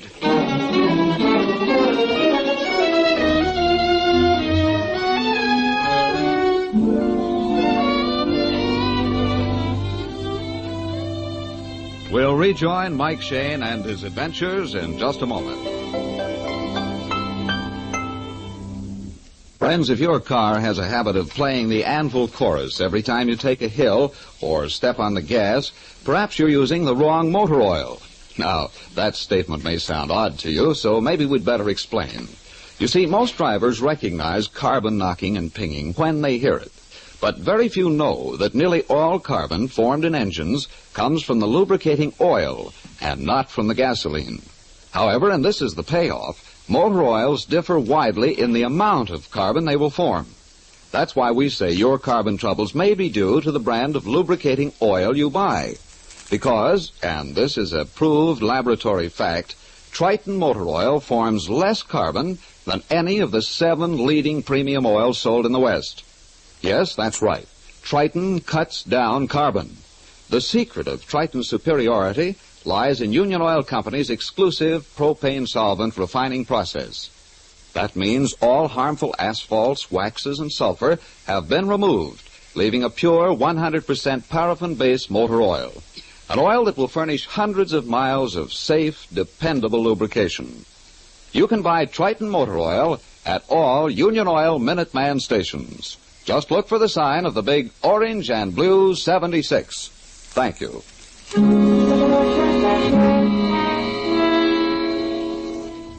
The president of the Tyre Oriental Ship Lines has been murdered. In the private study of Captain Tyre, Mike, Phyllis, and the inspector examine the body slumped over the desk. The inspector turns to the captain's brother. Has anyone touched this body? No one, Inspector. And who found him? I did. All right, give the sergeant your name, and now tell us what you know. Thomas Packer, secretary-treasurer of the company. About 10 minutes after Mr. Shayne left the house, somebody rang the doorbell. Hop G let him in and took him to the captain's study. I asked Hop who it was. He said a Mr. Graves. The captain and Graves were alone in the study? Yes. Norma, Milton, and I were in the living room. I got uneasy about Graves and came and knocked on the door there. When I got no answer, I walked in. The captain was just as you see him. Yes, at first we thought he'd fainted until we saw the blood. And this man Graves? Why, he disappeared. We found that veranda door open over there. It's the only way he could have left. Sergeant, I guess we shake out the dragnet for Mr. Graves. Mike, where I'm standing, I can see something white under the body, and just the edge of it. Where? Here, see? Under his chest on the desk. I think it's a paper of some sort. Yeah, I see it too, Phil. I'll raise him up a bit, Mike. Look, there's what killed him, his own paper knife. Yeah, right into the heart. What? Inspector. Yeah, Mike? This paper underneath him, it's a note for us. To whom it may concern, my suicide may appear the act of an insane man. It is not. There are reasons. My family knows these reasons very well. What? Captain Tyre. Suicide. Hey, let me see that, Mike. There are reasons. My family knows the reasons very well. I'm sure we do not. Why, I haven't the slightest idea what Captain meant. How about you, Packer? Well, I'm not in the family, but it stumps me. We were talking to the captain less than an hour ago, and he certainly didn't strike me as being in a suicidal frame of mind. No, I can't imagine a proud old sea captain killing himself a week before he launches a new ship. He was afraid of bad publicity from Lee Graves. I don't know what could be worse than the president of the line committing suicide. You people are satisfied that this is the captain's handwriting? Yes, it's the captain's. There's no question. The angle of that knife into his chest. Was the captain right or left-handed? Right-handed. That checks. Look, if you people don't mind, we'd like to make some diagrams, routine stuff, you know. We'd like to have the room to ourselves for a while, if you don't mind. We'll wait in the living room. All right, Mike. What do you want to tell me? Take another look at that suicide note, Inspector. It was not written at this desk. How do you know? Simple. The desk has a glass top, but the back of the note paper shows it was written on a soft surface. And see, the pen flooded once, the ink soaked through, and some green fuzz stuck to the other side. Fuzz from a green blotting pad. Well, Mike, maybe the captain wrote the note somewhere else and then brought it in here. Sure, a lot of suicides write their farewells, then carry them around in their pockets for days even. This paper is fresh, Inspector. It hasn't even got a crease in it. Now, you can talk from now till breakfast, and I say Captain Tyre was too rugged a number for suicide. Even his family can't explain it. All right, suppose it is murder. The next thing... Yes, the same question every inspector and DA asks. What is the motive? Sure. And another thing. If Lee Graves killed the captain, how did he force him to write this note? There's no sign of a struggle. Well, let's stop asking questions and find out. Sergeant, There may be some good fingerprints on that knife. I'll check it right away, sir. Mike, his dictaphone here, there's a cylinder on it. Well, can you tell if it's been used? Yeah. The wax has a few grooves cut in it. Okay, it's worth a try. Play it back to us. All right. Hacker, where are those blasted maritime forms for the SS China? Hacker, how many times have I got to tell you to get hold of Crowder? I want my will changed. Give him those notes I dictated at the office. That's all there is, Mike. Sergeant, never mind that knife. Bring Mr. Packer in here. Yes, sir. So, the captain was worried about his will. Well, that might bear out suicide if he was tidying up affairs before his death. It might mean a number of things. Yeah. You want me, Inspector? Yes, Mr. Packer. Did Captain Tar have an attorney by the name of Crowder? Why, yes. And did Crowder make the changes in the captain's will? How did... No, he didn't. Didn't you get hold of Crowder? You were to give him some notes. No, I didn't give him the notes. Why not? Well, the captain's brother and Norma told me not to. It would mean the control of the company would go to a board of governors. I see. That's all, Mr. Packer. Thank you. I'd like to ask a favor, Inspector. Yes? The captain's death is a great shock to all of us, but the business must go on. We've got a lot of work to do at the office tonight. Must all three of you go? Yes, sir. We have an $8 million ship to launch next week. Very well. The sergeant will tell the men outside to let you pass. Yes, we'd appreciate it. Thank you. Well, Inspector, you wanted a motive. You've got two of them. A discharged first mate with a grudge against the captain. A brother and a niece who now control the company due to the captain's very timely death.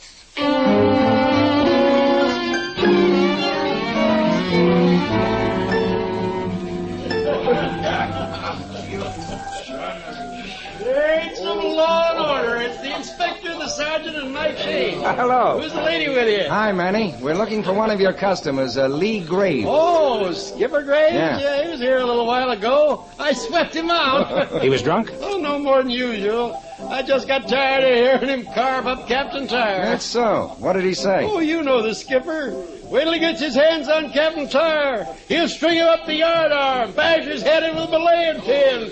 Keel haul, the old barnacle. Bloodthirsty cuss, huh? Don't worry, lady. He's been talking like that for years. He's killed Captain Tar 917 ways. Yes, sir. Double scotch going on. What's the matter with you kids? You heard what the bartender said. You treated as casually as if the man hadn't even... Graves is too loose-tongued. Well... If he planned to kill the captain, he wouldn't advertise it to Joe Dokes and his yellow pup. It works both ways, Mike. If Graves hopped on the idea long enough and then got into a fight with the captain, he might find himself carrying out the urge. Sergeant, call headquarters. I want Lee Graves in custody before midnight.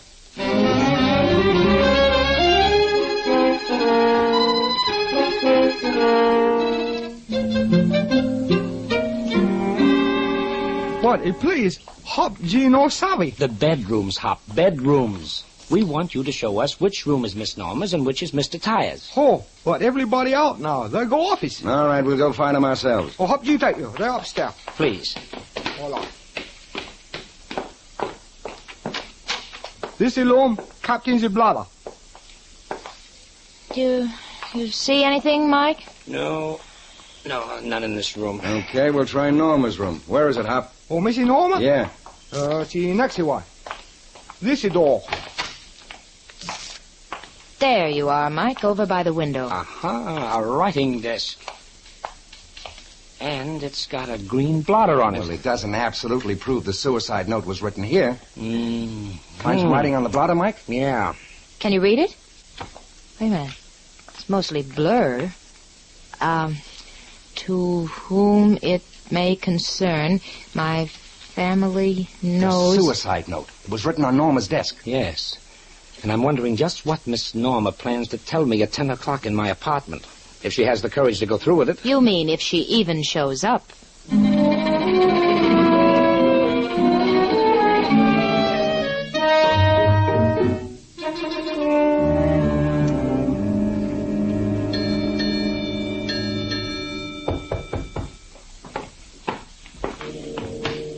Well, Miss Tyre, you must have been waiting outside for the clock to strike 10. Hardly.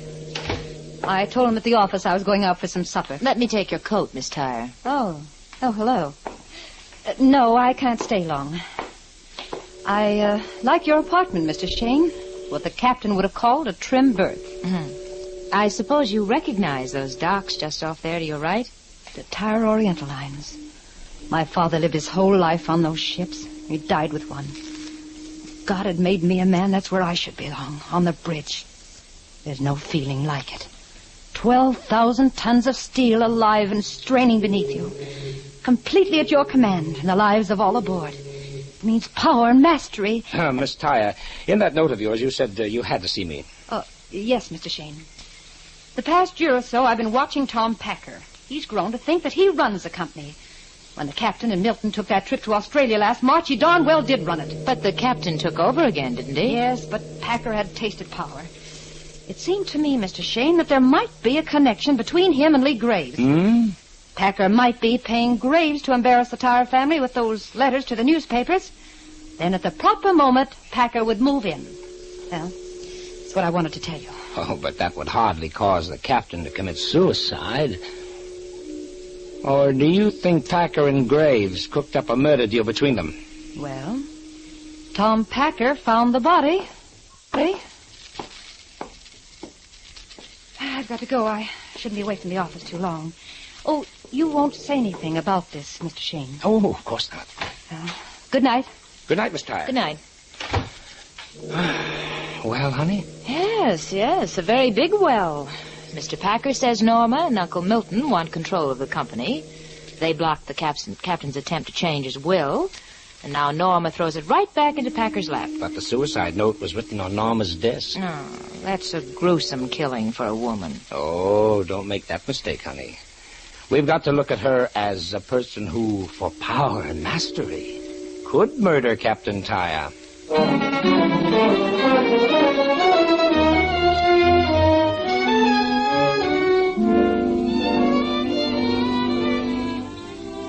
In just a moment, we'll return to Mike Shayne and Phyllis Knight in their adventures.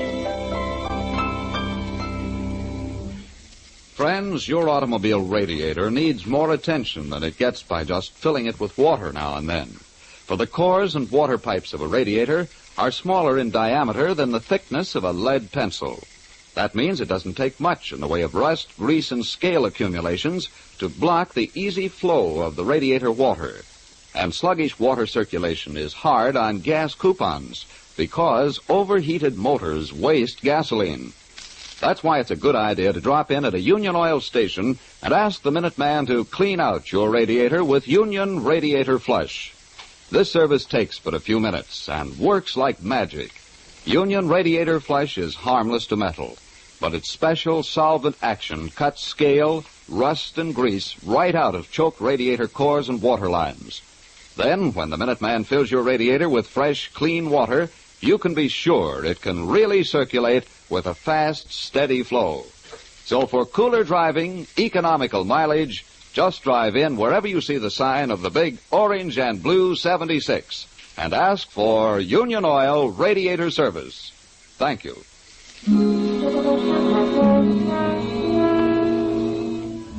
Mike and Phyllis have had their meeting with the murdered man's niece. They have rejoined the inspector at Captain Tyre's home. The inspector paces the floor thoughtfully. Assuming, Mike, that everything Norma told you is true, we still haven't turned up a bit of proof. Correct, Inspector. If Mr. Packer is working with Graves, he isn't going to admit it, and we haven't got a hold of Graves. What's more important, Mike, the captain wrote that blamed suicide note. The DA can't indict anybody with that thing dangling in front of his nose. The inspector's right. We've got murder motives for everybody and no proof that it's even murder. But it's got to be. We haven't found anything that shows the old captain planned a suicide. Admitted. There isn't even a suggestion in his diary that anything was wrong. His diary? Huh? A man keeping a diary? Yeah, Phil. I found it up on that bookshelf while you two were talking with Norma. The captain's log, he called it. Where is it now? On the desk.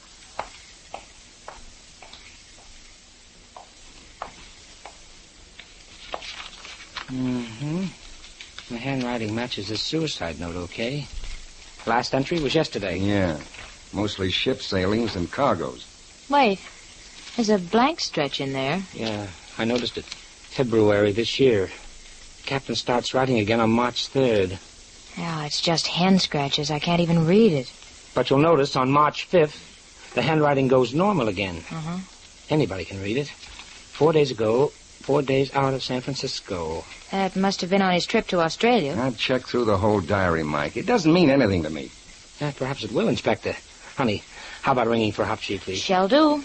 Don't you see, Inspector? The captain was a careful, methodical man. Every page is full of details about the ship line, except for the month of February. A complete blank. What happened in February? I'll have your job for this. Let go of me. Here, what goes on? We finally got Graves, Inspector. A lot of good it'll do you confounded landlubbers. We picked him up trying to cross the Bay Bridge. All right, Graves, I guess you know what you're here for. I do. If you think you can frame me again like Captain Tyre did with that sinking... Mr. Graves, you came here to see the captain tonight? I did. To show him the next letter I'm going to mail to the papers unless I get my old berth back. I'm going to ruin my reputation to get away with it. We're talking about murder, Mr. Graves. And you want to blame it on me. Captain was dead when I came in. Yeah? Then why didn't you stick around? Because I lost my head. I've been blowing around what I do to the captain. I walk in tonight, and there he is dead. So I cut out through the window. Mike, there's Hop G in the doorway. Huh? Oh, yes. Oh, Inspector, will you hold it for a minute, Mike? Oh, this is same man Hop G see before. He killed my captain. Yes, no, same man, Hop. But look, you see the captain's log here? Yes. All right. The captain didn't write anything in it from February 6th to March 3rd of this year. Now, do you know why, Hop? Oh, captain is sick. Go away. He have stroke. Stroke? Yeah. Paralysis? Doctor say stroke. Captain no move leg, no move your arm. Which leg, which arm? Oh, this one. Of course. That's it, Inspector. Sergeant, you're going to pick up 3 more people at the office of the Thai Oriental Lines.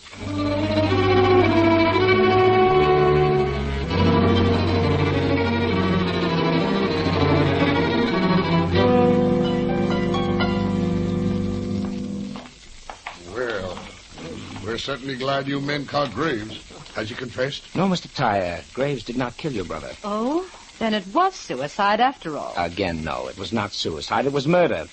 And you 3 people knew it was murder.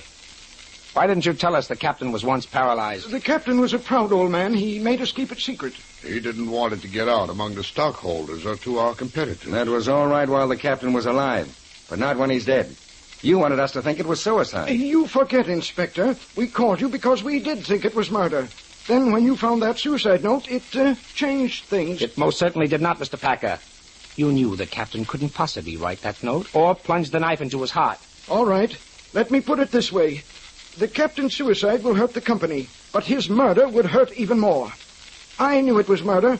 I suspected Norma or Milton. Well, and we suspected you. So all 3 of you kept still, hoping we decided it was suicide and accused Lee Graves. Yet one of you 3 murdered the captain. You can't prove that. Very easily, Miss Tyre. By your answer to just one single question.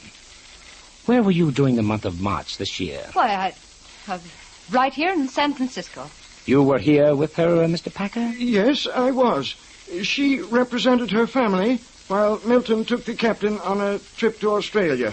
The doctor said a sea voyage would help him. Mm-hmm. The captain had a stroke in February. He couldn't write it in his diary, but once he began his sea voyage, he felt better. On March 3rd, he tried to write in his diary using his left hand. The writing was impossible to read. But on the next day, there's an entry which is perfectly normal. It's a very good imitation of the captain's writing. In fact, it's the same writing on the suicide note. Oh, no. No. Oh, yes, Norma. The truth has to be told. You all knew somebody else wrote the captain's diary for him. The only person who was with him on that voyage, his brother Milton. What? That doesn't say I murdered him. Captain asked me to write the suicide note for him. He killed himself. You're getting desperate, Mr. Tyre. If your brother couldn't write that note because of a paralyzed arm, he couldn't plunge a knife into his heart. Oh, no. You'll need a better story than that, Mr. Tyre. Especially for a jury.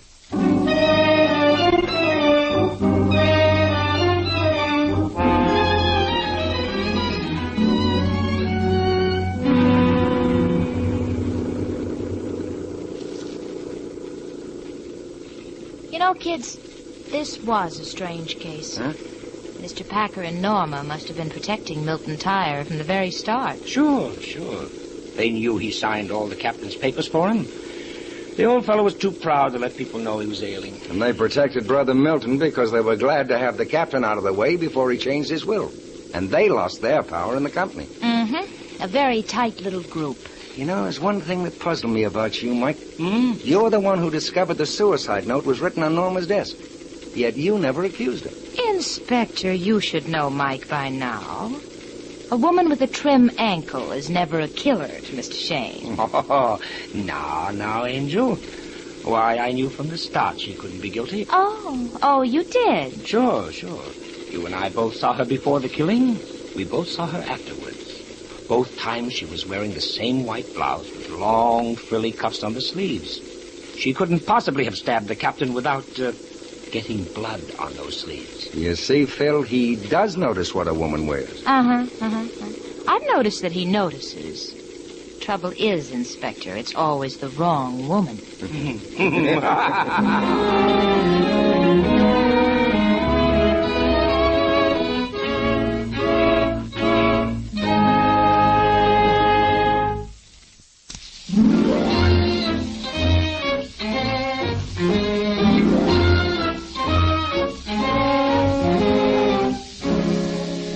Tune in again next week at 8 o'clock for another adventure with Michael Shayne, Private Detective, starring Wally Mayer and Kathy Lewis, with Joe Forte as the inspector. Tonight's story was written by Richard DeGraff and based on the character created by Brett Halliday. Music was composed and directed by Bernard Katz. This is John Lang saying goodnight for the people who make 76 gasoline and Triton Motor Oil. Union Oil Company.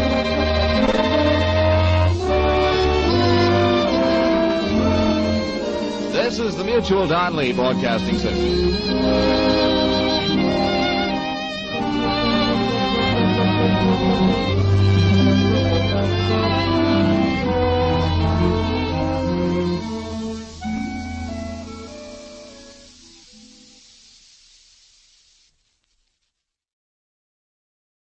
The Adventures of Michael Shayne, Private Detective.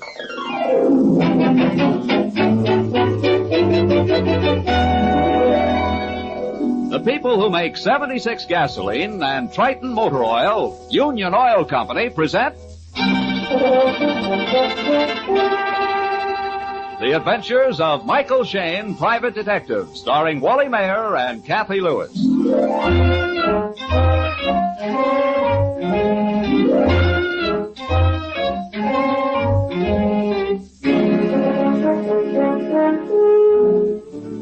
We all know that our detective friend Mike Shayne is the hardest working member of his profession in San Francisco. We all know that he's a dynamo of energy in his tireless pursuit of the criminal. But at the moment, it seems the criminal is in pursuit of Mike. His assistant, Phyllis Knight, ushers into the office two rather odd characters. Mr. Shayne, my name is Belsey, George Belsey, Jr. My friend here, Richard Stowe. How do you do, Mr. Shayne? I'm glad to know both of you. Gentlemen, my associate, Miss Knight. Hello. How do you do? A pleasure. Mr. Shayne, this is a very peculiar business call. I might say it took considerable persuasion on my part to get Mr. Stowe to come here this afternoon. Oh, well, it's so embarrassing. We handle many embarrassing problems, Mr. Stowe. Dick's problem is more than embarrassing. It's almost driving him crazy. You see, Dick is afraid he's going to murder me. Murder? Could we have that last chorus again? Well, I don't blame you, sir. Dick thinks he is going to murder me. Mr. Stowe is going to murder you. At least I'm afraid I might. This is not a practical joke, Mr. Shayne. Nor I'll be crazy. I'm not sure just when it started. I've been very upset in recent months. I guess I brooded too much. I'll say he did.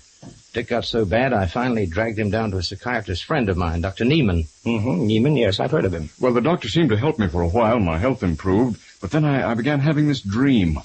It's always the same dream. It never varies in any detail. It's the perfect crime. I killed Mr. Belsey in such a way that the police are completely baffled. Which could happen only in a dream, but go on. Well, George Belsey's office is up in the Commerce Building. On the ground floor is a cocktail lounge. Well, I dream that about 8 o'clock at night I go into the bar. I order a drink. I drink half of it. I tell the bartender I'm out of cigarettes. I go out to the lobby, but I don't buy cigarettes. I slip through the door on the left and hurry down a hall. I get into the freight elevator. Room 707 is right in front of the elevator. I open the door. I walk through two offices. George Belsey's room is the third. I see the light shining through his glass door. George is working tonight. I take out my revolver. I open his door gently, quietly, just a crack. George is behind his desk. It takes just one bullet. I close the door, wipe off the doorknob, and run back to the elevator. In a minute, I step up to the bar again. I ask the bartender to light my cigarette. I finish my drink. The dream is over. Well, that's really something for the scrapbook. But the dream is so horribly vivid that sometimes I don't know whether I've dreamed it or actually done it. I see. And you want me to set your mind at rest, Mr. Stowe? All right, I think I can show you why you couldn't commit a perfect crime. First, Mr. Belsey, are the bar, the freight elevator, and your office situated as in the dream? Yes, they are. Dick has been up to my office often enough to have the details straight. Mr. Stowe, would you have any motive to kill Mr. Belsey? Oh, no, not the slightest. Are you in any business deals together? No, my line is mining. Dick's is wholesale hardware. Mr. Belsey, do you work at your office every night? Oh, no, very seldom. No matter how carefully a murder is planned, there's always the danger of something unforeseen. Mr. Stowe would have to know which night you're working. Then somebody might notice him sneak out of the lobby. An operator might be working after hours on the freight elevator. And then there's the scrub woman upstairs to avoid, and the gun to dispose of afterwards. Yes. No matter what gun you use, the police would trace the bullet. You'd have to prepare yourself against all these slip-ups and a dozen others. Well, now, does that take a load off your mind? Yes, it does. And if you dream it again, Dick, just laugh at it, roll over, and go back to sleep. Really, I do feel better already. George, we'd better not take up any more Mr. Shayne's time. Oh, that's quite all right. Oh, we want to pay you. No, forget it. I don't charge for just talking. Oh, you've done more than that, Mr. Shayne. You've pointed out my mistakes. You've told me how to commit the perfect crime. Well, it's been a pleasure to meet you, sir. And Miss Knight. Thank you. Good afternoon. Goodbye. Yes, good afternoon. Well, this is just fine. Mike Shayne, consultant on murder. Hand me that phone book. Who are you going to call? Who do you think? That psychiatrist. Of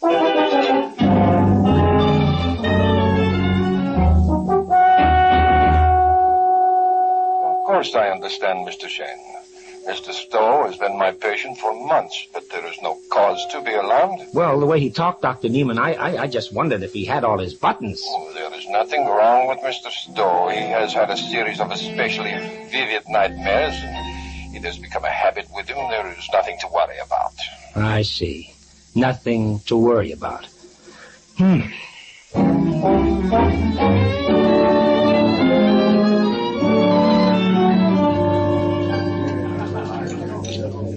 I hope you enjoyed your drink, sir. Yeah, very much, thank you. Here you are. Much obliged. Good night, sir. Good night. All right, honey. Let's head for the lobby. Okay. Now, let's see. Mr. Stowe said the lobby, then the door to the left. Must be this one. And there's the freight elevator.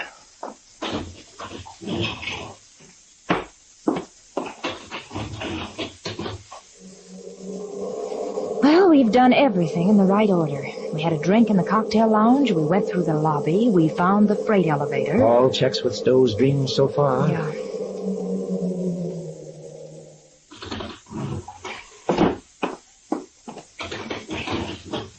Room 707 right in front of us. Mike, the lights are on inside. Belsey working tonight? Through 2 rooms, and then his office.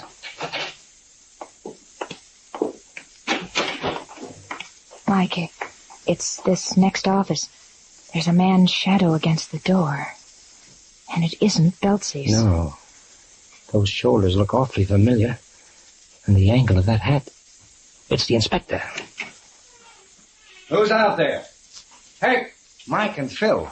What in the name Inspector, you're here on a murder? Why, yes. It's a man shot to death? That's right, but how did... One more question, Inspector. In that next room is a desk, and behind that desk is the body of George Belsey, Jr.? How in the name of everything did you know? I hate to tell you, Inspector. I really hate to tell you.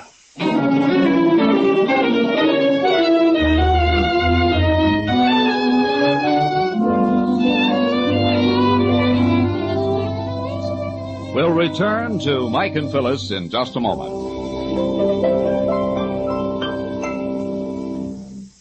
Ladies and gentlemen, nearly everyone knows about carbon and the trouble it causes in automobile engines.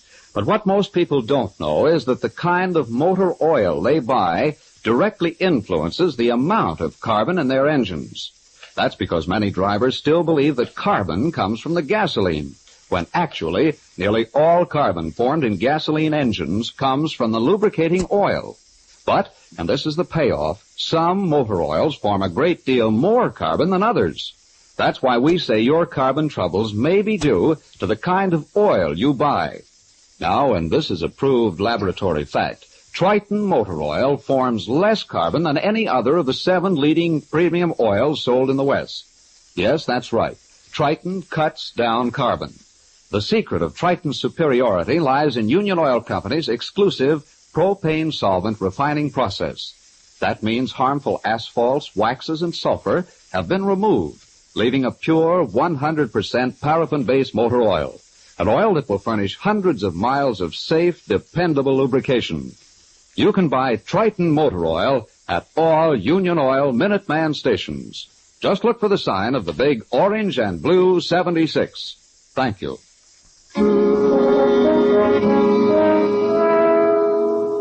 A man's dream of murder has turned into a nightmare of reality for Mike Shayne. In the office of the dead man, Mike and Phyllis have explained to the inspector how they knew George Belsey had been shot to death. So you and Phil were tracing Mr. Stowe's dream footsteps? That's right, Inspector. Phil and I came up here just to see if Stowe could commit the crime the way he dreamed it. And when we saw you here, the inspector of homicide, we knew what had happened. Uh-huh. It happened all right. Bullet right through Belsey's heart. Well, we'll have Stowe picked up right away. I know where he was 40 minutes ago. Who's this? Frank Mann. I was in business with Belsey. Yeah, Mike. He found the body and phoned us. I saw Stowe down in the cocktail lounge about 40 minutes ago. Sergeant. Yes, sir? Go down to the cocktail lounge and have Mr. Stowe paged for a phone call. If he answers, bring him up here. If he doesn't, send a couple of men to pick him up. Right away, sir. Mr. Mann, you say you were in business with George Belsey. The mining business? Yes. I'm a mining engineer. Well, maybe you'd call me a prospector. George and I were just about to hit it rich. Now it's hopeless. Oh, why's that? Why? Well, you don't find gold mines with every blow of a pickaxe. I've rawhided over every mile of the Sierras looking for a good digging for George and me. George grub staked me. I found him a couple of little mines, but now I need some real cash. That's what you came here tonight to talk over with Belsey? Yes, I just got in from Nevada. Uh-huh. Hadn't seen George for, 5 or 6 weeks. He was back east a while. I walk in the door tonight and, well, you know the rest. And, this is the way you found him, slumped over in his chair? That's right. You can see the bullet embedded in the back of the chair. Went clean through him. Mm-hmm. Looks like a .45 caliber. This is Mr. Stowe, Inspector. Yeah? Found him in the bar, like you said. Where's George? Oh! Uh-huh. All right, Mr. Stowe, suppose we have your story. You were in the cocktail lounge, you went out for some cigarettes. Yes. It's just like my dream. But I didn't kill him. Inspector, I checked with the bartender. Mr. Stowe came in about an hour ago. Yes, I went out in the lobby. I even went to the freight elevator. I was just curious about my dream. But I went right back to the bar. I didn't know George was working tonight. I didn't kill him. I know I didn't. Sergeant, was he carrying a gun? No, sir. Well, if Mr. Stowe doesn't believe he did the killing, we've got to go ahead and solve the case ourselves. Now, let's see. The usual stuff on the desk here. Is a bottle of whiskey the usual? Bonded. Mm-hmm. Must have been opened recently. The label's still wet. But this one drinking glass is clean and dry. Mm-hmm. Appointment pad shows Belsey's last caller was at 5 p.m. Mike, there's a phone number jotted down. Fairfield 62041. Hey, that number. Mean anything to you, Mike? You bet it does, Inspector. I called that number this afternoon. It's Dr. Neiman. Well, maybe we better check up on it. Yes, and speaking of checkups, how about the angle of the bullet? Was it fired from the doorway? Looks like it, though we haven't traced it yet. Well, let's do it now.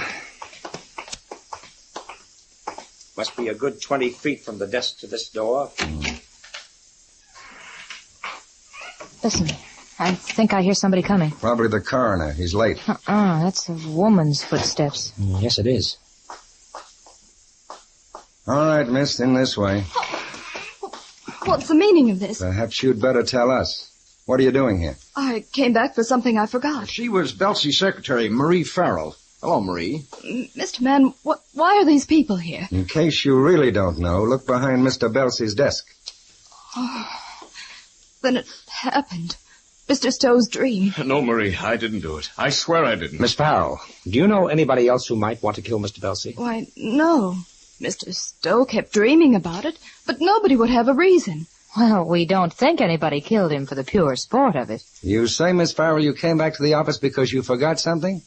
What was it? I can't remember. You've forgotten what you forgot in the first place? Oh, I remember. I'm so mixed up. The theater tickets. I was on my way to the theater with some friends. They must be wondering what happened to me. Well, I guess there's no point now keeping you. We can always find you. Yes, then I'll get the tickets. They're in my desk. We may want to talk to you tomorrow, Miss Farrell. So if you'll give the sergeant your address and phone number. Oh, of course. Marie Farrell, Calistoga Apartments, Dawson 90351. Well, I guess that's all. Good night. Now, where were we? Oh, yes, checking the angle of the bullet. Sergeant, you might take Mr. Stowe and Mr. Mann into the next room and let them dictate their stories. Yes, sir. This way, please, Jackie. Mike, look at this. I found Belsey's account books in this desk drawer. Let's see, Phil. Partnership, Belsey and Mann. Gold shipment. Mike, from these figures, I'd say they were doing all right for themselves. Mike. What? How's this little item for the third finger left hand? An engagement ring. Where did you find it? In this middle drawer. Look at this newspaper with it. Photograph with the blue penciling around it. Miss Carly Schaefer announces her engagement to Mr. George Belsey, Jr. of San Francisco. Right good-looking gal. It's a Pittsburgh paper 3 days ago. Must have been mailed to Belsey. Wait a minute. Huh? Hey, kids, look at this picture again. Miss Carly's showing her engagement ring to some girlfriends. But now the ring is here in San Francisco. It's not the same ring. It's smaller, a different cut. Oh, how can you tell? It's only a newspaper photo. All right, look at it through this magnifying glass. Phil's right, Inspector. The Pittsburgh gal is wearing Belsey's engagement ring, yet he's got another piece of Cupid's ice in his desk drawer. For whom? Marie Farrell. Maybe she was after this ring. Could be. I think we better have a real heart-to-heart talk with that young lady, and right now. Mike, you forgot. She's gone to the theater. All the better, my dear. Meanwhile, we can have a look around her apartment. Sergeant. Yes, sir? We're going to see Miss Farrell, the Calistoga Apartments.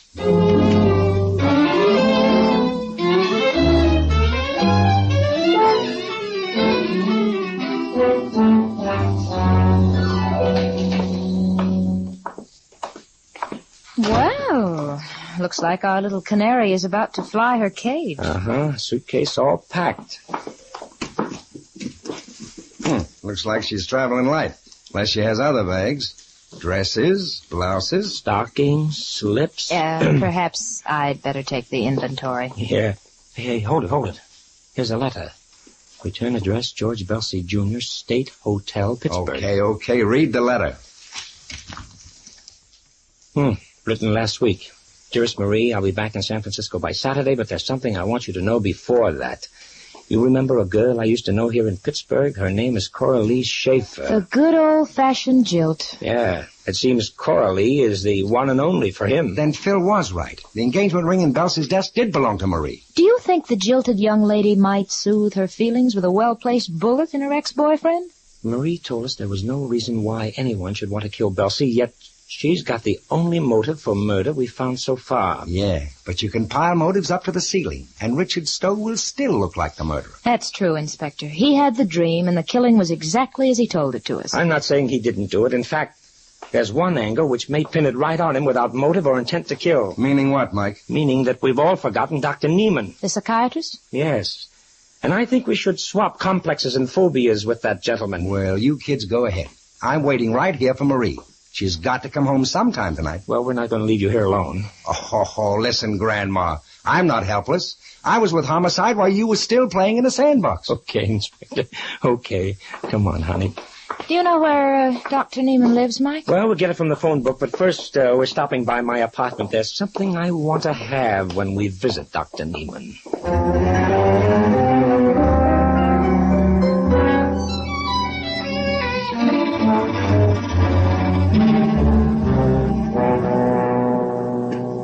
Of course I remember you, Mr. Shayne. You telephoned this afternoon about Mr. Stowe. May I ask Dr. Neiman if Mr. Stowe has talked to you this evening?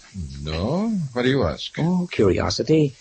I'm interested in that nightmare which has been troubling Stowe. The details of the dream to kill Mr. Belsey were so complete. Yes, Doctor, when Stowe was talking to us, he seemed to think it was the perfect crime. So, the perfect crime? In fact, Doctor, it looks like the dream was too much of a temptation for Mr. Stowe.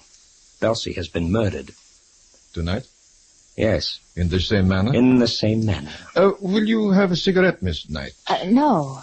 Thank you. I understand, Doctor, that Mr. Belsey brought Stowe to you to help him out of a bad mental state. Yes, he was morbid about his business affairs. I might say he was on the verge of a neurotic collapse. I helped him considerably. How, may I ask? Oh, by various technical means. I'm afraid Mr. Stowe's mind was not quite balanced. That's not what you told me this afternoon, Doctor. You said he was all right, that there was nothing to worry about. How was I to know he would do such an insane thing? Doctor, in treating Mr. Stowe, did you use hypnotism?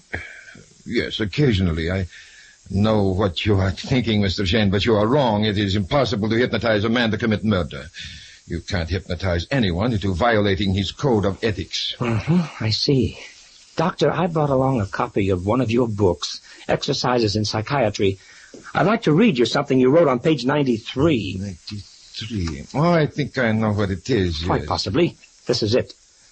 Modern psychologists maintain that a person hypnotized cannot be made to perform acts which violate his ordinary standards of conduct and morality.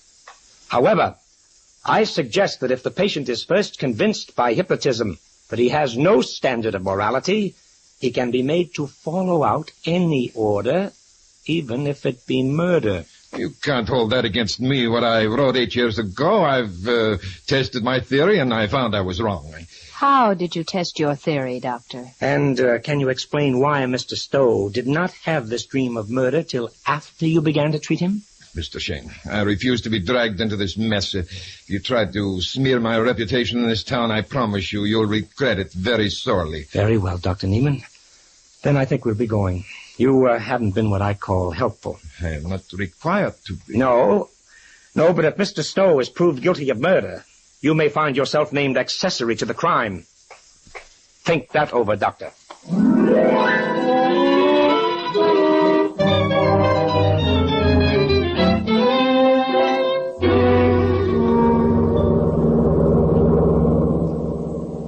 Why so quiet, Mike?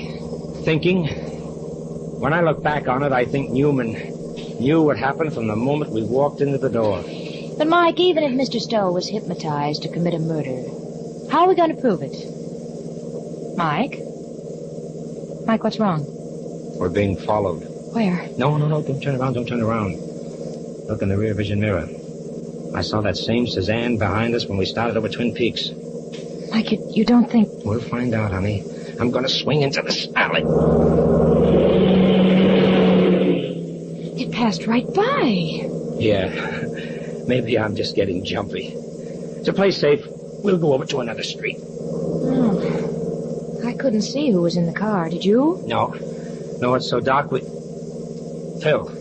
I see it. It turned around. It's right behind us. Duck, honey. Duck!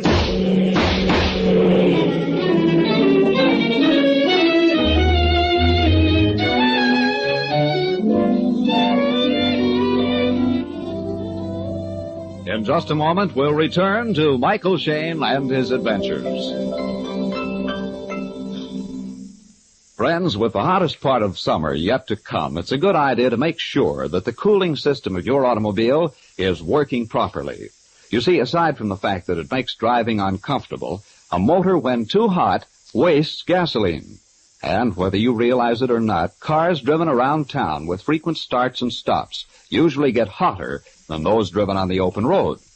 Now, an easy way to make sure your radiator is on the job and cooling your engine is to have your Union Oil Minuteman treat it with Union Radiator Flush. Union Radiator Flush is harmless to metal, but its special solvent action cuts scale, rust, and grease right out of choked radiator cores and water lines. Then, with a radiator that is flushed clean, you can be sure of rapid water circulation and a cool motor. So for cooler driving, economical mileage, ask for Union Oil Radiator Service, wherever you see the sign of the big orange and blue 76. Thank you.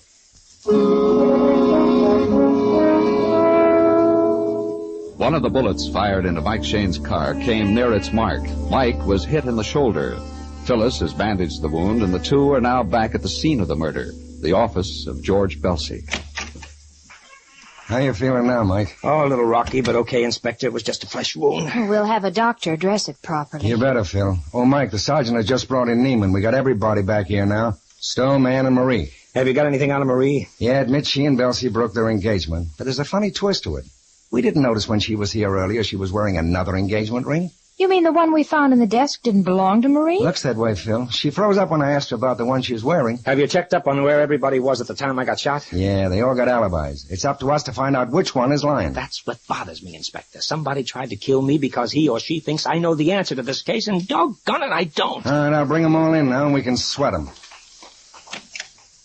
All right, Sergeant. Say, Sergeant. Yes, sir? Open that door again, please. Yes, sir. Well, I'll be... Inspector. What? There must be something wrong with our ears. We've opened and closed that door 40 times tonight. Well, what about it, Mike? What about it? Well, listen to it. There. Don't you see? The killer couldn't possibly open this door to fire his gun without Belsey hearing him. Let me show you. I'll step outside the office and close the door and then open it again.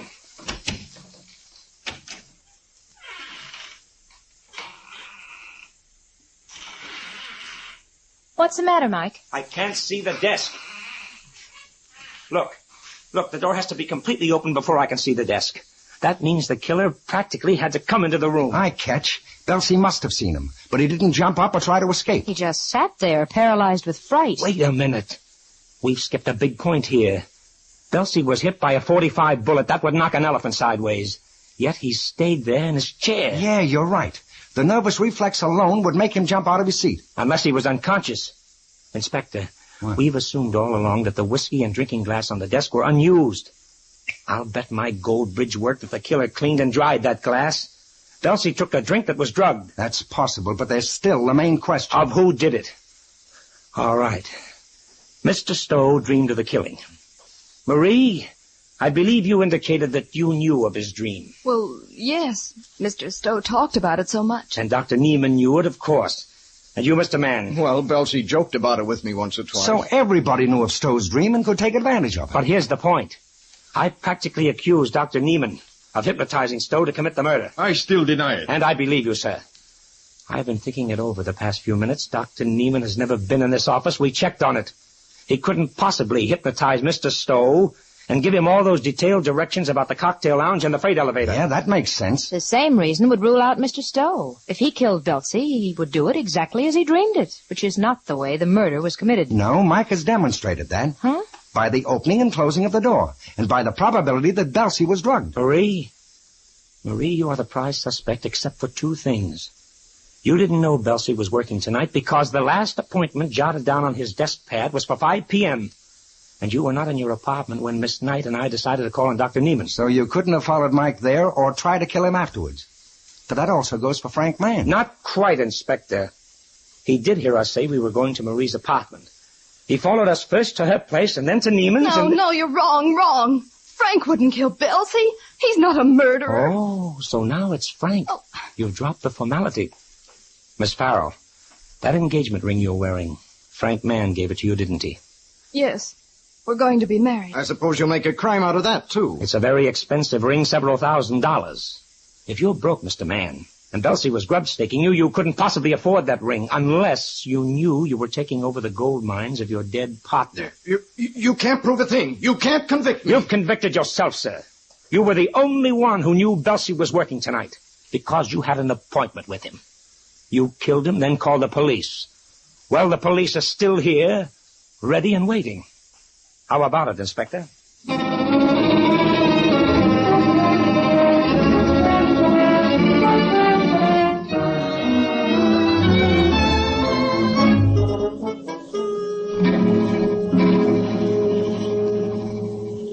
Mike? How do you want your eggs? Oh, let's have them sunny side up this time, huh?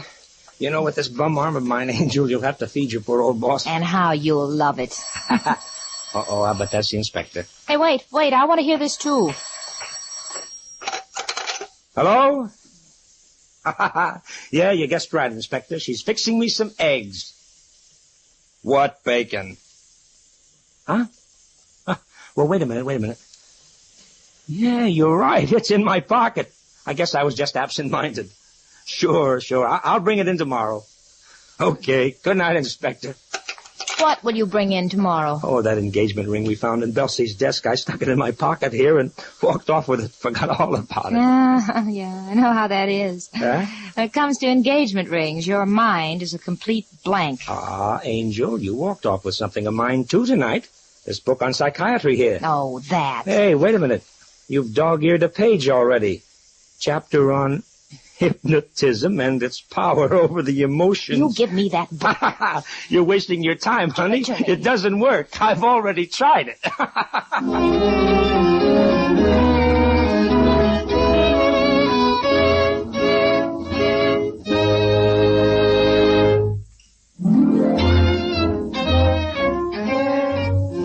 Tune in again next week at 8 o'clock for another adventure with Michael Shayne, Private Detective, starring Wally Mayer and Kathy Lewis, with Joe Forte as the inspector. Tonight's story was written by Richard DeGraff and based on the character created by Brett Halliday. Music was composed and directed by Bernard Katz. This is John Lang saying goodnight for the people who make 76 gasoline and Triton Motor Oil. Union Oil Company.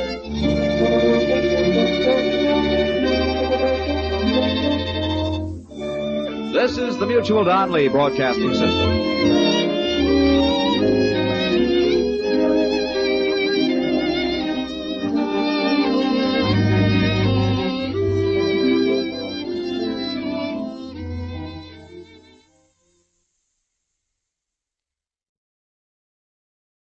The Adventures of Michael Shayne, Private Detective.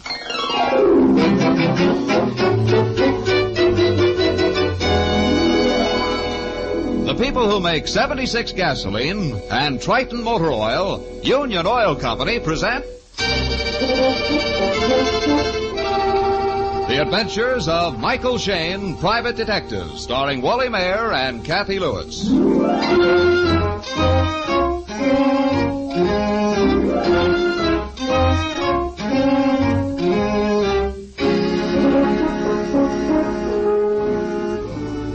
In the course of his detective career, Mike Shayne has been called upon to track down escaped murderers, to find missing jewels, to recover stolen bonds and sensational diaries. But never before has he been asked to hunt for something 3,000 years old. In his office high in the Rust Building, Mike and his lovely assistant Phyllis Knight listen sympathetically to a worried little man, Dr. Frederick Wakeman, museum curator. Mr. Shayne, these thefts have been going on at the museum now for 2 weeks. Some of the losses just wring my heart. You know how today people save the baby shoes of their children, even have them cast in bronze? Well, yes, but Then realize what it means to me to lose the baby sandals of the Pharaoh Ramesses I. Why, I used to hold those tiny things in my hand and think back to the days when they pattered around the royal court of Egypt. Yes, 3,300 long years ago. 3,300 years? Well, why would anybody steal baby sandals 3,300 years old? Unless they were fresh out of shoe stamps. That's the baffling part of it. The thefts don't make sense. One time it's the court robe of a Chinese emperor. The next it's the original of a love sonnet of Shakespeare or the signet ring of a Russian czar. They're famous. If the thief tried to sell them in New York or London or Bombay, it would be known they came from this museum. In which case the thief would be caught. Sounds like to me the work of a pretty clever thief. Dr. Wakeman, do you suspect anybody in particular? No, how can I? It's bewildering. It's a mystery. The museum is open every day, but we have very capable guards. I believe the thefts occur at night, when only 2 watchmen are on duty. Any signs of somebody forcing in a door or window? No, none that we can recognize. But it's got to stop, Mr. Shayne. It's got to. I'm responsible, and there are people who will take advantage of my failure. Even in a museum, one can have enemies, huh? This is what I want you to do, sir. Come out and look over the museum with me. Perhaps spend a few nights there. Well, that's quite an order, Dr. Wakeman, but I guess we're game. How about it, Phil? Certainly we are. All right. Then if you would meet me at the museum tonight in my office, say about 8:30. Your office at 8:30? Okay, but it's only fair to warn you, Doctor. Every time I go out on a job lately, I seem to wind up with a corpse. Really? Oh, then you won't be disappointed. You'll find 6 corpses. 6 corpses? Yes, in the mummy room.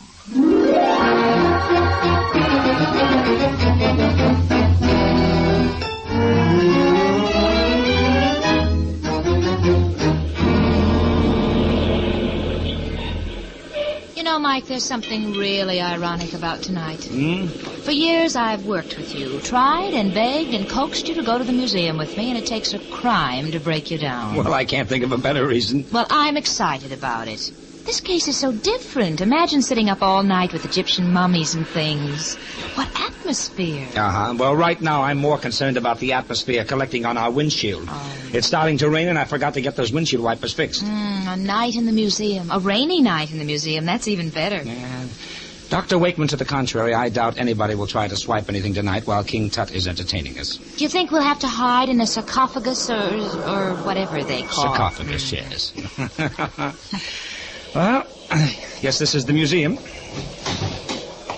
Ooh, hug your coat, Angel. There's a wind with this rain. All right. Oh, it's a spooky-looking old building at night. Uh-huh. Only one light showing. Probably in Wakeman's office. I ain't got nobody. Well, right on time, according to the clock in the tower. Not very cheerful sounding, is it? What do you want? Well, we have an appointment with Dr. Wakeman. Oh, yeah. He told me about you. Come on in. Thank you. All right, follow me. Yes, sir. Mike, that room right ahead, that strange green light all through it. Egyptian department, mummy room. Oh, it looks so uncanny. Are we going through it? Yeah, shortcut to the curator's office. Mm-hmm. Nice layout of mummies. Reminds me of the morgue. Ooh. Hey, Phil, slow down. Oh, Mike, that mummy standing up, it moved. Oh, don't be silly. That's a god. Oh. And you talked about hiding in a sarcophagus. Oh. Curator's office. Go right on in. Thank you. Sure. Well, it looks like Dr. Wakeman isn't here. Well, he's probably around. Mike. Yeah? That big chair with its back toward us. Yeah, tobacco smoke coming up from it. Dr. Wakeman, Oh, excuse me, sir. Oh, I didn't hear you. I was reading this manuscript. Oh, I didn't see you, young lady. I beg your pardon, being in my shirt sleeves. I was drying my coat on the radiator here.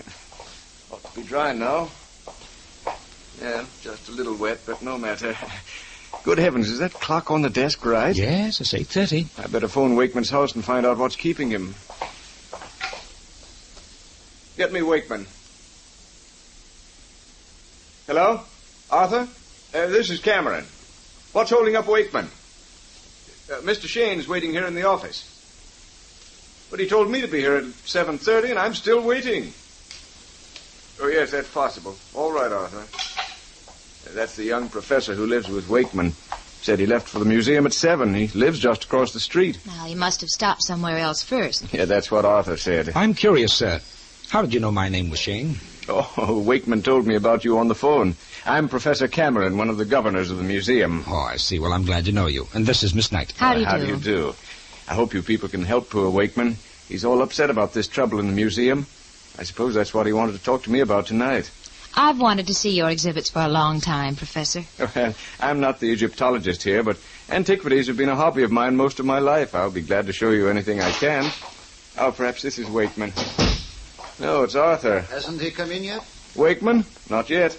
Mr. Shayne, Miss Knight, this is Professor Arthur Behrens. He's the man you want to talk to about Egyptology. I'm glad to know you, Professor. How do you do? I don't understand it. The guard just told me he hadn't seen Wakeman all evening. He must have gone out again. Well, a little wait won't hurt us. Pardon me, do we have to suffocate while we're waiting? It's awfully stuffy in here. Do you gentlemen object to fresh air? Oh, I'm sorry. I've been smoking my pipe. Well, I'll open the window just a crack. What's the matter? Good heavens. Wakeman. Hanging behind the curtain. Get him down, quick. Wait a minute, Professor. We've got to see if he's still alive. What difference does that make? If he's dead, we've got to leave him there for the coroner. He's dead, all right. Oh, how could he be so foolish, so foolish? You think it's suicide? What else? Of course, look at him. I just did.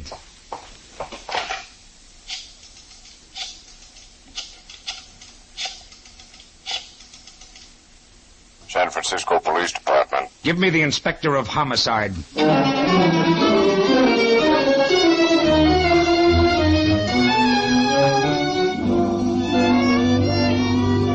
rejoin Mike and Phyllis and their adventures in just a moment.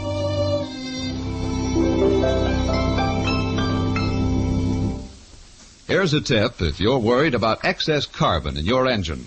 Just drive into any Union Oil station and ask the Minuteman for Triton motor oil. Why? Well, nearly all carbon formed in engines comes from the motor oil and not from the gasoline. Now, there's a wide variation in the amount of carbon different oils form. So it's logical to buy the oil that forms the least carbon. And that's where Triton comes in. For Triton, and this is a proved laboratory fact, contains less carbon-forming elements than any of the 7 leading premium oils sold in the West. Yes, Triton cuts costly carbon. The reason is that Triton is refined by Union Oil Company's exclusive propane solvent process, a process that removes harmful asphalts, waxes, and sulfur, leaving a pure 100% lubricating oil. An oil that will safely lubricate your car for many hundreds of miles and give added protection against excess carbon. Your engine deserves that protection. You can buy Triton at all Union Oil Minuteman stations. Just look for the sign of the big orange and blue 76.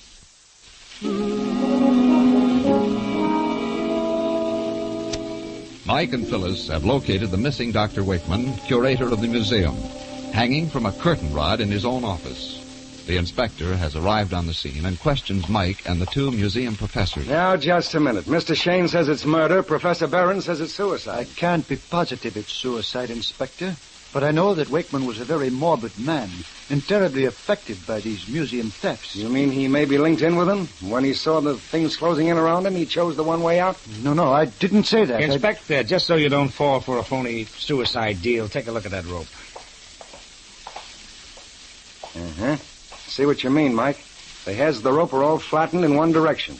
It couldn't be suicide. How could that possibly tell you? Because we make a study of such things, Professor. When a person is dead before he's hanged, the killer has to haul the body up into place. When the murderer pulled the rope over that curtain rod, the pressure going over the rod flattened all the hairs on the rope. But who would kill Wakeman? Unless, perhaps, the thief who's been stealing from us. Obviously. We'd better question the guards and check up on any clues of burglary. Dr. Wakeman said he couldn't find any clues after the earlier thefts. But he made a list of stolen articles. Now, if we looked at them, we might get an idea of the type of thief. I'm afraid you'll have to forget that. Wakeman kept the list in the big safe there. But he was the only one who had the combination. Well, let's see. It's unlocked.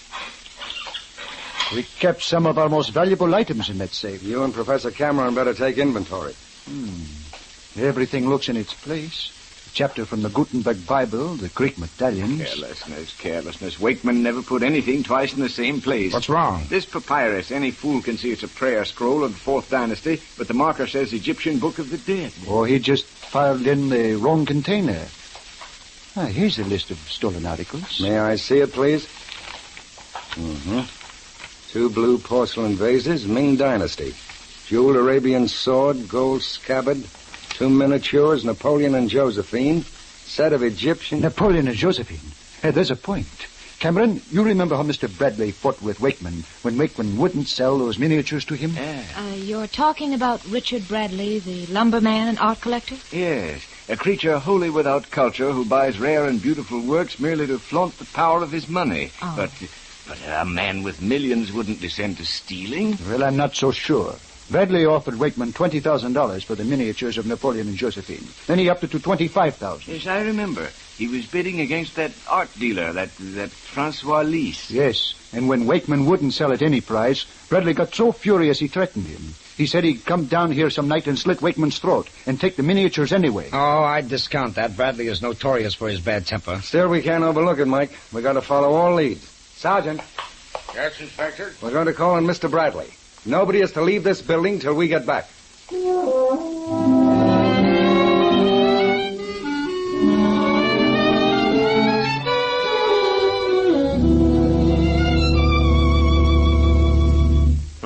So Wakeman is dead, huh? Well, perhaps now I can do business with the museum. What time did you say he was killed? We didn't say, Mr. Bradley, but we think between 6:45 and 7:30. Well, that's lucky for me. With my feeling toward Wakeman, you might be coming here to accuse me of his murder. But at that hour, I happened to be eating dinner at the Mark Hopkins. I ask why you're so bitter toward Wakeman? Number of reasons. Do you realize I offered Wakeman $250,000 to build a new wing on the museum, and he and his board of governors turned it down? Yeah, turned it down, yes. Merely because I wanted my name chiseled over the doorway. Would another of those reasons be, Mr. Bradley, that Wakeman wouldn't sell you 2 miniatures of Napoleon and the Empress Josephine? Yes, $25,000 I offered him. And I believe when Wakeman refused to sell, you threatened him.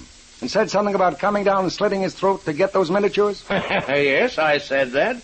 Anything else you want to know? We asked these questions, sir, because those 2 miniatures were among the articles stolen from the museum. Well, I hope you find them. And when you do, let me know. I'd still like to buy them. When we find them, sir, we'll have the murderer of Dr. Wakeman. I may be able to put you in the right direction. Yeah. Let me take a look out of the window. Yeah, I can see the light in his store. It's still open. He's down just a block from this apartment. Who? An art dealer, Francois Lys. Yes, I think he would be a very interesting man for you to question. Thank you, sir. If we need any more answers, we'll be back. You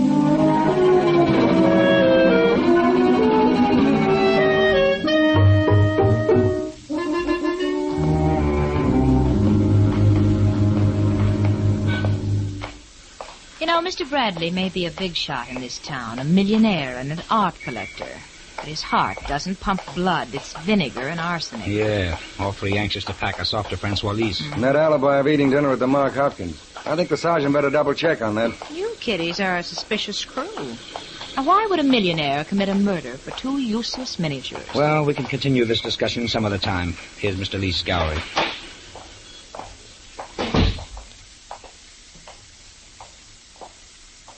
You are looking for something, yes? Oh, yes, we didn't see you. It's like this. My friends here and I are redecorating an apartment. It's to be in the French style, and I... So? What kind of an apartment are you decorating? Perhaps a cell at the police station? What? You are Monsieur Shayne, the detective. This is Monsieur Inspector of the police and the young lady. She is Mademoiselle Knight. You have come here to ask me about my poor friend, Dr. Wakeman. Alors, it is a great pity. But... How did you know? It is simple. One of the guards at the museum, Monsieur Olson, he telephoned me about the murder.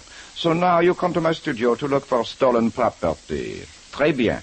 My studio, she is at your command. Well, this isn't exactly what we expected. You see, there is no need for apology. You will pardon if I go. I am promised to see Madame Van Allenhaven tonight, and perhaps to buy her library. Yeah, but hold on, just a minute. When you have searched my studio, if you will lock this front door, please. Au revoir. Wow. Well, of all You've come to my studio for look for stolen property. I am happy to have you. Yeah, that's what's wrong, Inspector. Mr. Lys is too free. He knows there's nothing here.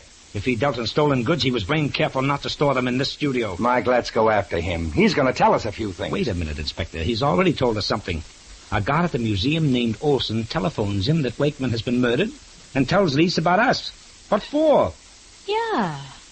Lys and the guard must be working this together. Maybe, but that's what we've got to find out. And I know how we will find out, Inspector. We are going to search his studio. For what? I want a cardboard box, some wrapping paper, and a shipping label. Then back to the museum as fast as we can go.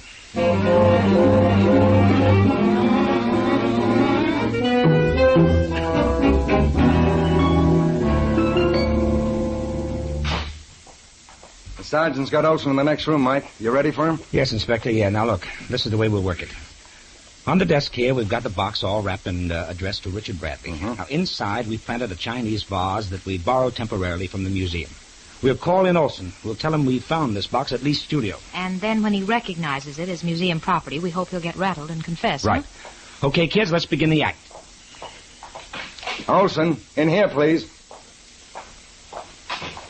Olson, we just got back from a little trip downtown. In looking through the studio of an art dealer, Francois Lys, we ran across a package, this box here on the desk. Well, what about it? We'd like you to read the label on it. I don't get what you're driving at. All right, Olson, I'll read the shipping label for you. To Mr. Richard Bradley. Well, suppose we see what's inside the package, huh? Here we are. Well, very pretty. It's a vase. A rare Chinese vase, Olson, from this museum. Why, how do you... It was one of the things stolen from here, Olson. And we know who stole it. We know. Now are you going to talk? No, I didn't take that.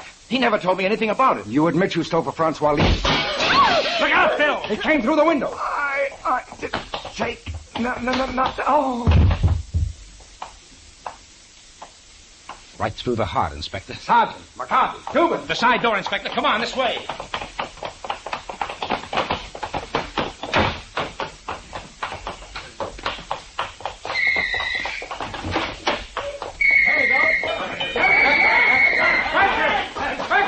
Bring him over here into the light. Holy jumping. It looks like it is. Francois Lys. No, let me go. You are wrong. Inspector, we caught him running for his car. We got his gun. It's still warm, and one of the chambers is empty. No, you do not understand. But we do, Mr. Lys. You were afraid the guard would talk, and you killed him. But you were just a little too late. He confessed that he was working for you. All right.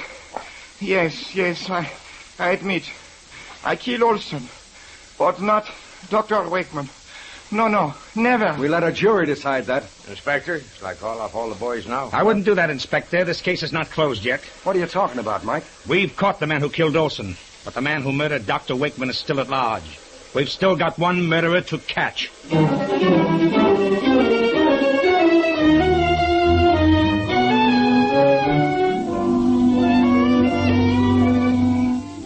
In just a moment, we'll return to Michael Shayne and his adventures. Friends, the radiator on your automobile plays a definite part in the economical operation of your engine. Like other parts, it needs some attention now and then. You see, the small honeycomb cores and water pipes of a radiator are easily plugged with rust, dirt, and scale. When that happens, the water circulation is impaired, the temperature gauge shouts danger, and the engine loses efficiency. That's why, with the hottest part of summer yet to come, it's a good idea to make sure that the cooling system of your automobile is working properly. And the quickest way to do that is to have your Union Oil Minuteman clean your radiator with Union Radiator Flush. Union Radiator Flush is harmless to metal, but its special solvent action cuts scale and rust right out of choked water lines. Then, with this foreign matter flushed out, the clean water can circulate rapidly and the engine stays cooler. Remember, your Minuteman can flush the radiator while you wait. The cost is nominal, and you'll benefit with cooler summer driving. You can get Union Radiator Service wherever you see the sign of the big orange and blue 76. Mike is certain that the capture of Francois Lys does not solve the murder of Dr. Wakeman. In the office of Dr. Wakeman, the inspector argues the point with Mike and Phyllis. I'm sorry, Mike. I just don't get your reasoning. Lys admits he and Olson were robbing the museum. He admits he killed Olson to cover up. Then why do you accept his denial that he killed Wakeman? You just gave me my reason, Inspector.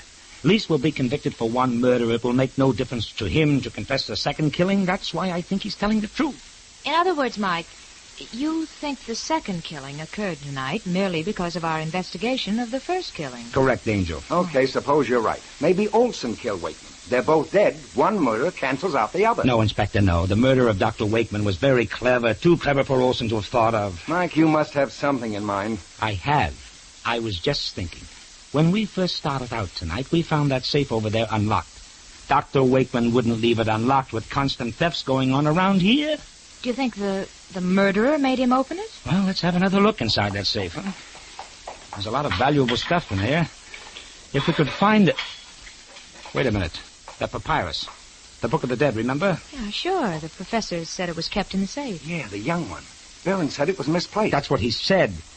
Now, I'm no expert on Egyptology, but I do know that the Book of the Dead is an extremely rare old papyrus in delicate condition.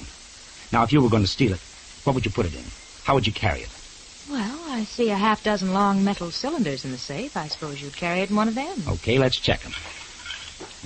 All of them are labeled. Prayer scroll of Imshet Sup. Yeah, and record of Noble's War. Hey, here's one with no label. It's bigger. All dusty and dirty. What? Let me see that. Yeah, it's even got cobwebs on it. But the safe itself is almost antiseptically clean. Inspector. Yeah? Look at these spots. They're all over the cylinder. You know what made them? Water spots. Yeah, water.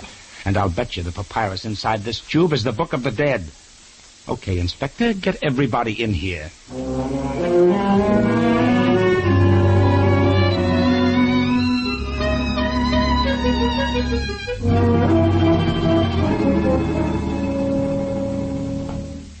Why, yes, Mr. Shayne. That's the Book of the Dead. We always keep it in the safe. Yes, as I said, Wakeman must have misfiled it. Professor Barron, you told us you were studying this papyrus just the other day. Yet now we find it in an old, dusty container. Well, I don't know why that would... All the other papyrus cylinders are perfectly clean and bear labels. Where did this dirty, unlabeled container come from?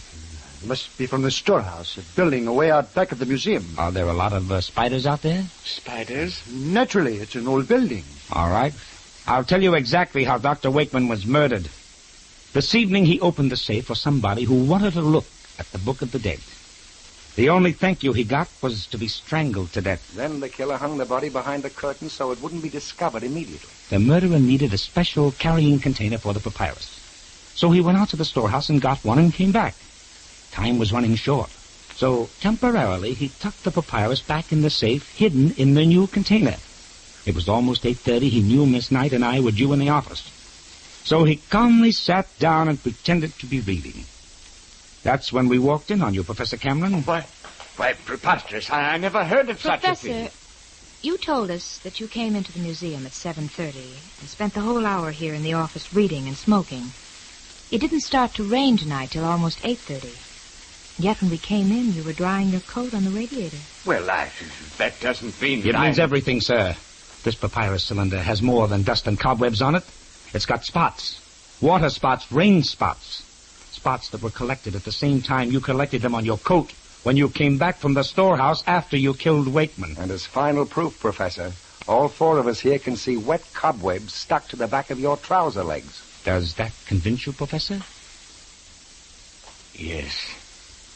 Yes, I thought I was so careful that no one could prove... That's what every murderer thinks, sir. But the murderer is always wrong. He always makes some little slip, some little mistake. Tonight you made yours.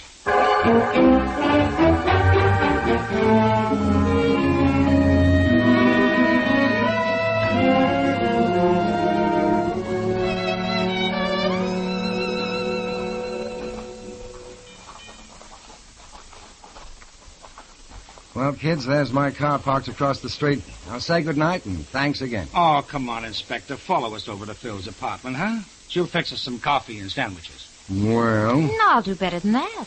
I'll try out a new spaghetti recipe on you. Spaghetti? Mm-hmm. Uh-oh. There goes my waistline again. Yeah. Okay, it's a deal. I'll meet you at the apartment. Okay, Inspector. We'll see you later, then. Mike, Yes? you know I still don't get it. Why would Professor Cameron kill a man just to own an Egyptian papyrus that he could borrow any time he wanted to? No, it seems no motive for murder. Well, it seems silly to us, maybe. But you remember how sentimental Dr. Wakeman got about those baby sandals of the Pharaoh Ramesses? Mm-hmm. Well, Cameron felt the same way about the Book of the Dead.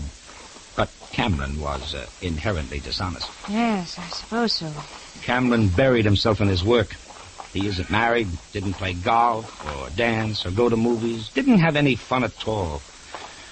Ah, that's dangerous for any man.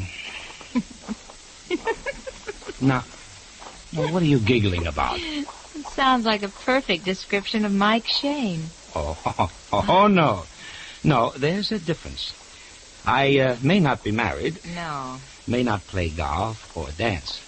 But I've got you, Angel, and I do have fun.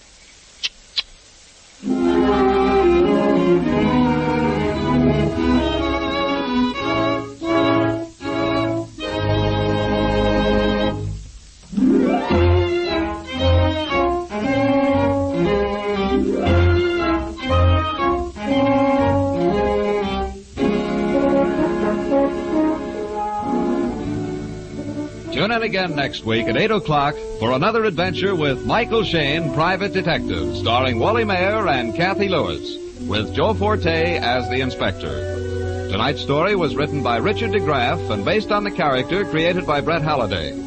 Music was composed and directed by Bernard Katz. This is John Lang saying goodnight for the people who make 76 gasoline and Triton Motor Oil. Union Oil Company.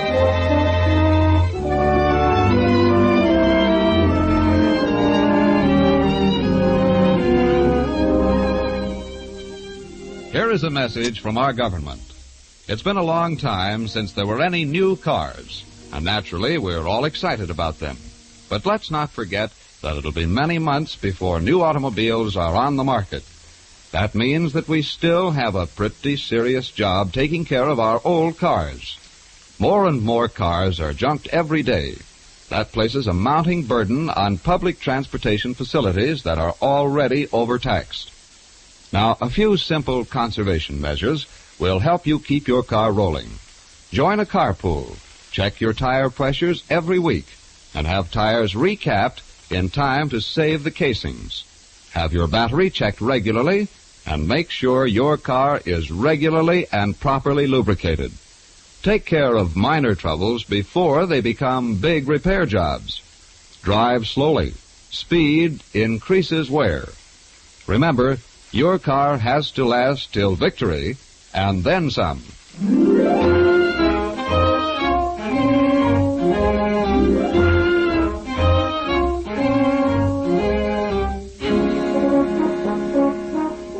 This is the Mutual Don Lee Broadcasting System.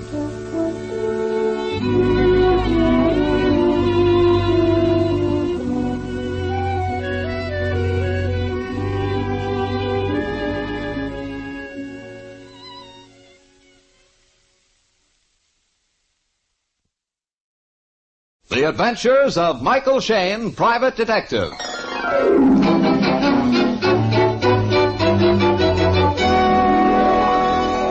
The people who make 76 gasoline and Triton motor oil, Union Oil Company, present The Adventures of Michael Shayne, Private Detective, starring Wally Mayer and Kathy Lewis.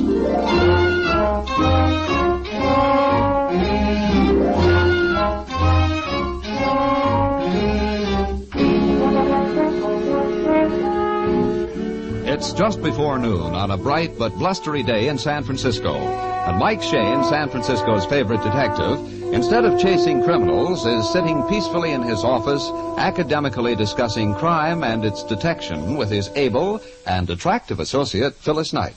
And, oh yes, the inspector of homicide who has come to take them to lunch. You see, Inspector, I'm not criticizing the police department when I say that I'm not bound by the rules that, well, you, for instance, are bound. I realize that, Mike. I have to be pretty sure of my ground before I make an arrest. I have to have evidence enough to convince the district attorney, and he has to have reasonable prospects of obtaining a conviction before he goes to the grand jury.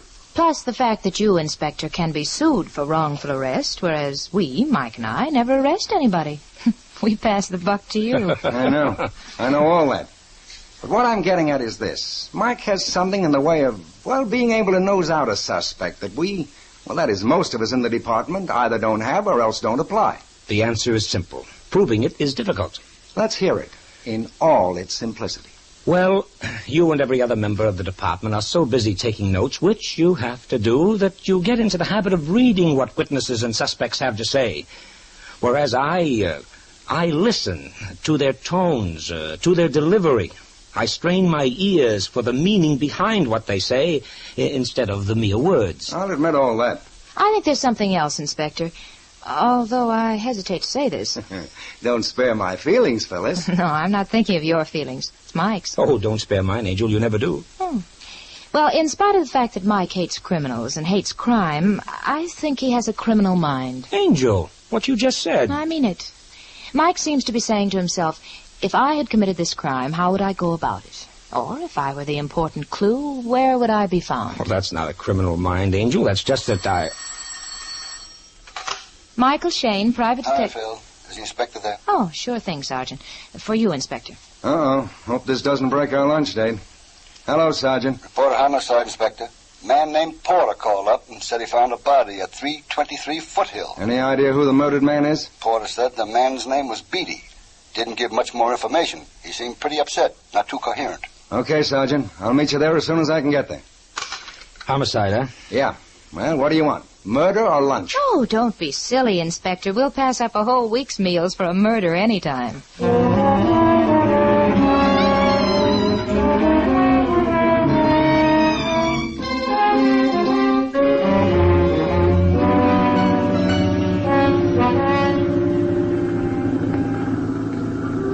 This is the street.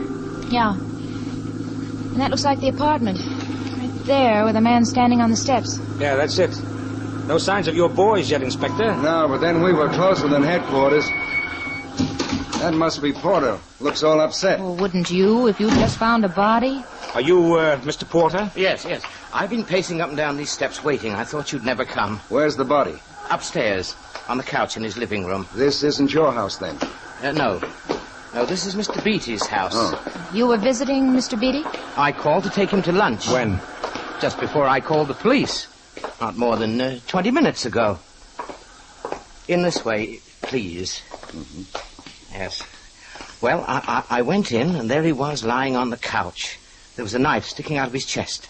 I ran over to him, felt for his heart, and got my fingers all sticky with blood. You shouldn't have touched the body. Well, I didn't know it was a body. He might still have been alive. Had he been, I would have called a doctor before I called the police. That makes sense. Where is he, in this room?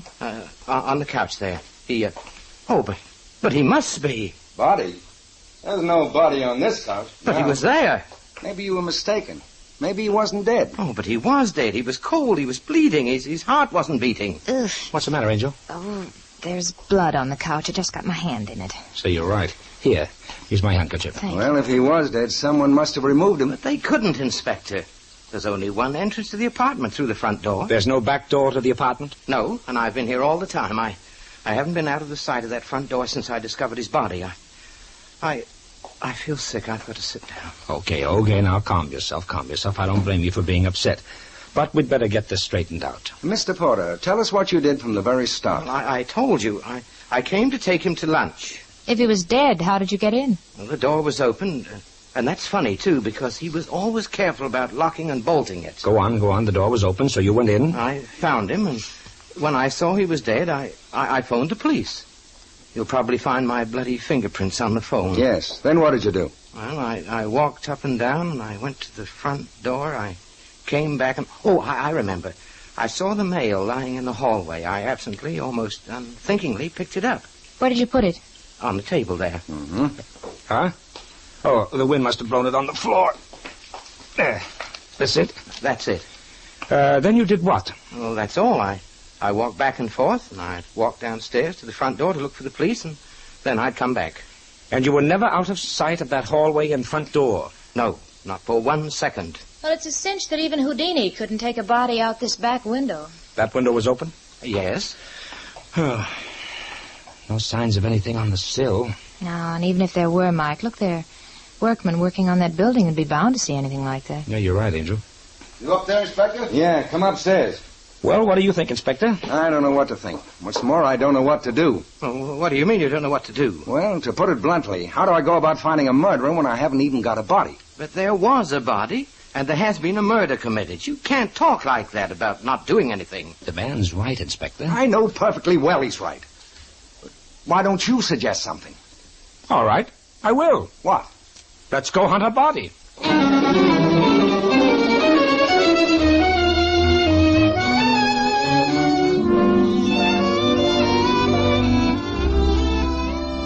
We'll return to the adventures of Michael Shayne in just a moment.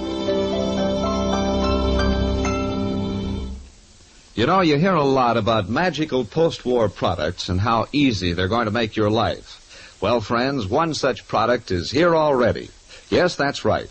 It's Union Oil Company's Luster Wash, a product that makes washing your car just about the easiest, simplest thing you've ever done. All you do is empty a small package of Union Luster Wash into a pail of water. Using an ordinary rag, apply the mixture generously over the car. Then, just rinse off with a hose, and you're all through. In 10 to 15 minutes, your car is clean from radiator cap to tail light. No fuss, no bother, no mess. Union Luster Wash is harmless to the car finish and to your hands, yet cleans as fast as you can apply it, and without the usual elbow grease. Luster Wash is not a soap, but a special detergent compound which dissolves road film and traffic dirt on contact, leaving the surface clean and smooth. You'll be amazed at how fast it works and how clean it makes your car. A package of Luster Wash sells for only 10 cents and is enough to wash any average car. Remember the name, Luster Wash, for a new, easy way to wash your car. You can get Luster Wash at any Union Oil Minuteman station. Just drive in wherever you see the sign of the big orange and blue 76. Thank you.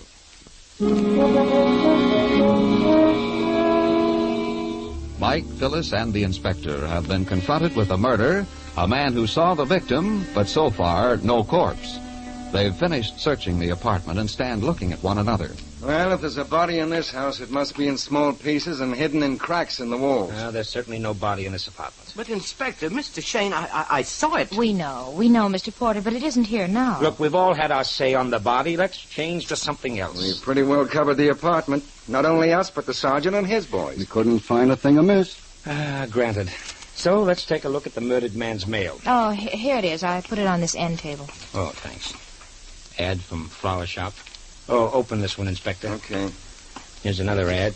And you open this one, Angel. All right. I'll tackle this one. Hey, Mike. What? Listen. I warned you for the last time. Settle up or else. Sign. I can't read the initials, but the signature looks like Reynolds. Oh, that must be... Yeah? Tell us more. Well, I don't know very much, but Reynolds and another man by the name of Weaver went into some sort of a deal with Beatty.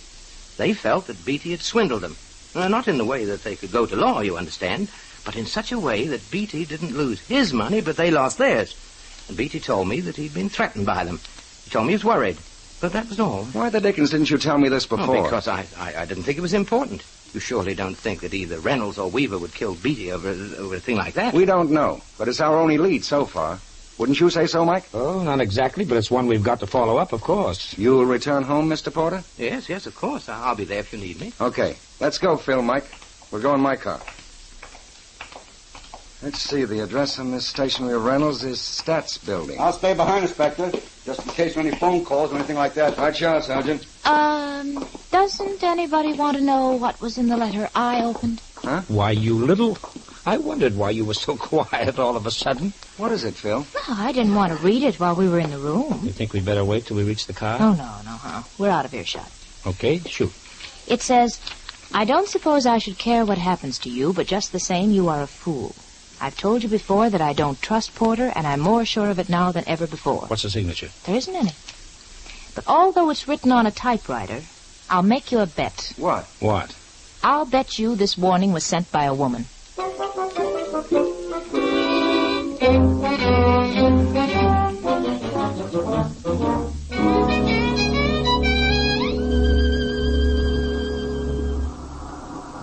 Eighth floor, please. Yes, sir, 8th floor.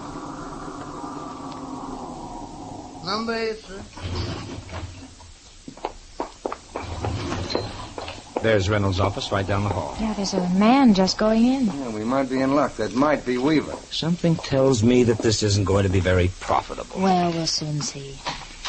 Yes? May I help you? We'd like to see Mr. Reynolds. Mr. Reynolds is busy just now. If you'd care to wait, he has someone with him. The someone with him isn't by any chance Mr. Weaver. Well, yes, it is, but how... Oh, you saw him come in just before you did. Then if it is Mr. Weaver, that's most fortunate, because we want to see both gentlemen. Well, I don't know. I'll ring Mr. Reynolds. Please don't. We're on police business, and we'd rather go in unannounced. Oh, but I... Well, and to what do I owe this intrusion? Isn't my receptionist out there? Your receptionist isn't at fault, Mr. Reynolds. I'm from police headquarters. We'd like to ask a few questions. Police? What on earth for? You sent this threatening letter, Mr. Reynolds? Let me see. Yes, I did. And I'll send more if I don't get satisfaction. Satisfaction for what, sir? I don't think it is anyone's business. It's police business, Mr. Reynolds. Now, we can all be very comfortable and save a lot of time by getting our answers here. But, of course, if you prefer headquarters, then that's your privilege. No. Well, if Beatty has been fool enough to report this letter to the police, I'll tell you all you want to know. We'd like to know why you wrote the letter. Well, briefly, Beatty, Mr. Weaver here, and I put up equal amounts of money into an enterprise. It was at Beatty's inducement. Beatty had the inside track on the thing.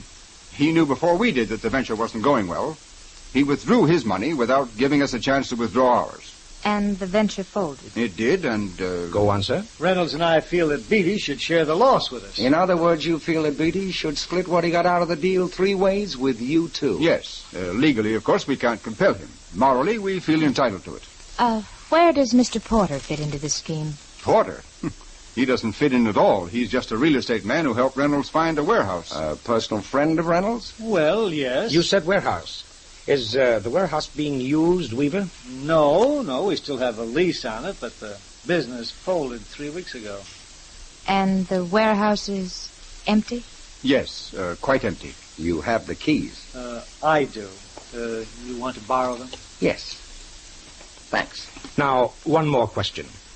Where is the warehouse? It's at 2200 Key Street. Beatty, Weaver, and Reynolds is on the signboard.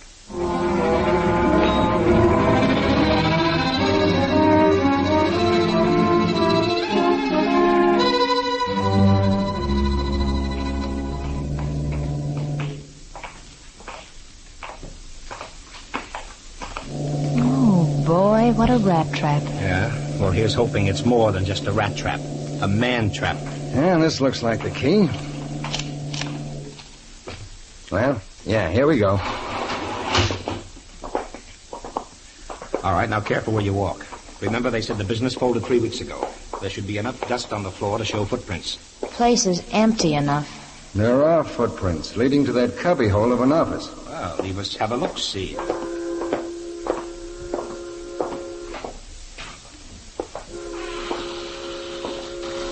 There's not a blessed thing in here, except this old table. Take a look, Phil, Inspector. Yeah. You noticed how the dust is disturbed on the edge of the table next to the wall? That means that table was moved. Yeah. Now, it may not mean a thing, but keep it in mind. Outside of that rickety chair out in the warehouse, that seems to be everything. No loose boards or hidden closets or anything? Nah, pretty much of a blank. Mike? Yeah? Inspector? Yeah? Here. Take a look at this chair. I may be wrong, but... What is it, Angel? Oh, look, that spot. Dry, shiny. It looks like brown paint, but it... Could be blood, huh? It does look like blood. One single drop. If it is a blood spot, it dropped from quite a height. You see how it's spread out like a seal? Inspector. Yeah? That table. Let's get it out here, right in the center of the floor. Okay.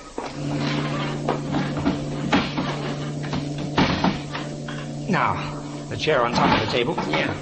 Mike, that ventilator in the roof. Right, Angel, right? I didn't notice it till now. Oh, it's a common failing. People never lift their eyes high enough. Now, give me a hand, Inspector. Okay. I hate to twist an ankle, even on a murder case. There. Any luck? Yes. Yes, blood on the edge of the vent. You need a flashlight, Mike? The body's here, all right. Close to the eaves and lying along the rafters.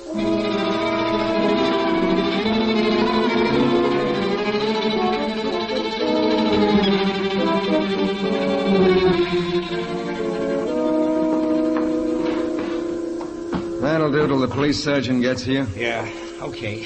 Phil, will you make an inventory of all the stuff as we search it? Mm-hmm. Shoot. Okay.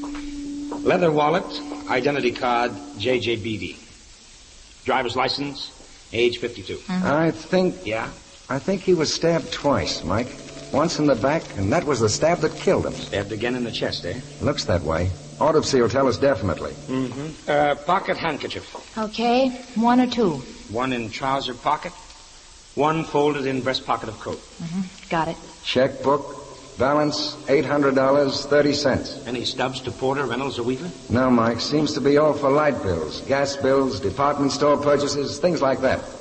Pipe, tobacco pouch, and book of matches. Yeah. Bill clip with $25 in loose cash. 3 silver dollars, 90 cents, and 2 streetcar tokens. Old-fashioned gold watch and chain. Watch engraved, J.J. Beatty, from Fellow Workers, Wadsworth Plant, Kansas, 1913. Uh-huh. Fountain pen and pencil. And that seems to be it. Okay, then. That's all. Got it. Got it all down in my own inimitable shorthand. So, that's all, is it? What do you mean, Mike? Yeah. Why that cat that ate the canary look on your face? Once before I told you that something was so blamed obvious that I wasn't going to tell you what it was. Oh, we remember, Daddy. Okay. The same thing applies here. Now, come on, let's get going. I don't know where you'd like to go, but I'd like to put in a phone call. Who to, Phil? First, to Mr. Beatty's wife, if he has one, ex or otherwise, to see if she wrote that warning note to Beatty. One run. Go ahead. If no Mrs. Beatty exists, then to the little receptionist at Reynolds' office for additional... 2 runs, no errors. I'm with you. Good. And I'd like to use a police teletype. I'm with you on that one, Mike. We'll teletype Kansas to see what associates Mr. Beatty had in the days of his past. But I'm still puzzled about what you seem to know that we don't. I don't know a thing that you don't know, Inspector. I'll give you one hint. Just one. But you mustn't ask any more questions. I'll bite. Go ahead. Just put your hands in your pockets, Inspector. That's all. Just put your hands in your pockets.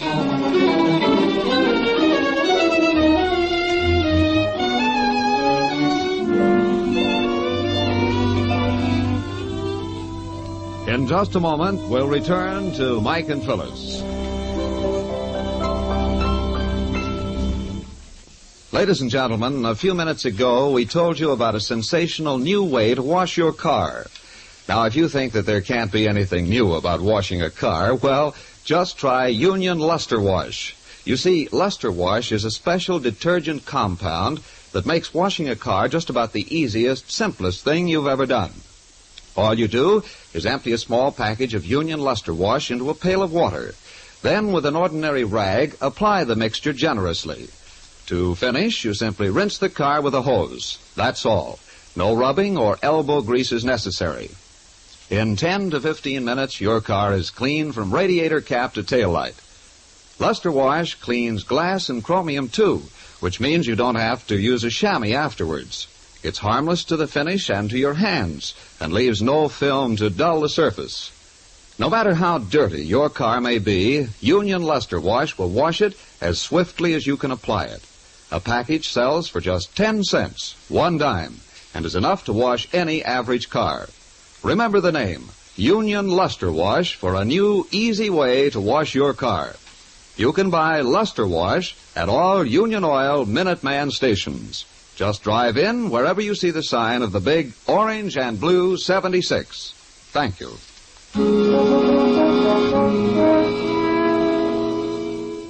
Mike, Shayne, Phyllis, and the inspector are at headquarters. Phyllis is on the phone. Mike is looking at his notes, and every few minutes, the inspector guiltily puts his hands in his pockets, pulling them out again when he catches Mike's eye. Doggone you, Mike. You got me as self-conscious as a giggling schoolgirl. It's your own fault, Inspector, your own fault. If the solution of the murder depended on it, I'd tell you right now, but, well, it's only one link. Hush, kids. Huh? She's on the phone. Oh, who? The ex-Mrs. Beatty. Oh. Hello? Mrs. Beatty. Yes? Mrs. Beatty, don't hang up when you hear my question, because if you do, you'll be called right back, and that will be by the police. Yes. Go on. Did you by any chance send a note of warning to Mr. Beatty? Well, Mrs. Beatty? Yes, I did. Why? Well, it's hard to explain, but there was something about this Mr. Porter I didn't trust. Oh, I haven't seen much of Mr. Beatty these last few years, but I've met him socially several times when he's been with this man Porter. Mm-hmm. Go on, Mrs. Beatty. Well, that's all. I have only a woman's intuition for not trusting Mr. Porter. He reminds me of someone. I can't remember who, but someone not to be trusted. And that's all? Honestly, that's all. Thanks very much. Well, there's not much there. She sent the note, but just womanly intuition made her distrust Porter. You think she was telling the truth? Yes, don't you? Not entirely. Not the whole truth, and nothing but the truth. Yes? Report from Kansas, sir. Bring it in, Sergeant. Yes, Inspector. I'll get it typed up. Doggone, if there isn't something in the Kansas report, we're going to have a regular unsolved mystery on our hands. Wouldn't like to call in Sherlock Holmes or Father Brown, would you? Oh, Mike, this is serious. This is murder. I know it is, Inspector. Now, look, both of you. Yeah? When we burst in on Reynolds and Weaver, they didn't show any signs of knowing that Beatty was dead. I mean, they were wholly taken up with the idea that Beatty had brought the police into it because of the threatening letter. That's right. Yeah. As a matter of fact, Reynolds said that if that letter didn't bring results, he'd send more letters. Right, Angel, right. And although that could be cleverness, I'd be inclined to mark it down as truthfulness. You may be inclined to mark it down that way, Mike, but until we have the murderer in our hands, everybody who ever knew Beatty is a suspect in my little list. Granted, Inspector, but Weaver didn't hesitate to give us the keys to the warehouse. You can't lay too much stress on that, though, Mike. Both Weaver and Reynolds knew that we could get into that warehouse without keys. True, but to be able to carry off their interview with us with such savoir-faire would indicate that they were very clever and very experienced crooks, which I, for one, don't believe they are. Yeah, but Mike, murderers don't have to be crooks. Many a killing is a criminal's first and last crime. I know that, Inspector. I'm thinking out loud to convince myself. You see, what I... Yes, sir. Not much, I'm afraid. Let's see what this says. Only connection Beatty ever had with police was his witness in robbery trial. His testimony was essential in proving guilt of defendant. And the defendant's name was Porter. Yes, Phil, the defendant's name was Porter. Well, what are we waiting for? That's it. No, not quite, Phil. You see, Porter died in a penitentiary in 1936. Oh, well, then of course it isn't the same Porter. That report doesn't say whether or not Porter had a brother. No, Mike, it doesn't. But I'd be almost willing to bet that he had. What so many women like to call woman's intuition is nothing more or less than a half-forgotten incident or something half-heard and half-forgotten. You think that Mrs. Beatty's instinctive dislike for Porter is because of the name? Or a likeness between the Porter who found the body and the Porter who went to jail? Yes, Inspector, that's exactly what I do mean. Well, that shouldn't be hard to find out.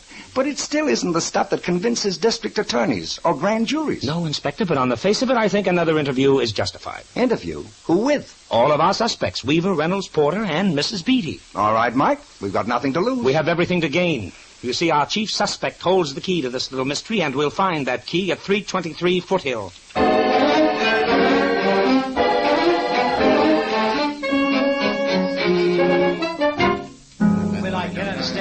Quiet, please. Quiet. Now, to some of you, this is going to be somewhat of a shock. But Mr. Beatty has been murdered. What? We found the body in the warehouse you used, Mr. Reynolds and Mr. Weaver. But Mr. Porter had the distinction of finding it first, although he lost it again. Will you take over from there, Mr. Porter? Well, I came here this morning to take Mr. Beatty to lunch. The door was open, which was funny because he was very careful about locking and bolting the door. I came upstairs, found him lying on the couch, stabbed through the chest. I ran over and felt him to see if he was alive. Found he was dead and called the police. And got your fingers all sticky with blood? Yes. Then I wandered about the apartment. Went downstairs to the front door to watch for the police and came back upstairs and picked up the mail. The mail which contained the threatening letter from Mr. Reynolds and the warning from Mrs. Beatty. I don't know about that, but anyway, when you arrived, we all came upstairs and the body was gone. It couldn't have been taken out the front door because I was never out of the sight of the head of the stairs. And we know it wasn't taken out the back because there's no back door. Would you have any explanation for that, Mr. Reynolds? No, I can't see how. Or you, Mr. Weaver? No explanation. And I'm sure that Mrs. Beatty hasn't. Oh, no, it's completely baffling to me. It was to us for quite a while. The reason it was baffling was because we were stupid enough to believe Mr. Porter. What?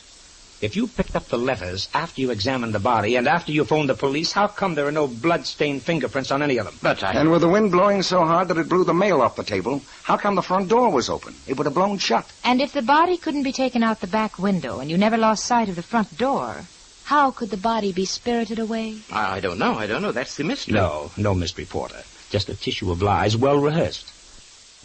The body never was here. But the blood on the couch? Put there by you after you had hidden the body in the warehouse rafters. Oh, this is absurd. You can't throw accusations around like that. We can and we will.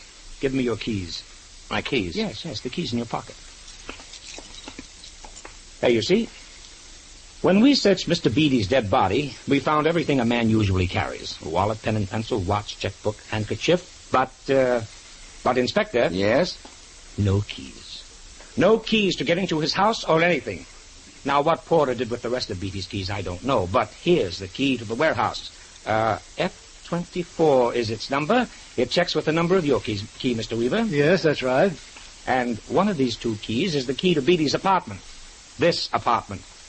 Shall I try them, Porter, or do you admit it? I admit it. Okay, Inspector. I guess that takes care of that.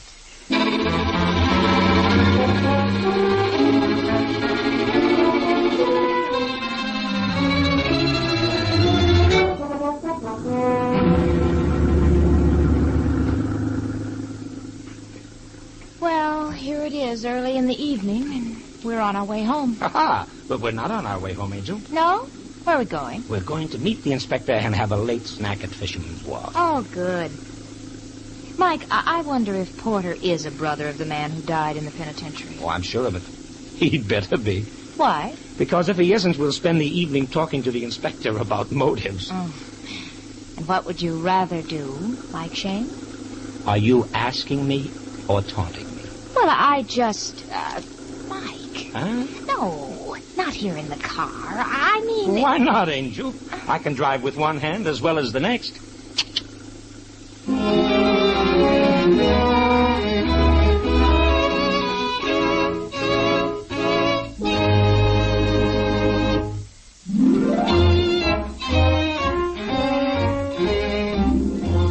Tune in again next week at 8 o'clock for another adventure with Michael Shayne, Private Detective, starring Wally Mayer and Kathy Lewis, with Joe Forte as the inspector. Tonight's story, based on the character created by Brett Halliday, was written and directed by David Taylor. Music was composed and directed by Bernard Katz. This is John Lang saying goodnight for the people who make 76 gasoline and Triton motor oil. Union Oil Company.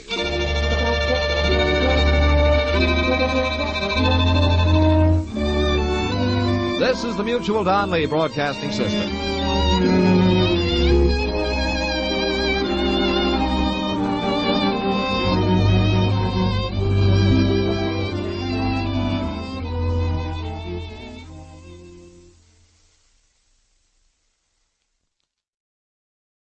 The Adventures of Michael Shayne, Private Detective.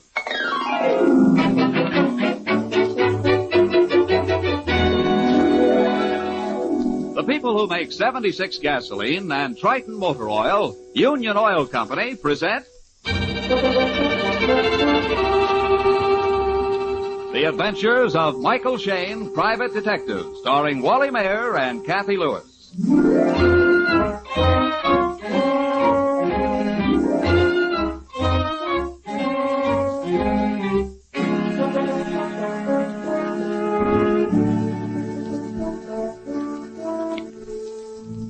On those rare evenings when Mike Shayne and his lovely associate Phyllis Knight are not eagerly in pursuit of a criminal, they are just as eagerly in pursuit of pleasure.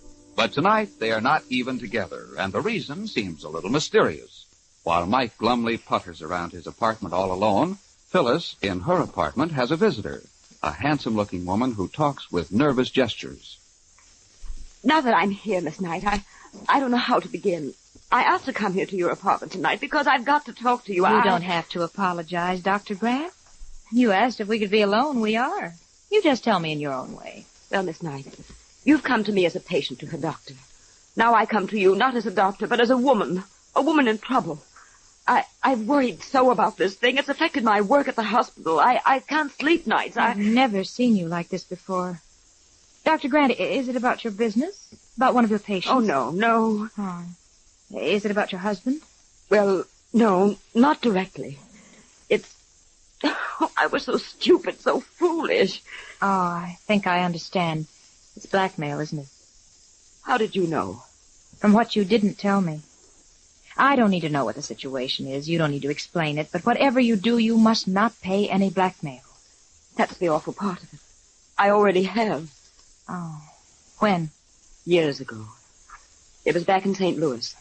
Now the man turns up here in San Francisco. And now he wants more money. $5,000 before midnight tonight. Oh, it wasn't anything criminal I did, Miss Knight. I was just foolish. And they made an example of me. They expelled me from medical school. I had my name changed legally and went to a different city and entered another medical college. As the years passed, I forgot all about it. I came to San Francisco and built up a fine professional reputation. Just a second. I want to make some notes. What is this man's name? John F. Hunt. I'm not afraid for my medical standing, Miss Knight. No one can hurt that. But it's my husband. Irvin isn't politics. His reputation is spotless. But this man forced me to introduce him to Irvin, and Irvin has taken a liking to him. Oh, I can see where that might lead. A man who would stoop to blackmail won't stop there. What am I going to do, Miss Knight? He's coming to the house tonight with some other guests. Dr. Grant, you know that Mr. Shayne and I work on all our cases together. He's had considerably more experience with this type of case than I have. Would he help me? Could he do something? Well, I haven't seen Mike fail yet on a blackmail case. Now, if you could invite us to your house tonight, you could tell your husband that we're old friends. Well, of course. As I said, Irvin has already asked several political friends in for the evening. That's perfect. I'll telephone Mike right now, and then I want to get some more information from you.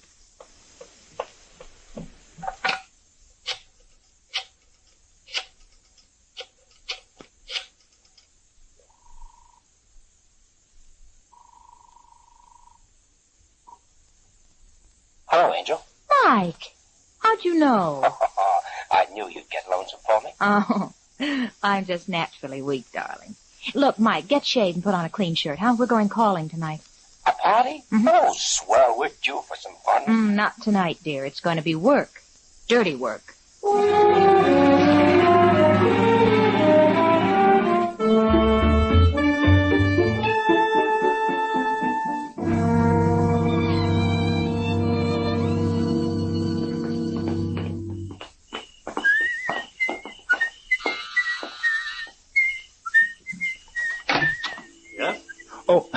Oh, good evening, sir. Miss Knight and Mr. Shayne. Oh, of course. Come in, come in.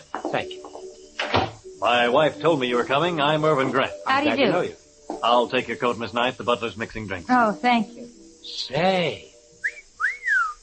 Gee, that's a beautiful ship model on the table, sir. Now, isn't it? Clipper ship, Flying Cloud, made by an old sea captain. If you'll excuse me, I'll go find my wife for you. Thank you. Well, seems like a right guy. Oh, yes. Dr. Grant's always talking about him. Very much in love with him. Oh, boy, that ship model intrigues me. I'd pawn my soul for one like that.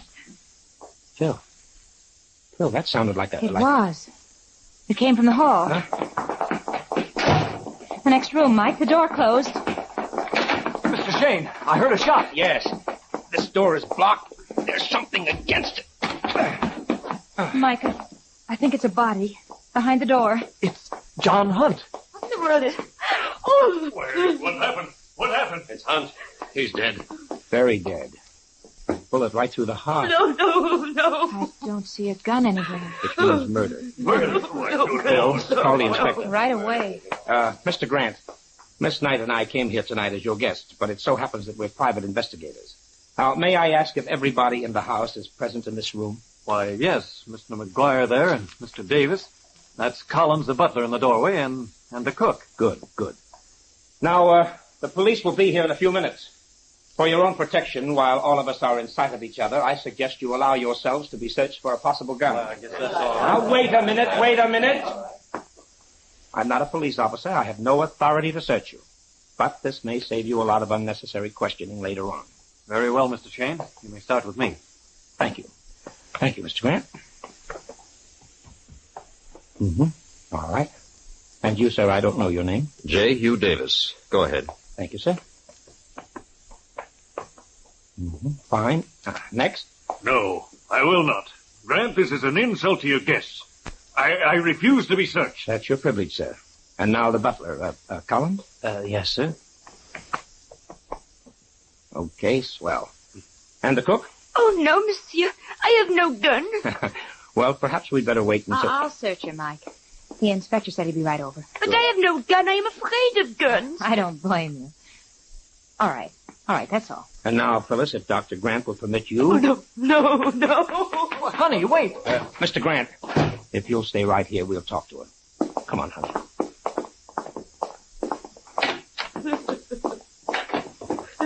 Please, Dr. Grant. You've got to get hold of yourself. I'd have paid him the blackmail. I'd have done anything to avoid this. Dr. Grant, the police are bound to find out about the blackmail. You can't cover it up. Oh, no, they mustn't. They will, Doctor, they will. In fairness to yourself, you'd better tell your husband about Hunt first. No, I can't. Oh, of course you can, Doctor. He loves you. He'll understand. People have been blackmailed before. No, don't you realize? John Hunt was my brother.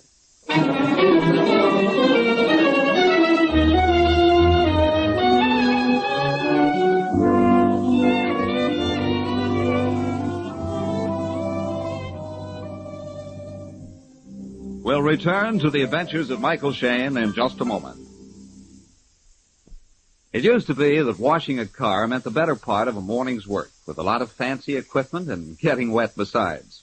Well, times have changed. You can now do the same job in 10 minutes without even changing your clothes if you use Union Luster Wash. All you do is empty a small package of Luster Wash into a pail of water Apply the mixture generously with an ordinary rag and then rinse off with a hose. That's all. In 10 to 15 minutes, your car is clean from radiator cap to tail light. Yes, it's as easy as that.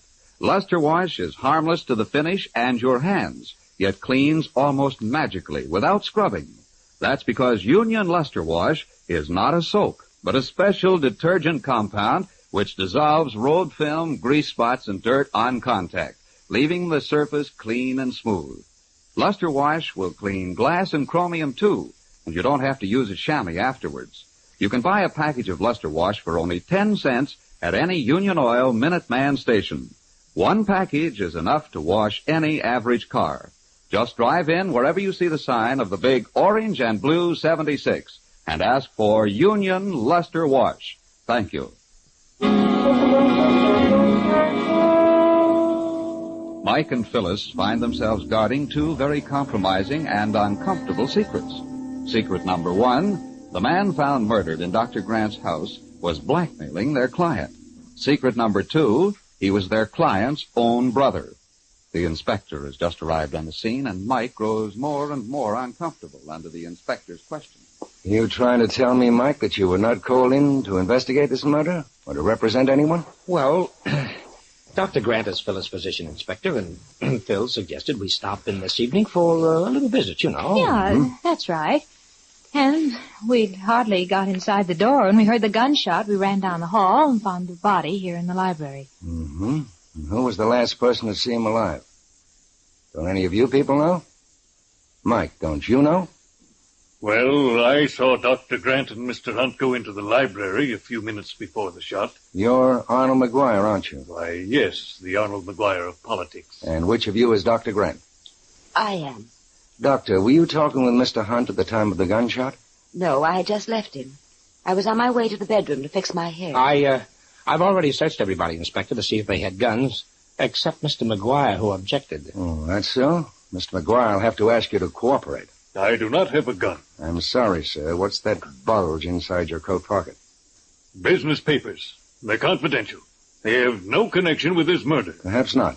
Oh, by the way, Mike, is the body here just as you found it? No, not quite, Inspector. Mr. Hunt fell against the door, and I had to push it open. And that moved the body? Yeah. You can see where the bullet went through the front of his coat. Made a nice clean hole. No powder burns. Mm-hmm. Means the bullet came from a distance. I'd say not less than 15 feet. Oh, but this is a very small room, Inspector. You'd have to fire the gun way over in the far corner to be 15 feet from the body. The shot could have come through the doorway. There are 4 doors opening into the library. Yeah. From the position of the body here, it's in line with all 4 doors. Sergeant. Yes, sir? Make a list of everything in the victim's pockets and take a set of his fingerprints. Right away, sir. Can any of you tell us who Mr. Hunt was and what he did? He was a friend of my wife, sir, from back in St. Louis. Uh-huh. He wasn't employed at the moment. I was thinking of adding him to my staff. Mr. Davis here is overworked. I see. And Mr. Davis is? I'm Mr. Grant's political manager. I see. Well, now let's find out where all you people were at the time the shot was fired. Dr. Grant said she was on her way to the bedroom. Now, where is that located, Doctor? It was the downstairs bedroom. That door there leads to it. The door on the left, Mike. And you, Mr. Grant? Why, I think I was in the hall. I was looking for my wife. Then I saw Mr. Shayne trying to push the library door open. Mm-hmm. And Mr. McGuire? Why, I was in the living room. That's through the second doorway on the right there. And I was in the dining room eating a sandwich. That would be the first door on the right, Mr. Davis? Yes. Then you were all separated. No two people in the same room. And all had access to the library. What about the servants? I am Collins, sir. I was in the butler's pantry mixing some cocktails. The cook was in the kitchen right next to me. Oui, monsieur, that is the truth.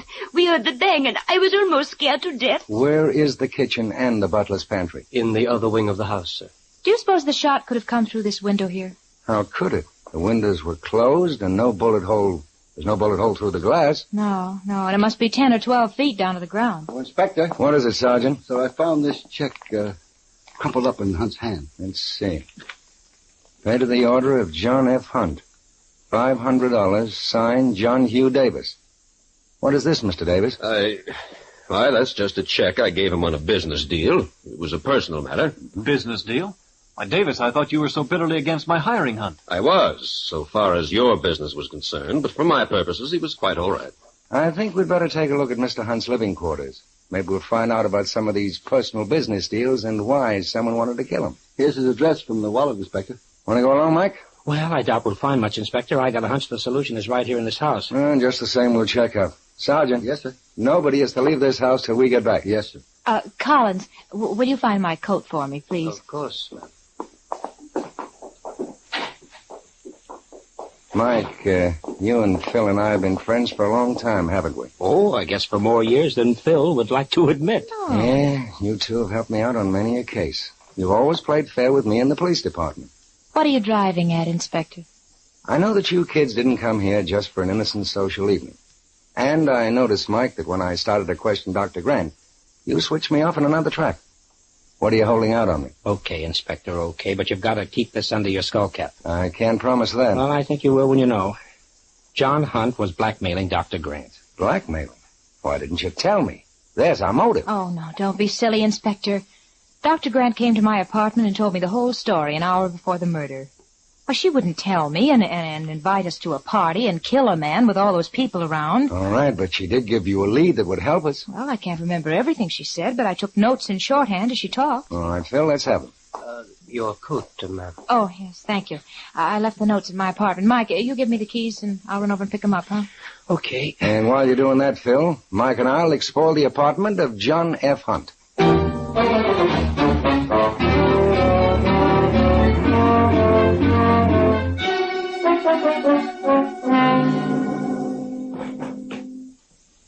Telephone bills, gas bills, and laundry list. Mike, the desk is crammed with junk, but nothing that matters. Well, that's what I expected. Hunt was too smart a guy to leave anything important lying around for some... I take that back. What? Here's a manila folder in this bureau drawer. Some clippings with a photograph pinned to them. Snapshot of a boy and girl in a canoe. Yeah, and some writing on the back. Malcolm and Mary, June 12, 1914. Hey, look at this first clipping underneath the photo. Legal notice. Change of name from Mary Boyd to Mary Allen. And the next one. Prominent attorney marries woman doctor. Last night, Irving Grant was wed to Dr. Mary Allen in a simple ceremony at... Mike, this is a file on Dr. Grant, alias Mary Allen, alias Mary Boyd. Yes, I know. John F. Hunt is another alias. He was her brother. I see. Of course, you didn't let me in on that little fact. Now, how much more do you know? That's all, Inspector. That's all. The whole works. You sure of it? Positive. And before you start jumping to conclusions, Inspector, do you know if the sergeant took those fingerprints of Hunt? Yeah, I got them in an envelope here. Well, then I suggest we go down to headquarters and see if we can collect some local color on Brother John. Good idea, but what about Phil? Oh, I'm calling her now.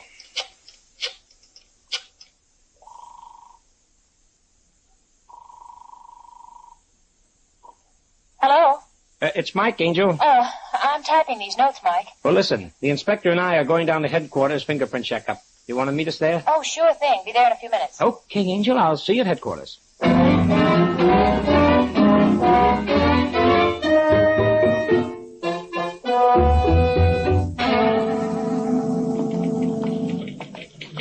Well, Mike, looks like we struck the jackpot.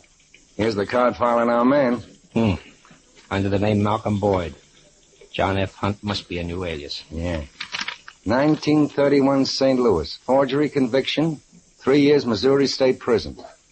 1935 New York. Forgery and blackmail. 9 years Sing Sing. Wow. 1945 San Francisco. Drunk charge. Mike. Seems to be more and more little details you didn't bother to tell me. This is the first I've heard about it, Inspector, believe me. And I'm just as sore as you are. Dr. Grant should have told Phyllis and me. We're entitled to know these things. Yeah. Dr. Grant may be a reputable physician. She may be married to a prominent man. But when her brother is blackmailing her, a brother who is an ex-convict, well, I couldn't give her a better motive for murder. Agreed, Inspector, but I saw the way she reacted when she first saw the body. No matter what Hunt had done to her, she was still his sister. And Irving Grant was still his brother-in-law. Grant? Yeah. Maybe this wasn't such a well-kept secret after all. Maybe Grant discovered his wife was being blackmailed, that his brother-in-law was an ex-convict. How do we know that Mr. Grant didn't kill the man to save his wife and to protect his own reputation?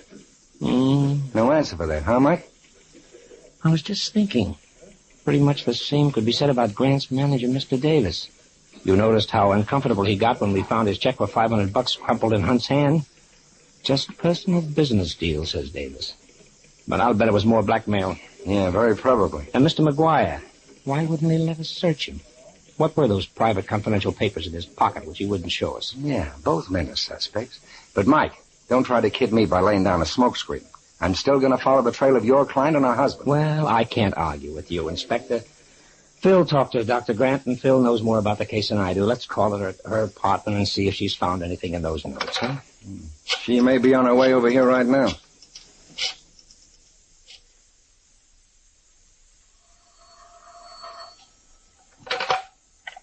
Hello?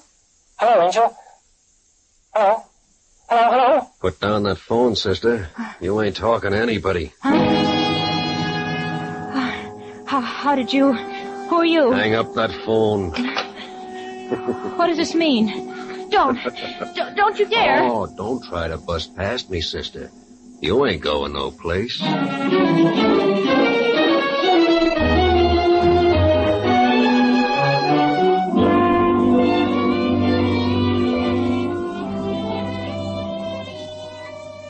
In just a moment, we'll rejoin Mike and Phyllis in their adventures. Ladies and gentlemen, would you like to be able to wash your car in 10 minutes without having to change clothes and at a cost of only 10 cents? Well, that's just how easy it is with Union Oil Company's Luster Wash. All you do is empty a package of Luster Wash into a pail of water. Apply the mixture generously over the surface with an ordinary rag and then rinse off with a hose. That's all there is to it. In 10 to 15 minutes, your car is clean from radiator cap to tail light without mess or scrubbing. That's because Luster Wash is not a soap, but a special detergent compound which dissolves grease spots, road film, and dirt on contact. Luster Wash is harmless to your hands, yet eliminates the hard work of old-fashioned methods. It makes glass and chromium sparkle, too, and you don't have to use a chamois afterwards. You can buy a package of Luster Wash for only 10 cents at any Union Oil Minuteman station. One package is enough to wash any average car.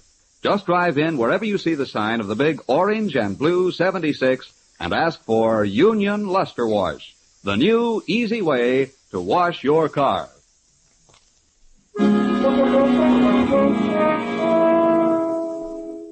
Phyllis is still in her apartment, but very unwillingly. A strange man is pointing a gun at her heart.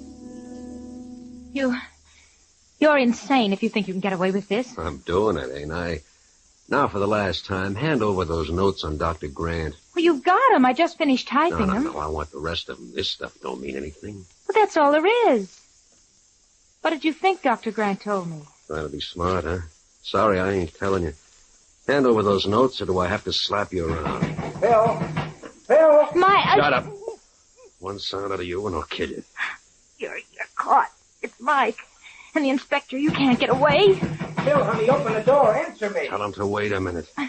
Just a minute, Mike. Now, I'm going to stand behind the door. You open it and tell him to come in. If you make one squawk, one little tip, I'll let you have it right in the back. Now go on.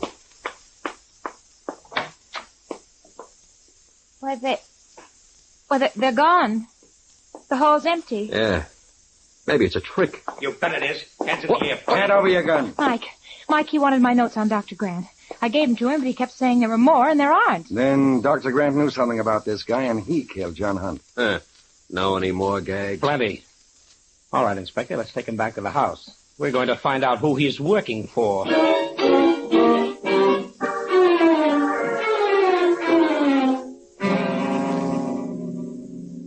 Mr. Shayne, I've never seen this man before in my life. It's an insult to even think I'd have anything to do with a criminal. I say the same. This thing has gone far enough. Then if we're to believe all of you people, nobody here knew this man. Well, it means just one thing.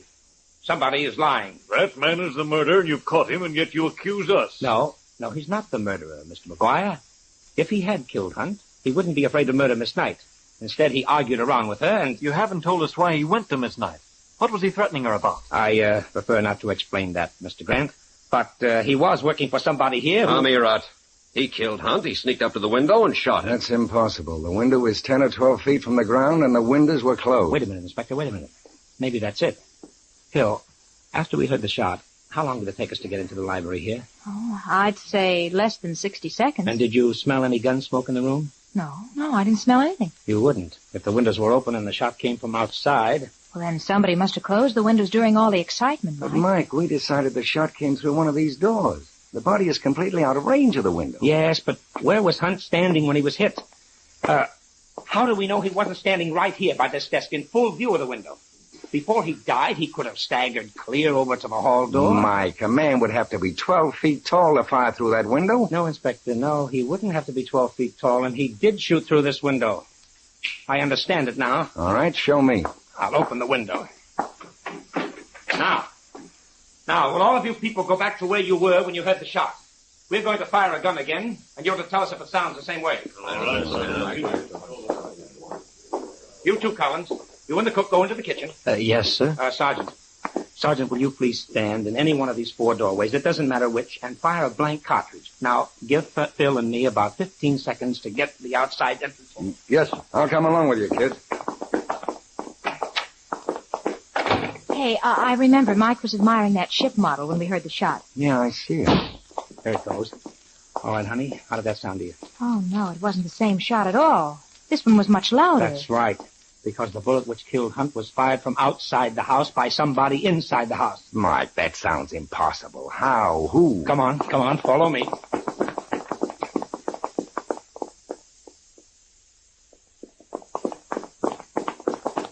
Hey, this is the butler's pantry. Yeah, clear in the other wing of the house. Monsieur Shayne, I heard the shot, but I told Monsieur Collins it did not sound right. Thank you, Ivy, thank you. Now, Inspector, you will notice if you will look out this pantry window here on an angle, you can see the library in the other wing. Yeah. I'll raise the window. Now, all I have to do is take my gun, lean out the window. I see. The shot would sound as if fired outdoors. Yes. And if I fired now, as I'm aiming my gun, the bullet would go right through that open library window and hit the library desk. But, Monsieur Shayne, there was nobody in here. Monsieur Collins was mixing cocktails right there. I was making sandwiches in the next room. Of course. I was talking to Ivy all the time. I had the cocktail shaker in my hand. And a gun in the other hand, Collins. When the cook wasn't looking, you leaned out of the window. You're crazy. No, Collins, it has to be you. You see, besides the inspector and myself, you were the one who knew Miss Knight was going to her apartment to get those notes. When you brought her coat, you overheard us. You were afraid of what was in those notes, so you phoned your pal to get them away from Miss Knight. This whole thing is cockeyed. You know, Collins, you sound less and less like a butler and more like an ex-convict. Oh, you grab him, Inspector. Wait a minute. Wait. Uh-oh. He reached for this cupboard. Let's see. Aha. The missing gun. And 1 bullet fired. That's all, Collins. I think you'd better wear these, for safety's sake. Inspector, would you mind? Leave it to me, Mike. Murder's solved, and I think the motive is something of interest only to the district attorney.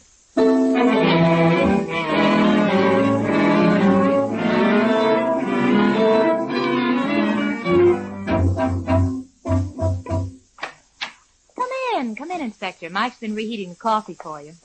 I was longer at headquarters than I figured. Oh, hi, Inspector. Well, did he confess? Yeah, pretty much as we expected. Collins served time in the penitentiary with the guy who broke into Phil's apartment. 2 of them met Hunt in prison and found out Hunt was planning to blackmail his wealthy sister when he got out. So they decided to cut themselves in, eh? That was it.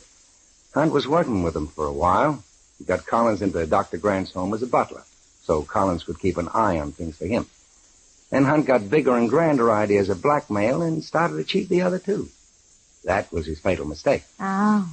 And I suppose Collins figured he knew as much of the dope as Hunt, so why split the money 3 ways? Exactly. And Mr. McGuire and Davis, they were like the others on the wrong end of Hunt's blackmail, the paying end. Huh?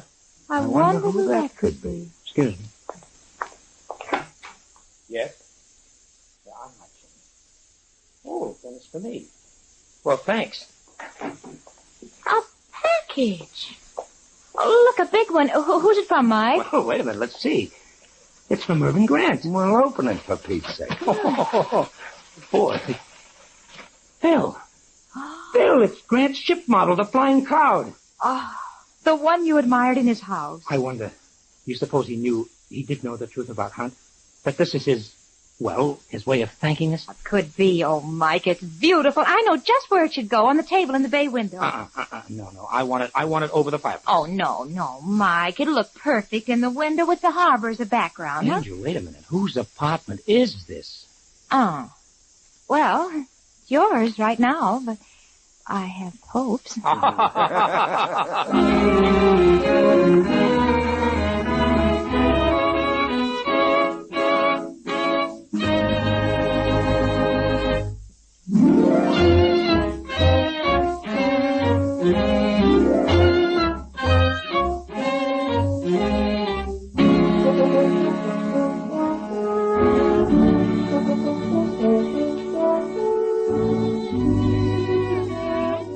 Tune in again next week at 8 o'clock for another adventure with Michael Shayne, Private Detective, starring Wally Mayer and Kathy Lewis, with Joe Forte as the inspector. Tonight's story was written by Richard DeGraff and based on the character created by Brett Halliday. Music was composed and directed by Charles Dent. This is John Lang saying goodnight for the people who make 76 gasoline and Triton Motor Oil. Union Oil Company.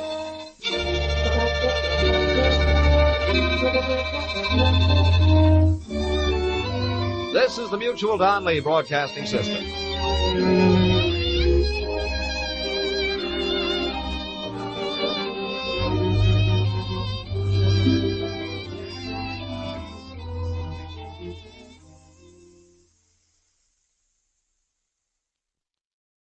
The Adventures of Michael Shayne, Private Detective.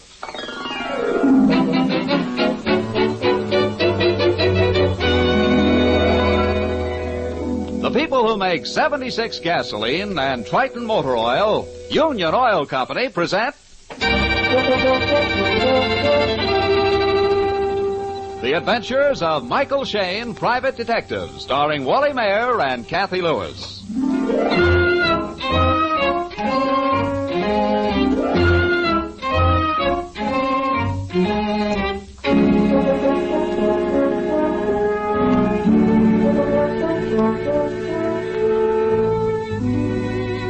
It was Gilbert and Sullivan who said, quote, "A policeman's lot is not a happy one," end quote. But tonight, just on the stroke of 8, Mike Shayne, San Francisco's favorite ferreter of felonies, is seated in his apartment.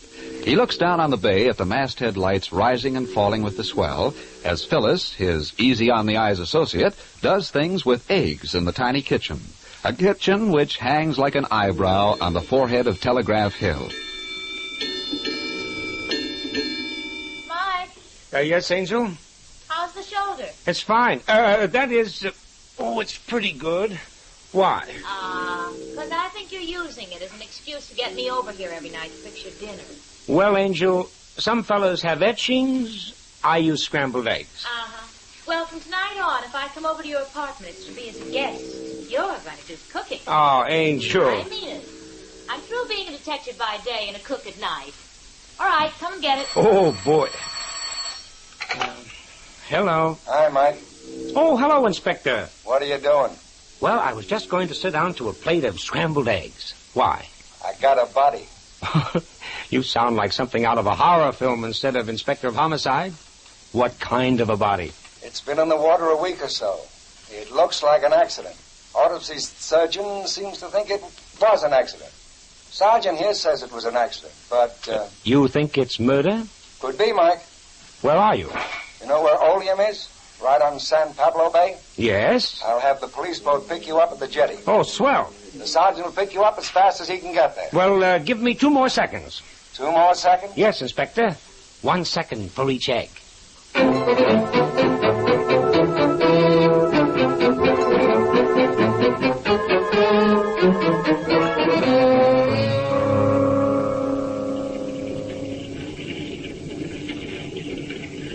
There she is.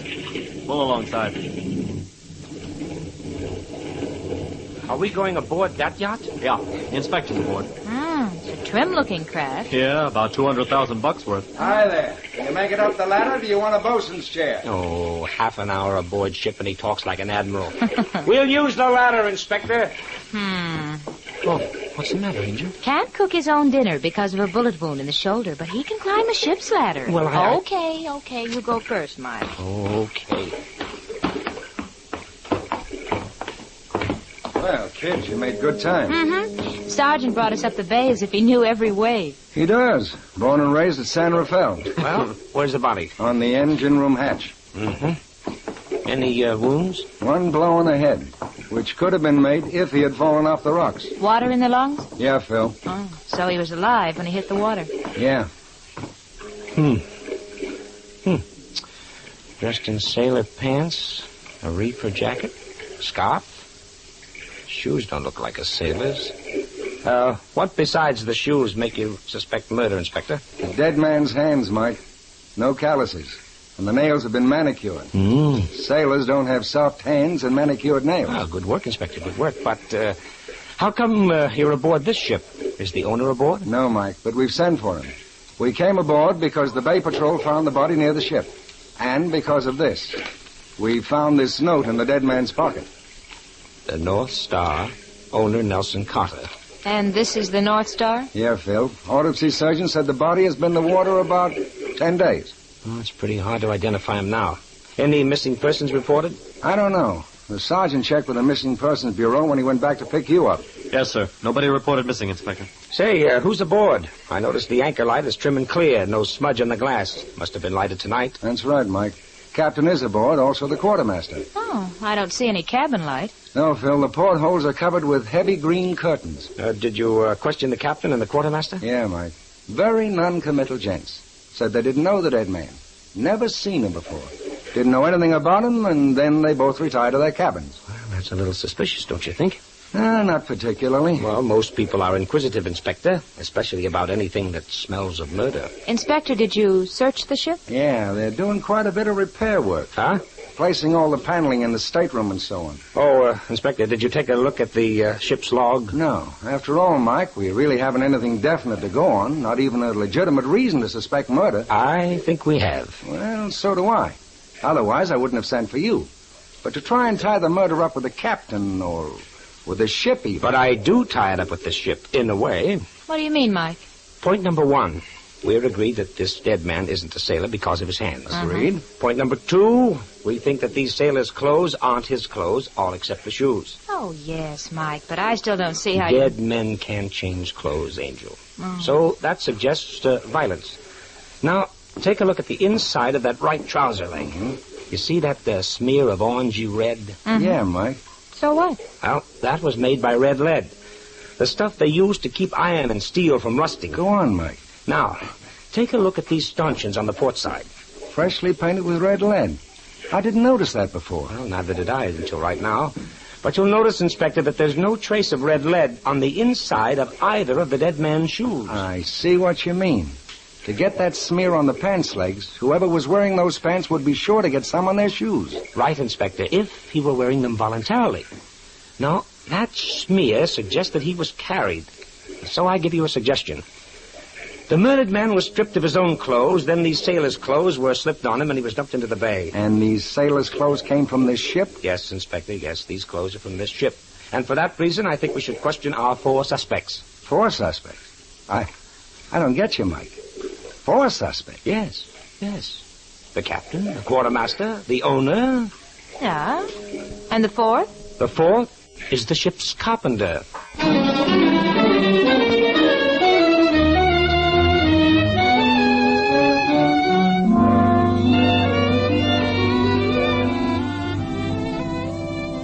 In just a moment, we'll rejoin Mike and Phyllis in their adventures.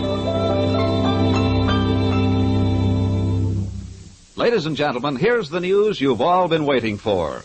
Post-war gasoline is here. Right now, as we speak these words, Union Oil Company's huge new 100-octane refineries are shifting to civilian production after long months of exclusive military service. That means that within a very few days, you'll be able to buy a new 76 gasoline that will knock your hat off. As fast as this new super gasoline can be blended, our trucks are hurrying it to your Minuteman stations. Some have it already. If your Union Oil Minuteman hasn't received his first shipment of this powerful new gasoline yet, he will within the next 2 weeks. And just as soon as he does, he'll post signs announcing its arrival in his station. Watch for these signs to go up, and then drive in for a real thrill.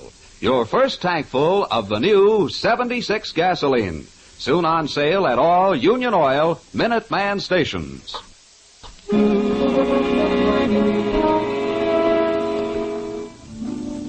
Mike, Phyllis, and the inspector are still aboard the yacht North Star. The dead man's body still lies on the engine room hatch as Mike knocks on the captain's cabin door.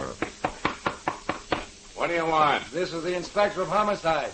We'd like to talk to you again. Well, I won't say glad to see you because I'm not. I won't say sit down because I'm hoping you won't stay long. We've sent for the owner, and I thought we could save time by asking you a few questions. Who are you? I'm Mike Shayne, private detective. I don't know that I got to answer any of your questions. Oh, you don't, of course, but I'd like to ask one question anyway. Well? Where's your master's certificate? Why, you wouldn't... And don't tell us it's in the chart house, because we looked there. Now, Captain, you may not like to answer Mike's questions, but I think you'd better answer mine. Where is that certificate? Here in the drawer. I haven't had time to put it up yet. I only took over this ship yesterday. Oh, only yesterday, huh? Yes. I answered an ad in the paper. The man wanted a navigator to be captain of his private yacht. I got the job. What about the crew? Only need 3. I'll pick them up in San Francisco tomorrow. What about your quartermaster? Is he a new man, too? Yes, I hired him yesterday. Ahoy there, North Star! Throw us a line! Here you are, Sergeant! Who have you got there, Sergeant? Ship's carpenter named Wilkinson. What about the owner, Carter? Couldn't you find him? No, he's down in South America. Been there for 3 months. What's that?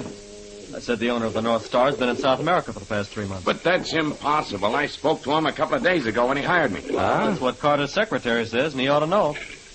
I brought him along in case you wanted to ask any questions. Mm-hmm. Who else is that in the police launch? Well, the woman is Mrs. Carter. Oh. Has she heard from her husband lately? No, not for 3 weeks. Mike. Yes, Angel.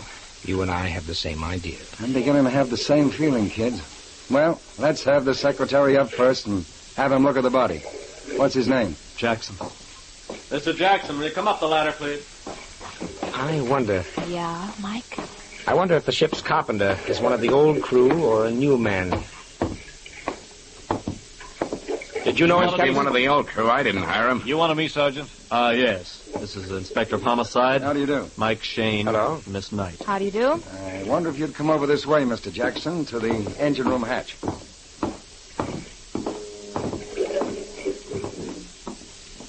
Okay, Sergeant. Oh, that's... Mr. Carter? Yes, that's Mr. Carter. Inspector. Yes, Mike. I'd like to make a suggestion. Shoot. I think we should take the body back to San Francisco. Yes? Then we should take everybody, and I mean everybody, to police headquarters.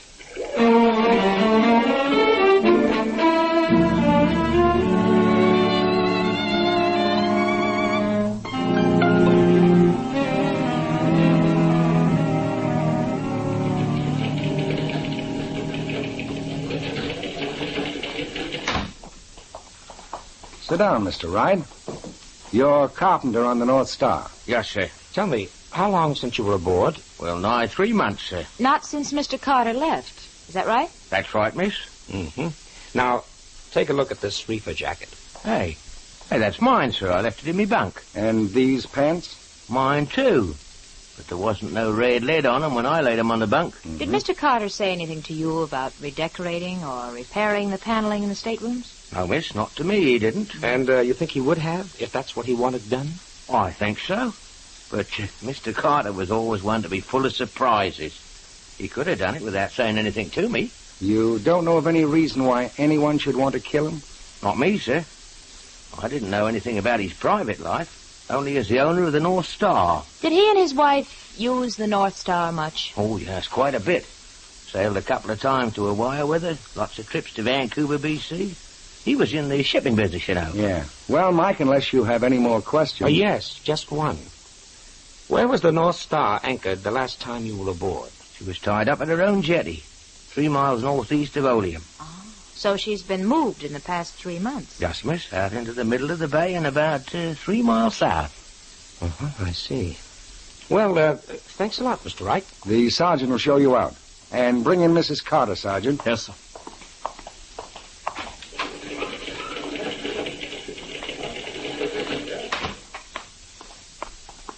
Sit down, Mrs. Carter. I know this has been quite an ordeal. You identified your husband? Yes. We suspect murder, Mrs. Carter. Have you any reason to suspect anyone? No, my husband hadn't an enemy in the world that I know of. You thought he was still in South America? Well, yes, although I haven't had a letter for a month. I used to hear from him regularly every week. I suppose you inherit your husband's property, Mrs. Carter? I suppose I do.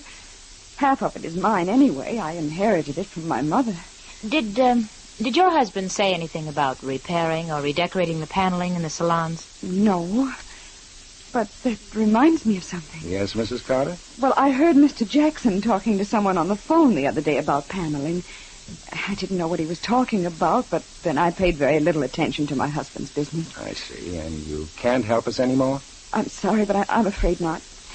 If I think of anything, I'll call you, Inspector. Thank you. The sergeant will show you out. Bring in the captain, Sergeant. Yes, sir. We may be out to call on you, Mrs. Carter. It might be necessary to search your husband's papers. Certainly, Mr. Shayne.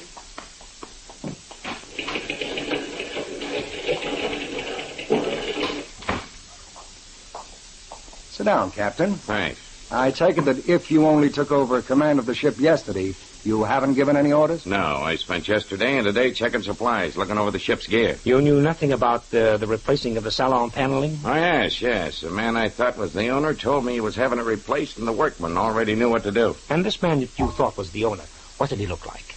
I don't know. I never saw him. But you said you spoke to him when he hired you. I spoke to him on the phone. Aha. Now we get somewhere. What was his phone number? I don't know. He called me. I wrote him an answer to his advertisement and put my phone number in the letter. Called me on the phone and told me to report aboard yesterday. Mm-hmm. And that's all you know? That's all I know. I saw the ad, answered it, and he told me the berth was mine. I came aboard, and that's that. Well, thanks a lot, Captain. I guess you'd better get back aboard ship. I'll wait for the quartermaster. I'm sure he doesn't know any more than I do. As you wish, Captain. You're quite certain that the quartermaster doesn't know anything? How can he? I picked him up on the waterfront this afternoon. He's only been aboard a few hours. I see. All right, Sergeant. We'll see Mr. Jackson next. Just a second, Inspector. Yes, Mike? I think maybe we ought to take a trip out to Mr. Carter's home before we talk to Jackson. All right, Mike. Keep Jackson and the quartermaster till we get back, Sergeant. Yes, sir.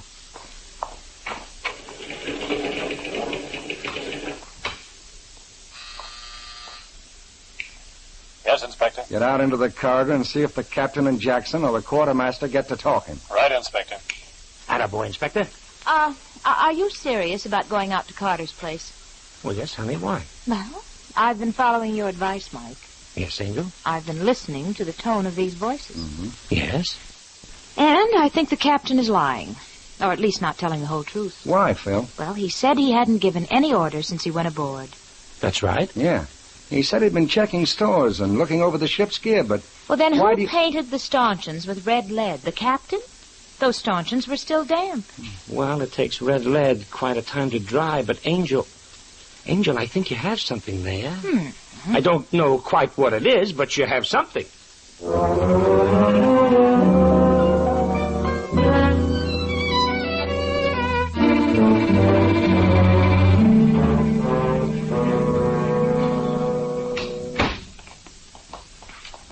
Thanks, Mrs. Carter, for waiting up for us. Oh, not at all. Naturally, I'm anxious to do anything I can to help find my husband's murderer.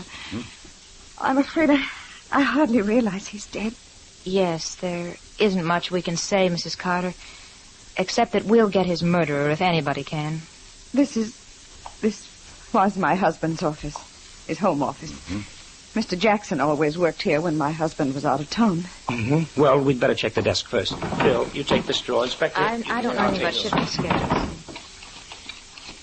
This belongs to the ship, too. Say, Mike. Phil. Yeah? What is it? Here's the North Star's clearance to leave her jetty on an anchor in the bay. Dated the 26th of last month. Well, it might mean something. We'll remember that. Hey, what have you got there, Mike? Well, something not quite on the up and up, I think. In the fireplace there? Uh-huh. Yeah. burned envelopes and letters. Here, Inspector. Yeah. Here, if that isn't part of a Panama stamp, then Panama? I don't... That's where my husband was when I last heard from him. Well, this was mailed the 21st. Airmail. The last I received was the 18th. Mailed the 21st, and the North Star changed her moorings on the 26th. Yes, Angel, yes. Just time to receive this letter and change the ship's moorings. Does that mean something? It depends, Mrs. Carter. It depends. Inspector. Yeah, Mike? I think we should pay a visit to the North Star's jetty, 3 miles northeast of R.E.M, as I remember it.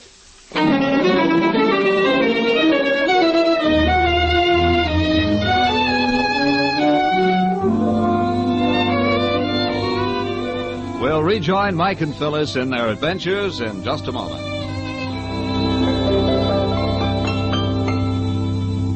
Ladies and gentlemen, for the benefit of those who may have tuned in late, we are repeating the announcement made earlier in the program. Post-war gasoline is here. Union Oil Company's huge new 100-octane refineries have been shifted to civilian production after long months of exclusive military service. That means that within a very few days, depending on your locality, you'll be able to buy a powerful new 76 gasoline that beats all pre-war performance. As fast as this new super gasoline can be blended, our trucks are delivering it to your Minuteman stations. Some have it already. If your Union Oil man hasn't received his first shipment of this sensational new 76 gasoline, he will within the next 2 weeks. Just as soon as he does, he'll post signs announcing its arrival in his station. Watch for these signs to go up, and then drive in for a real thrill. Your first tankful of the new post-war 76 gasoline. Soon on sale at all Union Oil Minuteman stations. Watch for it.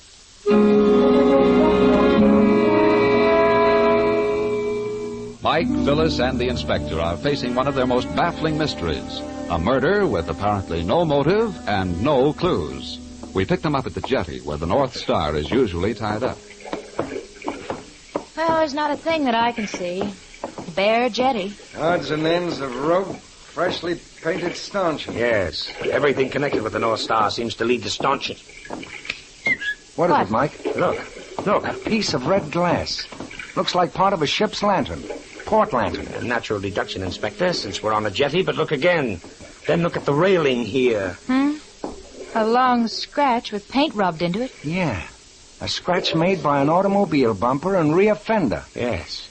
When the car was backed up to turn around, whoever was driving scuffed along the rail and broke this tail lamp glass. Sergeant. Yeah, Mike. Check with Mrs. Carter's car, Jackson's car, and the captain's if he has one. Yes, sir. Mike. But first get hold of Chips. Chips? The ship's carpenter, Mr. Wright. Oh. Get hold of him and tell him to meet us aboard the North Star as quickly as possible. Yeah. And then? And then bring everybody back out to the ship, but not before you've checked all the automobiles. Yeah, Mike. And what's our move, Mike? Back aboard the North Star and lay a trap for a murderer.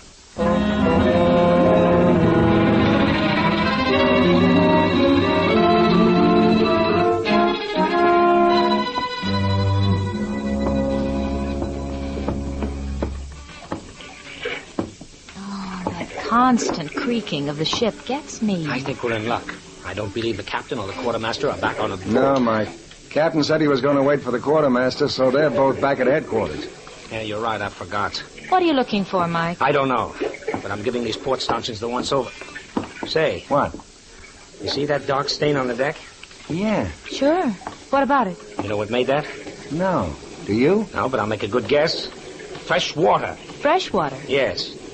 Decks should always be washed down with salt water. It leaves them white and sparkling. Fresh water makes them dark. Yeah, but even so much. Shh. I hope this is Chips, our ship's carpenter. Ahoy there! North Star! Yeah. Here's the line. Tie up and come aboard. All right. All right, mate. Well, what can I do for you? Tell me, what will dissolve red lead? Red lead? Why, oil will if it ain't too old. And you've got to scrape it. Take a look at the stanchion. I'll wipe that off in no time. You've got oil aboard? Sure thing. Okay, let's get going. All right, sir. Now for a quick look at the salon. You know, this was a pretty cleverly conceived murder. If that body hadn't been found for a week or two, there would have been no trace of this murder at all. There isn't much trace even now, Mike. Not enough for your district attorney or grand jury, but enough for me. And I think we can trap the murderer without too much difficulty. Well, this is the salon in here. Oh, Oh, what a beautiful place. Yes. Doesn't seem to me that the paneling needs redecorating. But I tell you what it does look like, Mike. Yeah? Looks as if the paneling had been torn out in the search for something. The ship's safe, perhaps? Could be, or something hidden behind the paneling. There goes Chips. Why do you call him Chips? His name is Wright. All ship's carpenters are called Chips. At least in the books I read. Well, here we are. I found these rags in the captain's cabin. Good. Look like they've been used for the same job before. Let me see those. Blood? I think so. Here, use this one. All right, sir. This is going to make a mess of the deck, though. That's all right. Do I hear a boat coming? Yeah, I hear it too, Phil. Hurry, Chips, hurry. Get some more of that red lead off. All right, sir. I'm going like the roaring 40s, I am. That's the stuff. You got it down to the old paint there in spots. Peels right off when it's still soft this way. Ahoy, North Star! Tie up and come aboard, Sergeant. Bring everybody aboard with you. I think this ought to do it. Hey, what's going on there? You'll ruin that deck. I think this deck's already been ruined, Captain. But let that go for a moment. The inspector had you all brought out here to see what we were doing. Yeah, what are you doing? We're taking off the last few layers of red lead that somebody put on this stanchion. Now, would you know who did it? You did it, Captain? You've been aboard 2 days, and this red lead was still soft and wet. Could it have been put on without your knowing about it? Red lead often takes a week to dry. That stanchion hasn't been painted since I came aboard. That stanchion is the clue to this killing. What do you mean? Mr. Carter was killed aboard his own ship. On the ship? He was probably hit on the head with a marlinspike, but that's beside the point. The main point is that while his killers were changing his clothes, putting the ship's carpenter's clothes on him, he bled quite a bit. Some blood was spattered on the deck. The killers tried to clean that with fresh water. Yeah? Then they were afraid that some of his blood was on the freshly painted stanchion. So after they'd thrown his body overboard, they repainted the stanchion. But not before they got a smear of red lead on the pants leg as they heaved him overboard. Oh, but who would do such a thing? My husband... The captain, for one, Mrs. Carter, and I think the sergeant has the answer to the other. Right, Sergeant? Yes, sir. Mike, we found the car. The car? What car? Yes, Captain, the car which was used to take Mr. Carter out to the jetty while the North Star was still tied up there. That car has a broken taillight and a badly scraped fender. And it is where, Sergeant? In Mr. Jackson's garage. Jackson, you fool, I told you. Shut up, you idiot. Cut out the arguing. You'll need all the arguments you can scrape together when you face the jury. Okay, Sergeant. You can handle them.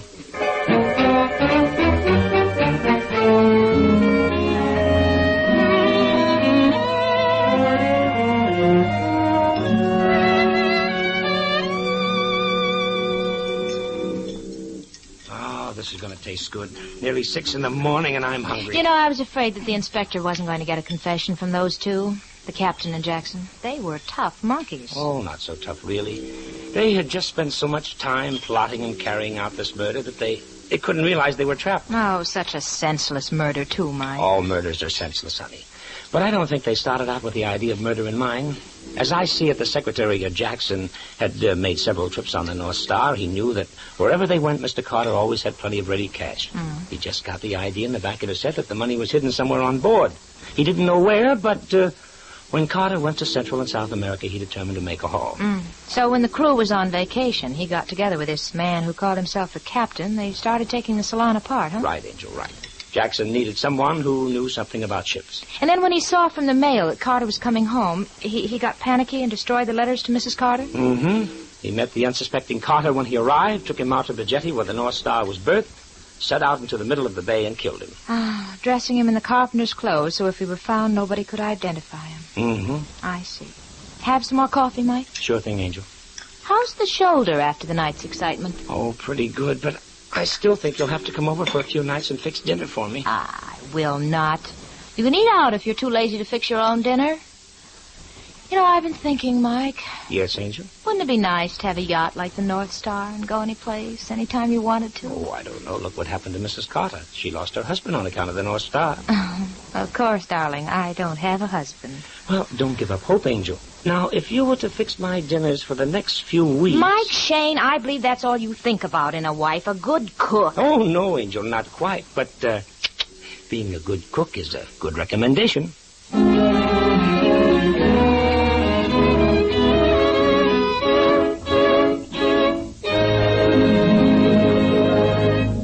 Before we sign off, I'd like to repeat the special announcement made earlier in the program. post-war gasoline is here. As fast as Union Oil Company's trucks can haul it, a powerful new 76 gasoline is being delivered to your Minuteman stations. Watch for the signs to go up at all Union Oil stations announcing the first shipment of the new 76 gasoline. Then drive in for a real thrill. Your first tankful of powerful post-war gasoline, soon on sale at all Union Oil Minuteman stations. Watch for it.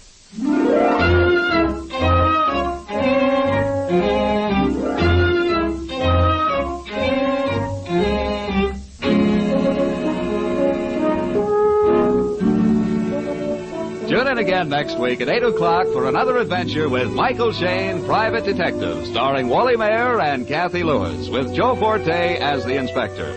Written and produced by David Taylor, tonight's story was based on the character created by Brett Halliday. Music was composed and directed by Charles Dent. This is John Lang saying goodnight for the people who make 76 gasoline and Triton Motor Oil. Union Oil Company.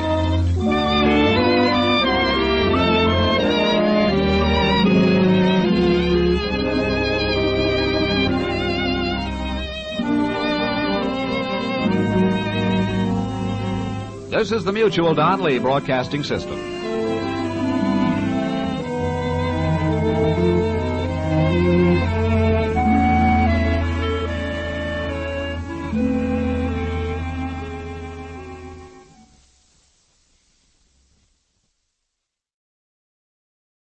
The Adventures of Michael Shayne, Private Detective.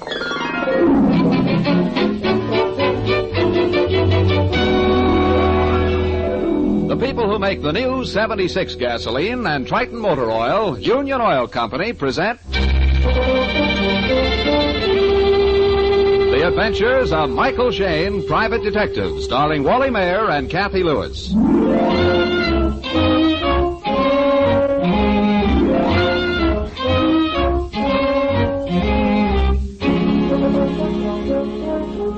A detective as well known as Mike Shayne is in the limelight pretty much of the time. This evening, Mike is not in the limelight, but behind the footlights. Or rather, he is just about to be. A new revue is opening at the Empire Theater, and for reasons still unknown, Mike has been asked to attend the rehearsal. Right now, Mike and his pretty associate Phyllis Knight are waiting at the stage door. Yes, what do you want, son? We'd like to see Miss Beverly Pryor, please. I'm sorry, son. Rehearsal going on now. She asked us to come. It's business. Oh, business. Well, then, I guess it's okay. Come on in. Miss Pryor's dressing room is number 4. Well, thanks. Mike, how long is it since you've seen Miss Beverly Pryor? Oh, years. 10 years. We got to be good friends when I spent a couple of vacations down in New Orleans. Seems to me she could have told you what she wanted over the phone. Well, we'll know in 3 seconds. This is dressing room 4. Come in. Oh, Mike. Hello. You old darling. Let me give you a... Bev. Mike, it squished you to Beverly. pieces, Mike. It's so wonderful to see you again. Oh, I'd almost forgotten you were so handsome. Yeah. Oh, I almost forgot, too. Phyllis, Beverly, I want you to meet I want you to meet Miss Phyllis. Mike, you haven't gone and got yourself married. No, Miss Pryor. Not yet. I'm Phyllis Knight, Mike's associate. Oh, just in a business way. How do you do? Beverly, I didn't know you'd gone on the stage. Oh, I was always good at dancing. You remember, Mike. I've got a specialty number in the review. Oh. South American dances, rumbas and sambas. Do you like my costume? Oh, sure. It's very colorful. Shows off my legs very well, don't you think? Uh-huh. You remember what skinny legs I used to have. Miss Pryor, Mike and I don't want to hold up your rehearsal. Oh, no, that's right. Beverly, you said on the phone that you were afraid of something serious happening. Somebody connected with your show. Oh, yes, I was pretty scared yesterday.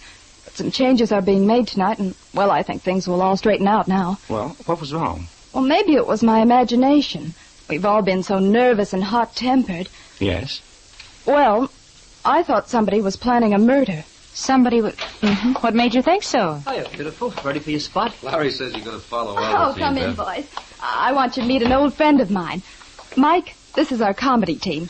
Sweeney and March. Mike Shayne and Miss Knight. Hello. The salt sent to the pepper? Shake. How do you do? Just dandy. Snug as a rug in a bug. You get the switch? Snug as a rug. All friends of theirs, huh? Well, you believe me, this little gal's going places. You know, this show's just third base for her. Next strike will be home plate, a Hollywood plate. Yes, indeed. Sweeney thinks he can sell me to Hollywood. If he'd stick to comedy and forget the agent business. You wait. You'll see I'll have Sammy Goldwyn and Louis B. strangling each other for you. Hey, come on, Sweeney. We're late for us. Okay, yeah, we'll be seeing you. Yeah, sure. A slap-happy pair. Mike, why don't you and Miss Knight go out in the wings and watch their routine? Well, I want to get your story first. Now, who was planning a murder? Oh, it's all straightened out now, Mike. After rehearsal, we can have a little supper, and I'll tell you all about it. Now, go on, scoot. I've got to finish dressing. Well, all right.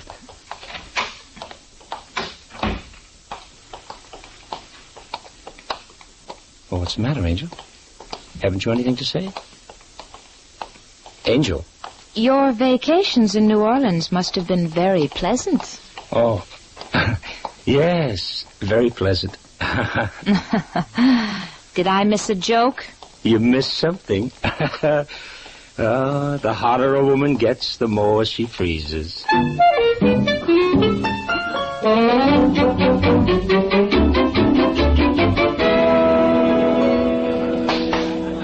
Okay, Sweeney, let's take that railroad spot again. All right, fine. You all set? Let's go. Right.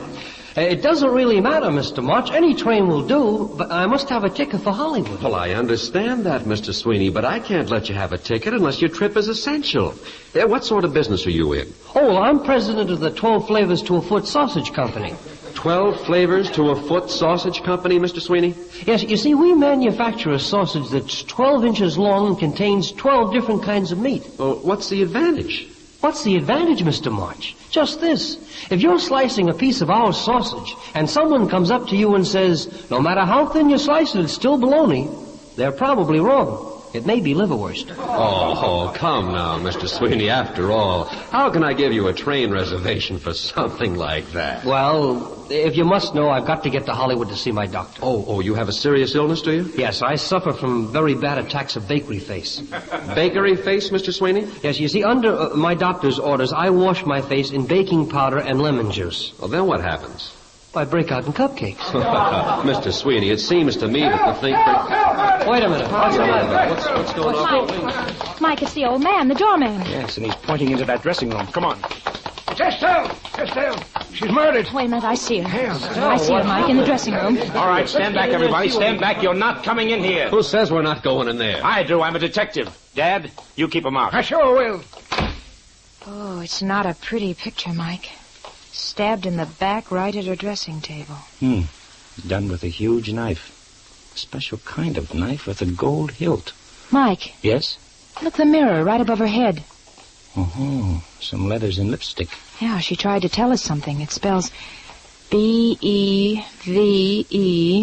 The rest of the letters are just a red scrawl. Oh, I'm afraid we know where they were meant to be. B-E-V-E. R-L-Y. Beverly. Beverly Pryor.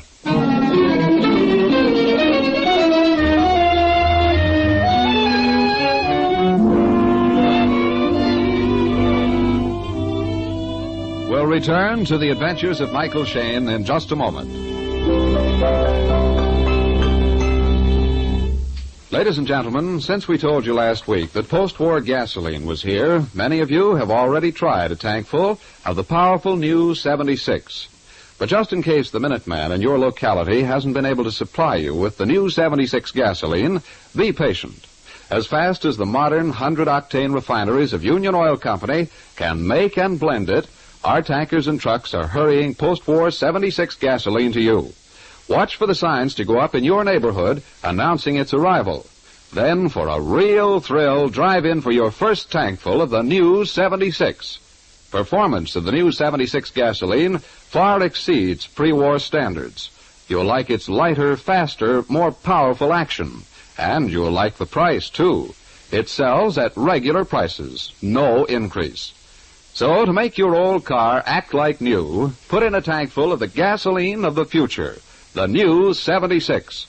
Now going on sale wherever you see the sign of the big orange and blue 76. Your Union Oil Minuteman station. Mike's backstage visit to the Empire Theater has taken a grim turn. Mike and Phyllis have found a girl stabbed to death. Behind a closed door in the Dead Star's dressing room, Mike and Phyllis tell their story to the inspector. And that's about it, Inspector. The old fellow who watches the stage door discovered the body. We were out in the wings watching a comedy routine when we heard him yell. The murdered girl is Estelle Caro, Inspector. She was the dance partner of Vic Hunter. Caro and Hunter, they're listed on the billboard. Yeah, sure, kids. But this gal, Beverly Pryor, you say she called you here tonight because you thought a murder was cooking? How'd this Beverly know so much? Well, you see, Inspector... I see plenty. I see in that mirror right above Estelle's head the letters B-E-V-E written in lipstick. Estelle tried to write the name of her murderer. I was coming to that. Just give me time. Now, Phyllis checked through Estelle's purse, and according to Estelle's driver's license, she was 5 feet 4 inches tall. Now, I'm 6 feet tall, Inspector. Yet these lipstick letters are 3 or 4 inches above my head. Now, I've heard you, Inspector, lecture your boys on the squad. That a person will usually write on the level with his eyes. Sure, it's a safe generality. Well, then, Mike, you think somebody else wrote the letters B-E-V-E, huh? Some tall person to give us a false clue? That's possible, Phil, but we can't prove it. No, but I would like to see a woman who has been stabbed in the back rise clear out of her chair, take a lipstick, and scrawl some letters 12 inches above her eyes. All right. While we're on the subject of clues, what else have we got? Well, I searched her dressing table. It's just the usual stuff. Except for one thing, this old-fashioned locket necklace. Smear of blood on the locket. Yeah, from the murderer's fingers, probably. We found it thrown in the bottom drawer. Yeah, but more important, Inspector, look at the inside of the locket.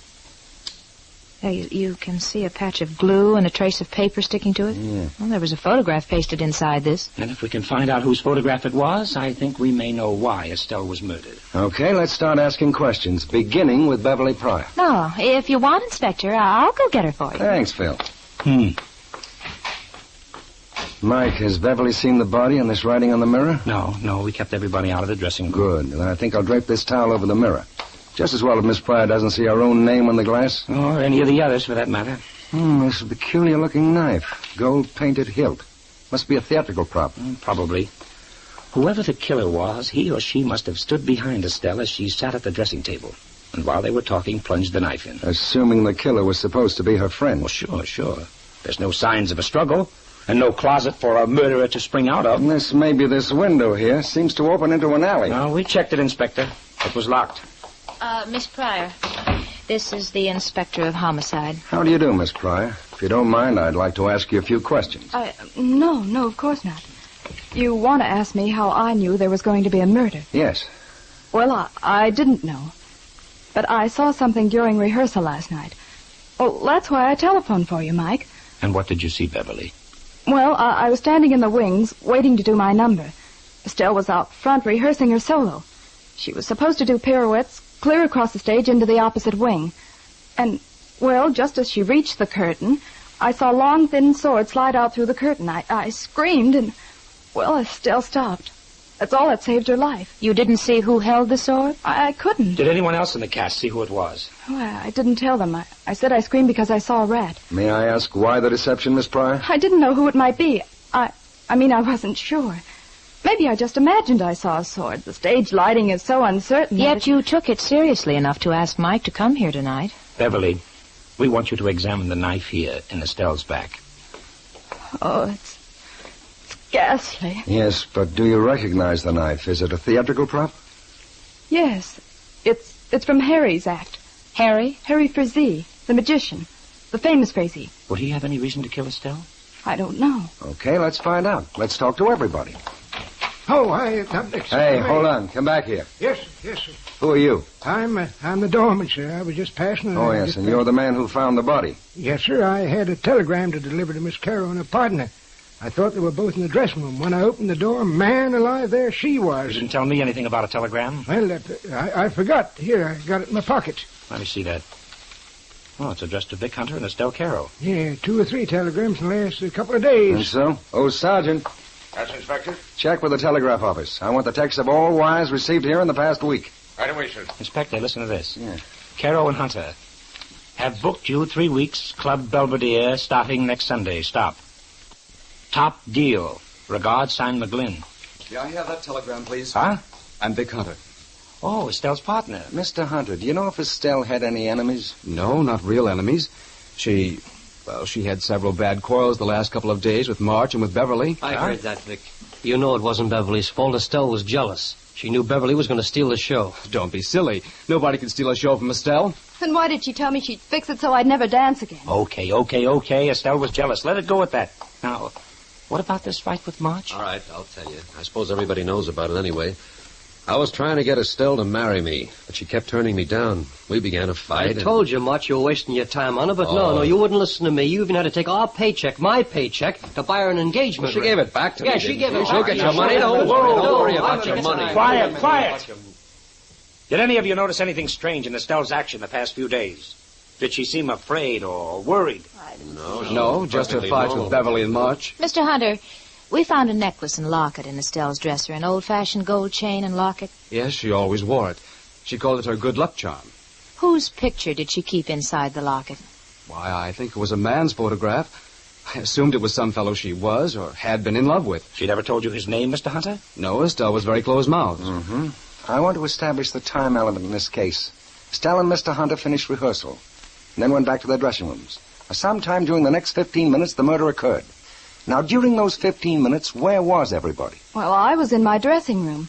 Part of the time Mike and Miss Knight were visiting with me. Sweeney and I were just buzzing around. We stopped in and gabbed a minute with Beverly and her pals. Yeah, we're in the clear. A comedy guy couldn't carve a hole in a gal's back and then go out front and panic him with gags. Sure. We'd be laying turkey eggs all over the place. I'm not the one to say that you didn't, Mr. Sweeney. Huh? Didn't which? Say, listen, if you mean that Inspector, we were going to talk to the magician, the famous Frazee. Yeah, it's about time. Anybody know where we can find him? Well, he was in his dressing room a few minutes ago. I'll show you where it is. Never mind if you'll just tell us. Oh, all right. You go right down here. The famous Frazee's dressing room is the last on the left. Okay, thank you, Beverly. You kids got any ideas yet? I have. Huh? I'd like to know why none of these people voluntarily mentioned the famous Frazee. They know everybody in this theater is under suspicion, yet nobody refers to the magician, the owner of the knife which stabbed Estelle to death. Right. Well, probably because none of them noticed the knife. Aside from Beverly, I'm not sure the others even know how Estelle was killed. One of them does, Mike. Huh? He said a comedian couldn't carve a hole in a girl's back and then go out and do a gag routine. Sweeney. Well, let's see. This must be the dressing room here.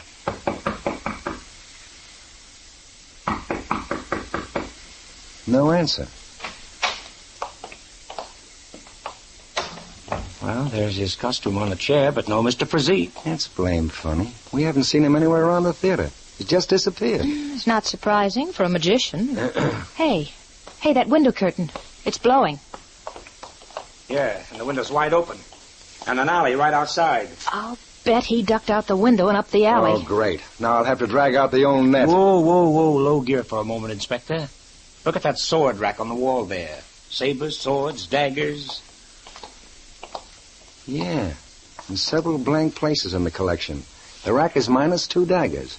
The same type that killed Estelle. And also minus 2 swords. Swords. Oh, what, Angel? I just remembered. When I went out to get Beverly for you boys, I found her in Sweeney and March's dressing room. Yeah, and I saw one of those swords on top of their trunk. And last night Beverly saw a sword come out of the curtains intended for Estelle. Mike, Inspector. What's the matter? Beverly, what's wrong? I just got a phone call. A man told me he knew who killed Estelle. Huh? He asked me to meet him in my hotel room. I didn't know what to do. Well, I said yes. Could you recognize his voice? Well, I think so. He was trying to disguise his voice, but it sounded like Harry Frazee. Frazee, swell. Then we know where to find him. Oh, I'm scared, Mike. Everybody in the troupe knows I called you in tonight because I knew something. Maybe he's trying to lure me outside. That's exactly what he's trying to do, Beverly. Now, you're going to stay right here. We'll keep that appointment for you. Give me the key to your room. Here it is. It's 9:05. Frazee is right across the hall, number 906. What time did he say to meet him? At 9:30. And it's 9:10 right now. Okay, Inspector, we've got ourselves a date.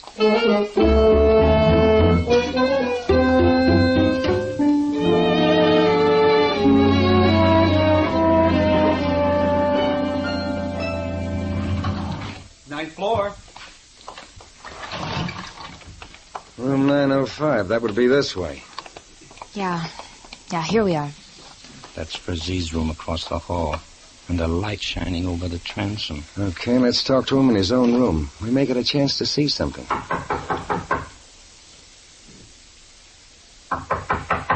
It's funny. His lights are on. This is another vanishing act. Let's try the door. Unlocked. More than that. Look at the doorknob. And my hand. Blood. Mike, is that the famous Frazee? I'm afraid the word is was, Inspector. It was the famous Frazee.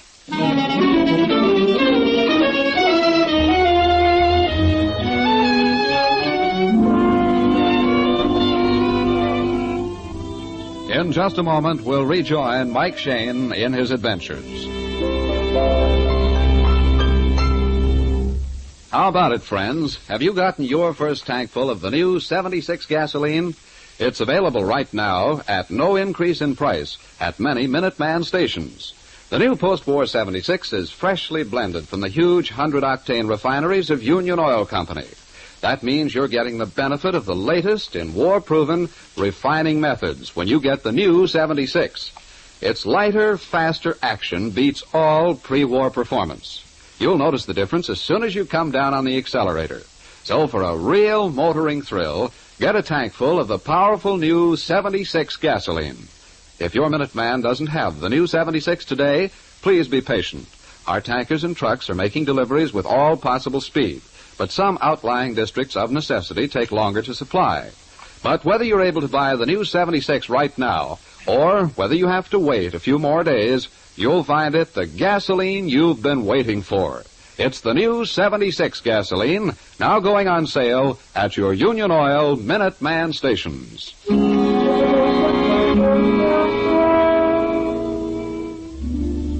For the second time tonight, a murderer's knife has struck.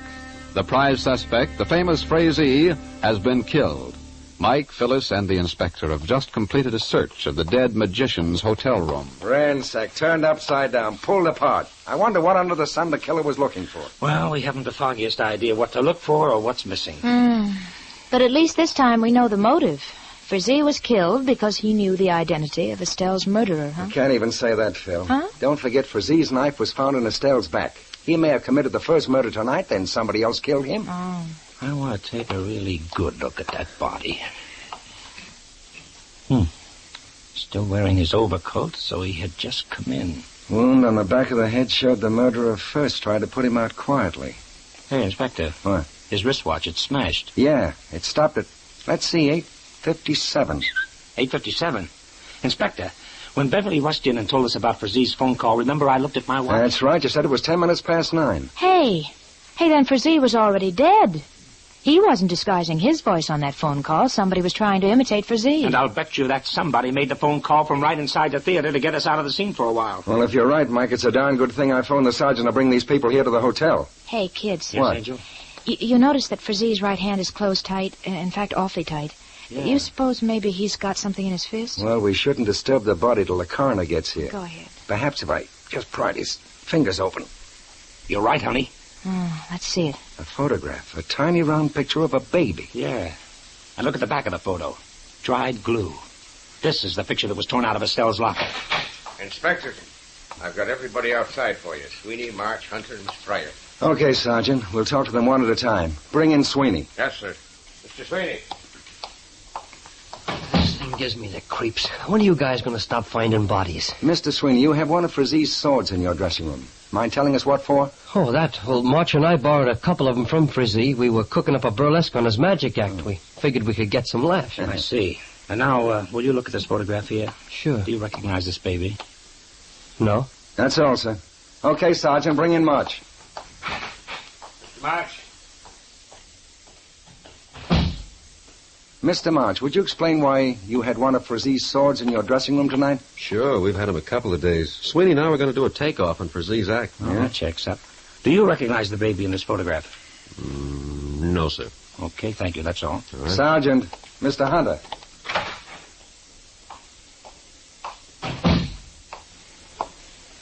Yes, gentlemen? Oh, Mr. Hunter, we found that photograph which was missing from your partner's locket. You have? Good. Yes. Here, this is it. A baby's picture, and as we recall, Mr. Hunter, you said that there was a man's picture inside. Well, there was the last time I saw it. She must have changed photographs recently. Do you know who this baby might be? Not the slightest idea. Thank you.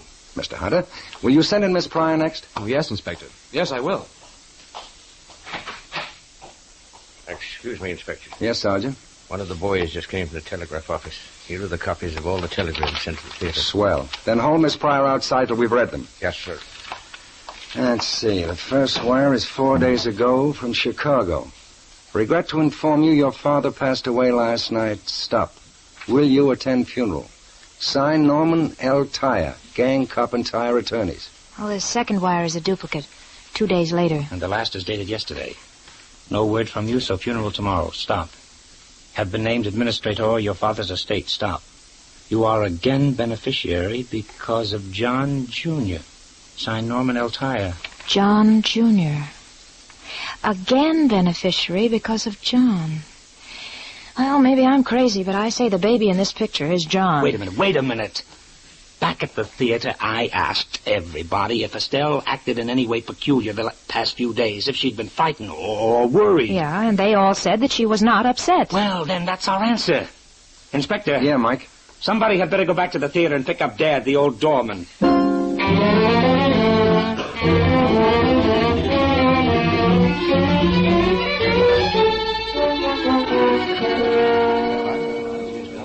Now, Dad, I want you to be very careful. How many telegrams did you receive addressed to Estelle? Why, 3 to Estelle and 1 to the team of Caro and Hunter. Uh-huh.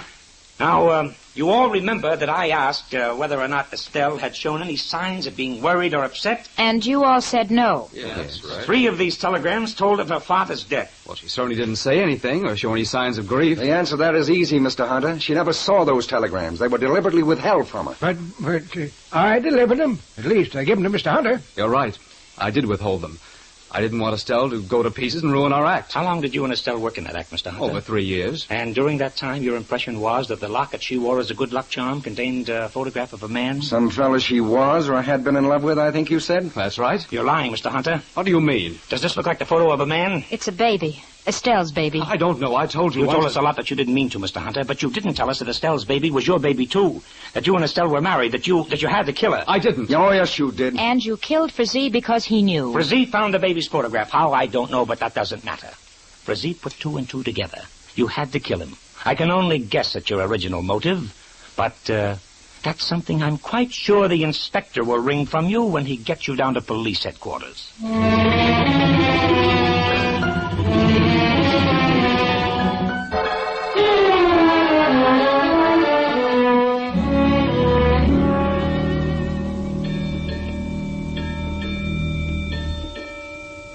And there it is, Angel. I know, Mike, but I still don't see how Hunter could expect to get away with it. But didn't he know somebody would check up on those telegrams? Well, certainly, honey, but he miscalculated on one thing. Hmm? He didn't know a private detective was going to be backstage right after the killing. He didn't have time to plant the telegrams in Estelle's purse or dresser. Well, I don't understand how that would help. Why, sure it would. Then he would have played it differently. Hunter would have admitted the marriage. He would have told us Estelle and he were planning to leave the show because Estelle had come into her father's money. As I see it, the reason he had to kill her was because she was going to divorce him. Oh, that would cut him off from Estelle's inheritance. Yes.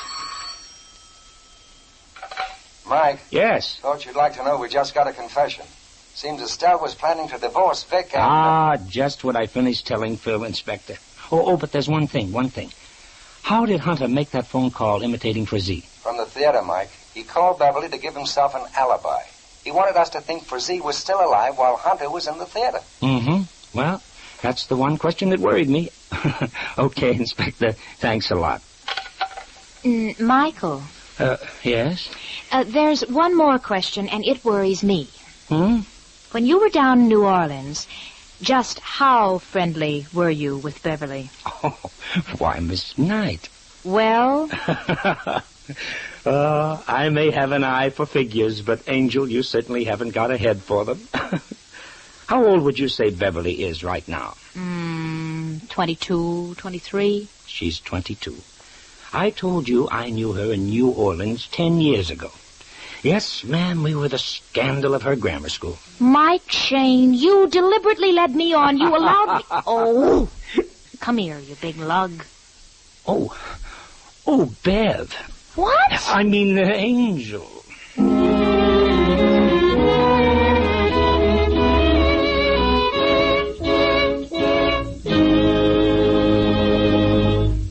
Remember, friends, the new 76 gasoline will give you a driving performance that will make you think of jet propulsion.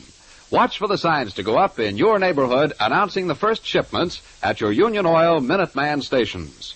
Then, for a real thrill, drive in for your first tankful of the powerful new 76 gasoline, freshly blended from the huge 100-octane refineries of Union Oil Company. Now going on sale at your Minuteman stations.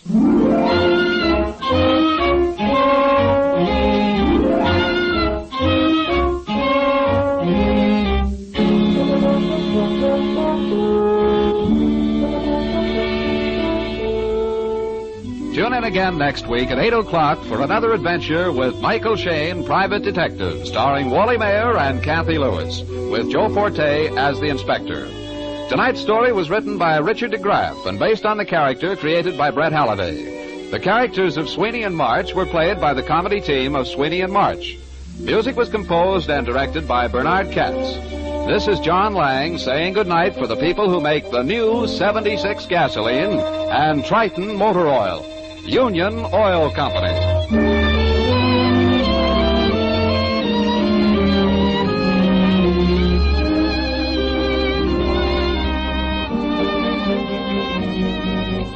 This is the Mutual Donley Broadcasting System.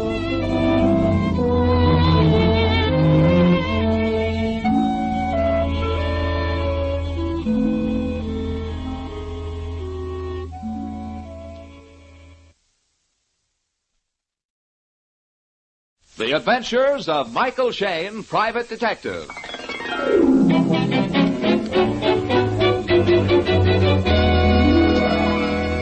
The people who make the new 76 gasoline and Triton motor oil, Union Oil Company, present The Adventures of Michael Shayne, Private Detective, starring Wally Mayer and Kathy Lewis.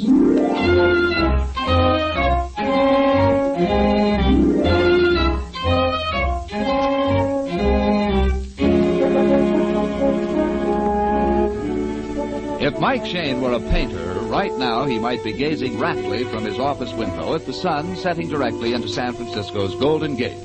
If Mike Shayne were a poet, he might be gazing dreamily at Phyllis Knight, his office associate.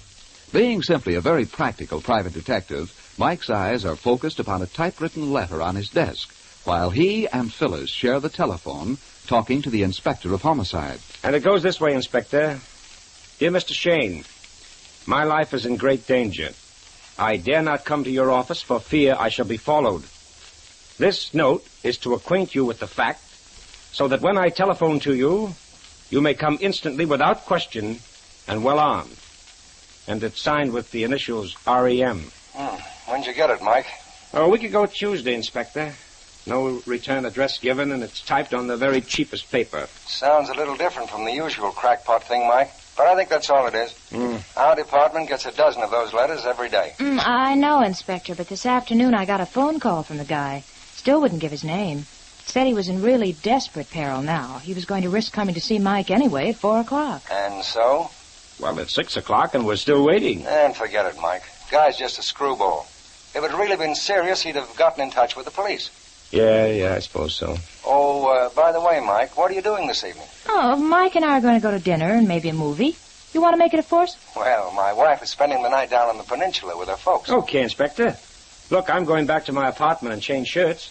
Say, what do you say you meet us there in a few minutes, huh? I'm on my way there right now.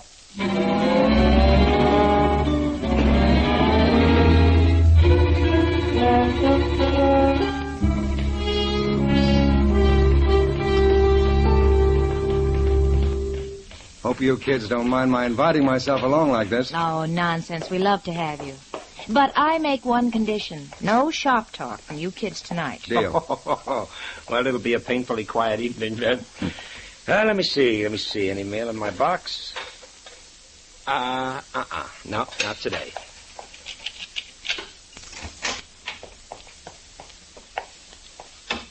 All right, make yourselves to home, children. It won't take me a minute to shave and put on a clean What shirt. under the stars?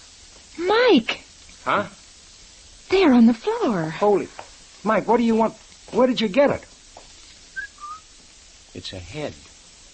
A mummified human head. Yeah, it's been shrunk. The head's no larger than a baseball. And the skin, it's almost black. That long hair. Oh, it gives me the shudders. Mike, how in the devil did it get in here? Somebody pulling a gag on you? Blamed if I know, Inspector. From what I've read, I'd say it's a trophy of some headhunting tribe. Probably Sarawak or Borneo. The cheekbones look more like an Indian's to me.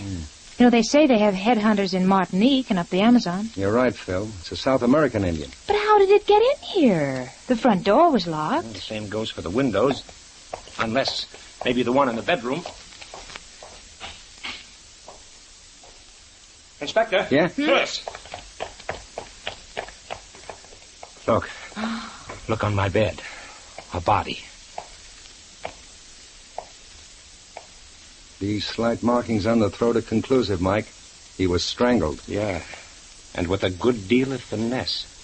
It was done with something, some soft noose, a garrote or something. First we find a mummified Indian head and then a man strangled. Well, kids, there must be a connection between the two. Yeah, Phil, but what? Did the killer leave the head for Mike, or did this man drop it? Hey, there's something on the floor. Yeah. Huh? The man's wallet. The driver's license gives his name as R.E. McIntyre, 1198 California Street. Born April 5th, 1896. Listed as married. R.E. McIntyre. R.E. Inspector. Yeah, Mike. The initials on that letter. R.E.M., R.E. McIntyre. This is our man. Yeah, but what in the blazes was he doing in your bedroom? I thought he was to meet you at your office. Well, maybe he was being followed, Inspector. Decided he'd be safer if he could hide in Mike's apartment till Mike came home. Oh, it's dizzy any way you look at it. There's almost $100 here in his wallet. He's dressed like a Nob Hill millionaire. Yet he wrote to me on the cheap paper a schoolboy would use. Yeah, let's go through his pockets and see what else we can find. Okay. First, the wallet. Here. A gold pen and pencil, initialed R.E.M. Yeah. Here's a checkbook. Key ring. Gold knife. A couple of dollars in small change. 1 pack of cigarettes. Match folder. That's all. Yeah, it doesn't tell us anything. Hand me the phone, Mike. I'm going to call headquarters for the squad, and after they get here... We're leaving for 1198 California Street and the lady who is Mrs. McIntyre.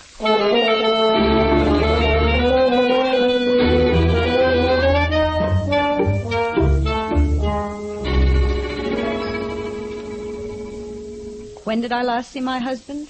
Well, we ate luncheon at the Palace Hotel, and then Mr. McIntyre said he had some business to attend to. What time was that, Mrs. McIntyre?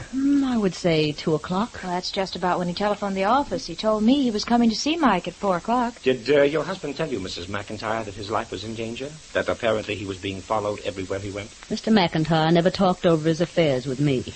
However, I did notice that the past several weeks he seemed very nervous. I thought he was brooding over some business matter. And just what was his business? Mining. He and his partner, Anthony Locke, own a big tin mine in South America. South America? That's where the dried Indian head came from. It did mean something. Mrs. McIntyre, do you know if your husband had any enemies? I've answered that. Mr. McIntyre did not talk over his affairs with me. Mm-hmm. Well, he certainly provided a beautiful and expensive home. Mrs. McIntyre, can you explain why he should write us that letter on the cheapest sort of paper and then sign only his initials? Mac's done that trick before. Hmm? He wanted you to think he was a poor man, so you might work for him at less money. Oh. He would even introduce himself by some false name that would fit his initials. Yes, he thought that much of a nickel. Except when he could spend it on himself, huh? I presume, Mrs. McIntyre, your husband left a will. Mr. Shayne, I'm getting very weary of repeating this. My husband did not talk over his business with me. Of course he had a will. And of course I'm the beneficiary. You must realize, Mrs. McIntyre, that I realize that for 1/2 hour I've been subjected to highly impertinent questions. I know nothing which can help the police department. And there the matter ends.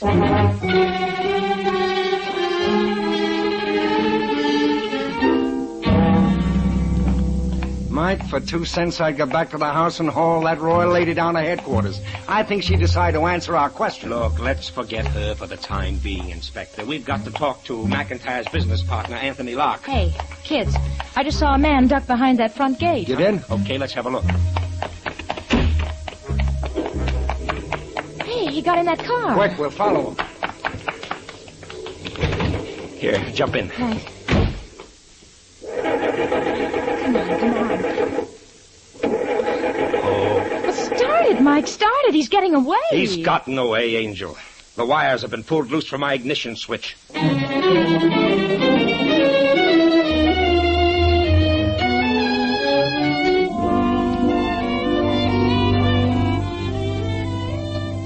We'll return to the adventures of Michael Shayne in just a moment. Many motorists have been amazed at the way the new 76 gasoline performs in traffic and on hills. Well, the reason is simple. It's because the new 76 contains components of the same 100-octane gasoline Union Oil Company's refineries produce for the Air Forces. That means the new 76 gasoline for your car is packed with extra power, greater than pre-war. You'll notice its instant response as soon as you come down on the accelerator. You'll like its quieter, faster action. And you'll like its price, too. For 76 is a non-premium gasoline and still sells at regular prices everywhere. So for a real thrill in driving, put in a tank full of the powerful new 76 gasoline. Nearly all Union Oil Minuteman stations have the new 76 on hand now. Just look for the sign of the big orange and blue 76. Thank you.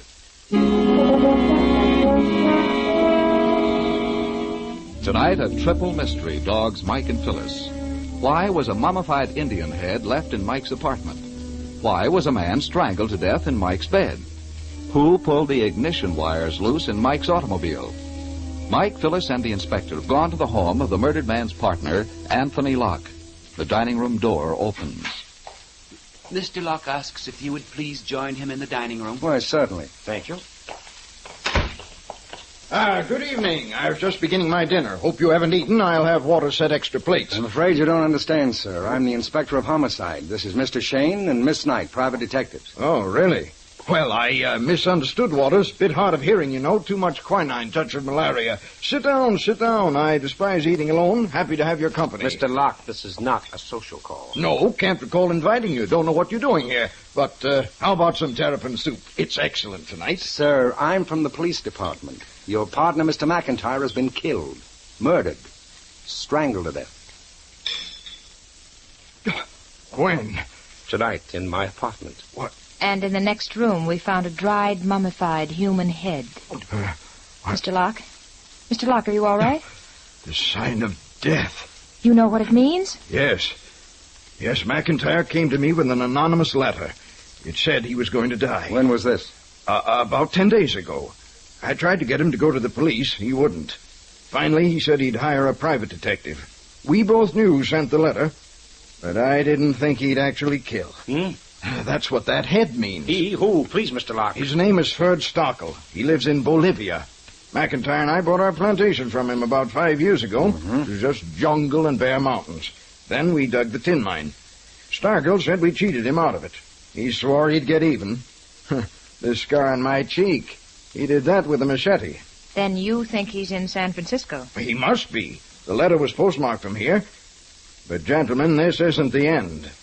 I have received the same letter. The same death threat? Yes. Okay, let's have a look at that letter. Well, that's the strange thing. I had it on my desk, then suddenly it disappeared. Then we better move fast. I want a description of this Ferd Stockel. Well, I can give you that. He's about 5'7". He has black hair, black eyes, very dark skin. He'd be about 40 now. He speaks English with a peculiar hissing accent. Good. Now, Mike, we better get moving. But how can you catch him? What can you do? Plenty. We're going back to headquarters and broadcast a general alarm.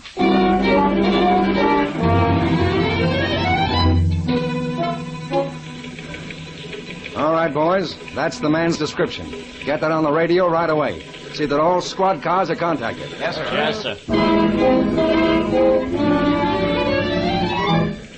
Smith, your men will cover all airports, train depots, bridge control stations, and highways. He may try to skip town. Yes, sir.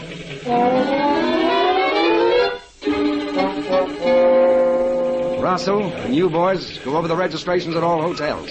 See if you can get me the immigration authorities. Yes, sir. That's all. Get busy.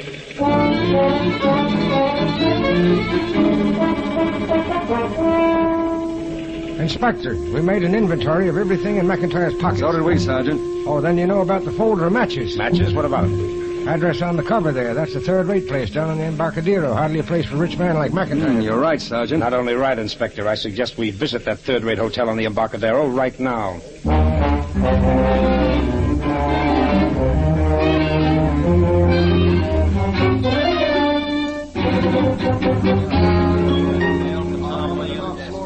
Well, that's what I said. Ain't nobody name of Ferd Starkle registered here. Well, he may be under another name. You got any man registered from South America? Hey, let me think now. South America. Well, yeah. Yeah, room 307. That great big guy with the beard. Signed in from Lima, Peru. When? Oh, maybe 2 weeks ago. Name's Ed Badger, he says. 2 weeks ago. Time fits if the description doesn't. Okay, I guess this time we walk up.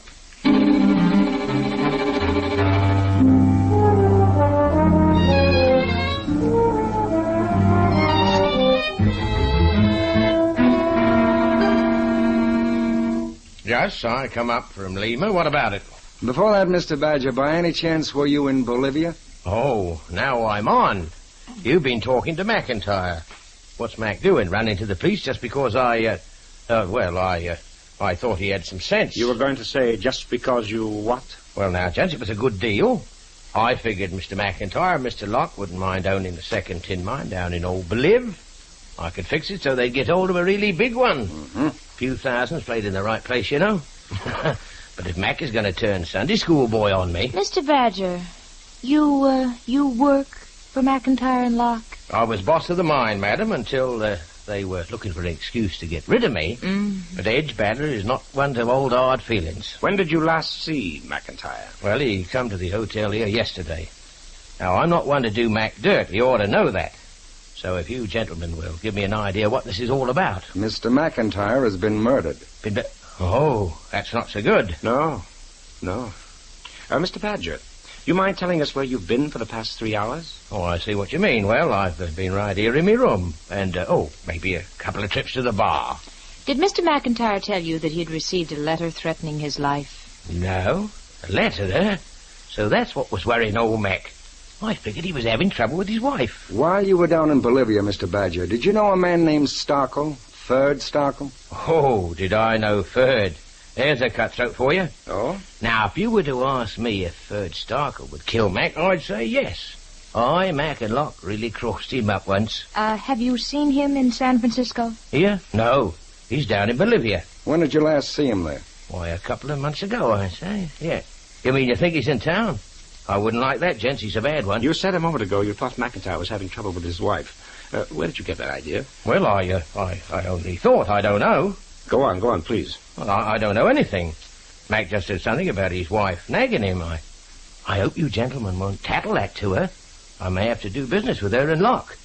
Hey, you won't say anything, will you? That's for us to decide. Mr. Badger, is there anything further you can tell us? Anything else that comes to your mind? No, I can't think of anything. Mm-hmm. Inspector, I think I've got a slightly different angle on this case. I'd like to go back to McIntyre's house and have a look at his private papers, whether Mrs. McIntyre likes it or not.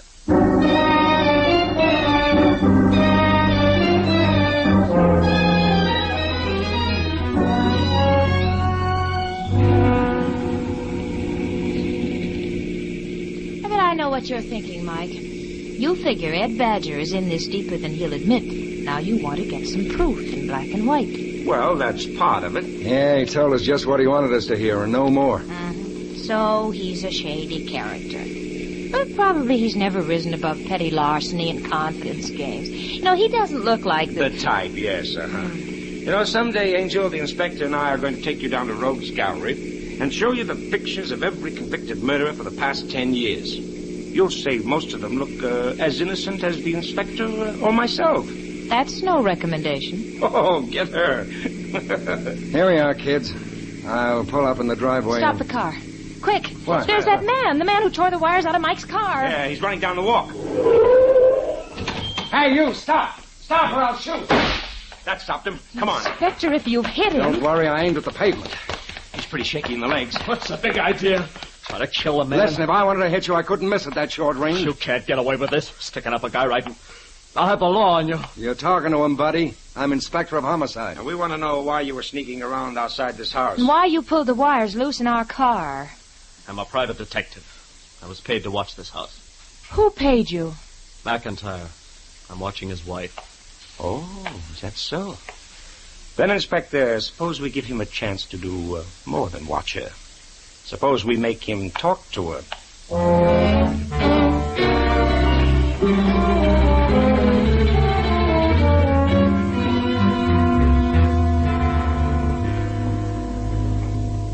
The man's lying. Why would my husband hire a detective to watch me? Well, we don't know that he is a detective. I got a license. Here, see if he is so. Mm-hmm. Your name Andy Blackmore? Yeah. License was issued last month. I never heard of him before. So what? I never heard of you before. I'm new in San Francisco. Mr. Blackmore, when did Mr. McIntyre hire you to shadow his wife? Last week. It's preposterous, I tell you. He's lying. My orders were to watch her and a fellow named Locke.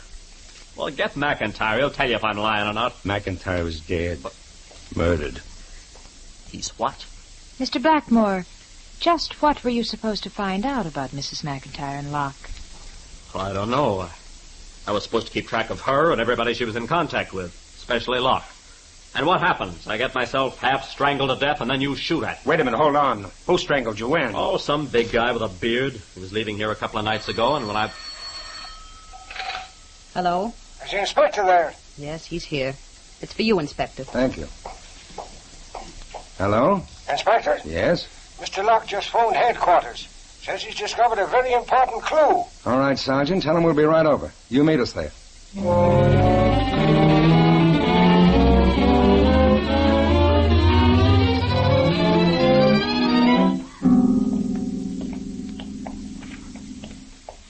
Mike, I don't like this at all. Mr. Locke's front door open, the electric lights off. Not only off, there's no electricity at all. Listen, you guys aren't going to mix me up in this. I'm going out and wait in the car. You're staying right here, mister. Mr. Locke. Mr. Locke. Not a sound. Where are the servants? I want to find the telephone. Mike, throw your flashlight around. Oh, Mike. Huh? Throw it this way. I just kicked something. It rolled. There it is. A head. Another head. Yeah. And right behind it. On the couch. Mr. Locke. Mr. Locke. Mr. Locke.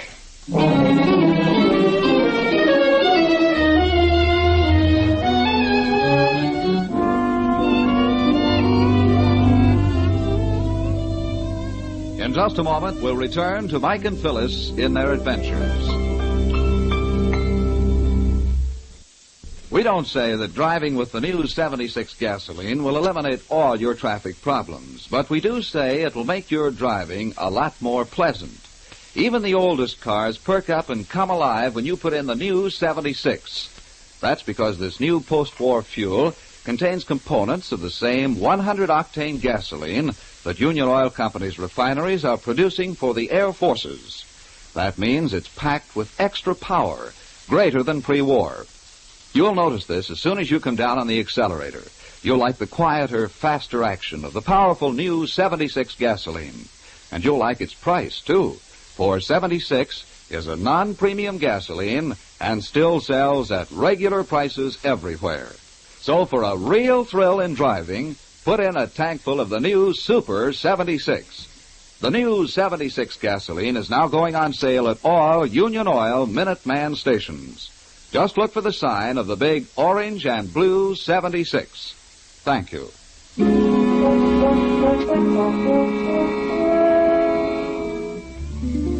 In the darkened house of Anthony Locke, Mike, Phyllis, and the inspector have discovered a second mummified human head. But this time, the murderer has failed. Our trio have arrived just in time. Anthony Locke himself has been revived. In the yellow light of Mike's flashlight, the victim gasps out his story. Thank heavens you got here. He thought he had killed me. Well, we did, too. The garrote was still wrapped around your neck. Did you see who it was? No. It was Starkle. Ferd Starkle. It must have been. But you couldn't see him. No. No, I came home and found the servants gone. I got scared. I phoned the police.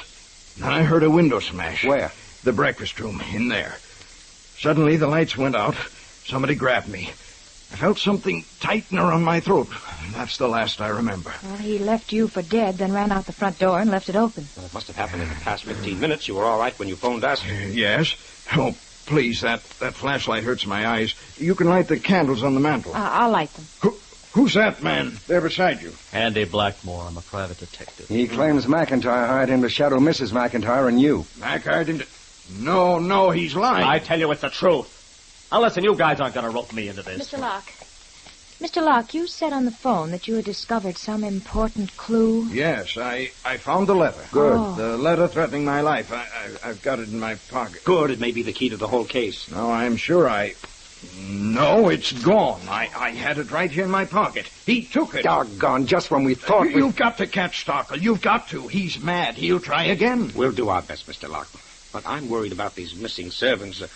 How many are in your employ? The butler and the French cook. Why would they disappear? Is that the front door? Inspector! It's the sergeant. Oh. And Ed Badger. And why not? Gentlemen, I was suspicious. I couldn't see any lights except a couple of candles. Because somebody pulled the light switch. And tried to murder Mr. Locke. No, Mr. Locke, too. Are you all right now, sir? He is. But what were you doing outside? Why, I was coming to see him. After you gentlemen left me at the hotel, I figured I'd better talk over my business with him personally. He's the man I was trailing the other night. He's the one that tried to strangle me. You again. Now, look here, friend. Remember what I told you about messing with things that don't concern you? Inspector. Yeah, Mike. Before the trail gets hot, we'd better look for clues. The killer may have dropped something. Right. Let's start with a broken window. Mr. Locke said it was in the next room. Mm-hmm. There's the glass scattered all around the window. Mm-hmm. Double sliding window. Now, let's raise it and check for footprints outside. Out of luck. Cement paving. Oh. He smashed the glass, crawled through the window, but he didn't cut himself or snag his clothes. Well, let's look around the room. Mike, let me have that flashlight a minute. Well, what is it, Angel? Look, this window has an upper and lower half. Yeah, and the bottom half is smashed. Yeah, but there are little pieces of glass scattered along the wooden frame here on the top of the lower half. How could glass from below the frame get on top of the frame? Angel, you hit it. Hmm? The top half of the window was lowered first. And when it was raised again, the glass was transferred from one frame to the other. Then that window was smashed from the inside. Wait a minute, kids, wait a minute. Remember Mr. Locke said he got a threatening letter just like McIntyre's? Yeah, the one he just said was stolen for the second time. But only McIntyre did anything about it. I see what you mean. Mm-hmm. Oh, Mr. Locke. Yes? Mr. Locke, where is the power switch that turns on the electric lights? Right down in the basement. And immediately after the window was smashed, the lights went out and somebody grabbed you? Yes. Mr. Locke, it would take several minutes to get from that window down into the basement, then tumble back upstairs in the dark. What? You faked the whole thing. You broke that window yourself. You got rid of the servant. No, it was Ferd Stockel. You built up a dramatic story for us to swallow. But your own partner didn't believe it. That's why McIntyre hired a detective to watch his wife and you. You were the one who insisted on going to the police about McIntyre's threatening letter. But you also got a letter. You never went to the police. You didn't hire a detective. Because you knew there was no danger, Mr. Locke. Because you are the murderer. No. Somebody followed McIntyre to Shayne's apartment. Somebody climbed through the window and strangled him. Thank you, Mr. Locke. Thank you. As sweet a confession as I ever heard. None of us told you that the killer got into my apartment through the window, but you're perfectly correct. Well, Inspector, I guess that's all the proof the DA will ask of you.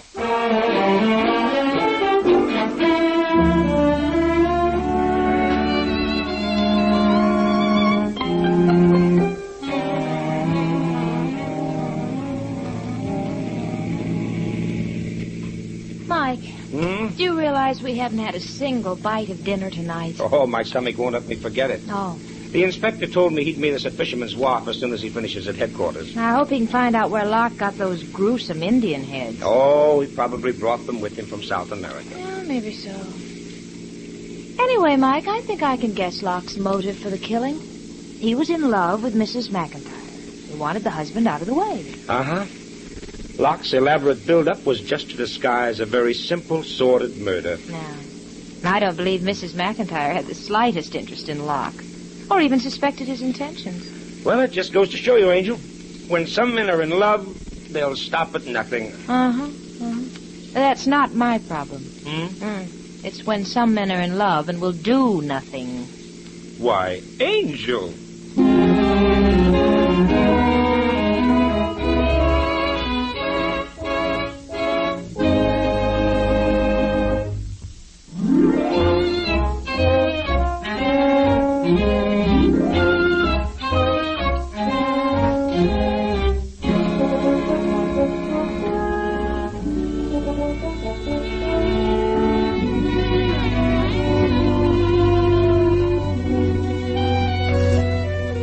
Tune in again next week at 8 o'clock for another adventure with Michael Shayne, Private Detective, starring Wally Mayer and Kathy Lewis, with Joe Forte as the inspector. Tonight's story was written by Richard DeGraff and based on the character created by Brett Halliday. Music was composed and directed by Bernard Katz. This is John Lang saying goodnight for the people who make the new 76 gasoline and Triton motor oil. Union Oil Company.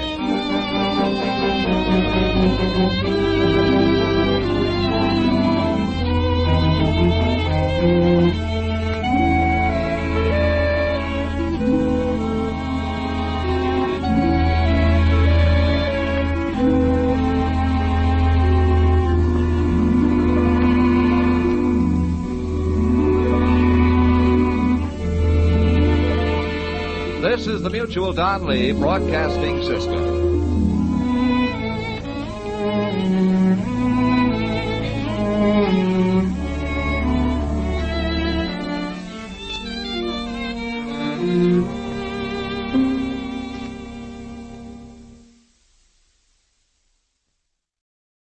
The Adventures of Michael Shayne, Private Detective.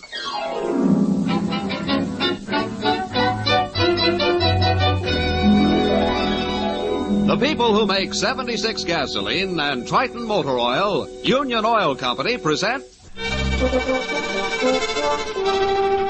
The Adventures of Michael Shayne, Private Detective, starring Wally Mayer and Kathy Lewis.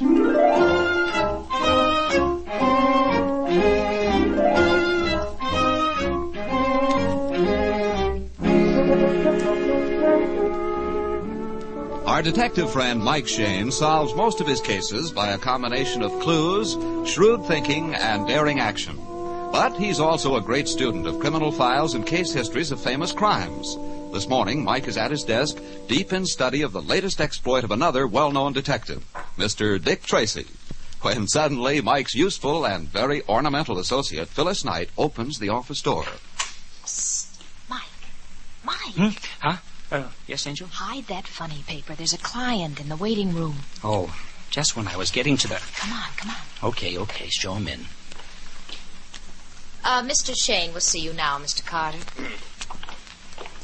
This is Mr. Shayne, Mr. Nelson Carter. I'm glad to know you, Mr. Carter. Won't you sit down, sir? Yes, thank you very much. Mr. Shayne, I'll have to be very brief. I'm an attorney, and I'm on my way to see a client. It's about him, about Mr. Dixon, that I've come here. I see. The situation is so fantastic, really. I'm afraid Mr. Dixon's life is in peril. I fear for him, I really do. Is it a case that the police department should handle, Mr. Carter? Well, no. I don't see how the... Mr. Shayne, 3 days ago when Gregory Dixon walked into my office, I screamed in terror. I almost fainted. Fainted? But yes. What? 2 months ago, we had buried Mr. Dixon. Oh, you had buried Mr... What? Yes. Oh, yes, it was a perfectly proper funeral. Well, I thought I was seeing his ghost. We'd received word that Mr. Dixon was killed in an accident down in Mexico, in Yucatan. Imagine my consternation. Here he walked into my office while I'm administrating his estate. That would make anybody do nip-ups. Yet you say you buried him. Oh, it was a mistake, a horrible mistake. Oh. Somebody died in Yucatan. They thought it was Mr. Dixon. The coffin was shipped to Mr. Dixon's cousin. We held the funeral, and I was appointed administrator of the estate. But, just a minute, sir. You started off by telling us Mr. Dixon's life is in danger. Yes. His heirs have received his bequests. Now, they'll have to refund the money, and, well, with all respect for Mr. Dixon's relatives, I must say several of them are extremely unsavory. Well, that's no reason for thinking that they will try to kill him. Well, I think there's every danger they will, Mr. Shayne. One of his cousins came into my office yesterday. He was absolutely furious because he was cheated out of his inheritance. He asked me about Mr. Dixon's health and how long I thought he might live and so on. you want us to protect your client? Yes. Now, I'm going out to his house right now. I'd like you to come along and talk to Mr. Dixon. Well, I would rather prevent a murder than solve one. Then you will come with me? Yes, Mr. Carter, we will.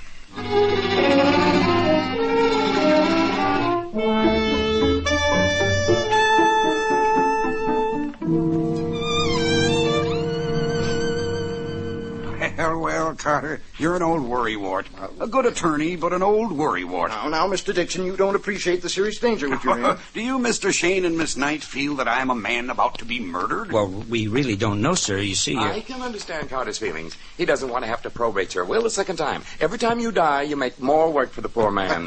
Clarence, then you heard. As I was coming in from the garden. I'm Clarence Fisher, Mr. Dixon's cousin. How do you do, Mr. Fisher? Of course, Carter may be right. I'm worth considerably more to you, Clarence, dead than alive. I can talk like that to Clarence. He's got a fine sense of humor. Not like his cousin Howard.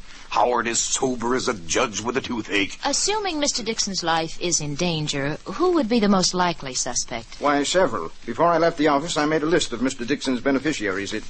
Well, if you care to read it now, Thank you, sir.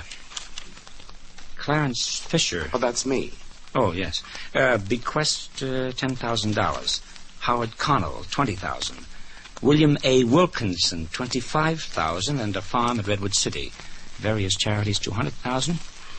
I see. Apparently, Mr. Carter's modesty made him omit his own bequest to the tune of $25,000. Well, but after all, surely I couldn't be a suspect. You know, there's one thing which puzzles me and which none of you gentlemen has explained.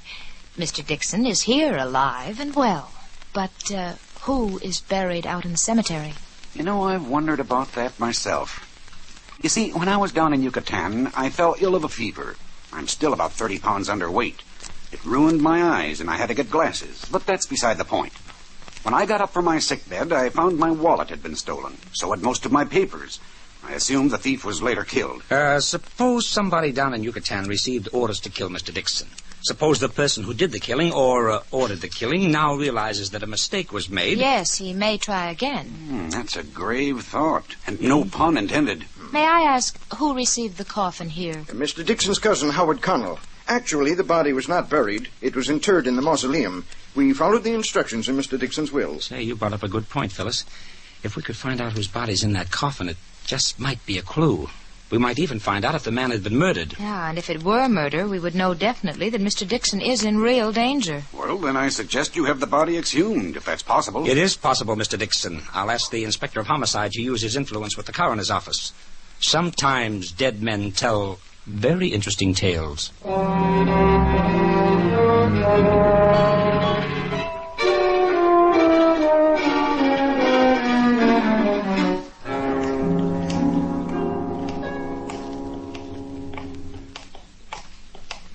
You know that I can think of a lot of things I'd rather do, Mike Shayne, than visit a mausoleum. Yes, but we'll make it as short as possible, Angel. And let's see, according to the superintendent, it should be down this next corridor. All right. Hello. Mr. Shayne, Miss Knight. Oh, hello there, Coroner. Mike, I'd like to know what's going on around here. What's wrong? Take a look in the coffin. There's no body in it. You're right, Angel. Nothing but gunny sacks and granite rocks.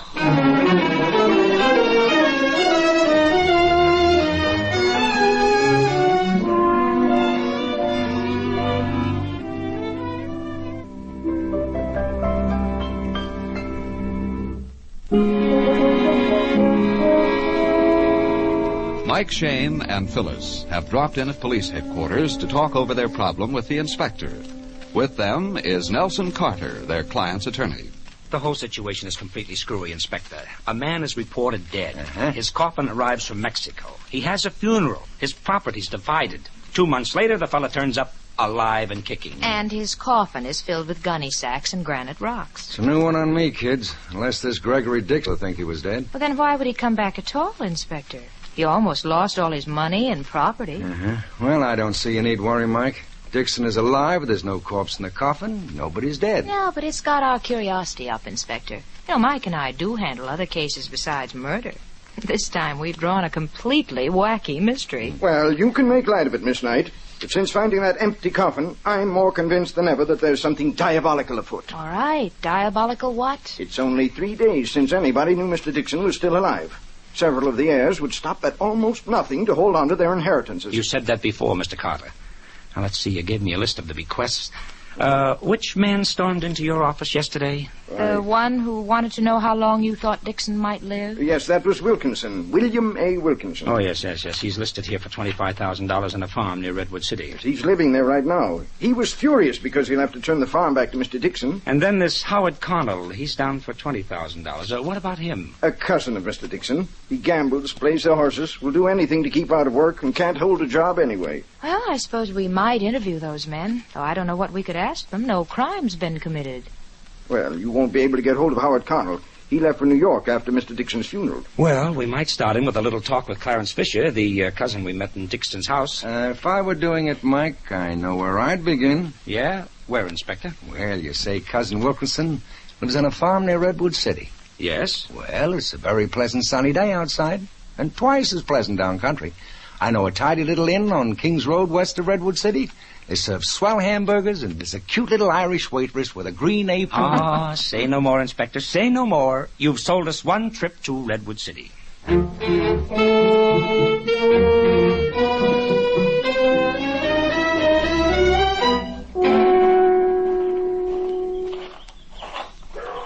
If you don't mind, Mr. Shayne, we'll sit and talk under this apple tree.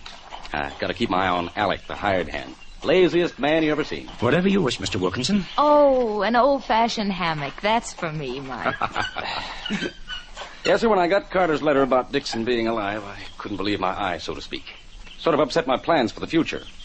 By the way, it's sort of a warmish day. You folks like a drink? You, Phil? Huh? Not now, thanks. Maybe some water later on. Well, we'll make it apple cider. Water here doesn't taste right to me. Dixon just got done putting in pipe water. Bricked up the old well over there and went modern on it, so to speak. What'd you folks say you came down here about? We didn't say, sir. Mr. Carter seems to think Mr. Dixon's in some sort of danger. Now, we'd like to ask you if he has any enemies who might... Carter? I told that lawyer yesterday...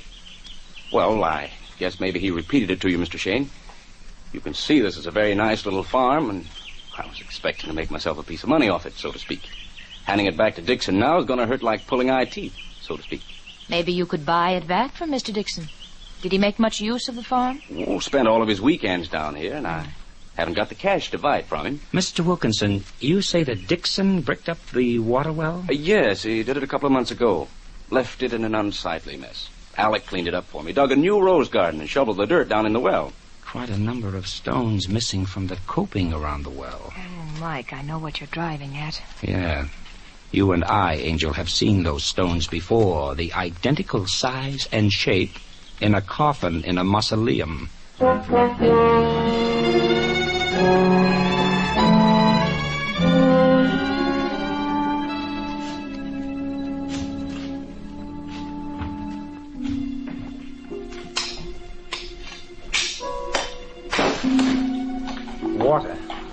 Water, I've broken through.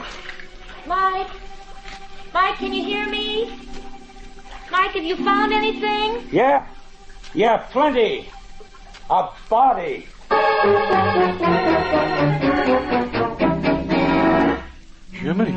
Jiminy Christmas, Mr. Wilkinson. This is bad.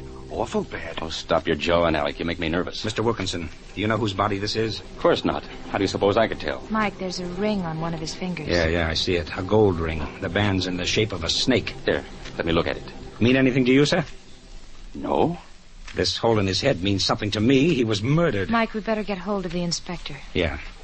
Yes, we're heading back to San Francisco and pick up the inspector, and then... Yeah? Then we're going to have another talk with Mr. Dixon.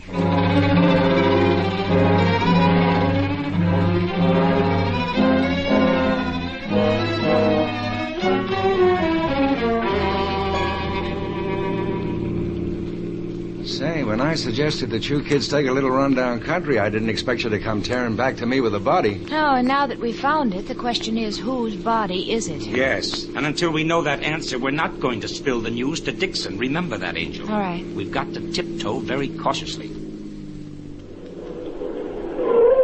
There's Dixon, out in the garden talking to Mr. Fisher. Yes. Look, Inspector, if you don't mind, I'll do most of the questioning. We've got to approach Dixon downwind. Suits me.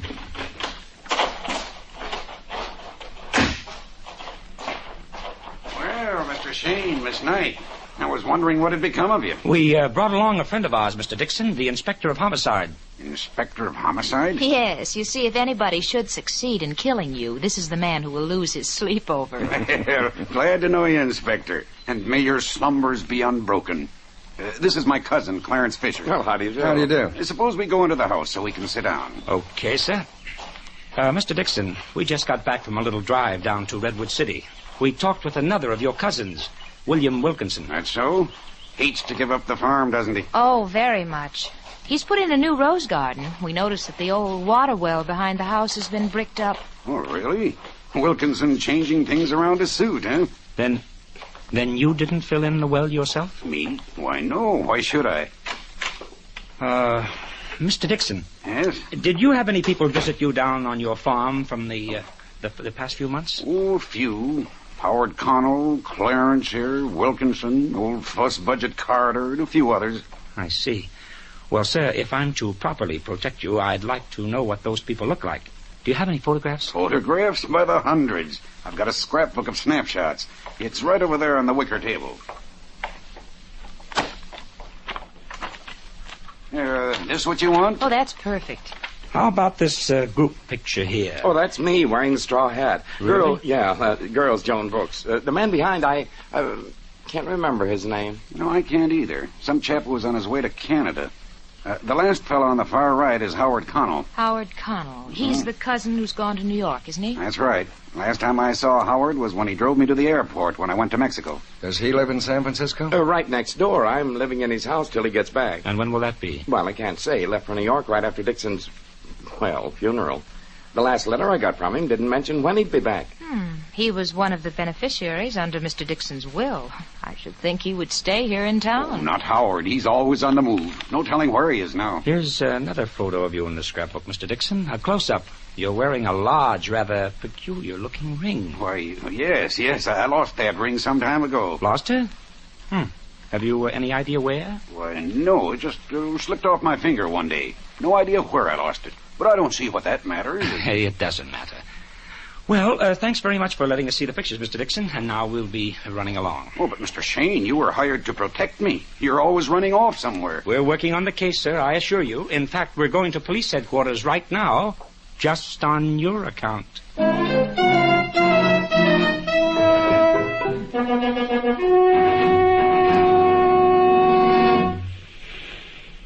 Now, this is the way I dope it out, Inspector. Check me if I'm wrong. Okay. First of all, we may be up against a colossal conspiracy. The attorney Carter comes to Phyllis and me and says Dixon's life is in danger. Because Dixon was reported dead and now turns up alive, and his heirs hate to part with their ill-gotten gains. Then we find that Dixon's funeral was a fake. Yeah.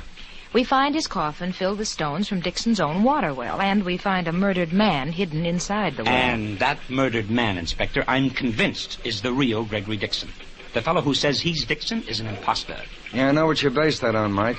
The fact that the ring on the dead man's finger is the same ring we saw in Dixon's photograph. Correct. But perhaps the ring really was lost, and the person who later found the ring is the man you hauled out of the well. Well, that's possible, Inspector, but I'd like to go one step further. I'll say that the man who calls himself Gregory Dixon is actually Howard Connell, Dixon's cousin and beneficiary. I was beginning to suspect that myself. Connell very conveniently disappears on a trip to New York. Nobody knows exactly where he is or when he's coming back. But Dixon's relative ought to be able to recognize the fake, unless they're all in on the deal, too. That may be, too. But there was a strong family resemblance between Dixon and Connell. I noticed it in those photographs. That's why the story about Dixon falling ill, losing 30 pounds, having to put on glasses. An alibi in case anybody began to suspect. Okay. But who killed Dixon, Phil? Who threw his body down the well and bricked it up? Both Wilkinson and Connell denied they closed the well. Yes, Sergeant. Mr. Shayne's call to Redwood City's waiting, sir. Thanks. Take it on this phone, Mike. Thanks, Inspector. Hello? Hello, Alec? Calling me, Mr. Shayne? Yes, I want to ask you a question, Alec. How long have you worked for Mr. Wilkinson? Why, about a month or so. Mr. Wilkinson hired me when he took over the farm. And when you were making the new rose garden for him, Alec, did you dump all that dirt down the well? Yes, sir. The well was bricked up anyway. I didn't see no harm. That's all I wanted to know. Thank you, Alec. Well, Wilkinson told us the truth. Yeah? The well was bricked up when he got the farm. Well, then Dixon, I mean, Connell lied to us. Practically everything he told us was a lie, Angel.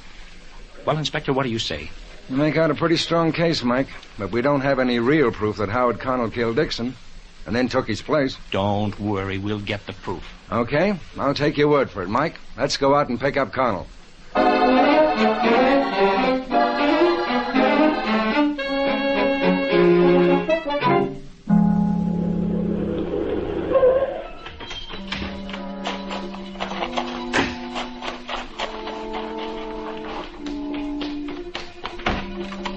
Mr. Carter. Mr. Shayne, Inspector, I just telephoned for you. Phoned? Why? What for? The very thing I hired Shayne to prevent. It's happened. What are you talking about? You don't mean to tell me... Yes, I do mean to tell you. Mr. Dixon is dead.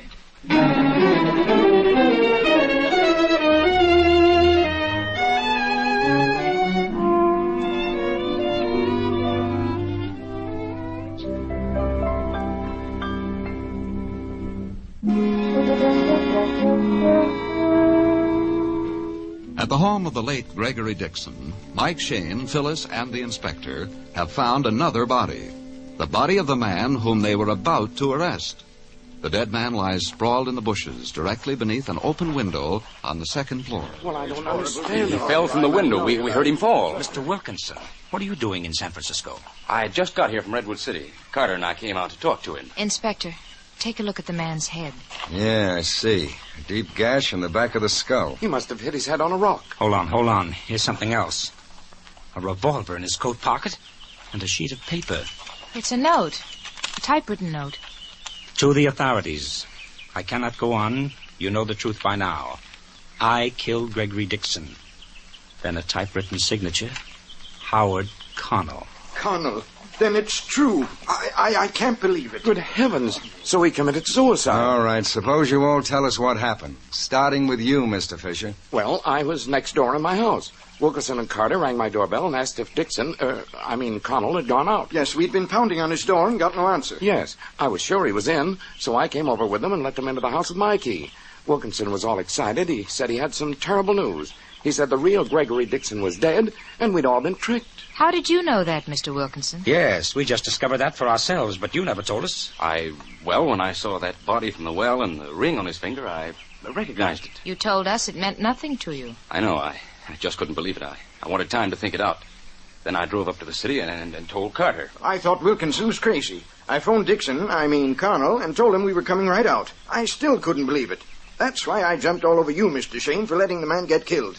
I didn't know it was suicide and that he was a fake. Believe me, I didn't. But to get on, what happened after you three were in the house? Well, Wilkinson was trying to tell me his discovery, and Carter was arguing with him. Connell wasn't downstairs, so I went up and called him. He shouted from the bedroom that he'd be down in a minute, and I went back to the living room and started asking Wilkinson questions. He told me about the ring. Yes, and we kept waiting and waiting. The living room windows were open, and I complained about the cold wind blowing in. Fisher went over and started to close the windows. He shouted, and we heard Connell crash to the ground. I saw the body falling past the window. Connell must have known he was trapped. He couldn't face us. Those open windows on the second floor, are they in Connell's bedroom? Yes. Now, let me get this straight. All three of you men were in the room when Connell fell? Yes, sir. Right. That's right. Okay. Now, if you gentlemen don't mind, I'll ask you to step indoors for a few minutes. We want to examine the ground around here before you trample all over everything. Oh, yes. All right, kids. I know what you're thinking. Yes.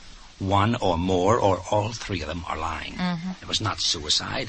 It was deliberate murder. Right, Mike. That bedroom window is less than 20 feet from the ground. 10 to 1, that fall wouldn't kill a man. If Connell was really planning suicide, he wouldn't take that chance. He'd do it properly. Right.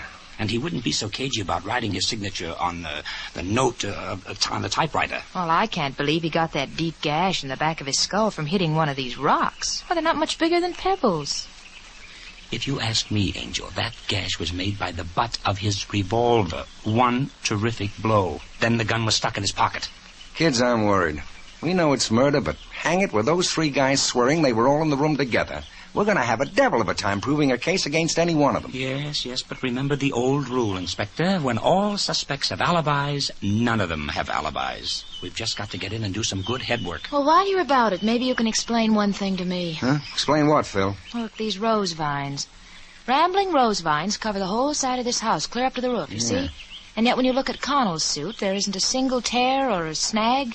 There's not even a broken rose petal on his clothes. Well, that could be because he jumped or was thrown clear of the vines. Well, then how could his body fall right against the foundations of the house? Wait a minute. The upstairs windows and the downstairs windows both open outwards.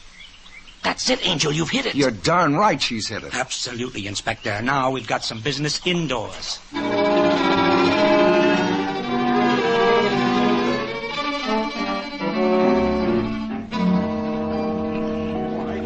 He was killed. Murder? Why, that's impossible, Mr. Shayne. We were all here in the living room. We all saw the body fall. Of course you saw it fall, but Howard Connell was already dead. And he did not fall from the second floor. He did not fall? I'll show you what happened, gentlemen. Now, when you three men were here in the living room, these windows were open. They were open outwards. The body was laid across the tops of both halves of the window.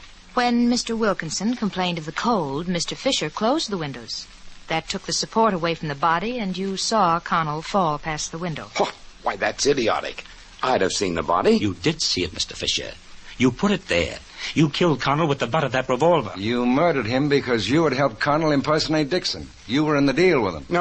No, he tricked me too. No, Mr. Fisher. You told us that you'd gotten a letter from Howard Connell in New York. Connell never went to New York. He was right here. All right, I admit it. I killed Connell when I discovered he'd murdered Dixon. He murdered my cousin. That sounds like a very lame attempt to plead the unwritten law. But that was not your reason. You killed Connell because you knew we were closing in on him. You knew Connell couldn't take it. You knew Connell would confess and that he would tie the noose around your neck, too. But I'm afraid that you've done a perfect job of that yourself, Mr. Fisher. Well, how about it, Inspector?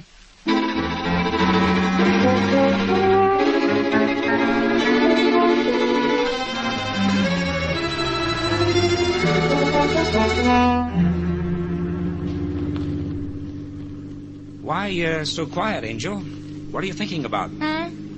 Oh, I was just thinking about that whole fantastic scheme. What a cockeyed motive. Yeah, but it almost worked, Phil. Connell and his cousin Fisher saw a way to get a hold of all of Dixon's money, instead of just the amounts he intended to leave them in his will. First, they had to kill Dixon, get his estate distributed, then bring Dixon back to life. All the heirs and beneficiaries would then have to return their bequests to him. Oh, and Connell and Fisher would have the whole estate for themselves. Well, I've heard of killing a man for his money, but never bringing him back to life to get his inheritance. When I see a case like that, I'm almost glad I haven't got any money. Poor but honest and alive. Money is the root of all evil. I'll still take plenty of the root. The correct quotation, honey, is the love of money is the root of all evil. Oh. Yes, it's the love that causes the trouble. Oh, love. Well, I'll take plenty of that, too.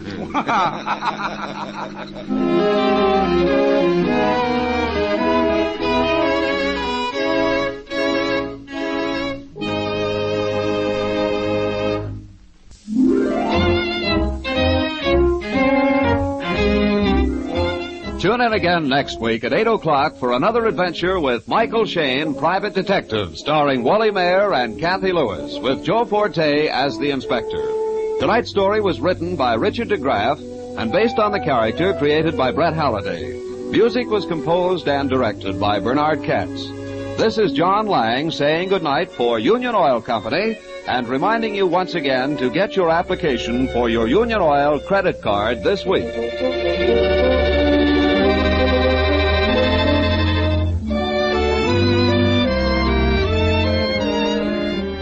This is the Mutual Don Lee Broadcasting System.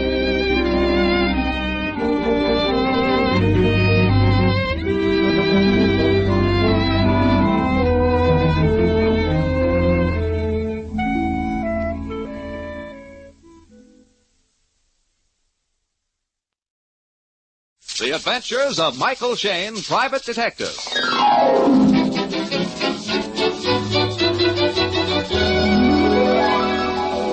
The people who make 76 gasoline and Triton motor oil, Union Oil Company, present The Adventures of Michael Shayne, Private Detective, starring Wally Mayer and Kathy Lewis.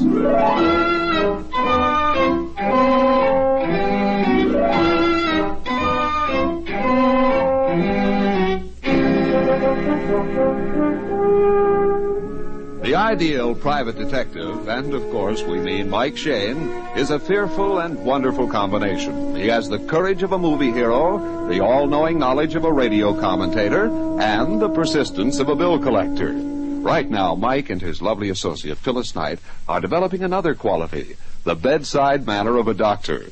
The object of their attention is a very indignant young lady seated in Mike's office. And I want this man investigated, Mr. Shayne. I want him prosecuted. Well... He can't call me a thief and get away with it. Yes, Miss Agnew, but you see... If anyone's a thief, he is. He's unscrupulous, he's domineering, he's... Well, all that may be, Miss Agnew, but don't you think that no you're one actually... can work for the man. He's suspicious. He's a bully. He's a crook.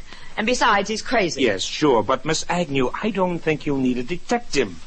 Now, perhaps if you went to see some attorney, he... Excuse me, please. Hello? Long distance. I have a person-to-person call from Claremont for Mr. Michael Shayne. This is Mr. Shayne speaking. Thank you. Here's your party, sir. Please signal when you're through talking. Hello? Hello, Mr. Shayne. Yes? Who's this? My name is Pringle, Mr. Shayne. William J. Pringle. Yes? I'm calling you because I want a private detective to shadow me for the next few days. A detective to shadow you? Say, what is this, a gag? I'm afraid of a certain man that's going to be murdered, and that I'm going to be blamed for it. Now, wait a minute. I've just had a fight with this man. His name is G.W. Highland. Yes? I said I'd kill him myself if somebody else didn't beat me to it. He's got a half a dozen people who'd be glad to murder him.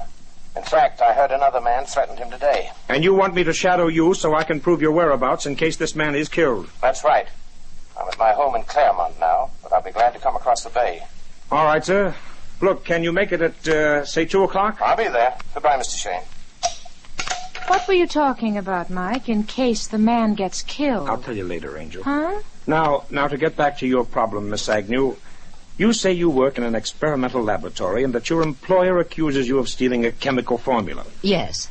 He says I smuggled it to a competitor, an inventor named Burton Gordon Feldman. I'm positive it's the other way around. Mr. Feldman came storming into the office this morning and said Highland had stolen the formula from him. He said that Just a minute, please. What was your employer's name again? Highland. G.W. Highland? Yes.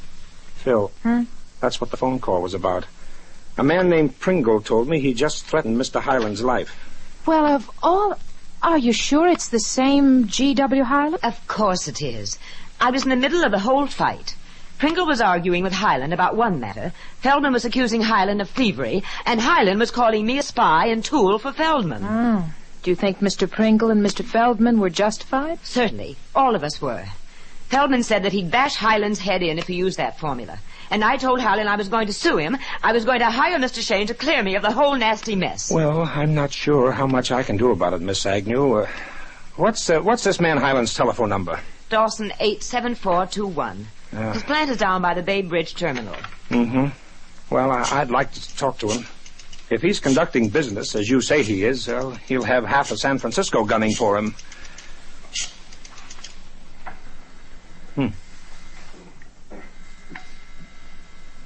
Hello? Hello, Mr. Highland? No, I'm afraid you can't talk to Mr. Highland. Well, this is very important. Tell him Mr. Shayne is calling. I'm afraid I can't, sir. I'm afraid Mr. Highland is dead. In fact, he's been murdered.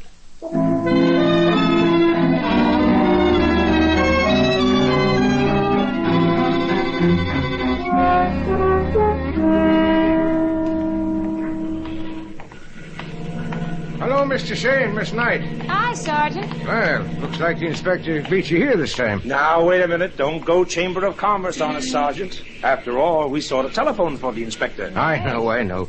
He's inside the plant. I'll open the door for you. All right, please. Good night, an iron door. What is this, the state armory or a prison? That's the way it was run. Like a prison. Iron doors, barred windows, burglar alarms in every room to guard Highland's precious secrets. Listen to those 11 different sounds, Mike. What does this plant manufacture? Oh, mostly experimental stuff. Plastic chemistry, metabolic research, new dye formulas. Oh. Angel, there's the inspector looking out the doorway. Inspector! Well, kids, I guess there's no doubt about this case. It's murder in capital letters. Oh, Inspector. Where's the body? In the next room, Phil.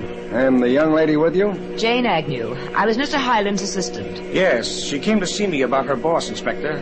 I'll tell you about it later. Okay, Mike. Now, you want to see the body? Yes, of course. He was killed in this next office, if that's what you'd call the place. It's crammed with gadgets and gauges and stuff. Uh-huh. I see. Fell face downwards. Yeah, the bullet hit him in the heart. Clear through his body and punctured that metal tank up on the wall. Yeah, drilled a hole right through the tank. What's that? That dark blue liquid dripping all over the floor? That's Highland's secret dye formula. The formula he accused me of stealing for Mr. Feldman. I've made a brief examination of the body. Highland carried a revolver in his shoulder holster. Gun was still in it. Well, that means the murderer took him by surprise. Yeah, I figured that, Mike. Oh, wait a minute. Mr. Waters, will you come in here, please? Yes. This is the man who found the body. Oh, Mr. Waters, Mr. Shayne, Miss Knight. How do you do? I guess you know Miss Agnew. Oh, yes. You're the Mr. Shayne who phoned Mr. Highland right after I discovered his body. Yeah, that's right. Did you hear the shooting? No. I was out in the blending room where we control our dye manufacture. You see that feeder pipe running from the formula tank on the wall? Yes. Yes. Well, it runs out to the blending room. I was watching my time and pressure graph on the feeder pipe. Suddenly, the pressure began to drop. I came back here to the office to see what was wrong with the tank. Uh-huh. And how long was that before I telephoned? Oh, I would say less than a minute. Of course, I don't know how long before that Mr. Highland died. Well, as I recall, it was about 10 minutes past noon when I tried to telephone him. But that doesn't tell us the time of death either. Mike? Yeah? Mike, I think you better get hold of your client over in Claremont. Huh? Mr. Pringle? Mm-hmm. I just found this slip of paper on the floor by the wastebasket. It looks like Highland's dying message. It says, "Pringle killed me," and it's signed Highland.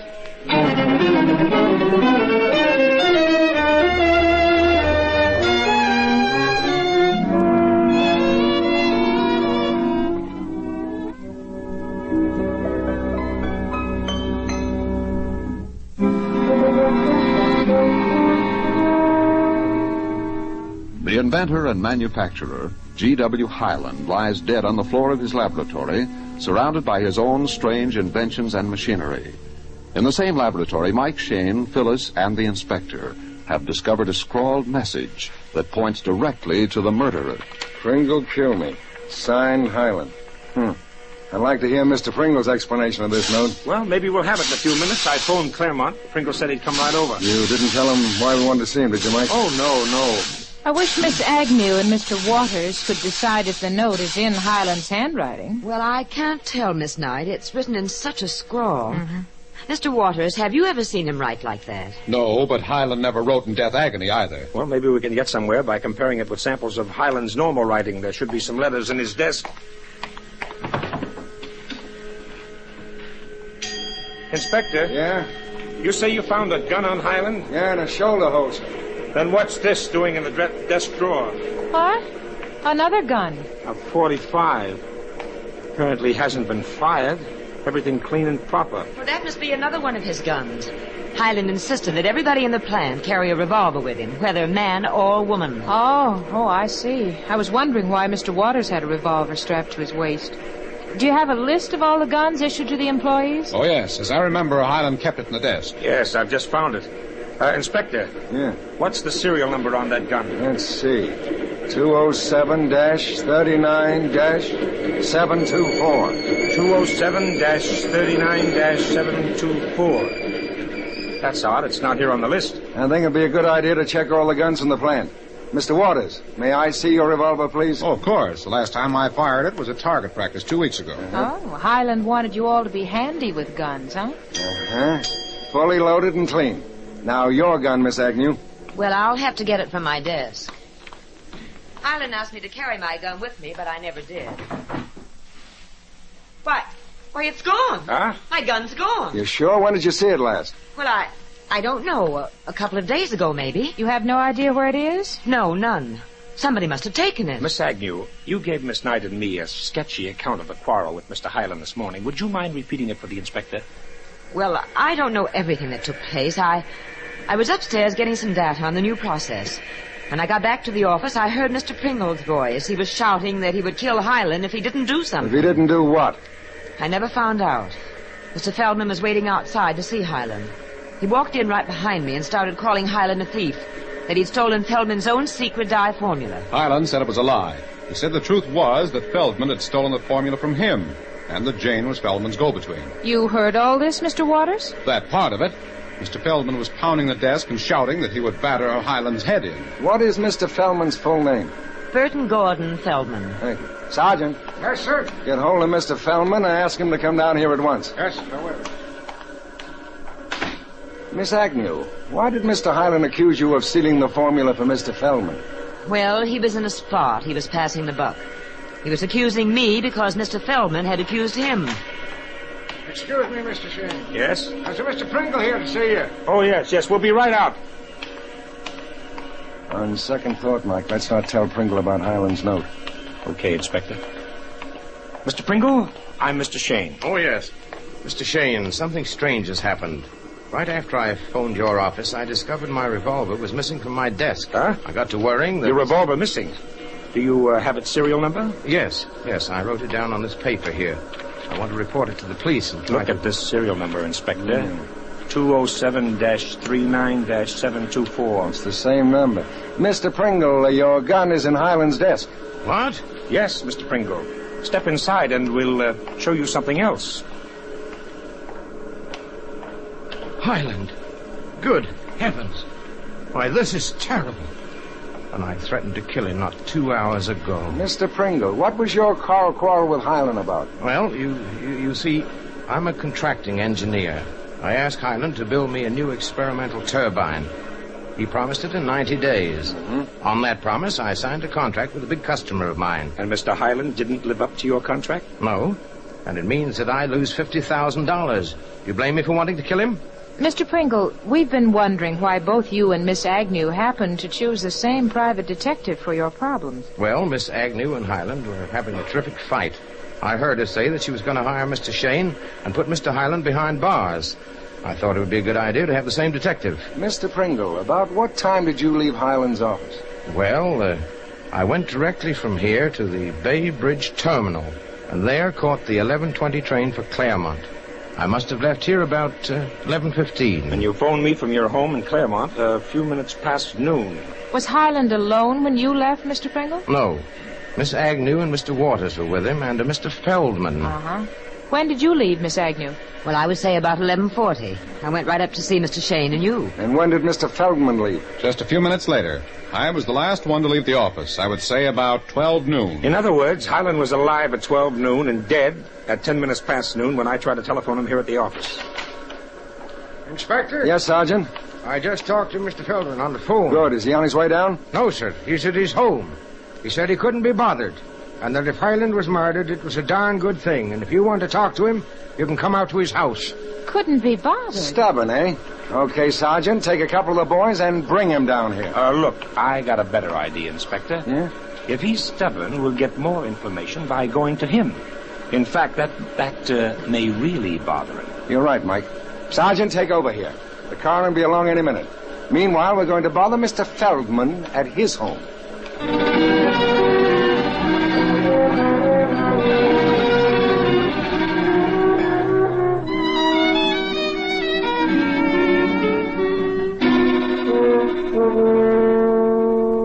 That's correct, sir. I told your police sergeant that I would not budge out of my house for Mr. G.W. Highland, alive or dead. I see. Well, we won't comment on the attitude you take, Mr. Feldman. But it's that sort of non-cooperation which forces us to question some witnesses at police headquarters. I thought you weren't going to comment. Mr. Feldman, we understand you had a conversation, a quarrel with Mr. Highland this morning. I did. Otherwise you would not be here playing cat and mouse with me. We came, Mr. Feldman, because we learned that you had threatened to kill Mr. Highland. If you wish my exact words, madam, I said I would bash his head in. I gave Highland 24 hours to return my special dye formula and to stop its production. Are you certain that Mr. Highland pirated the formula from you? Positive. The man is a direct descendant of Captain Kidd. Besides, I verified the fact by a little theft of my own. Would you mind explaining? As I was leaving his plant, I stole a test tube of the formula. I've just analyzed it. It's identical to my own product, which I'm about to place on the market. Do you know how and when Highland stole it from you? No, I've been trying to find out. Highland accused his own assistant of being my go-between. I'm sure he got that idea when he saw Miss Agnew and myself eating dinner together last week. Oh, you knew Miss Agnew socially? She is a very capable research woman, a Ph.D. I was and I am trying to persuade her to join my own staff. And that was the purpose of your dinner? The only purpose, Inspector. Mr. Feldman, do you remember about what time you left Highland's office? Yes, it was about 11:45. When I reached my apartment here, the chimes of Grace Cathedral were ringing the noon hour. 11:45. That's right. Uh-huh. One final question, Mr. Feldman. Do you own a revolver? No. And if I did, I certainly would not use my own gun to kill Highland. Bullets can be traced. You're right, Mr. Feldman. Bullets can be traced. And that's exactly what we hope to do. Inspector. Yeah, Mike? I suggest we go to headquarters right now and see what ballistics have found out.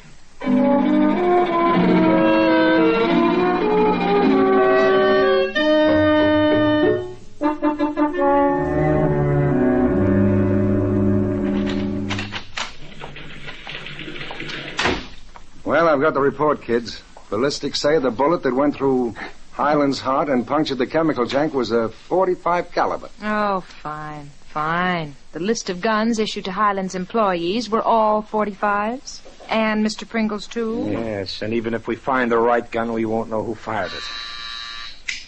Inspector? Yeah? Coroner just phoned about the Highland case. Says the man died between 11:50 and 12:05. I see. Okay, thanks. Well, that doesn't help us too much. You know, kids, I've got an idea how we can tell when Highland died. You have? How?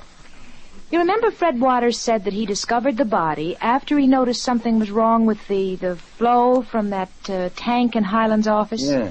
Sure, but I don't see what that... Well, Waters said that he saw the change recorded on the time and pressure gauge out in the blending room. Don't you get it? Yes, Phyllis, my angel. Ha! You're not only beautiful, you're downright brilliant, darling. Oh, gee, thanks. Inspector, let's head back to the plant and perform a little experiment. A very important experiment.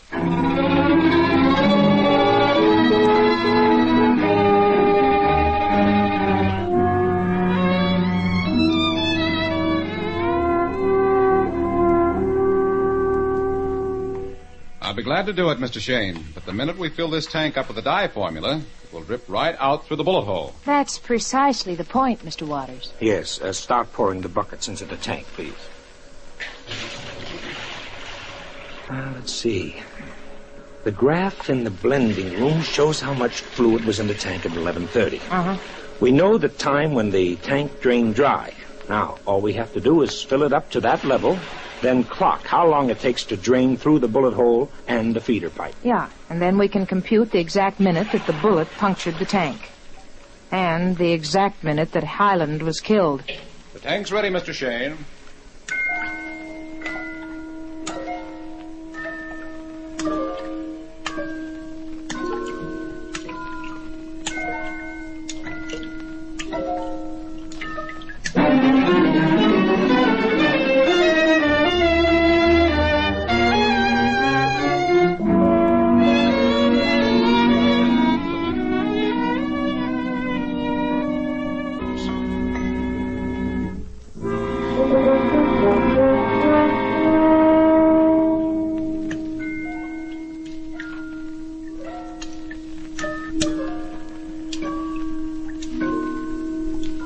In the laboratory of the murdered inventor, a secret formula slowly drips from the bullet hole in a metal tank. Watching tensely are Mike Shayne, Phyllis, and the inspector. Well, I guess that's it. The tank is completely drained. Mm-hmm. According to my watch, it took 11 minutes. Mr. Waters, what was the exact time that the flow stopped out in the blending room? Well, the time and pressure graph on the feeder pipe read 17 minutes past noon. 12:17. The tank drained through the bullet hole in 11 minutes. 11 subtracted from 12:17 makes 12:06. Then at 12:06, the bullet punctured the tank. At 12:06, the same bullet went through Highland's heart. Inspector? Yes, Sergeant. I have Mr. Feldman I here. told you people I wouldn't be bothered about Highland. This policeman came to my house Yes, and I insisted... sent him, Mr. Feldman. Oh? I wanted you here. I'm sorry if it's inconvenient, but we are trying to solve a murder. Mr. Feldman, what time did you say you left Highland's office? I told you very clearly and distinctly. About 11:45. And what time did you leave, Mr. Pringle? Around 11:15. I took the 11:20 train for Claremont. And you, Miss Agnew? About 11:40. Mr. Waters? Around 11:50. Oh, that isn't what you told us before, Mr. Waters. You said you left this office at noon. That was just my guess. Since then, I checked my production chart in the blending room. I find I wrote an entry in it at 11:55. And apparently all of you were out of the office long before 12:06, when Highland was murdered. Yes, absolutely. Of course. we were. The sergeant has checked on everybody else in the plant. He's examined all their guns. You know, there's one last possibility, Inspector. Somebody might have stood outside in the alley and fired a gun through that open window. I'm not sure it could be done, Phil. Okay, let's find out. Let's go outside of the alley.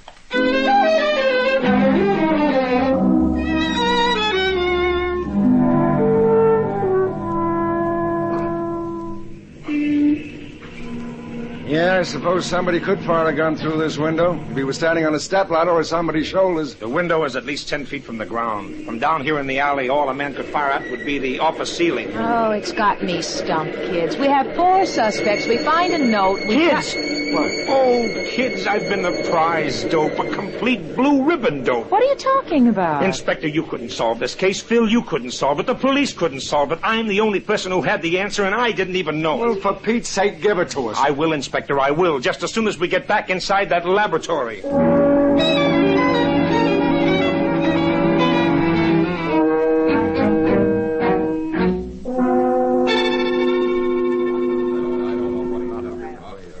Mr. Shayne, have you got the solution to this murder? I wish you'd tell us. I'd like to go home. Just stands there at the window looking out into thin air. I'm waiting for something, gentlemen.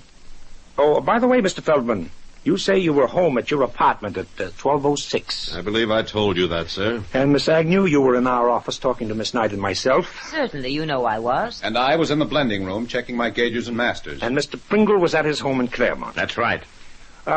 Where about in Claremont do you live, Mr. Pringle? Why, on the hill above the hotel. Oh? Do the key system trains ever keep you awake at night? Key system trains? Yes. Well, there isn't even a streetcar line within 10 blocks of my house. Inspector, do you see what's coming down the ramp from the Bay Bridge right now? Sure, one of the key system trains. It's going into the terminal. Listen to it.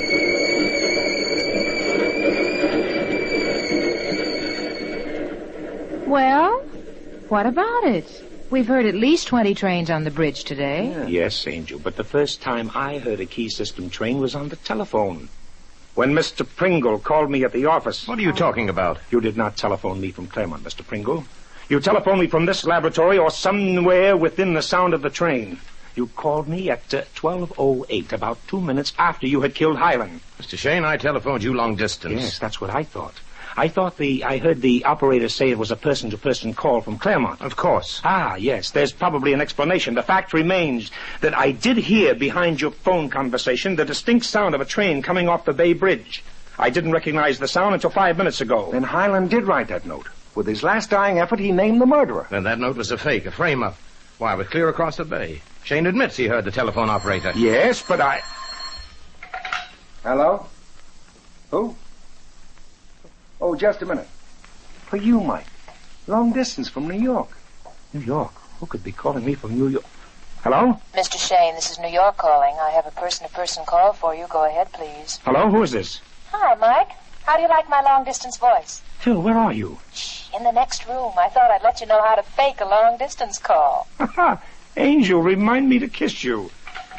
Well, there's your answer, Inspector. That was Phyllis in the next room.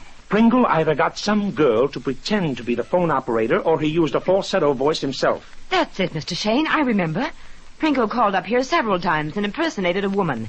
He did it for a gag. No, You don't understand. We understand perfectly, Mr. Pringle.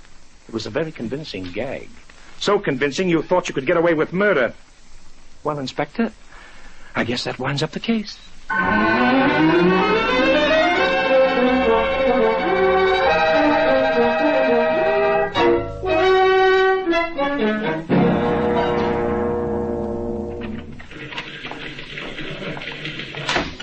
Sorry I kept you waiting so long, kids. Pringle insisted on giving us a speech along with his confession.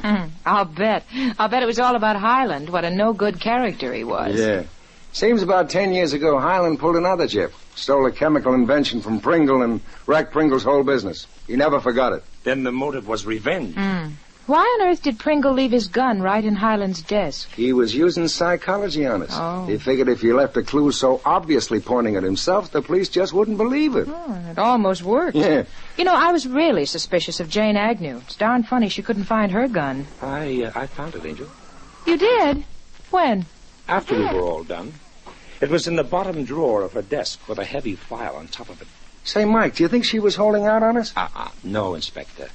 Jane hated Highland, and I think she realized how dangerous her mood was. So she hid her gun to prevent herself from killing him, and then forgot where she hid it. You know, that's an idea. Place an obstacle in front of yourself whenever you get any wild ideas. I must remember that with you, Mike. Well, Angel, what are you talking about? You don't hate me. Oh, no, just the opposite. But, that can be a dangerous mood, too. Why, Angel.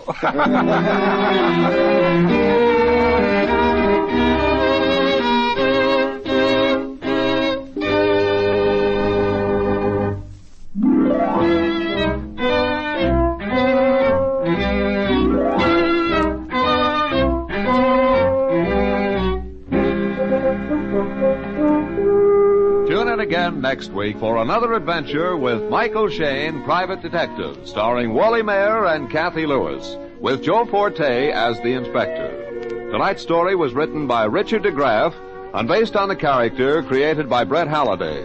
Music was composed and directed by Bernard Katz. This is John Lang saying goodnight for the people who make 76 gasoline and Triton Motor Oil. Union Oil Company.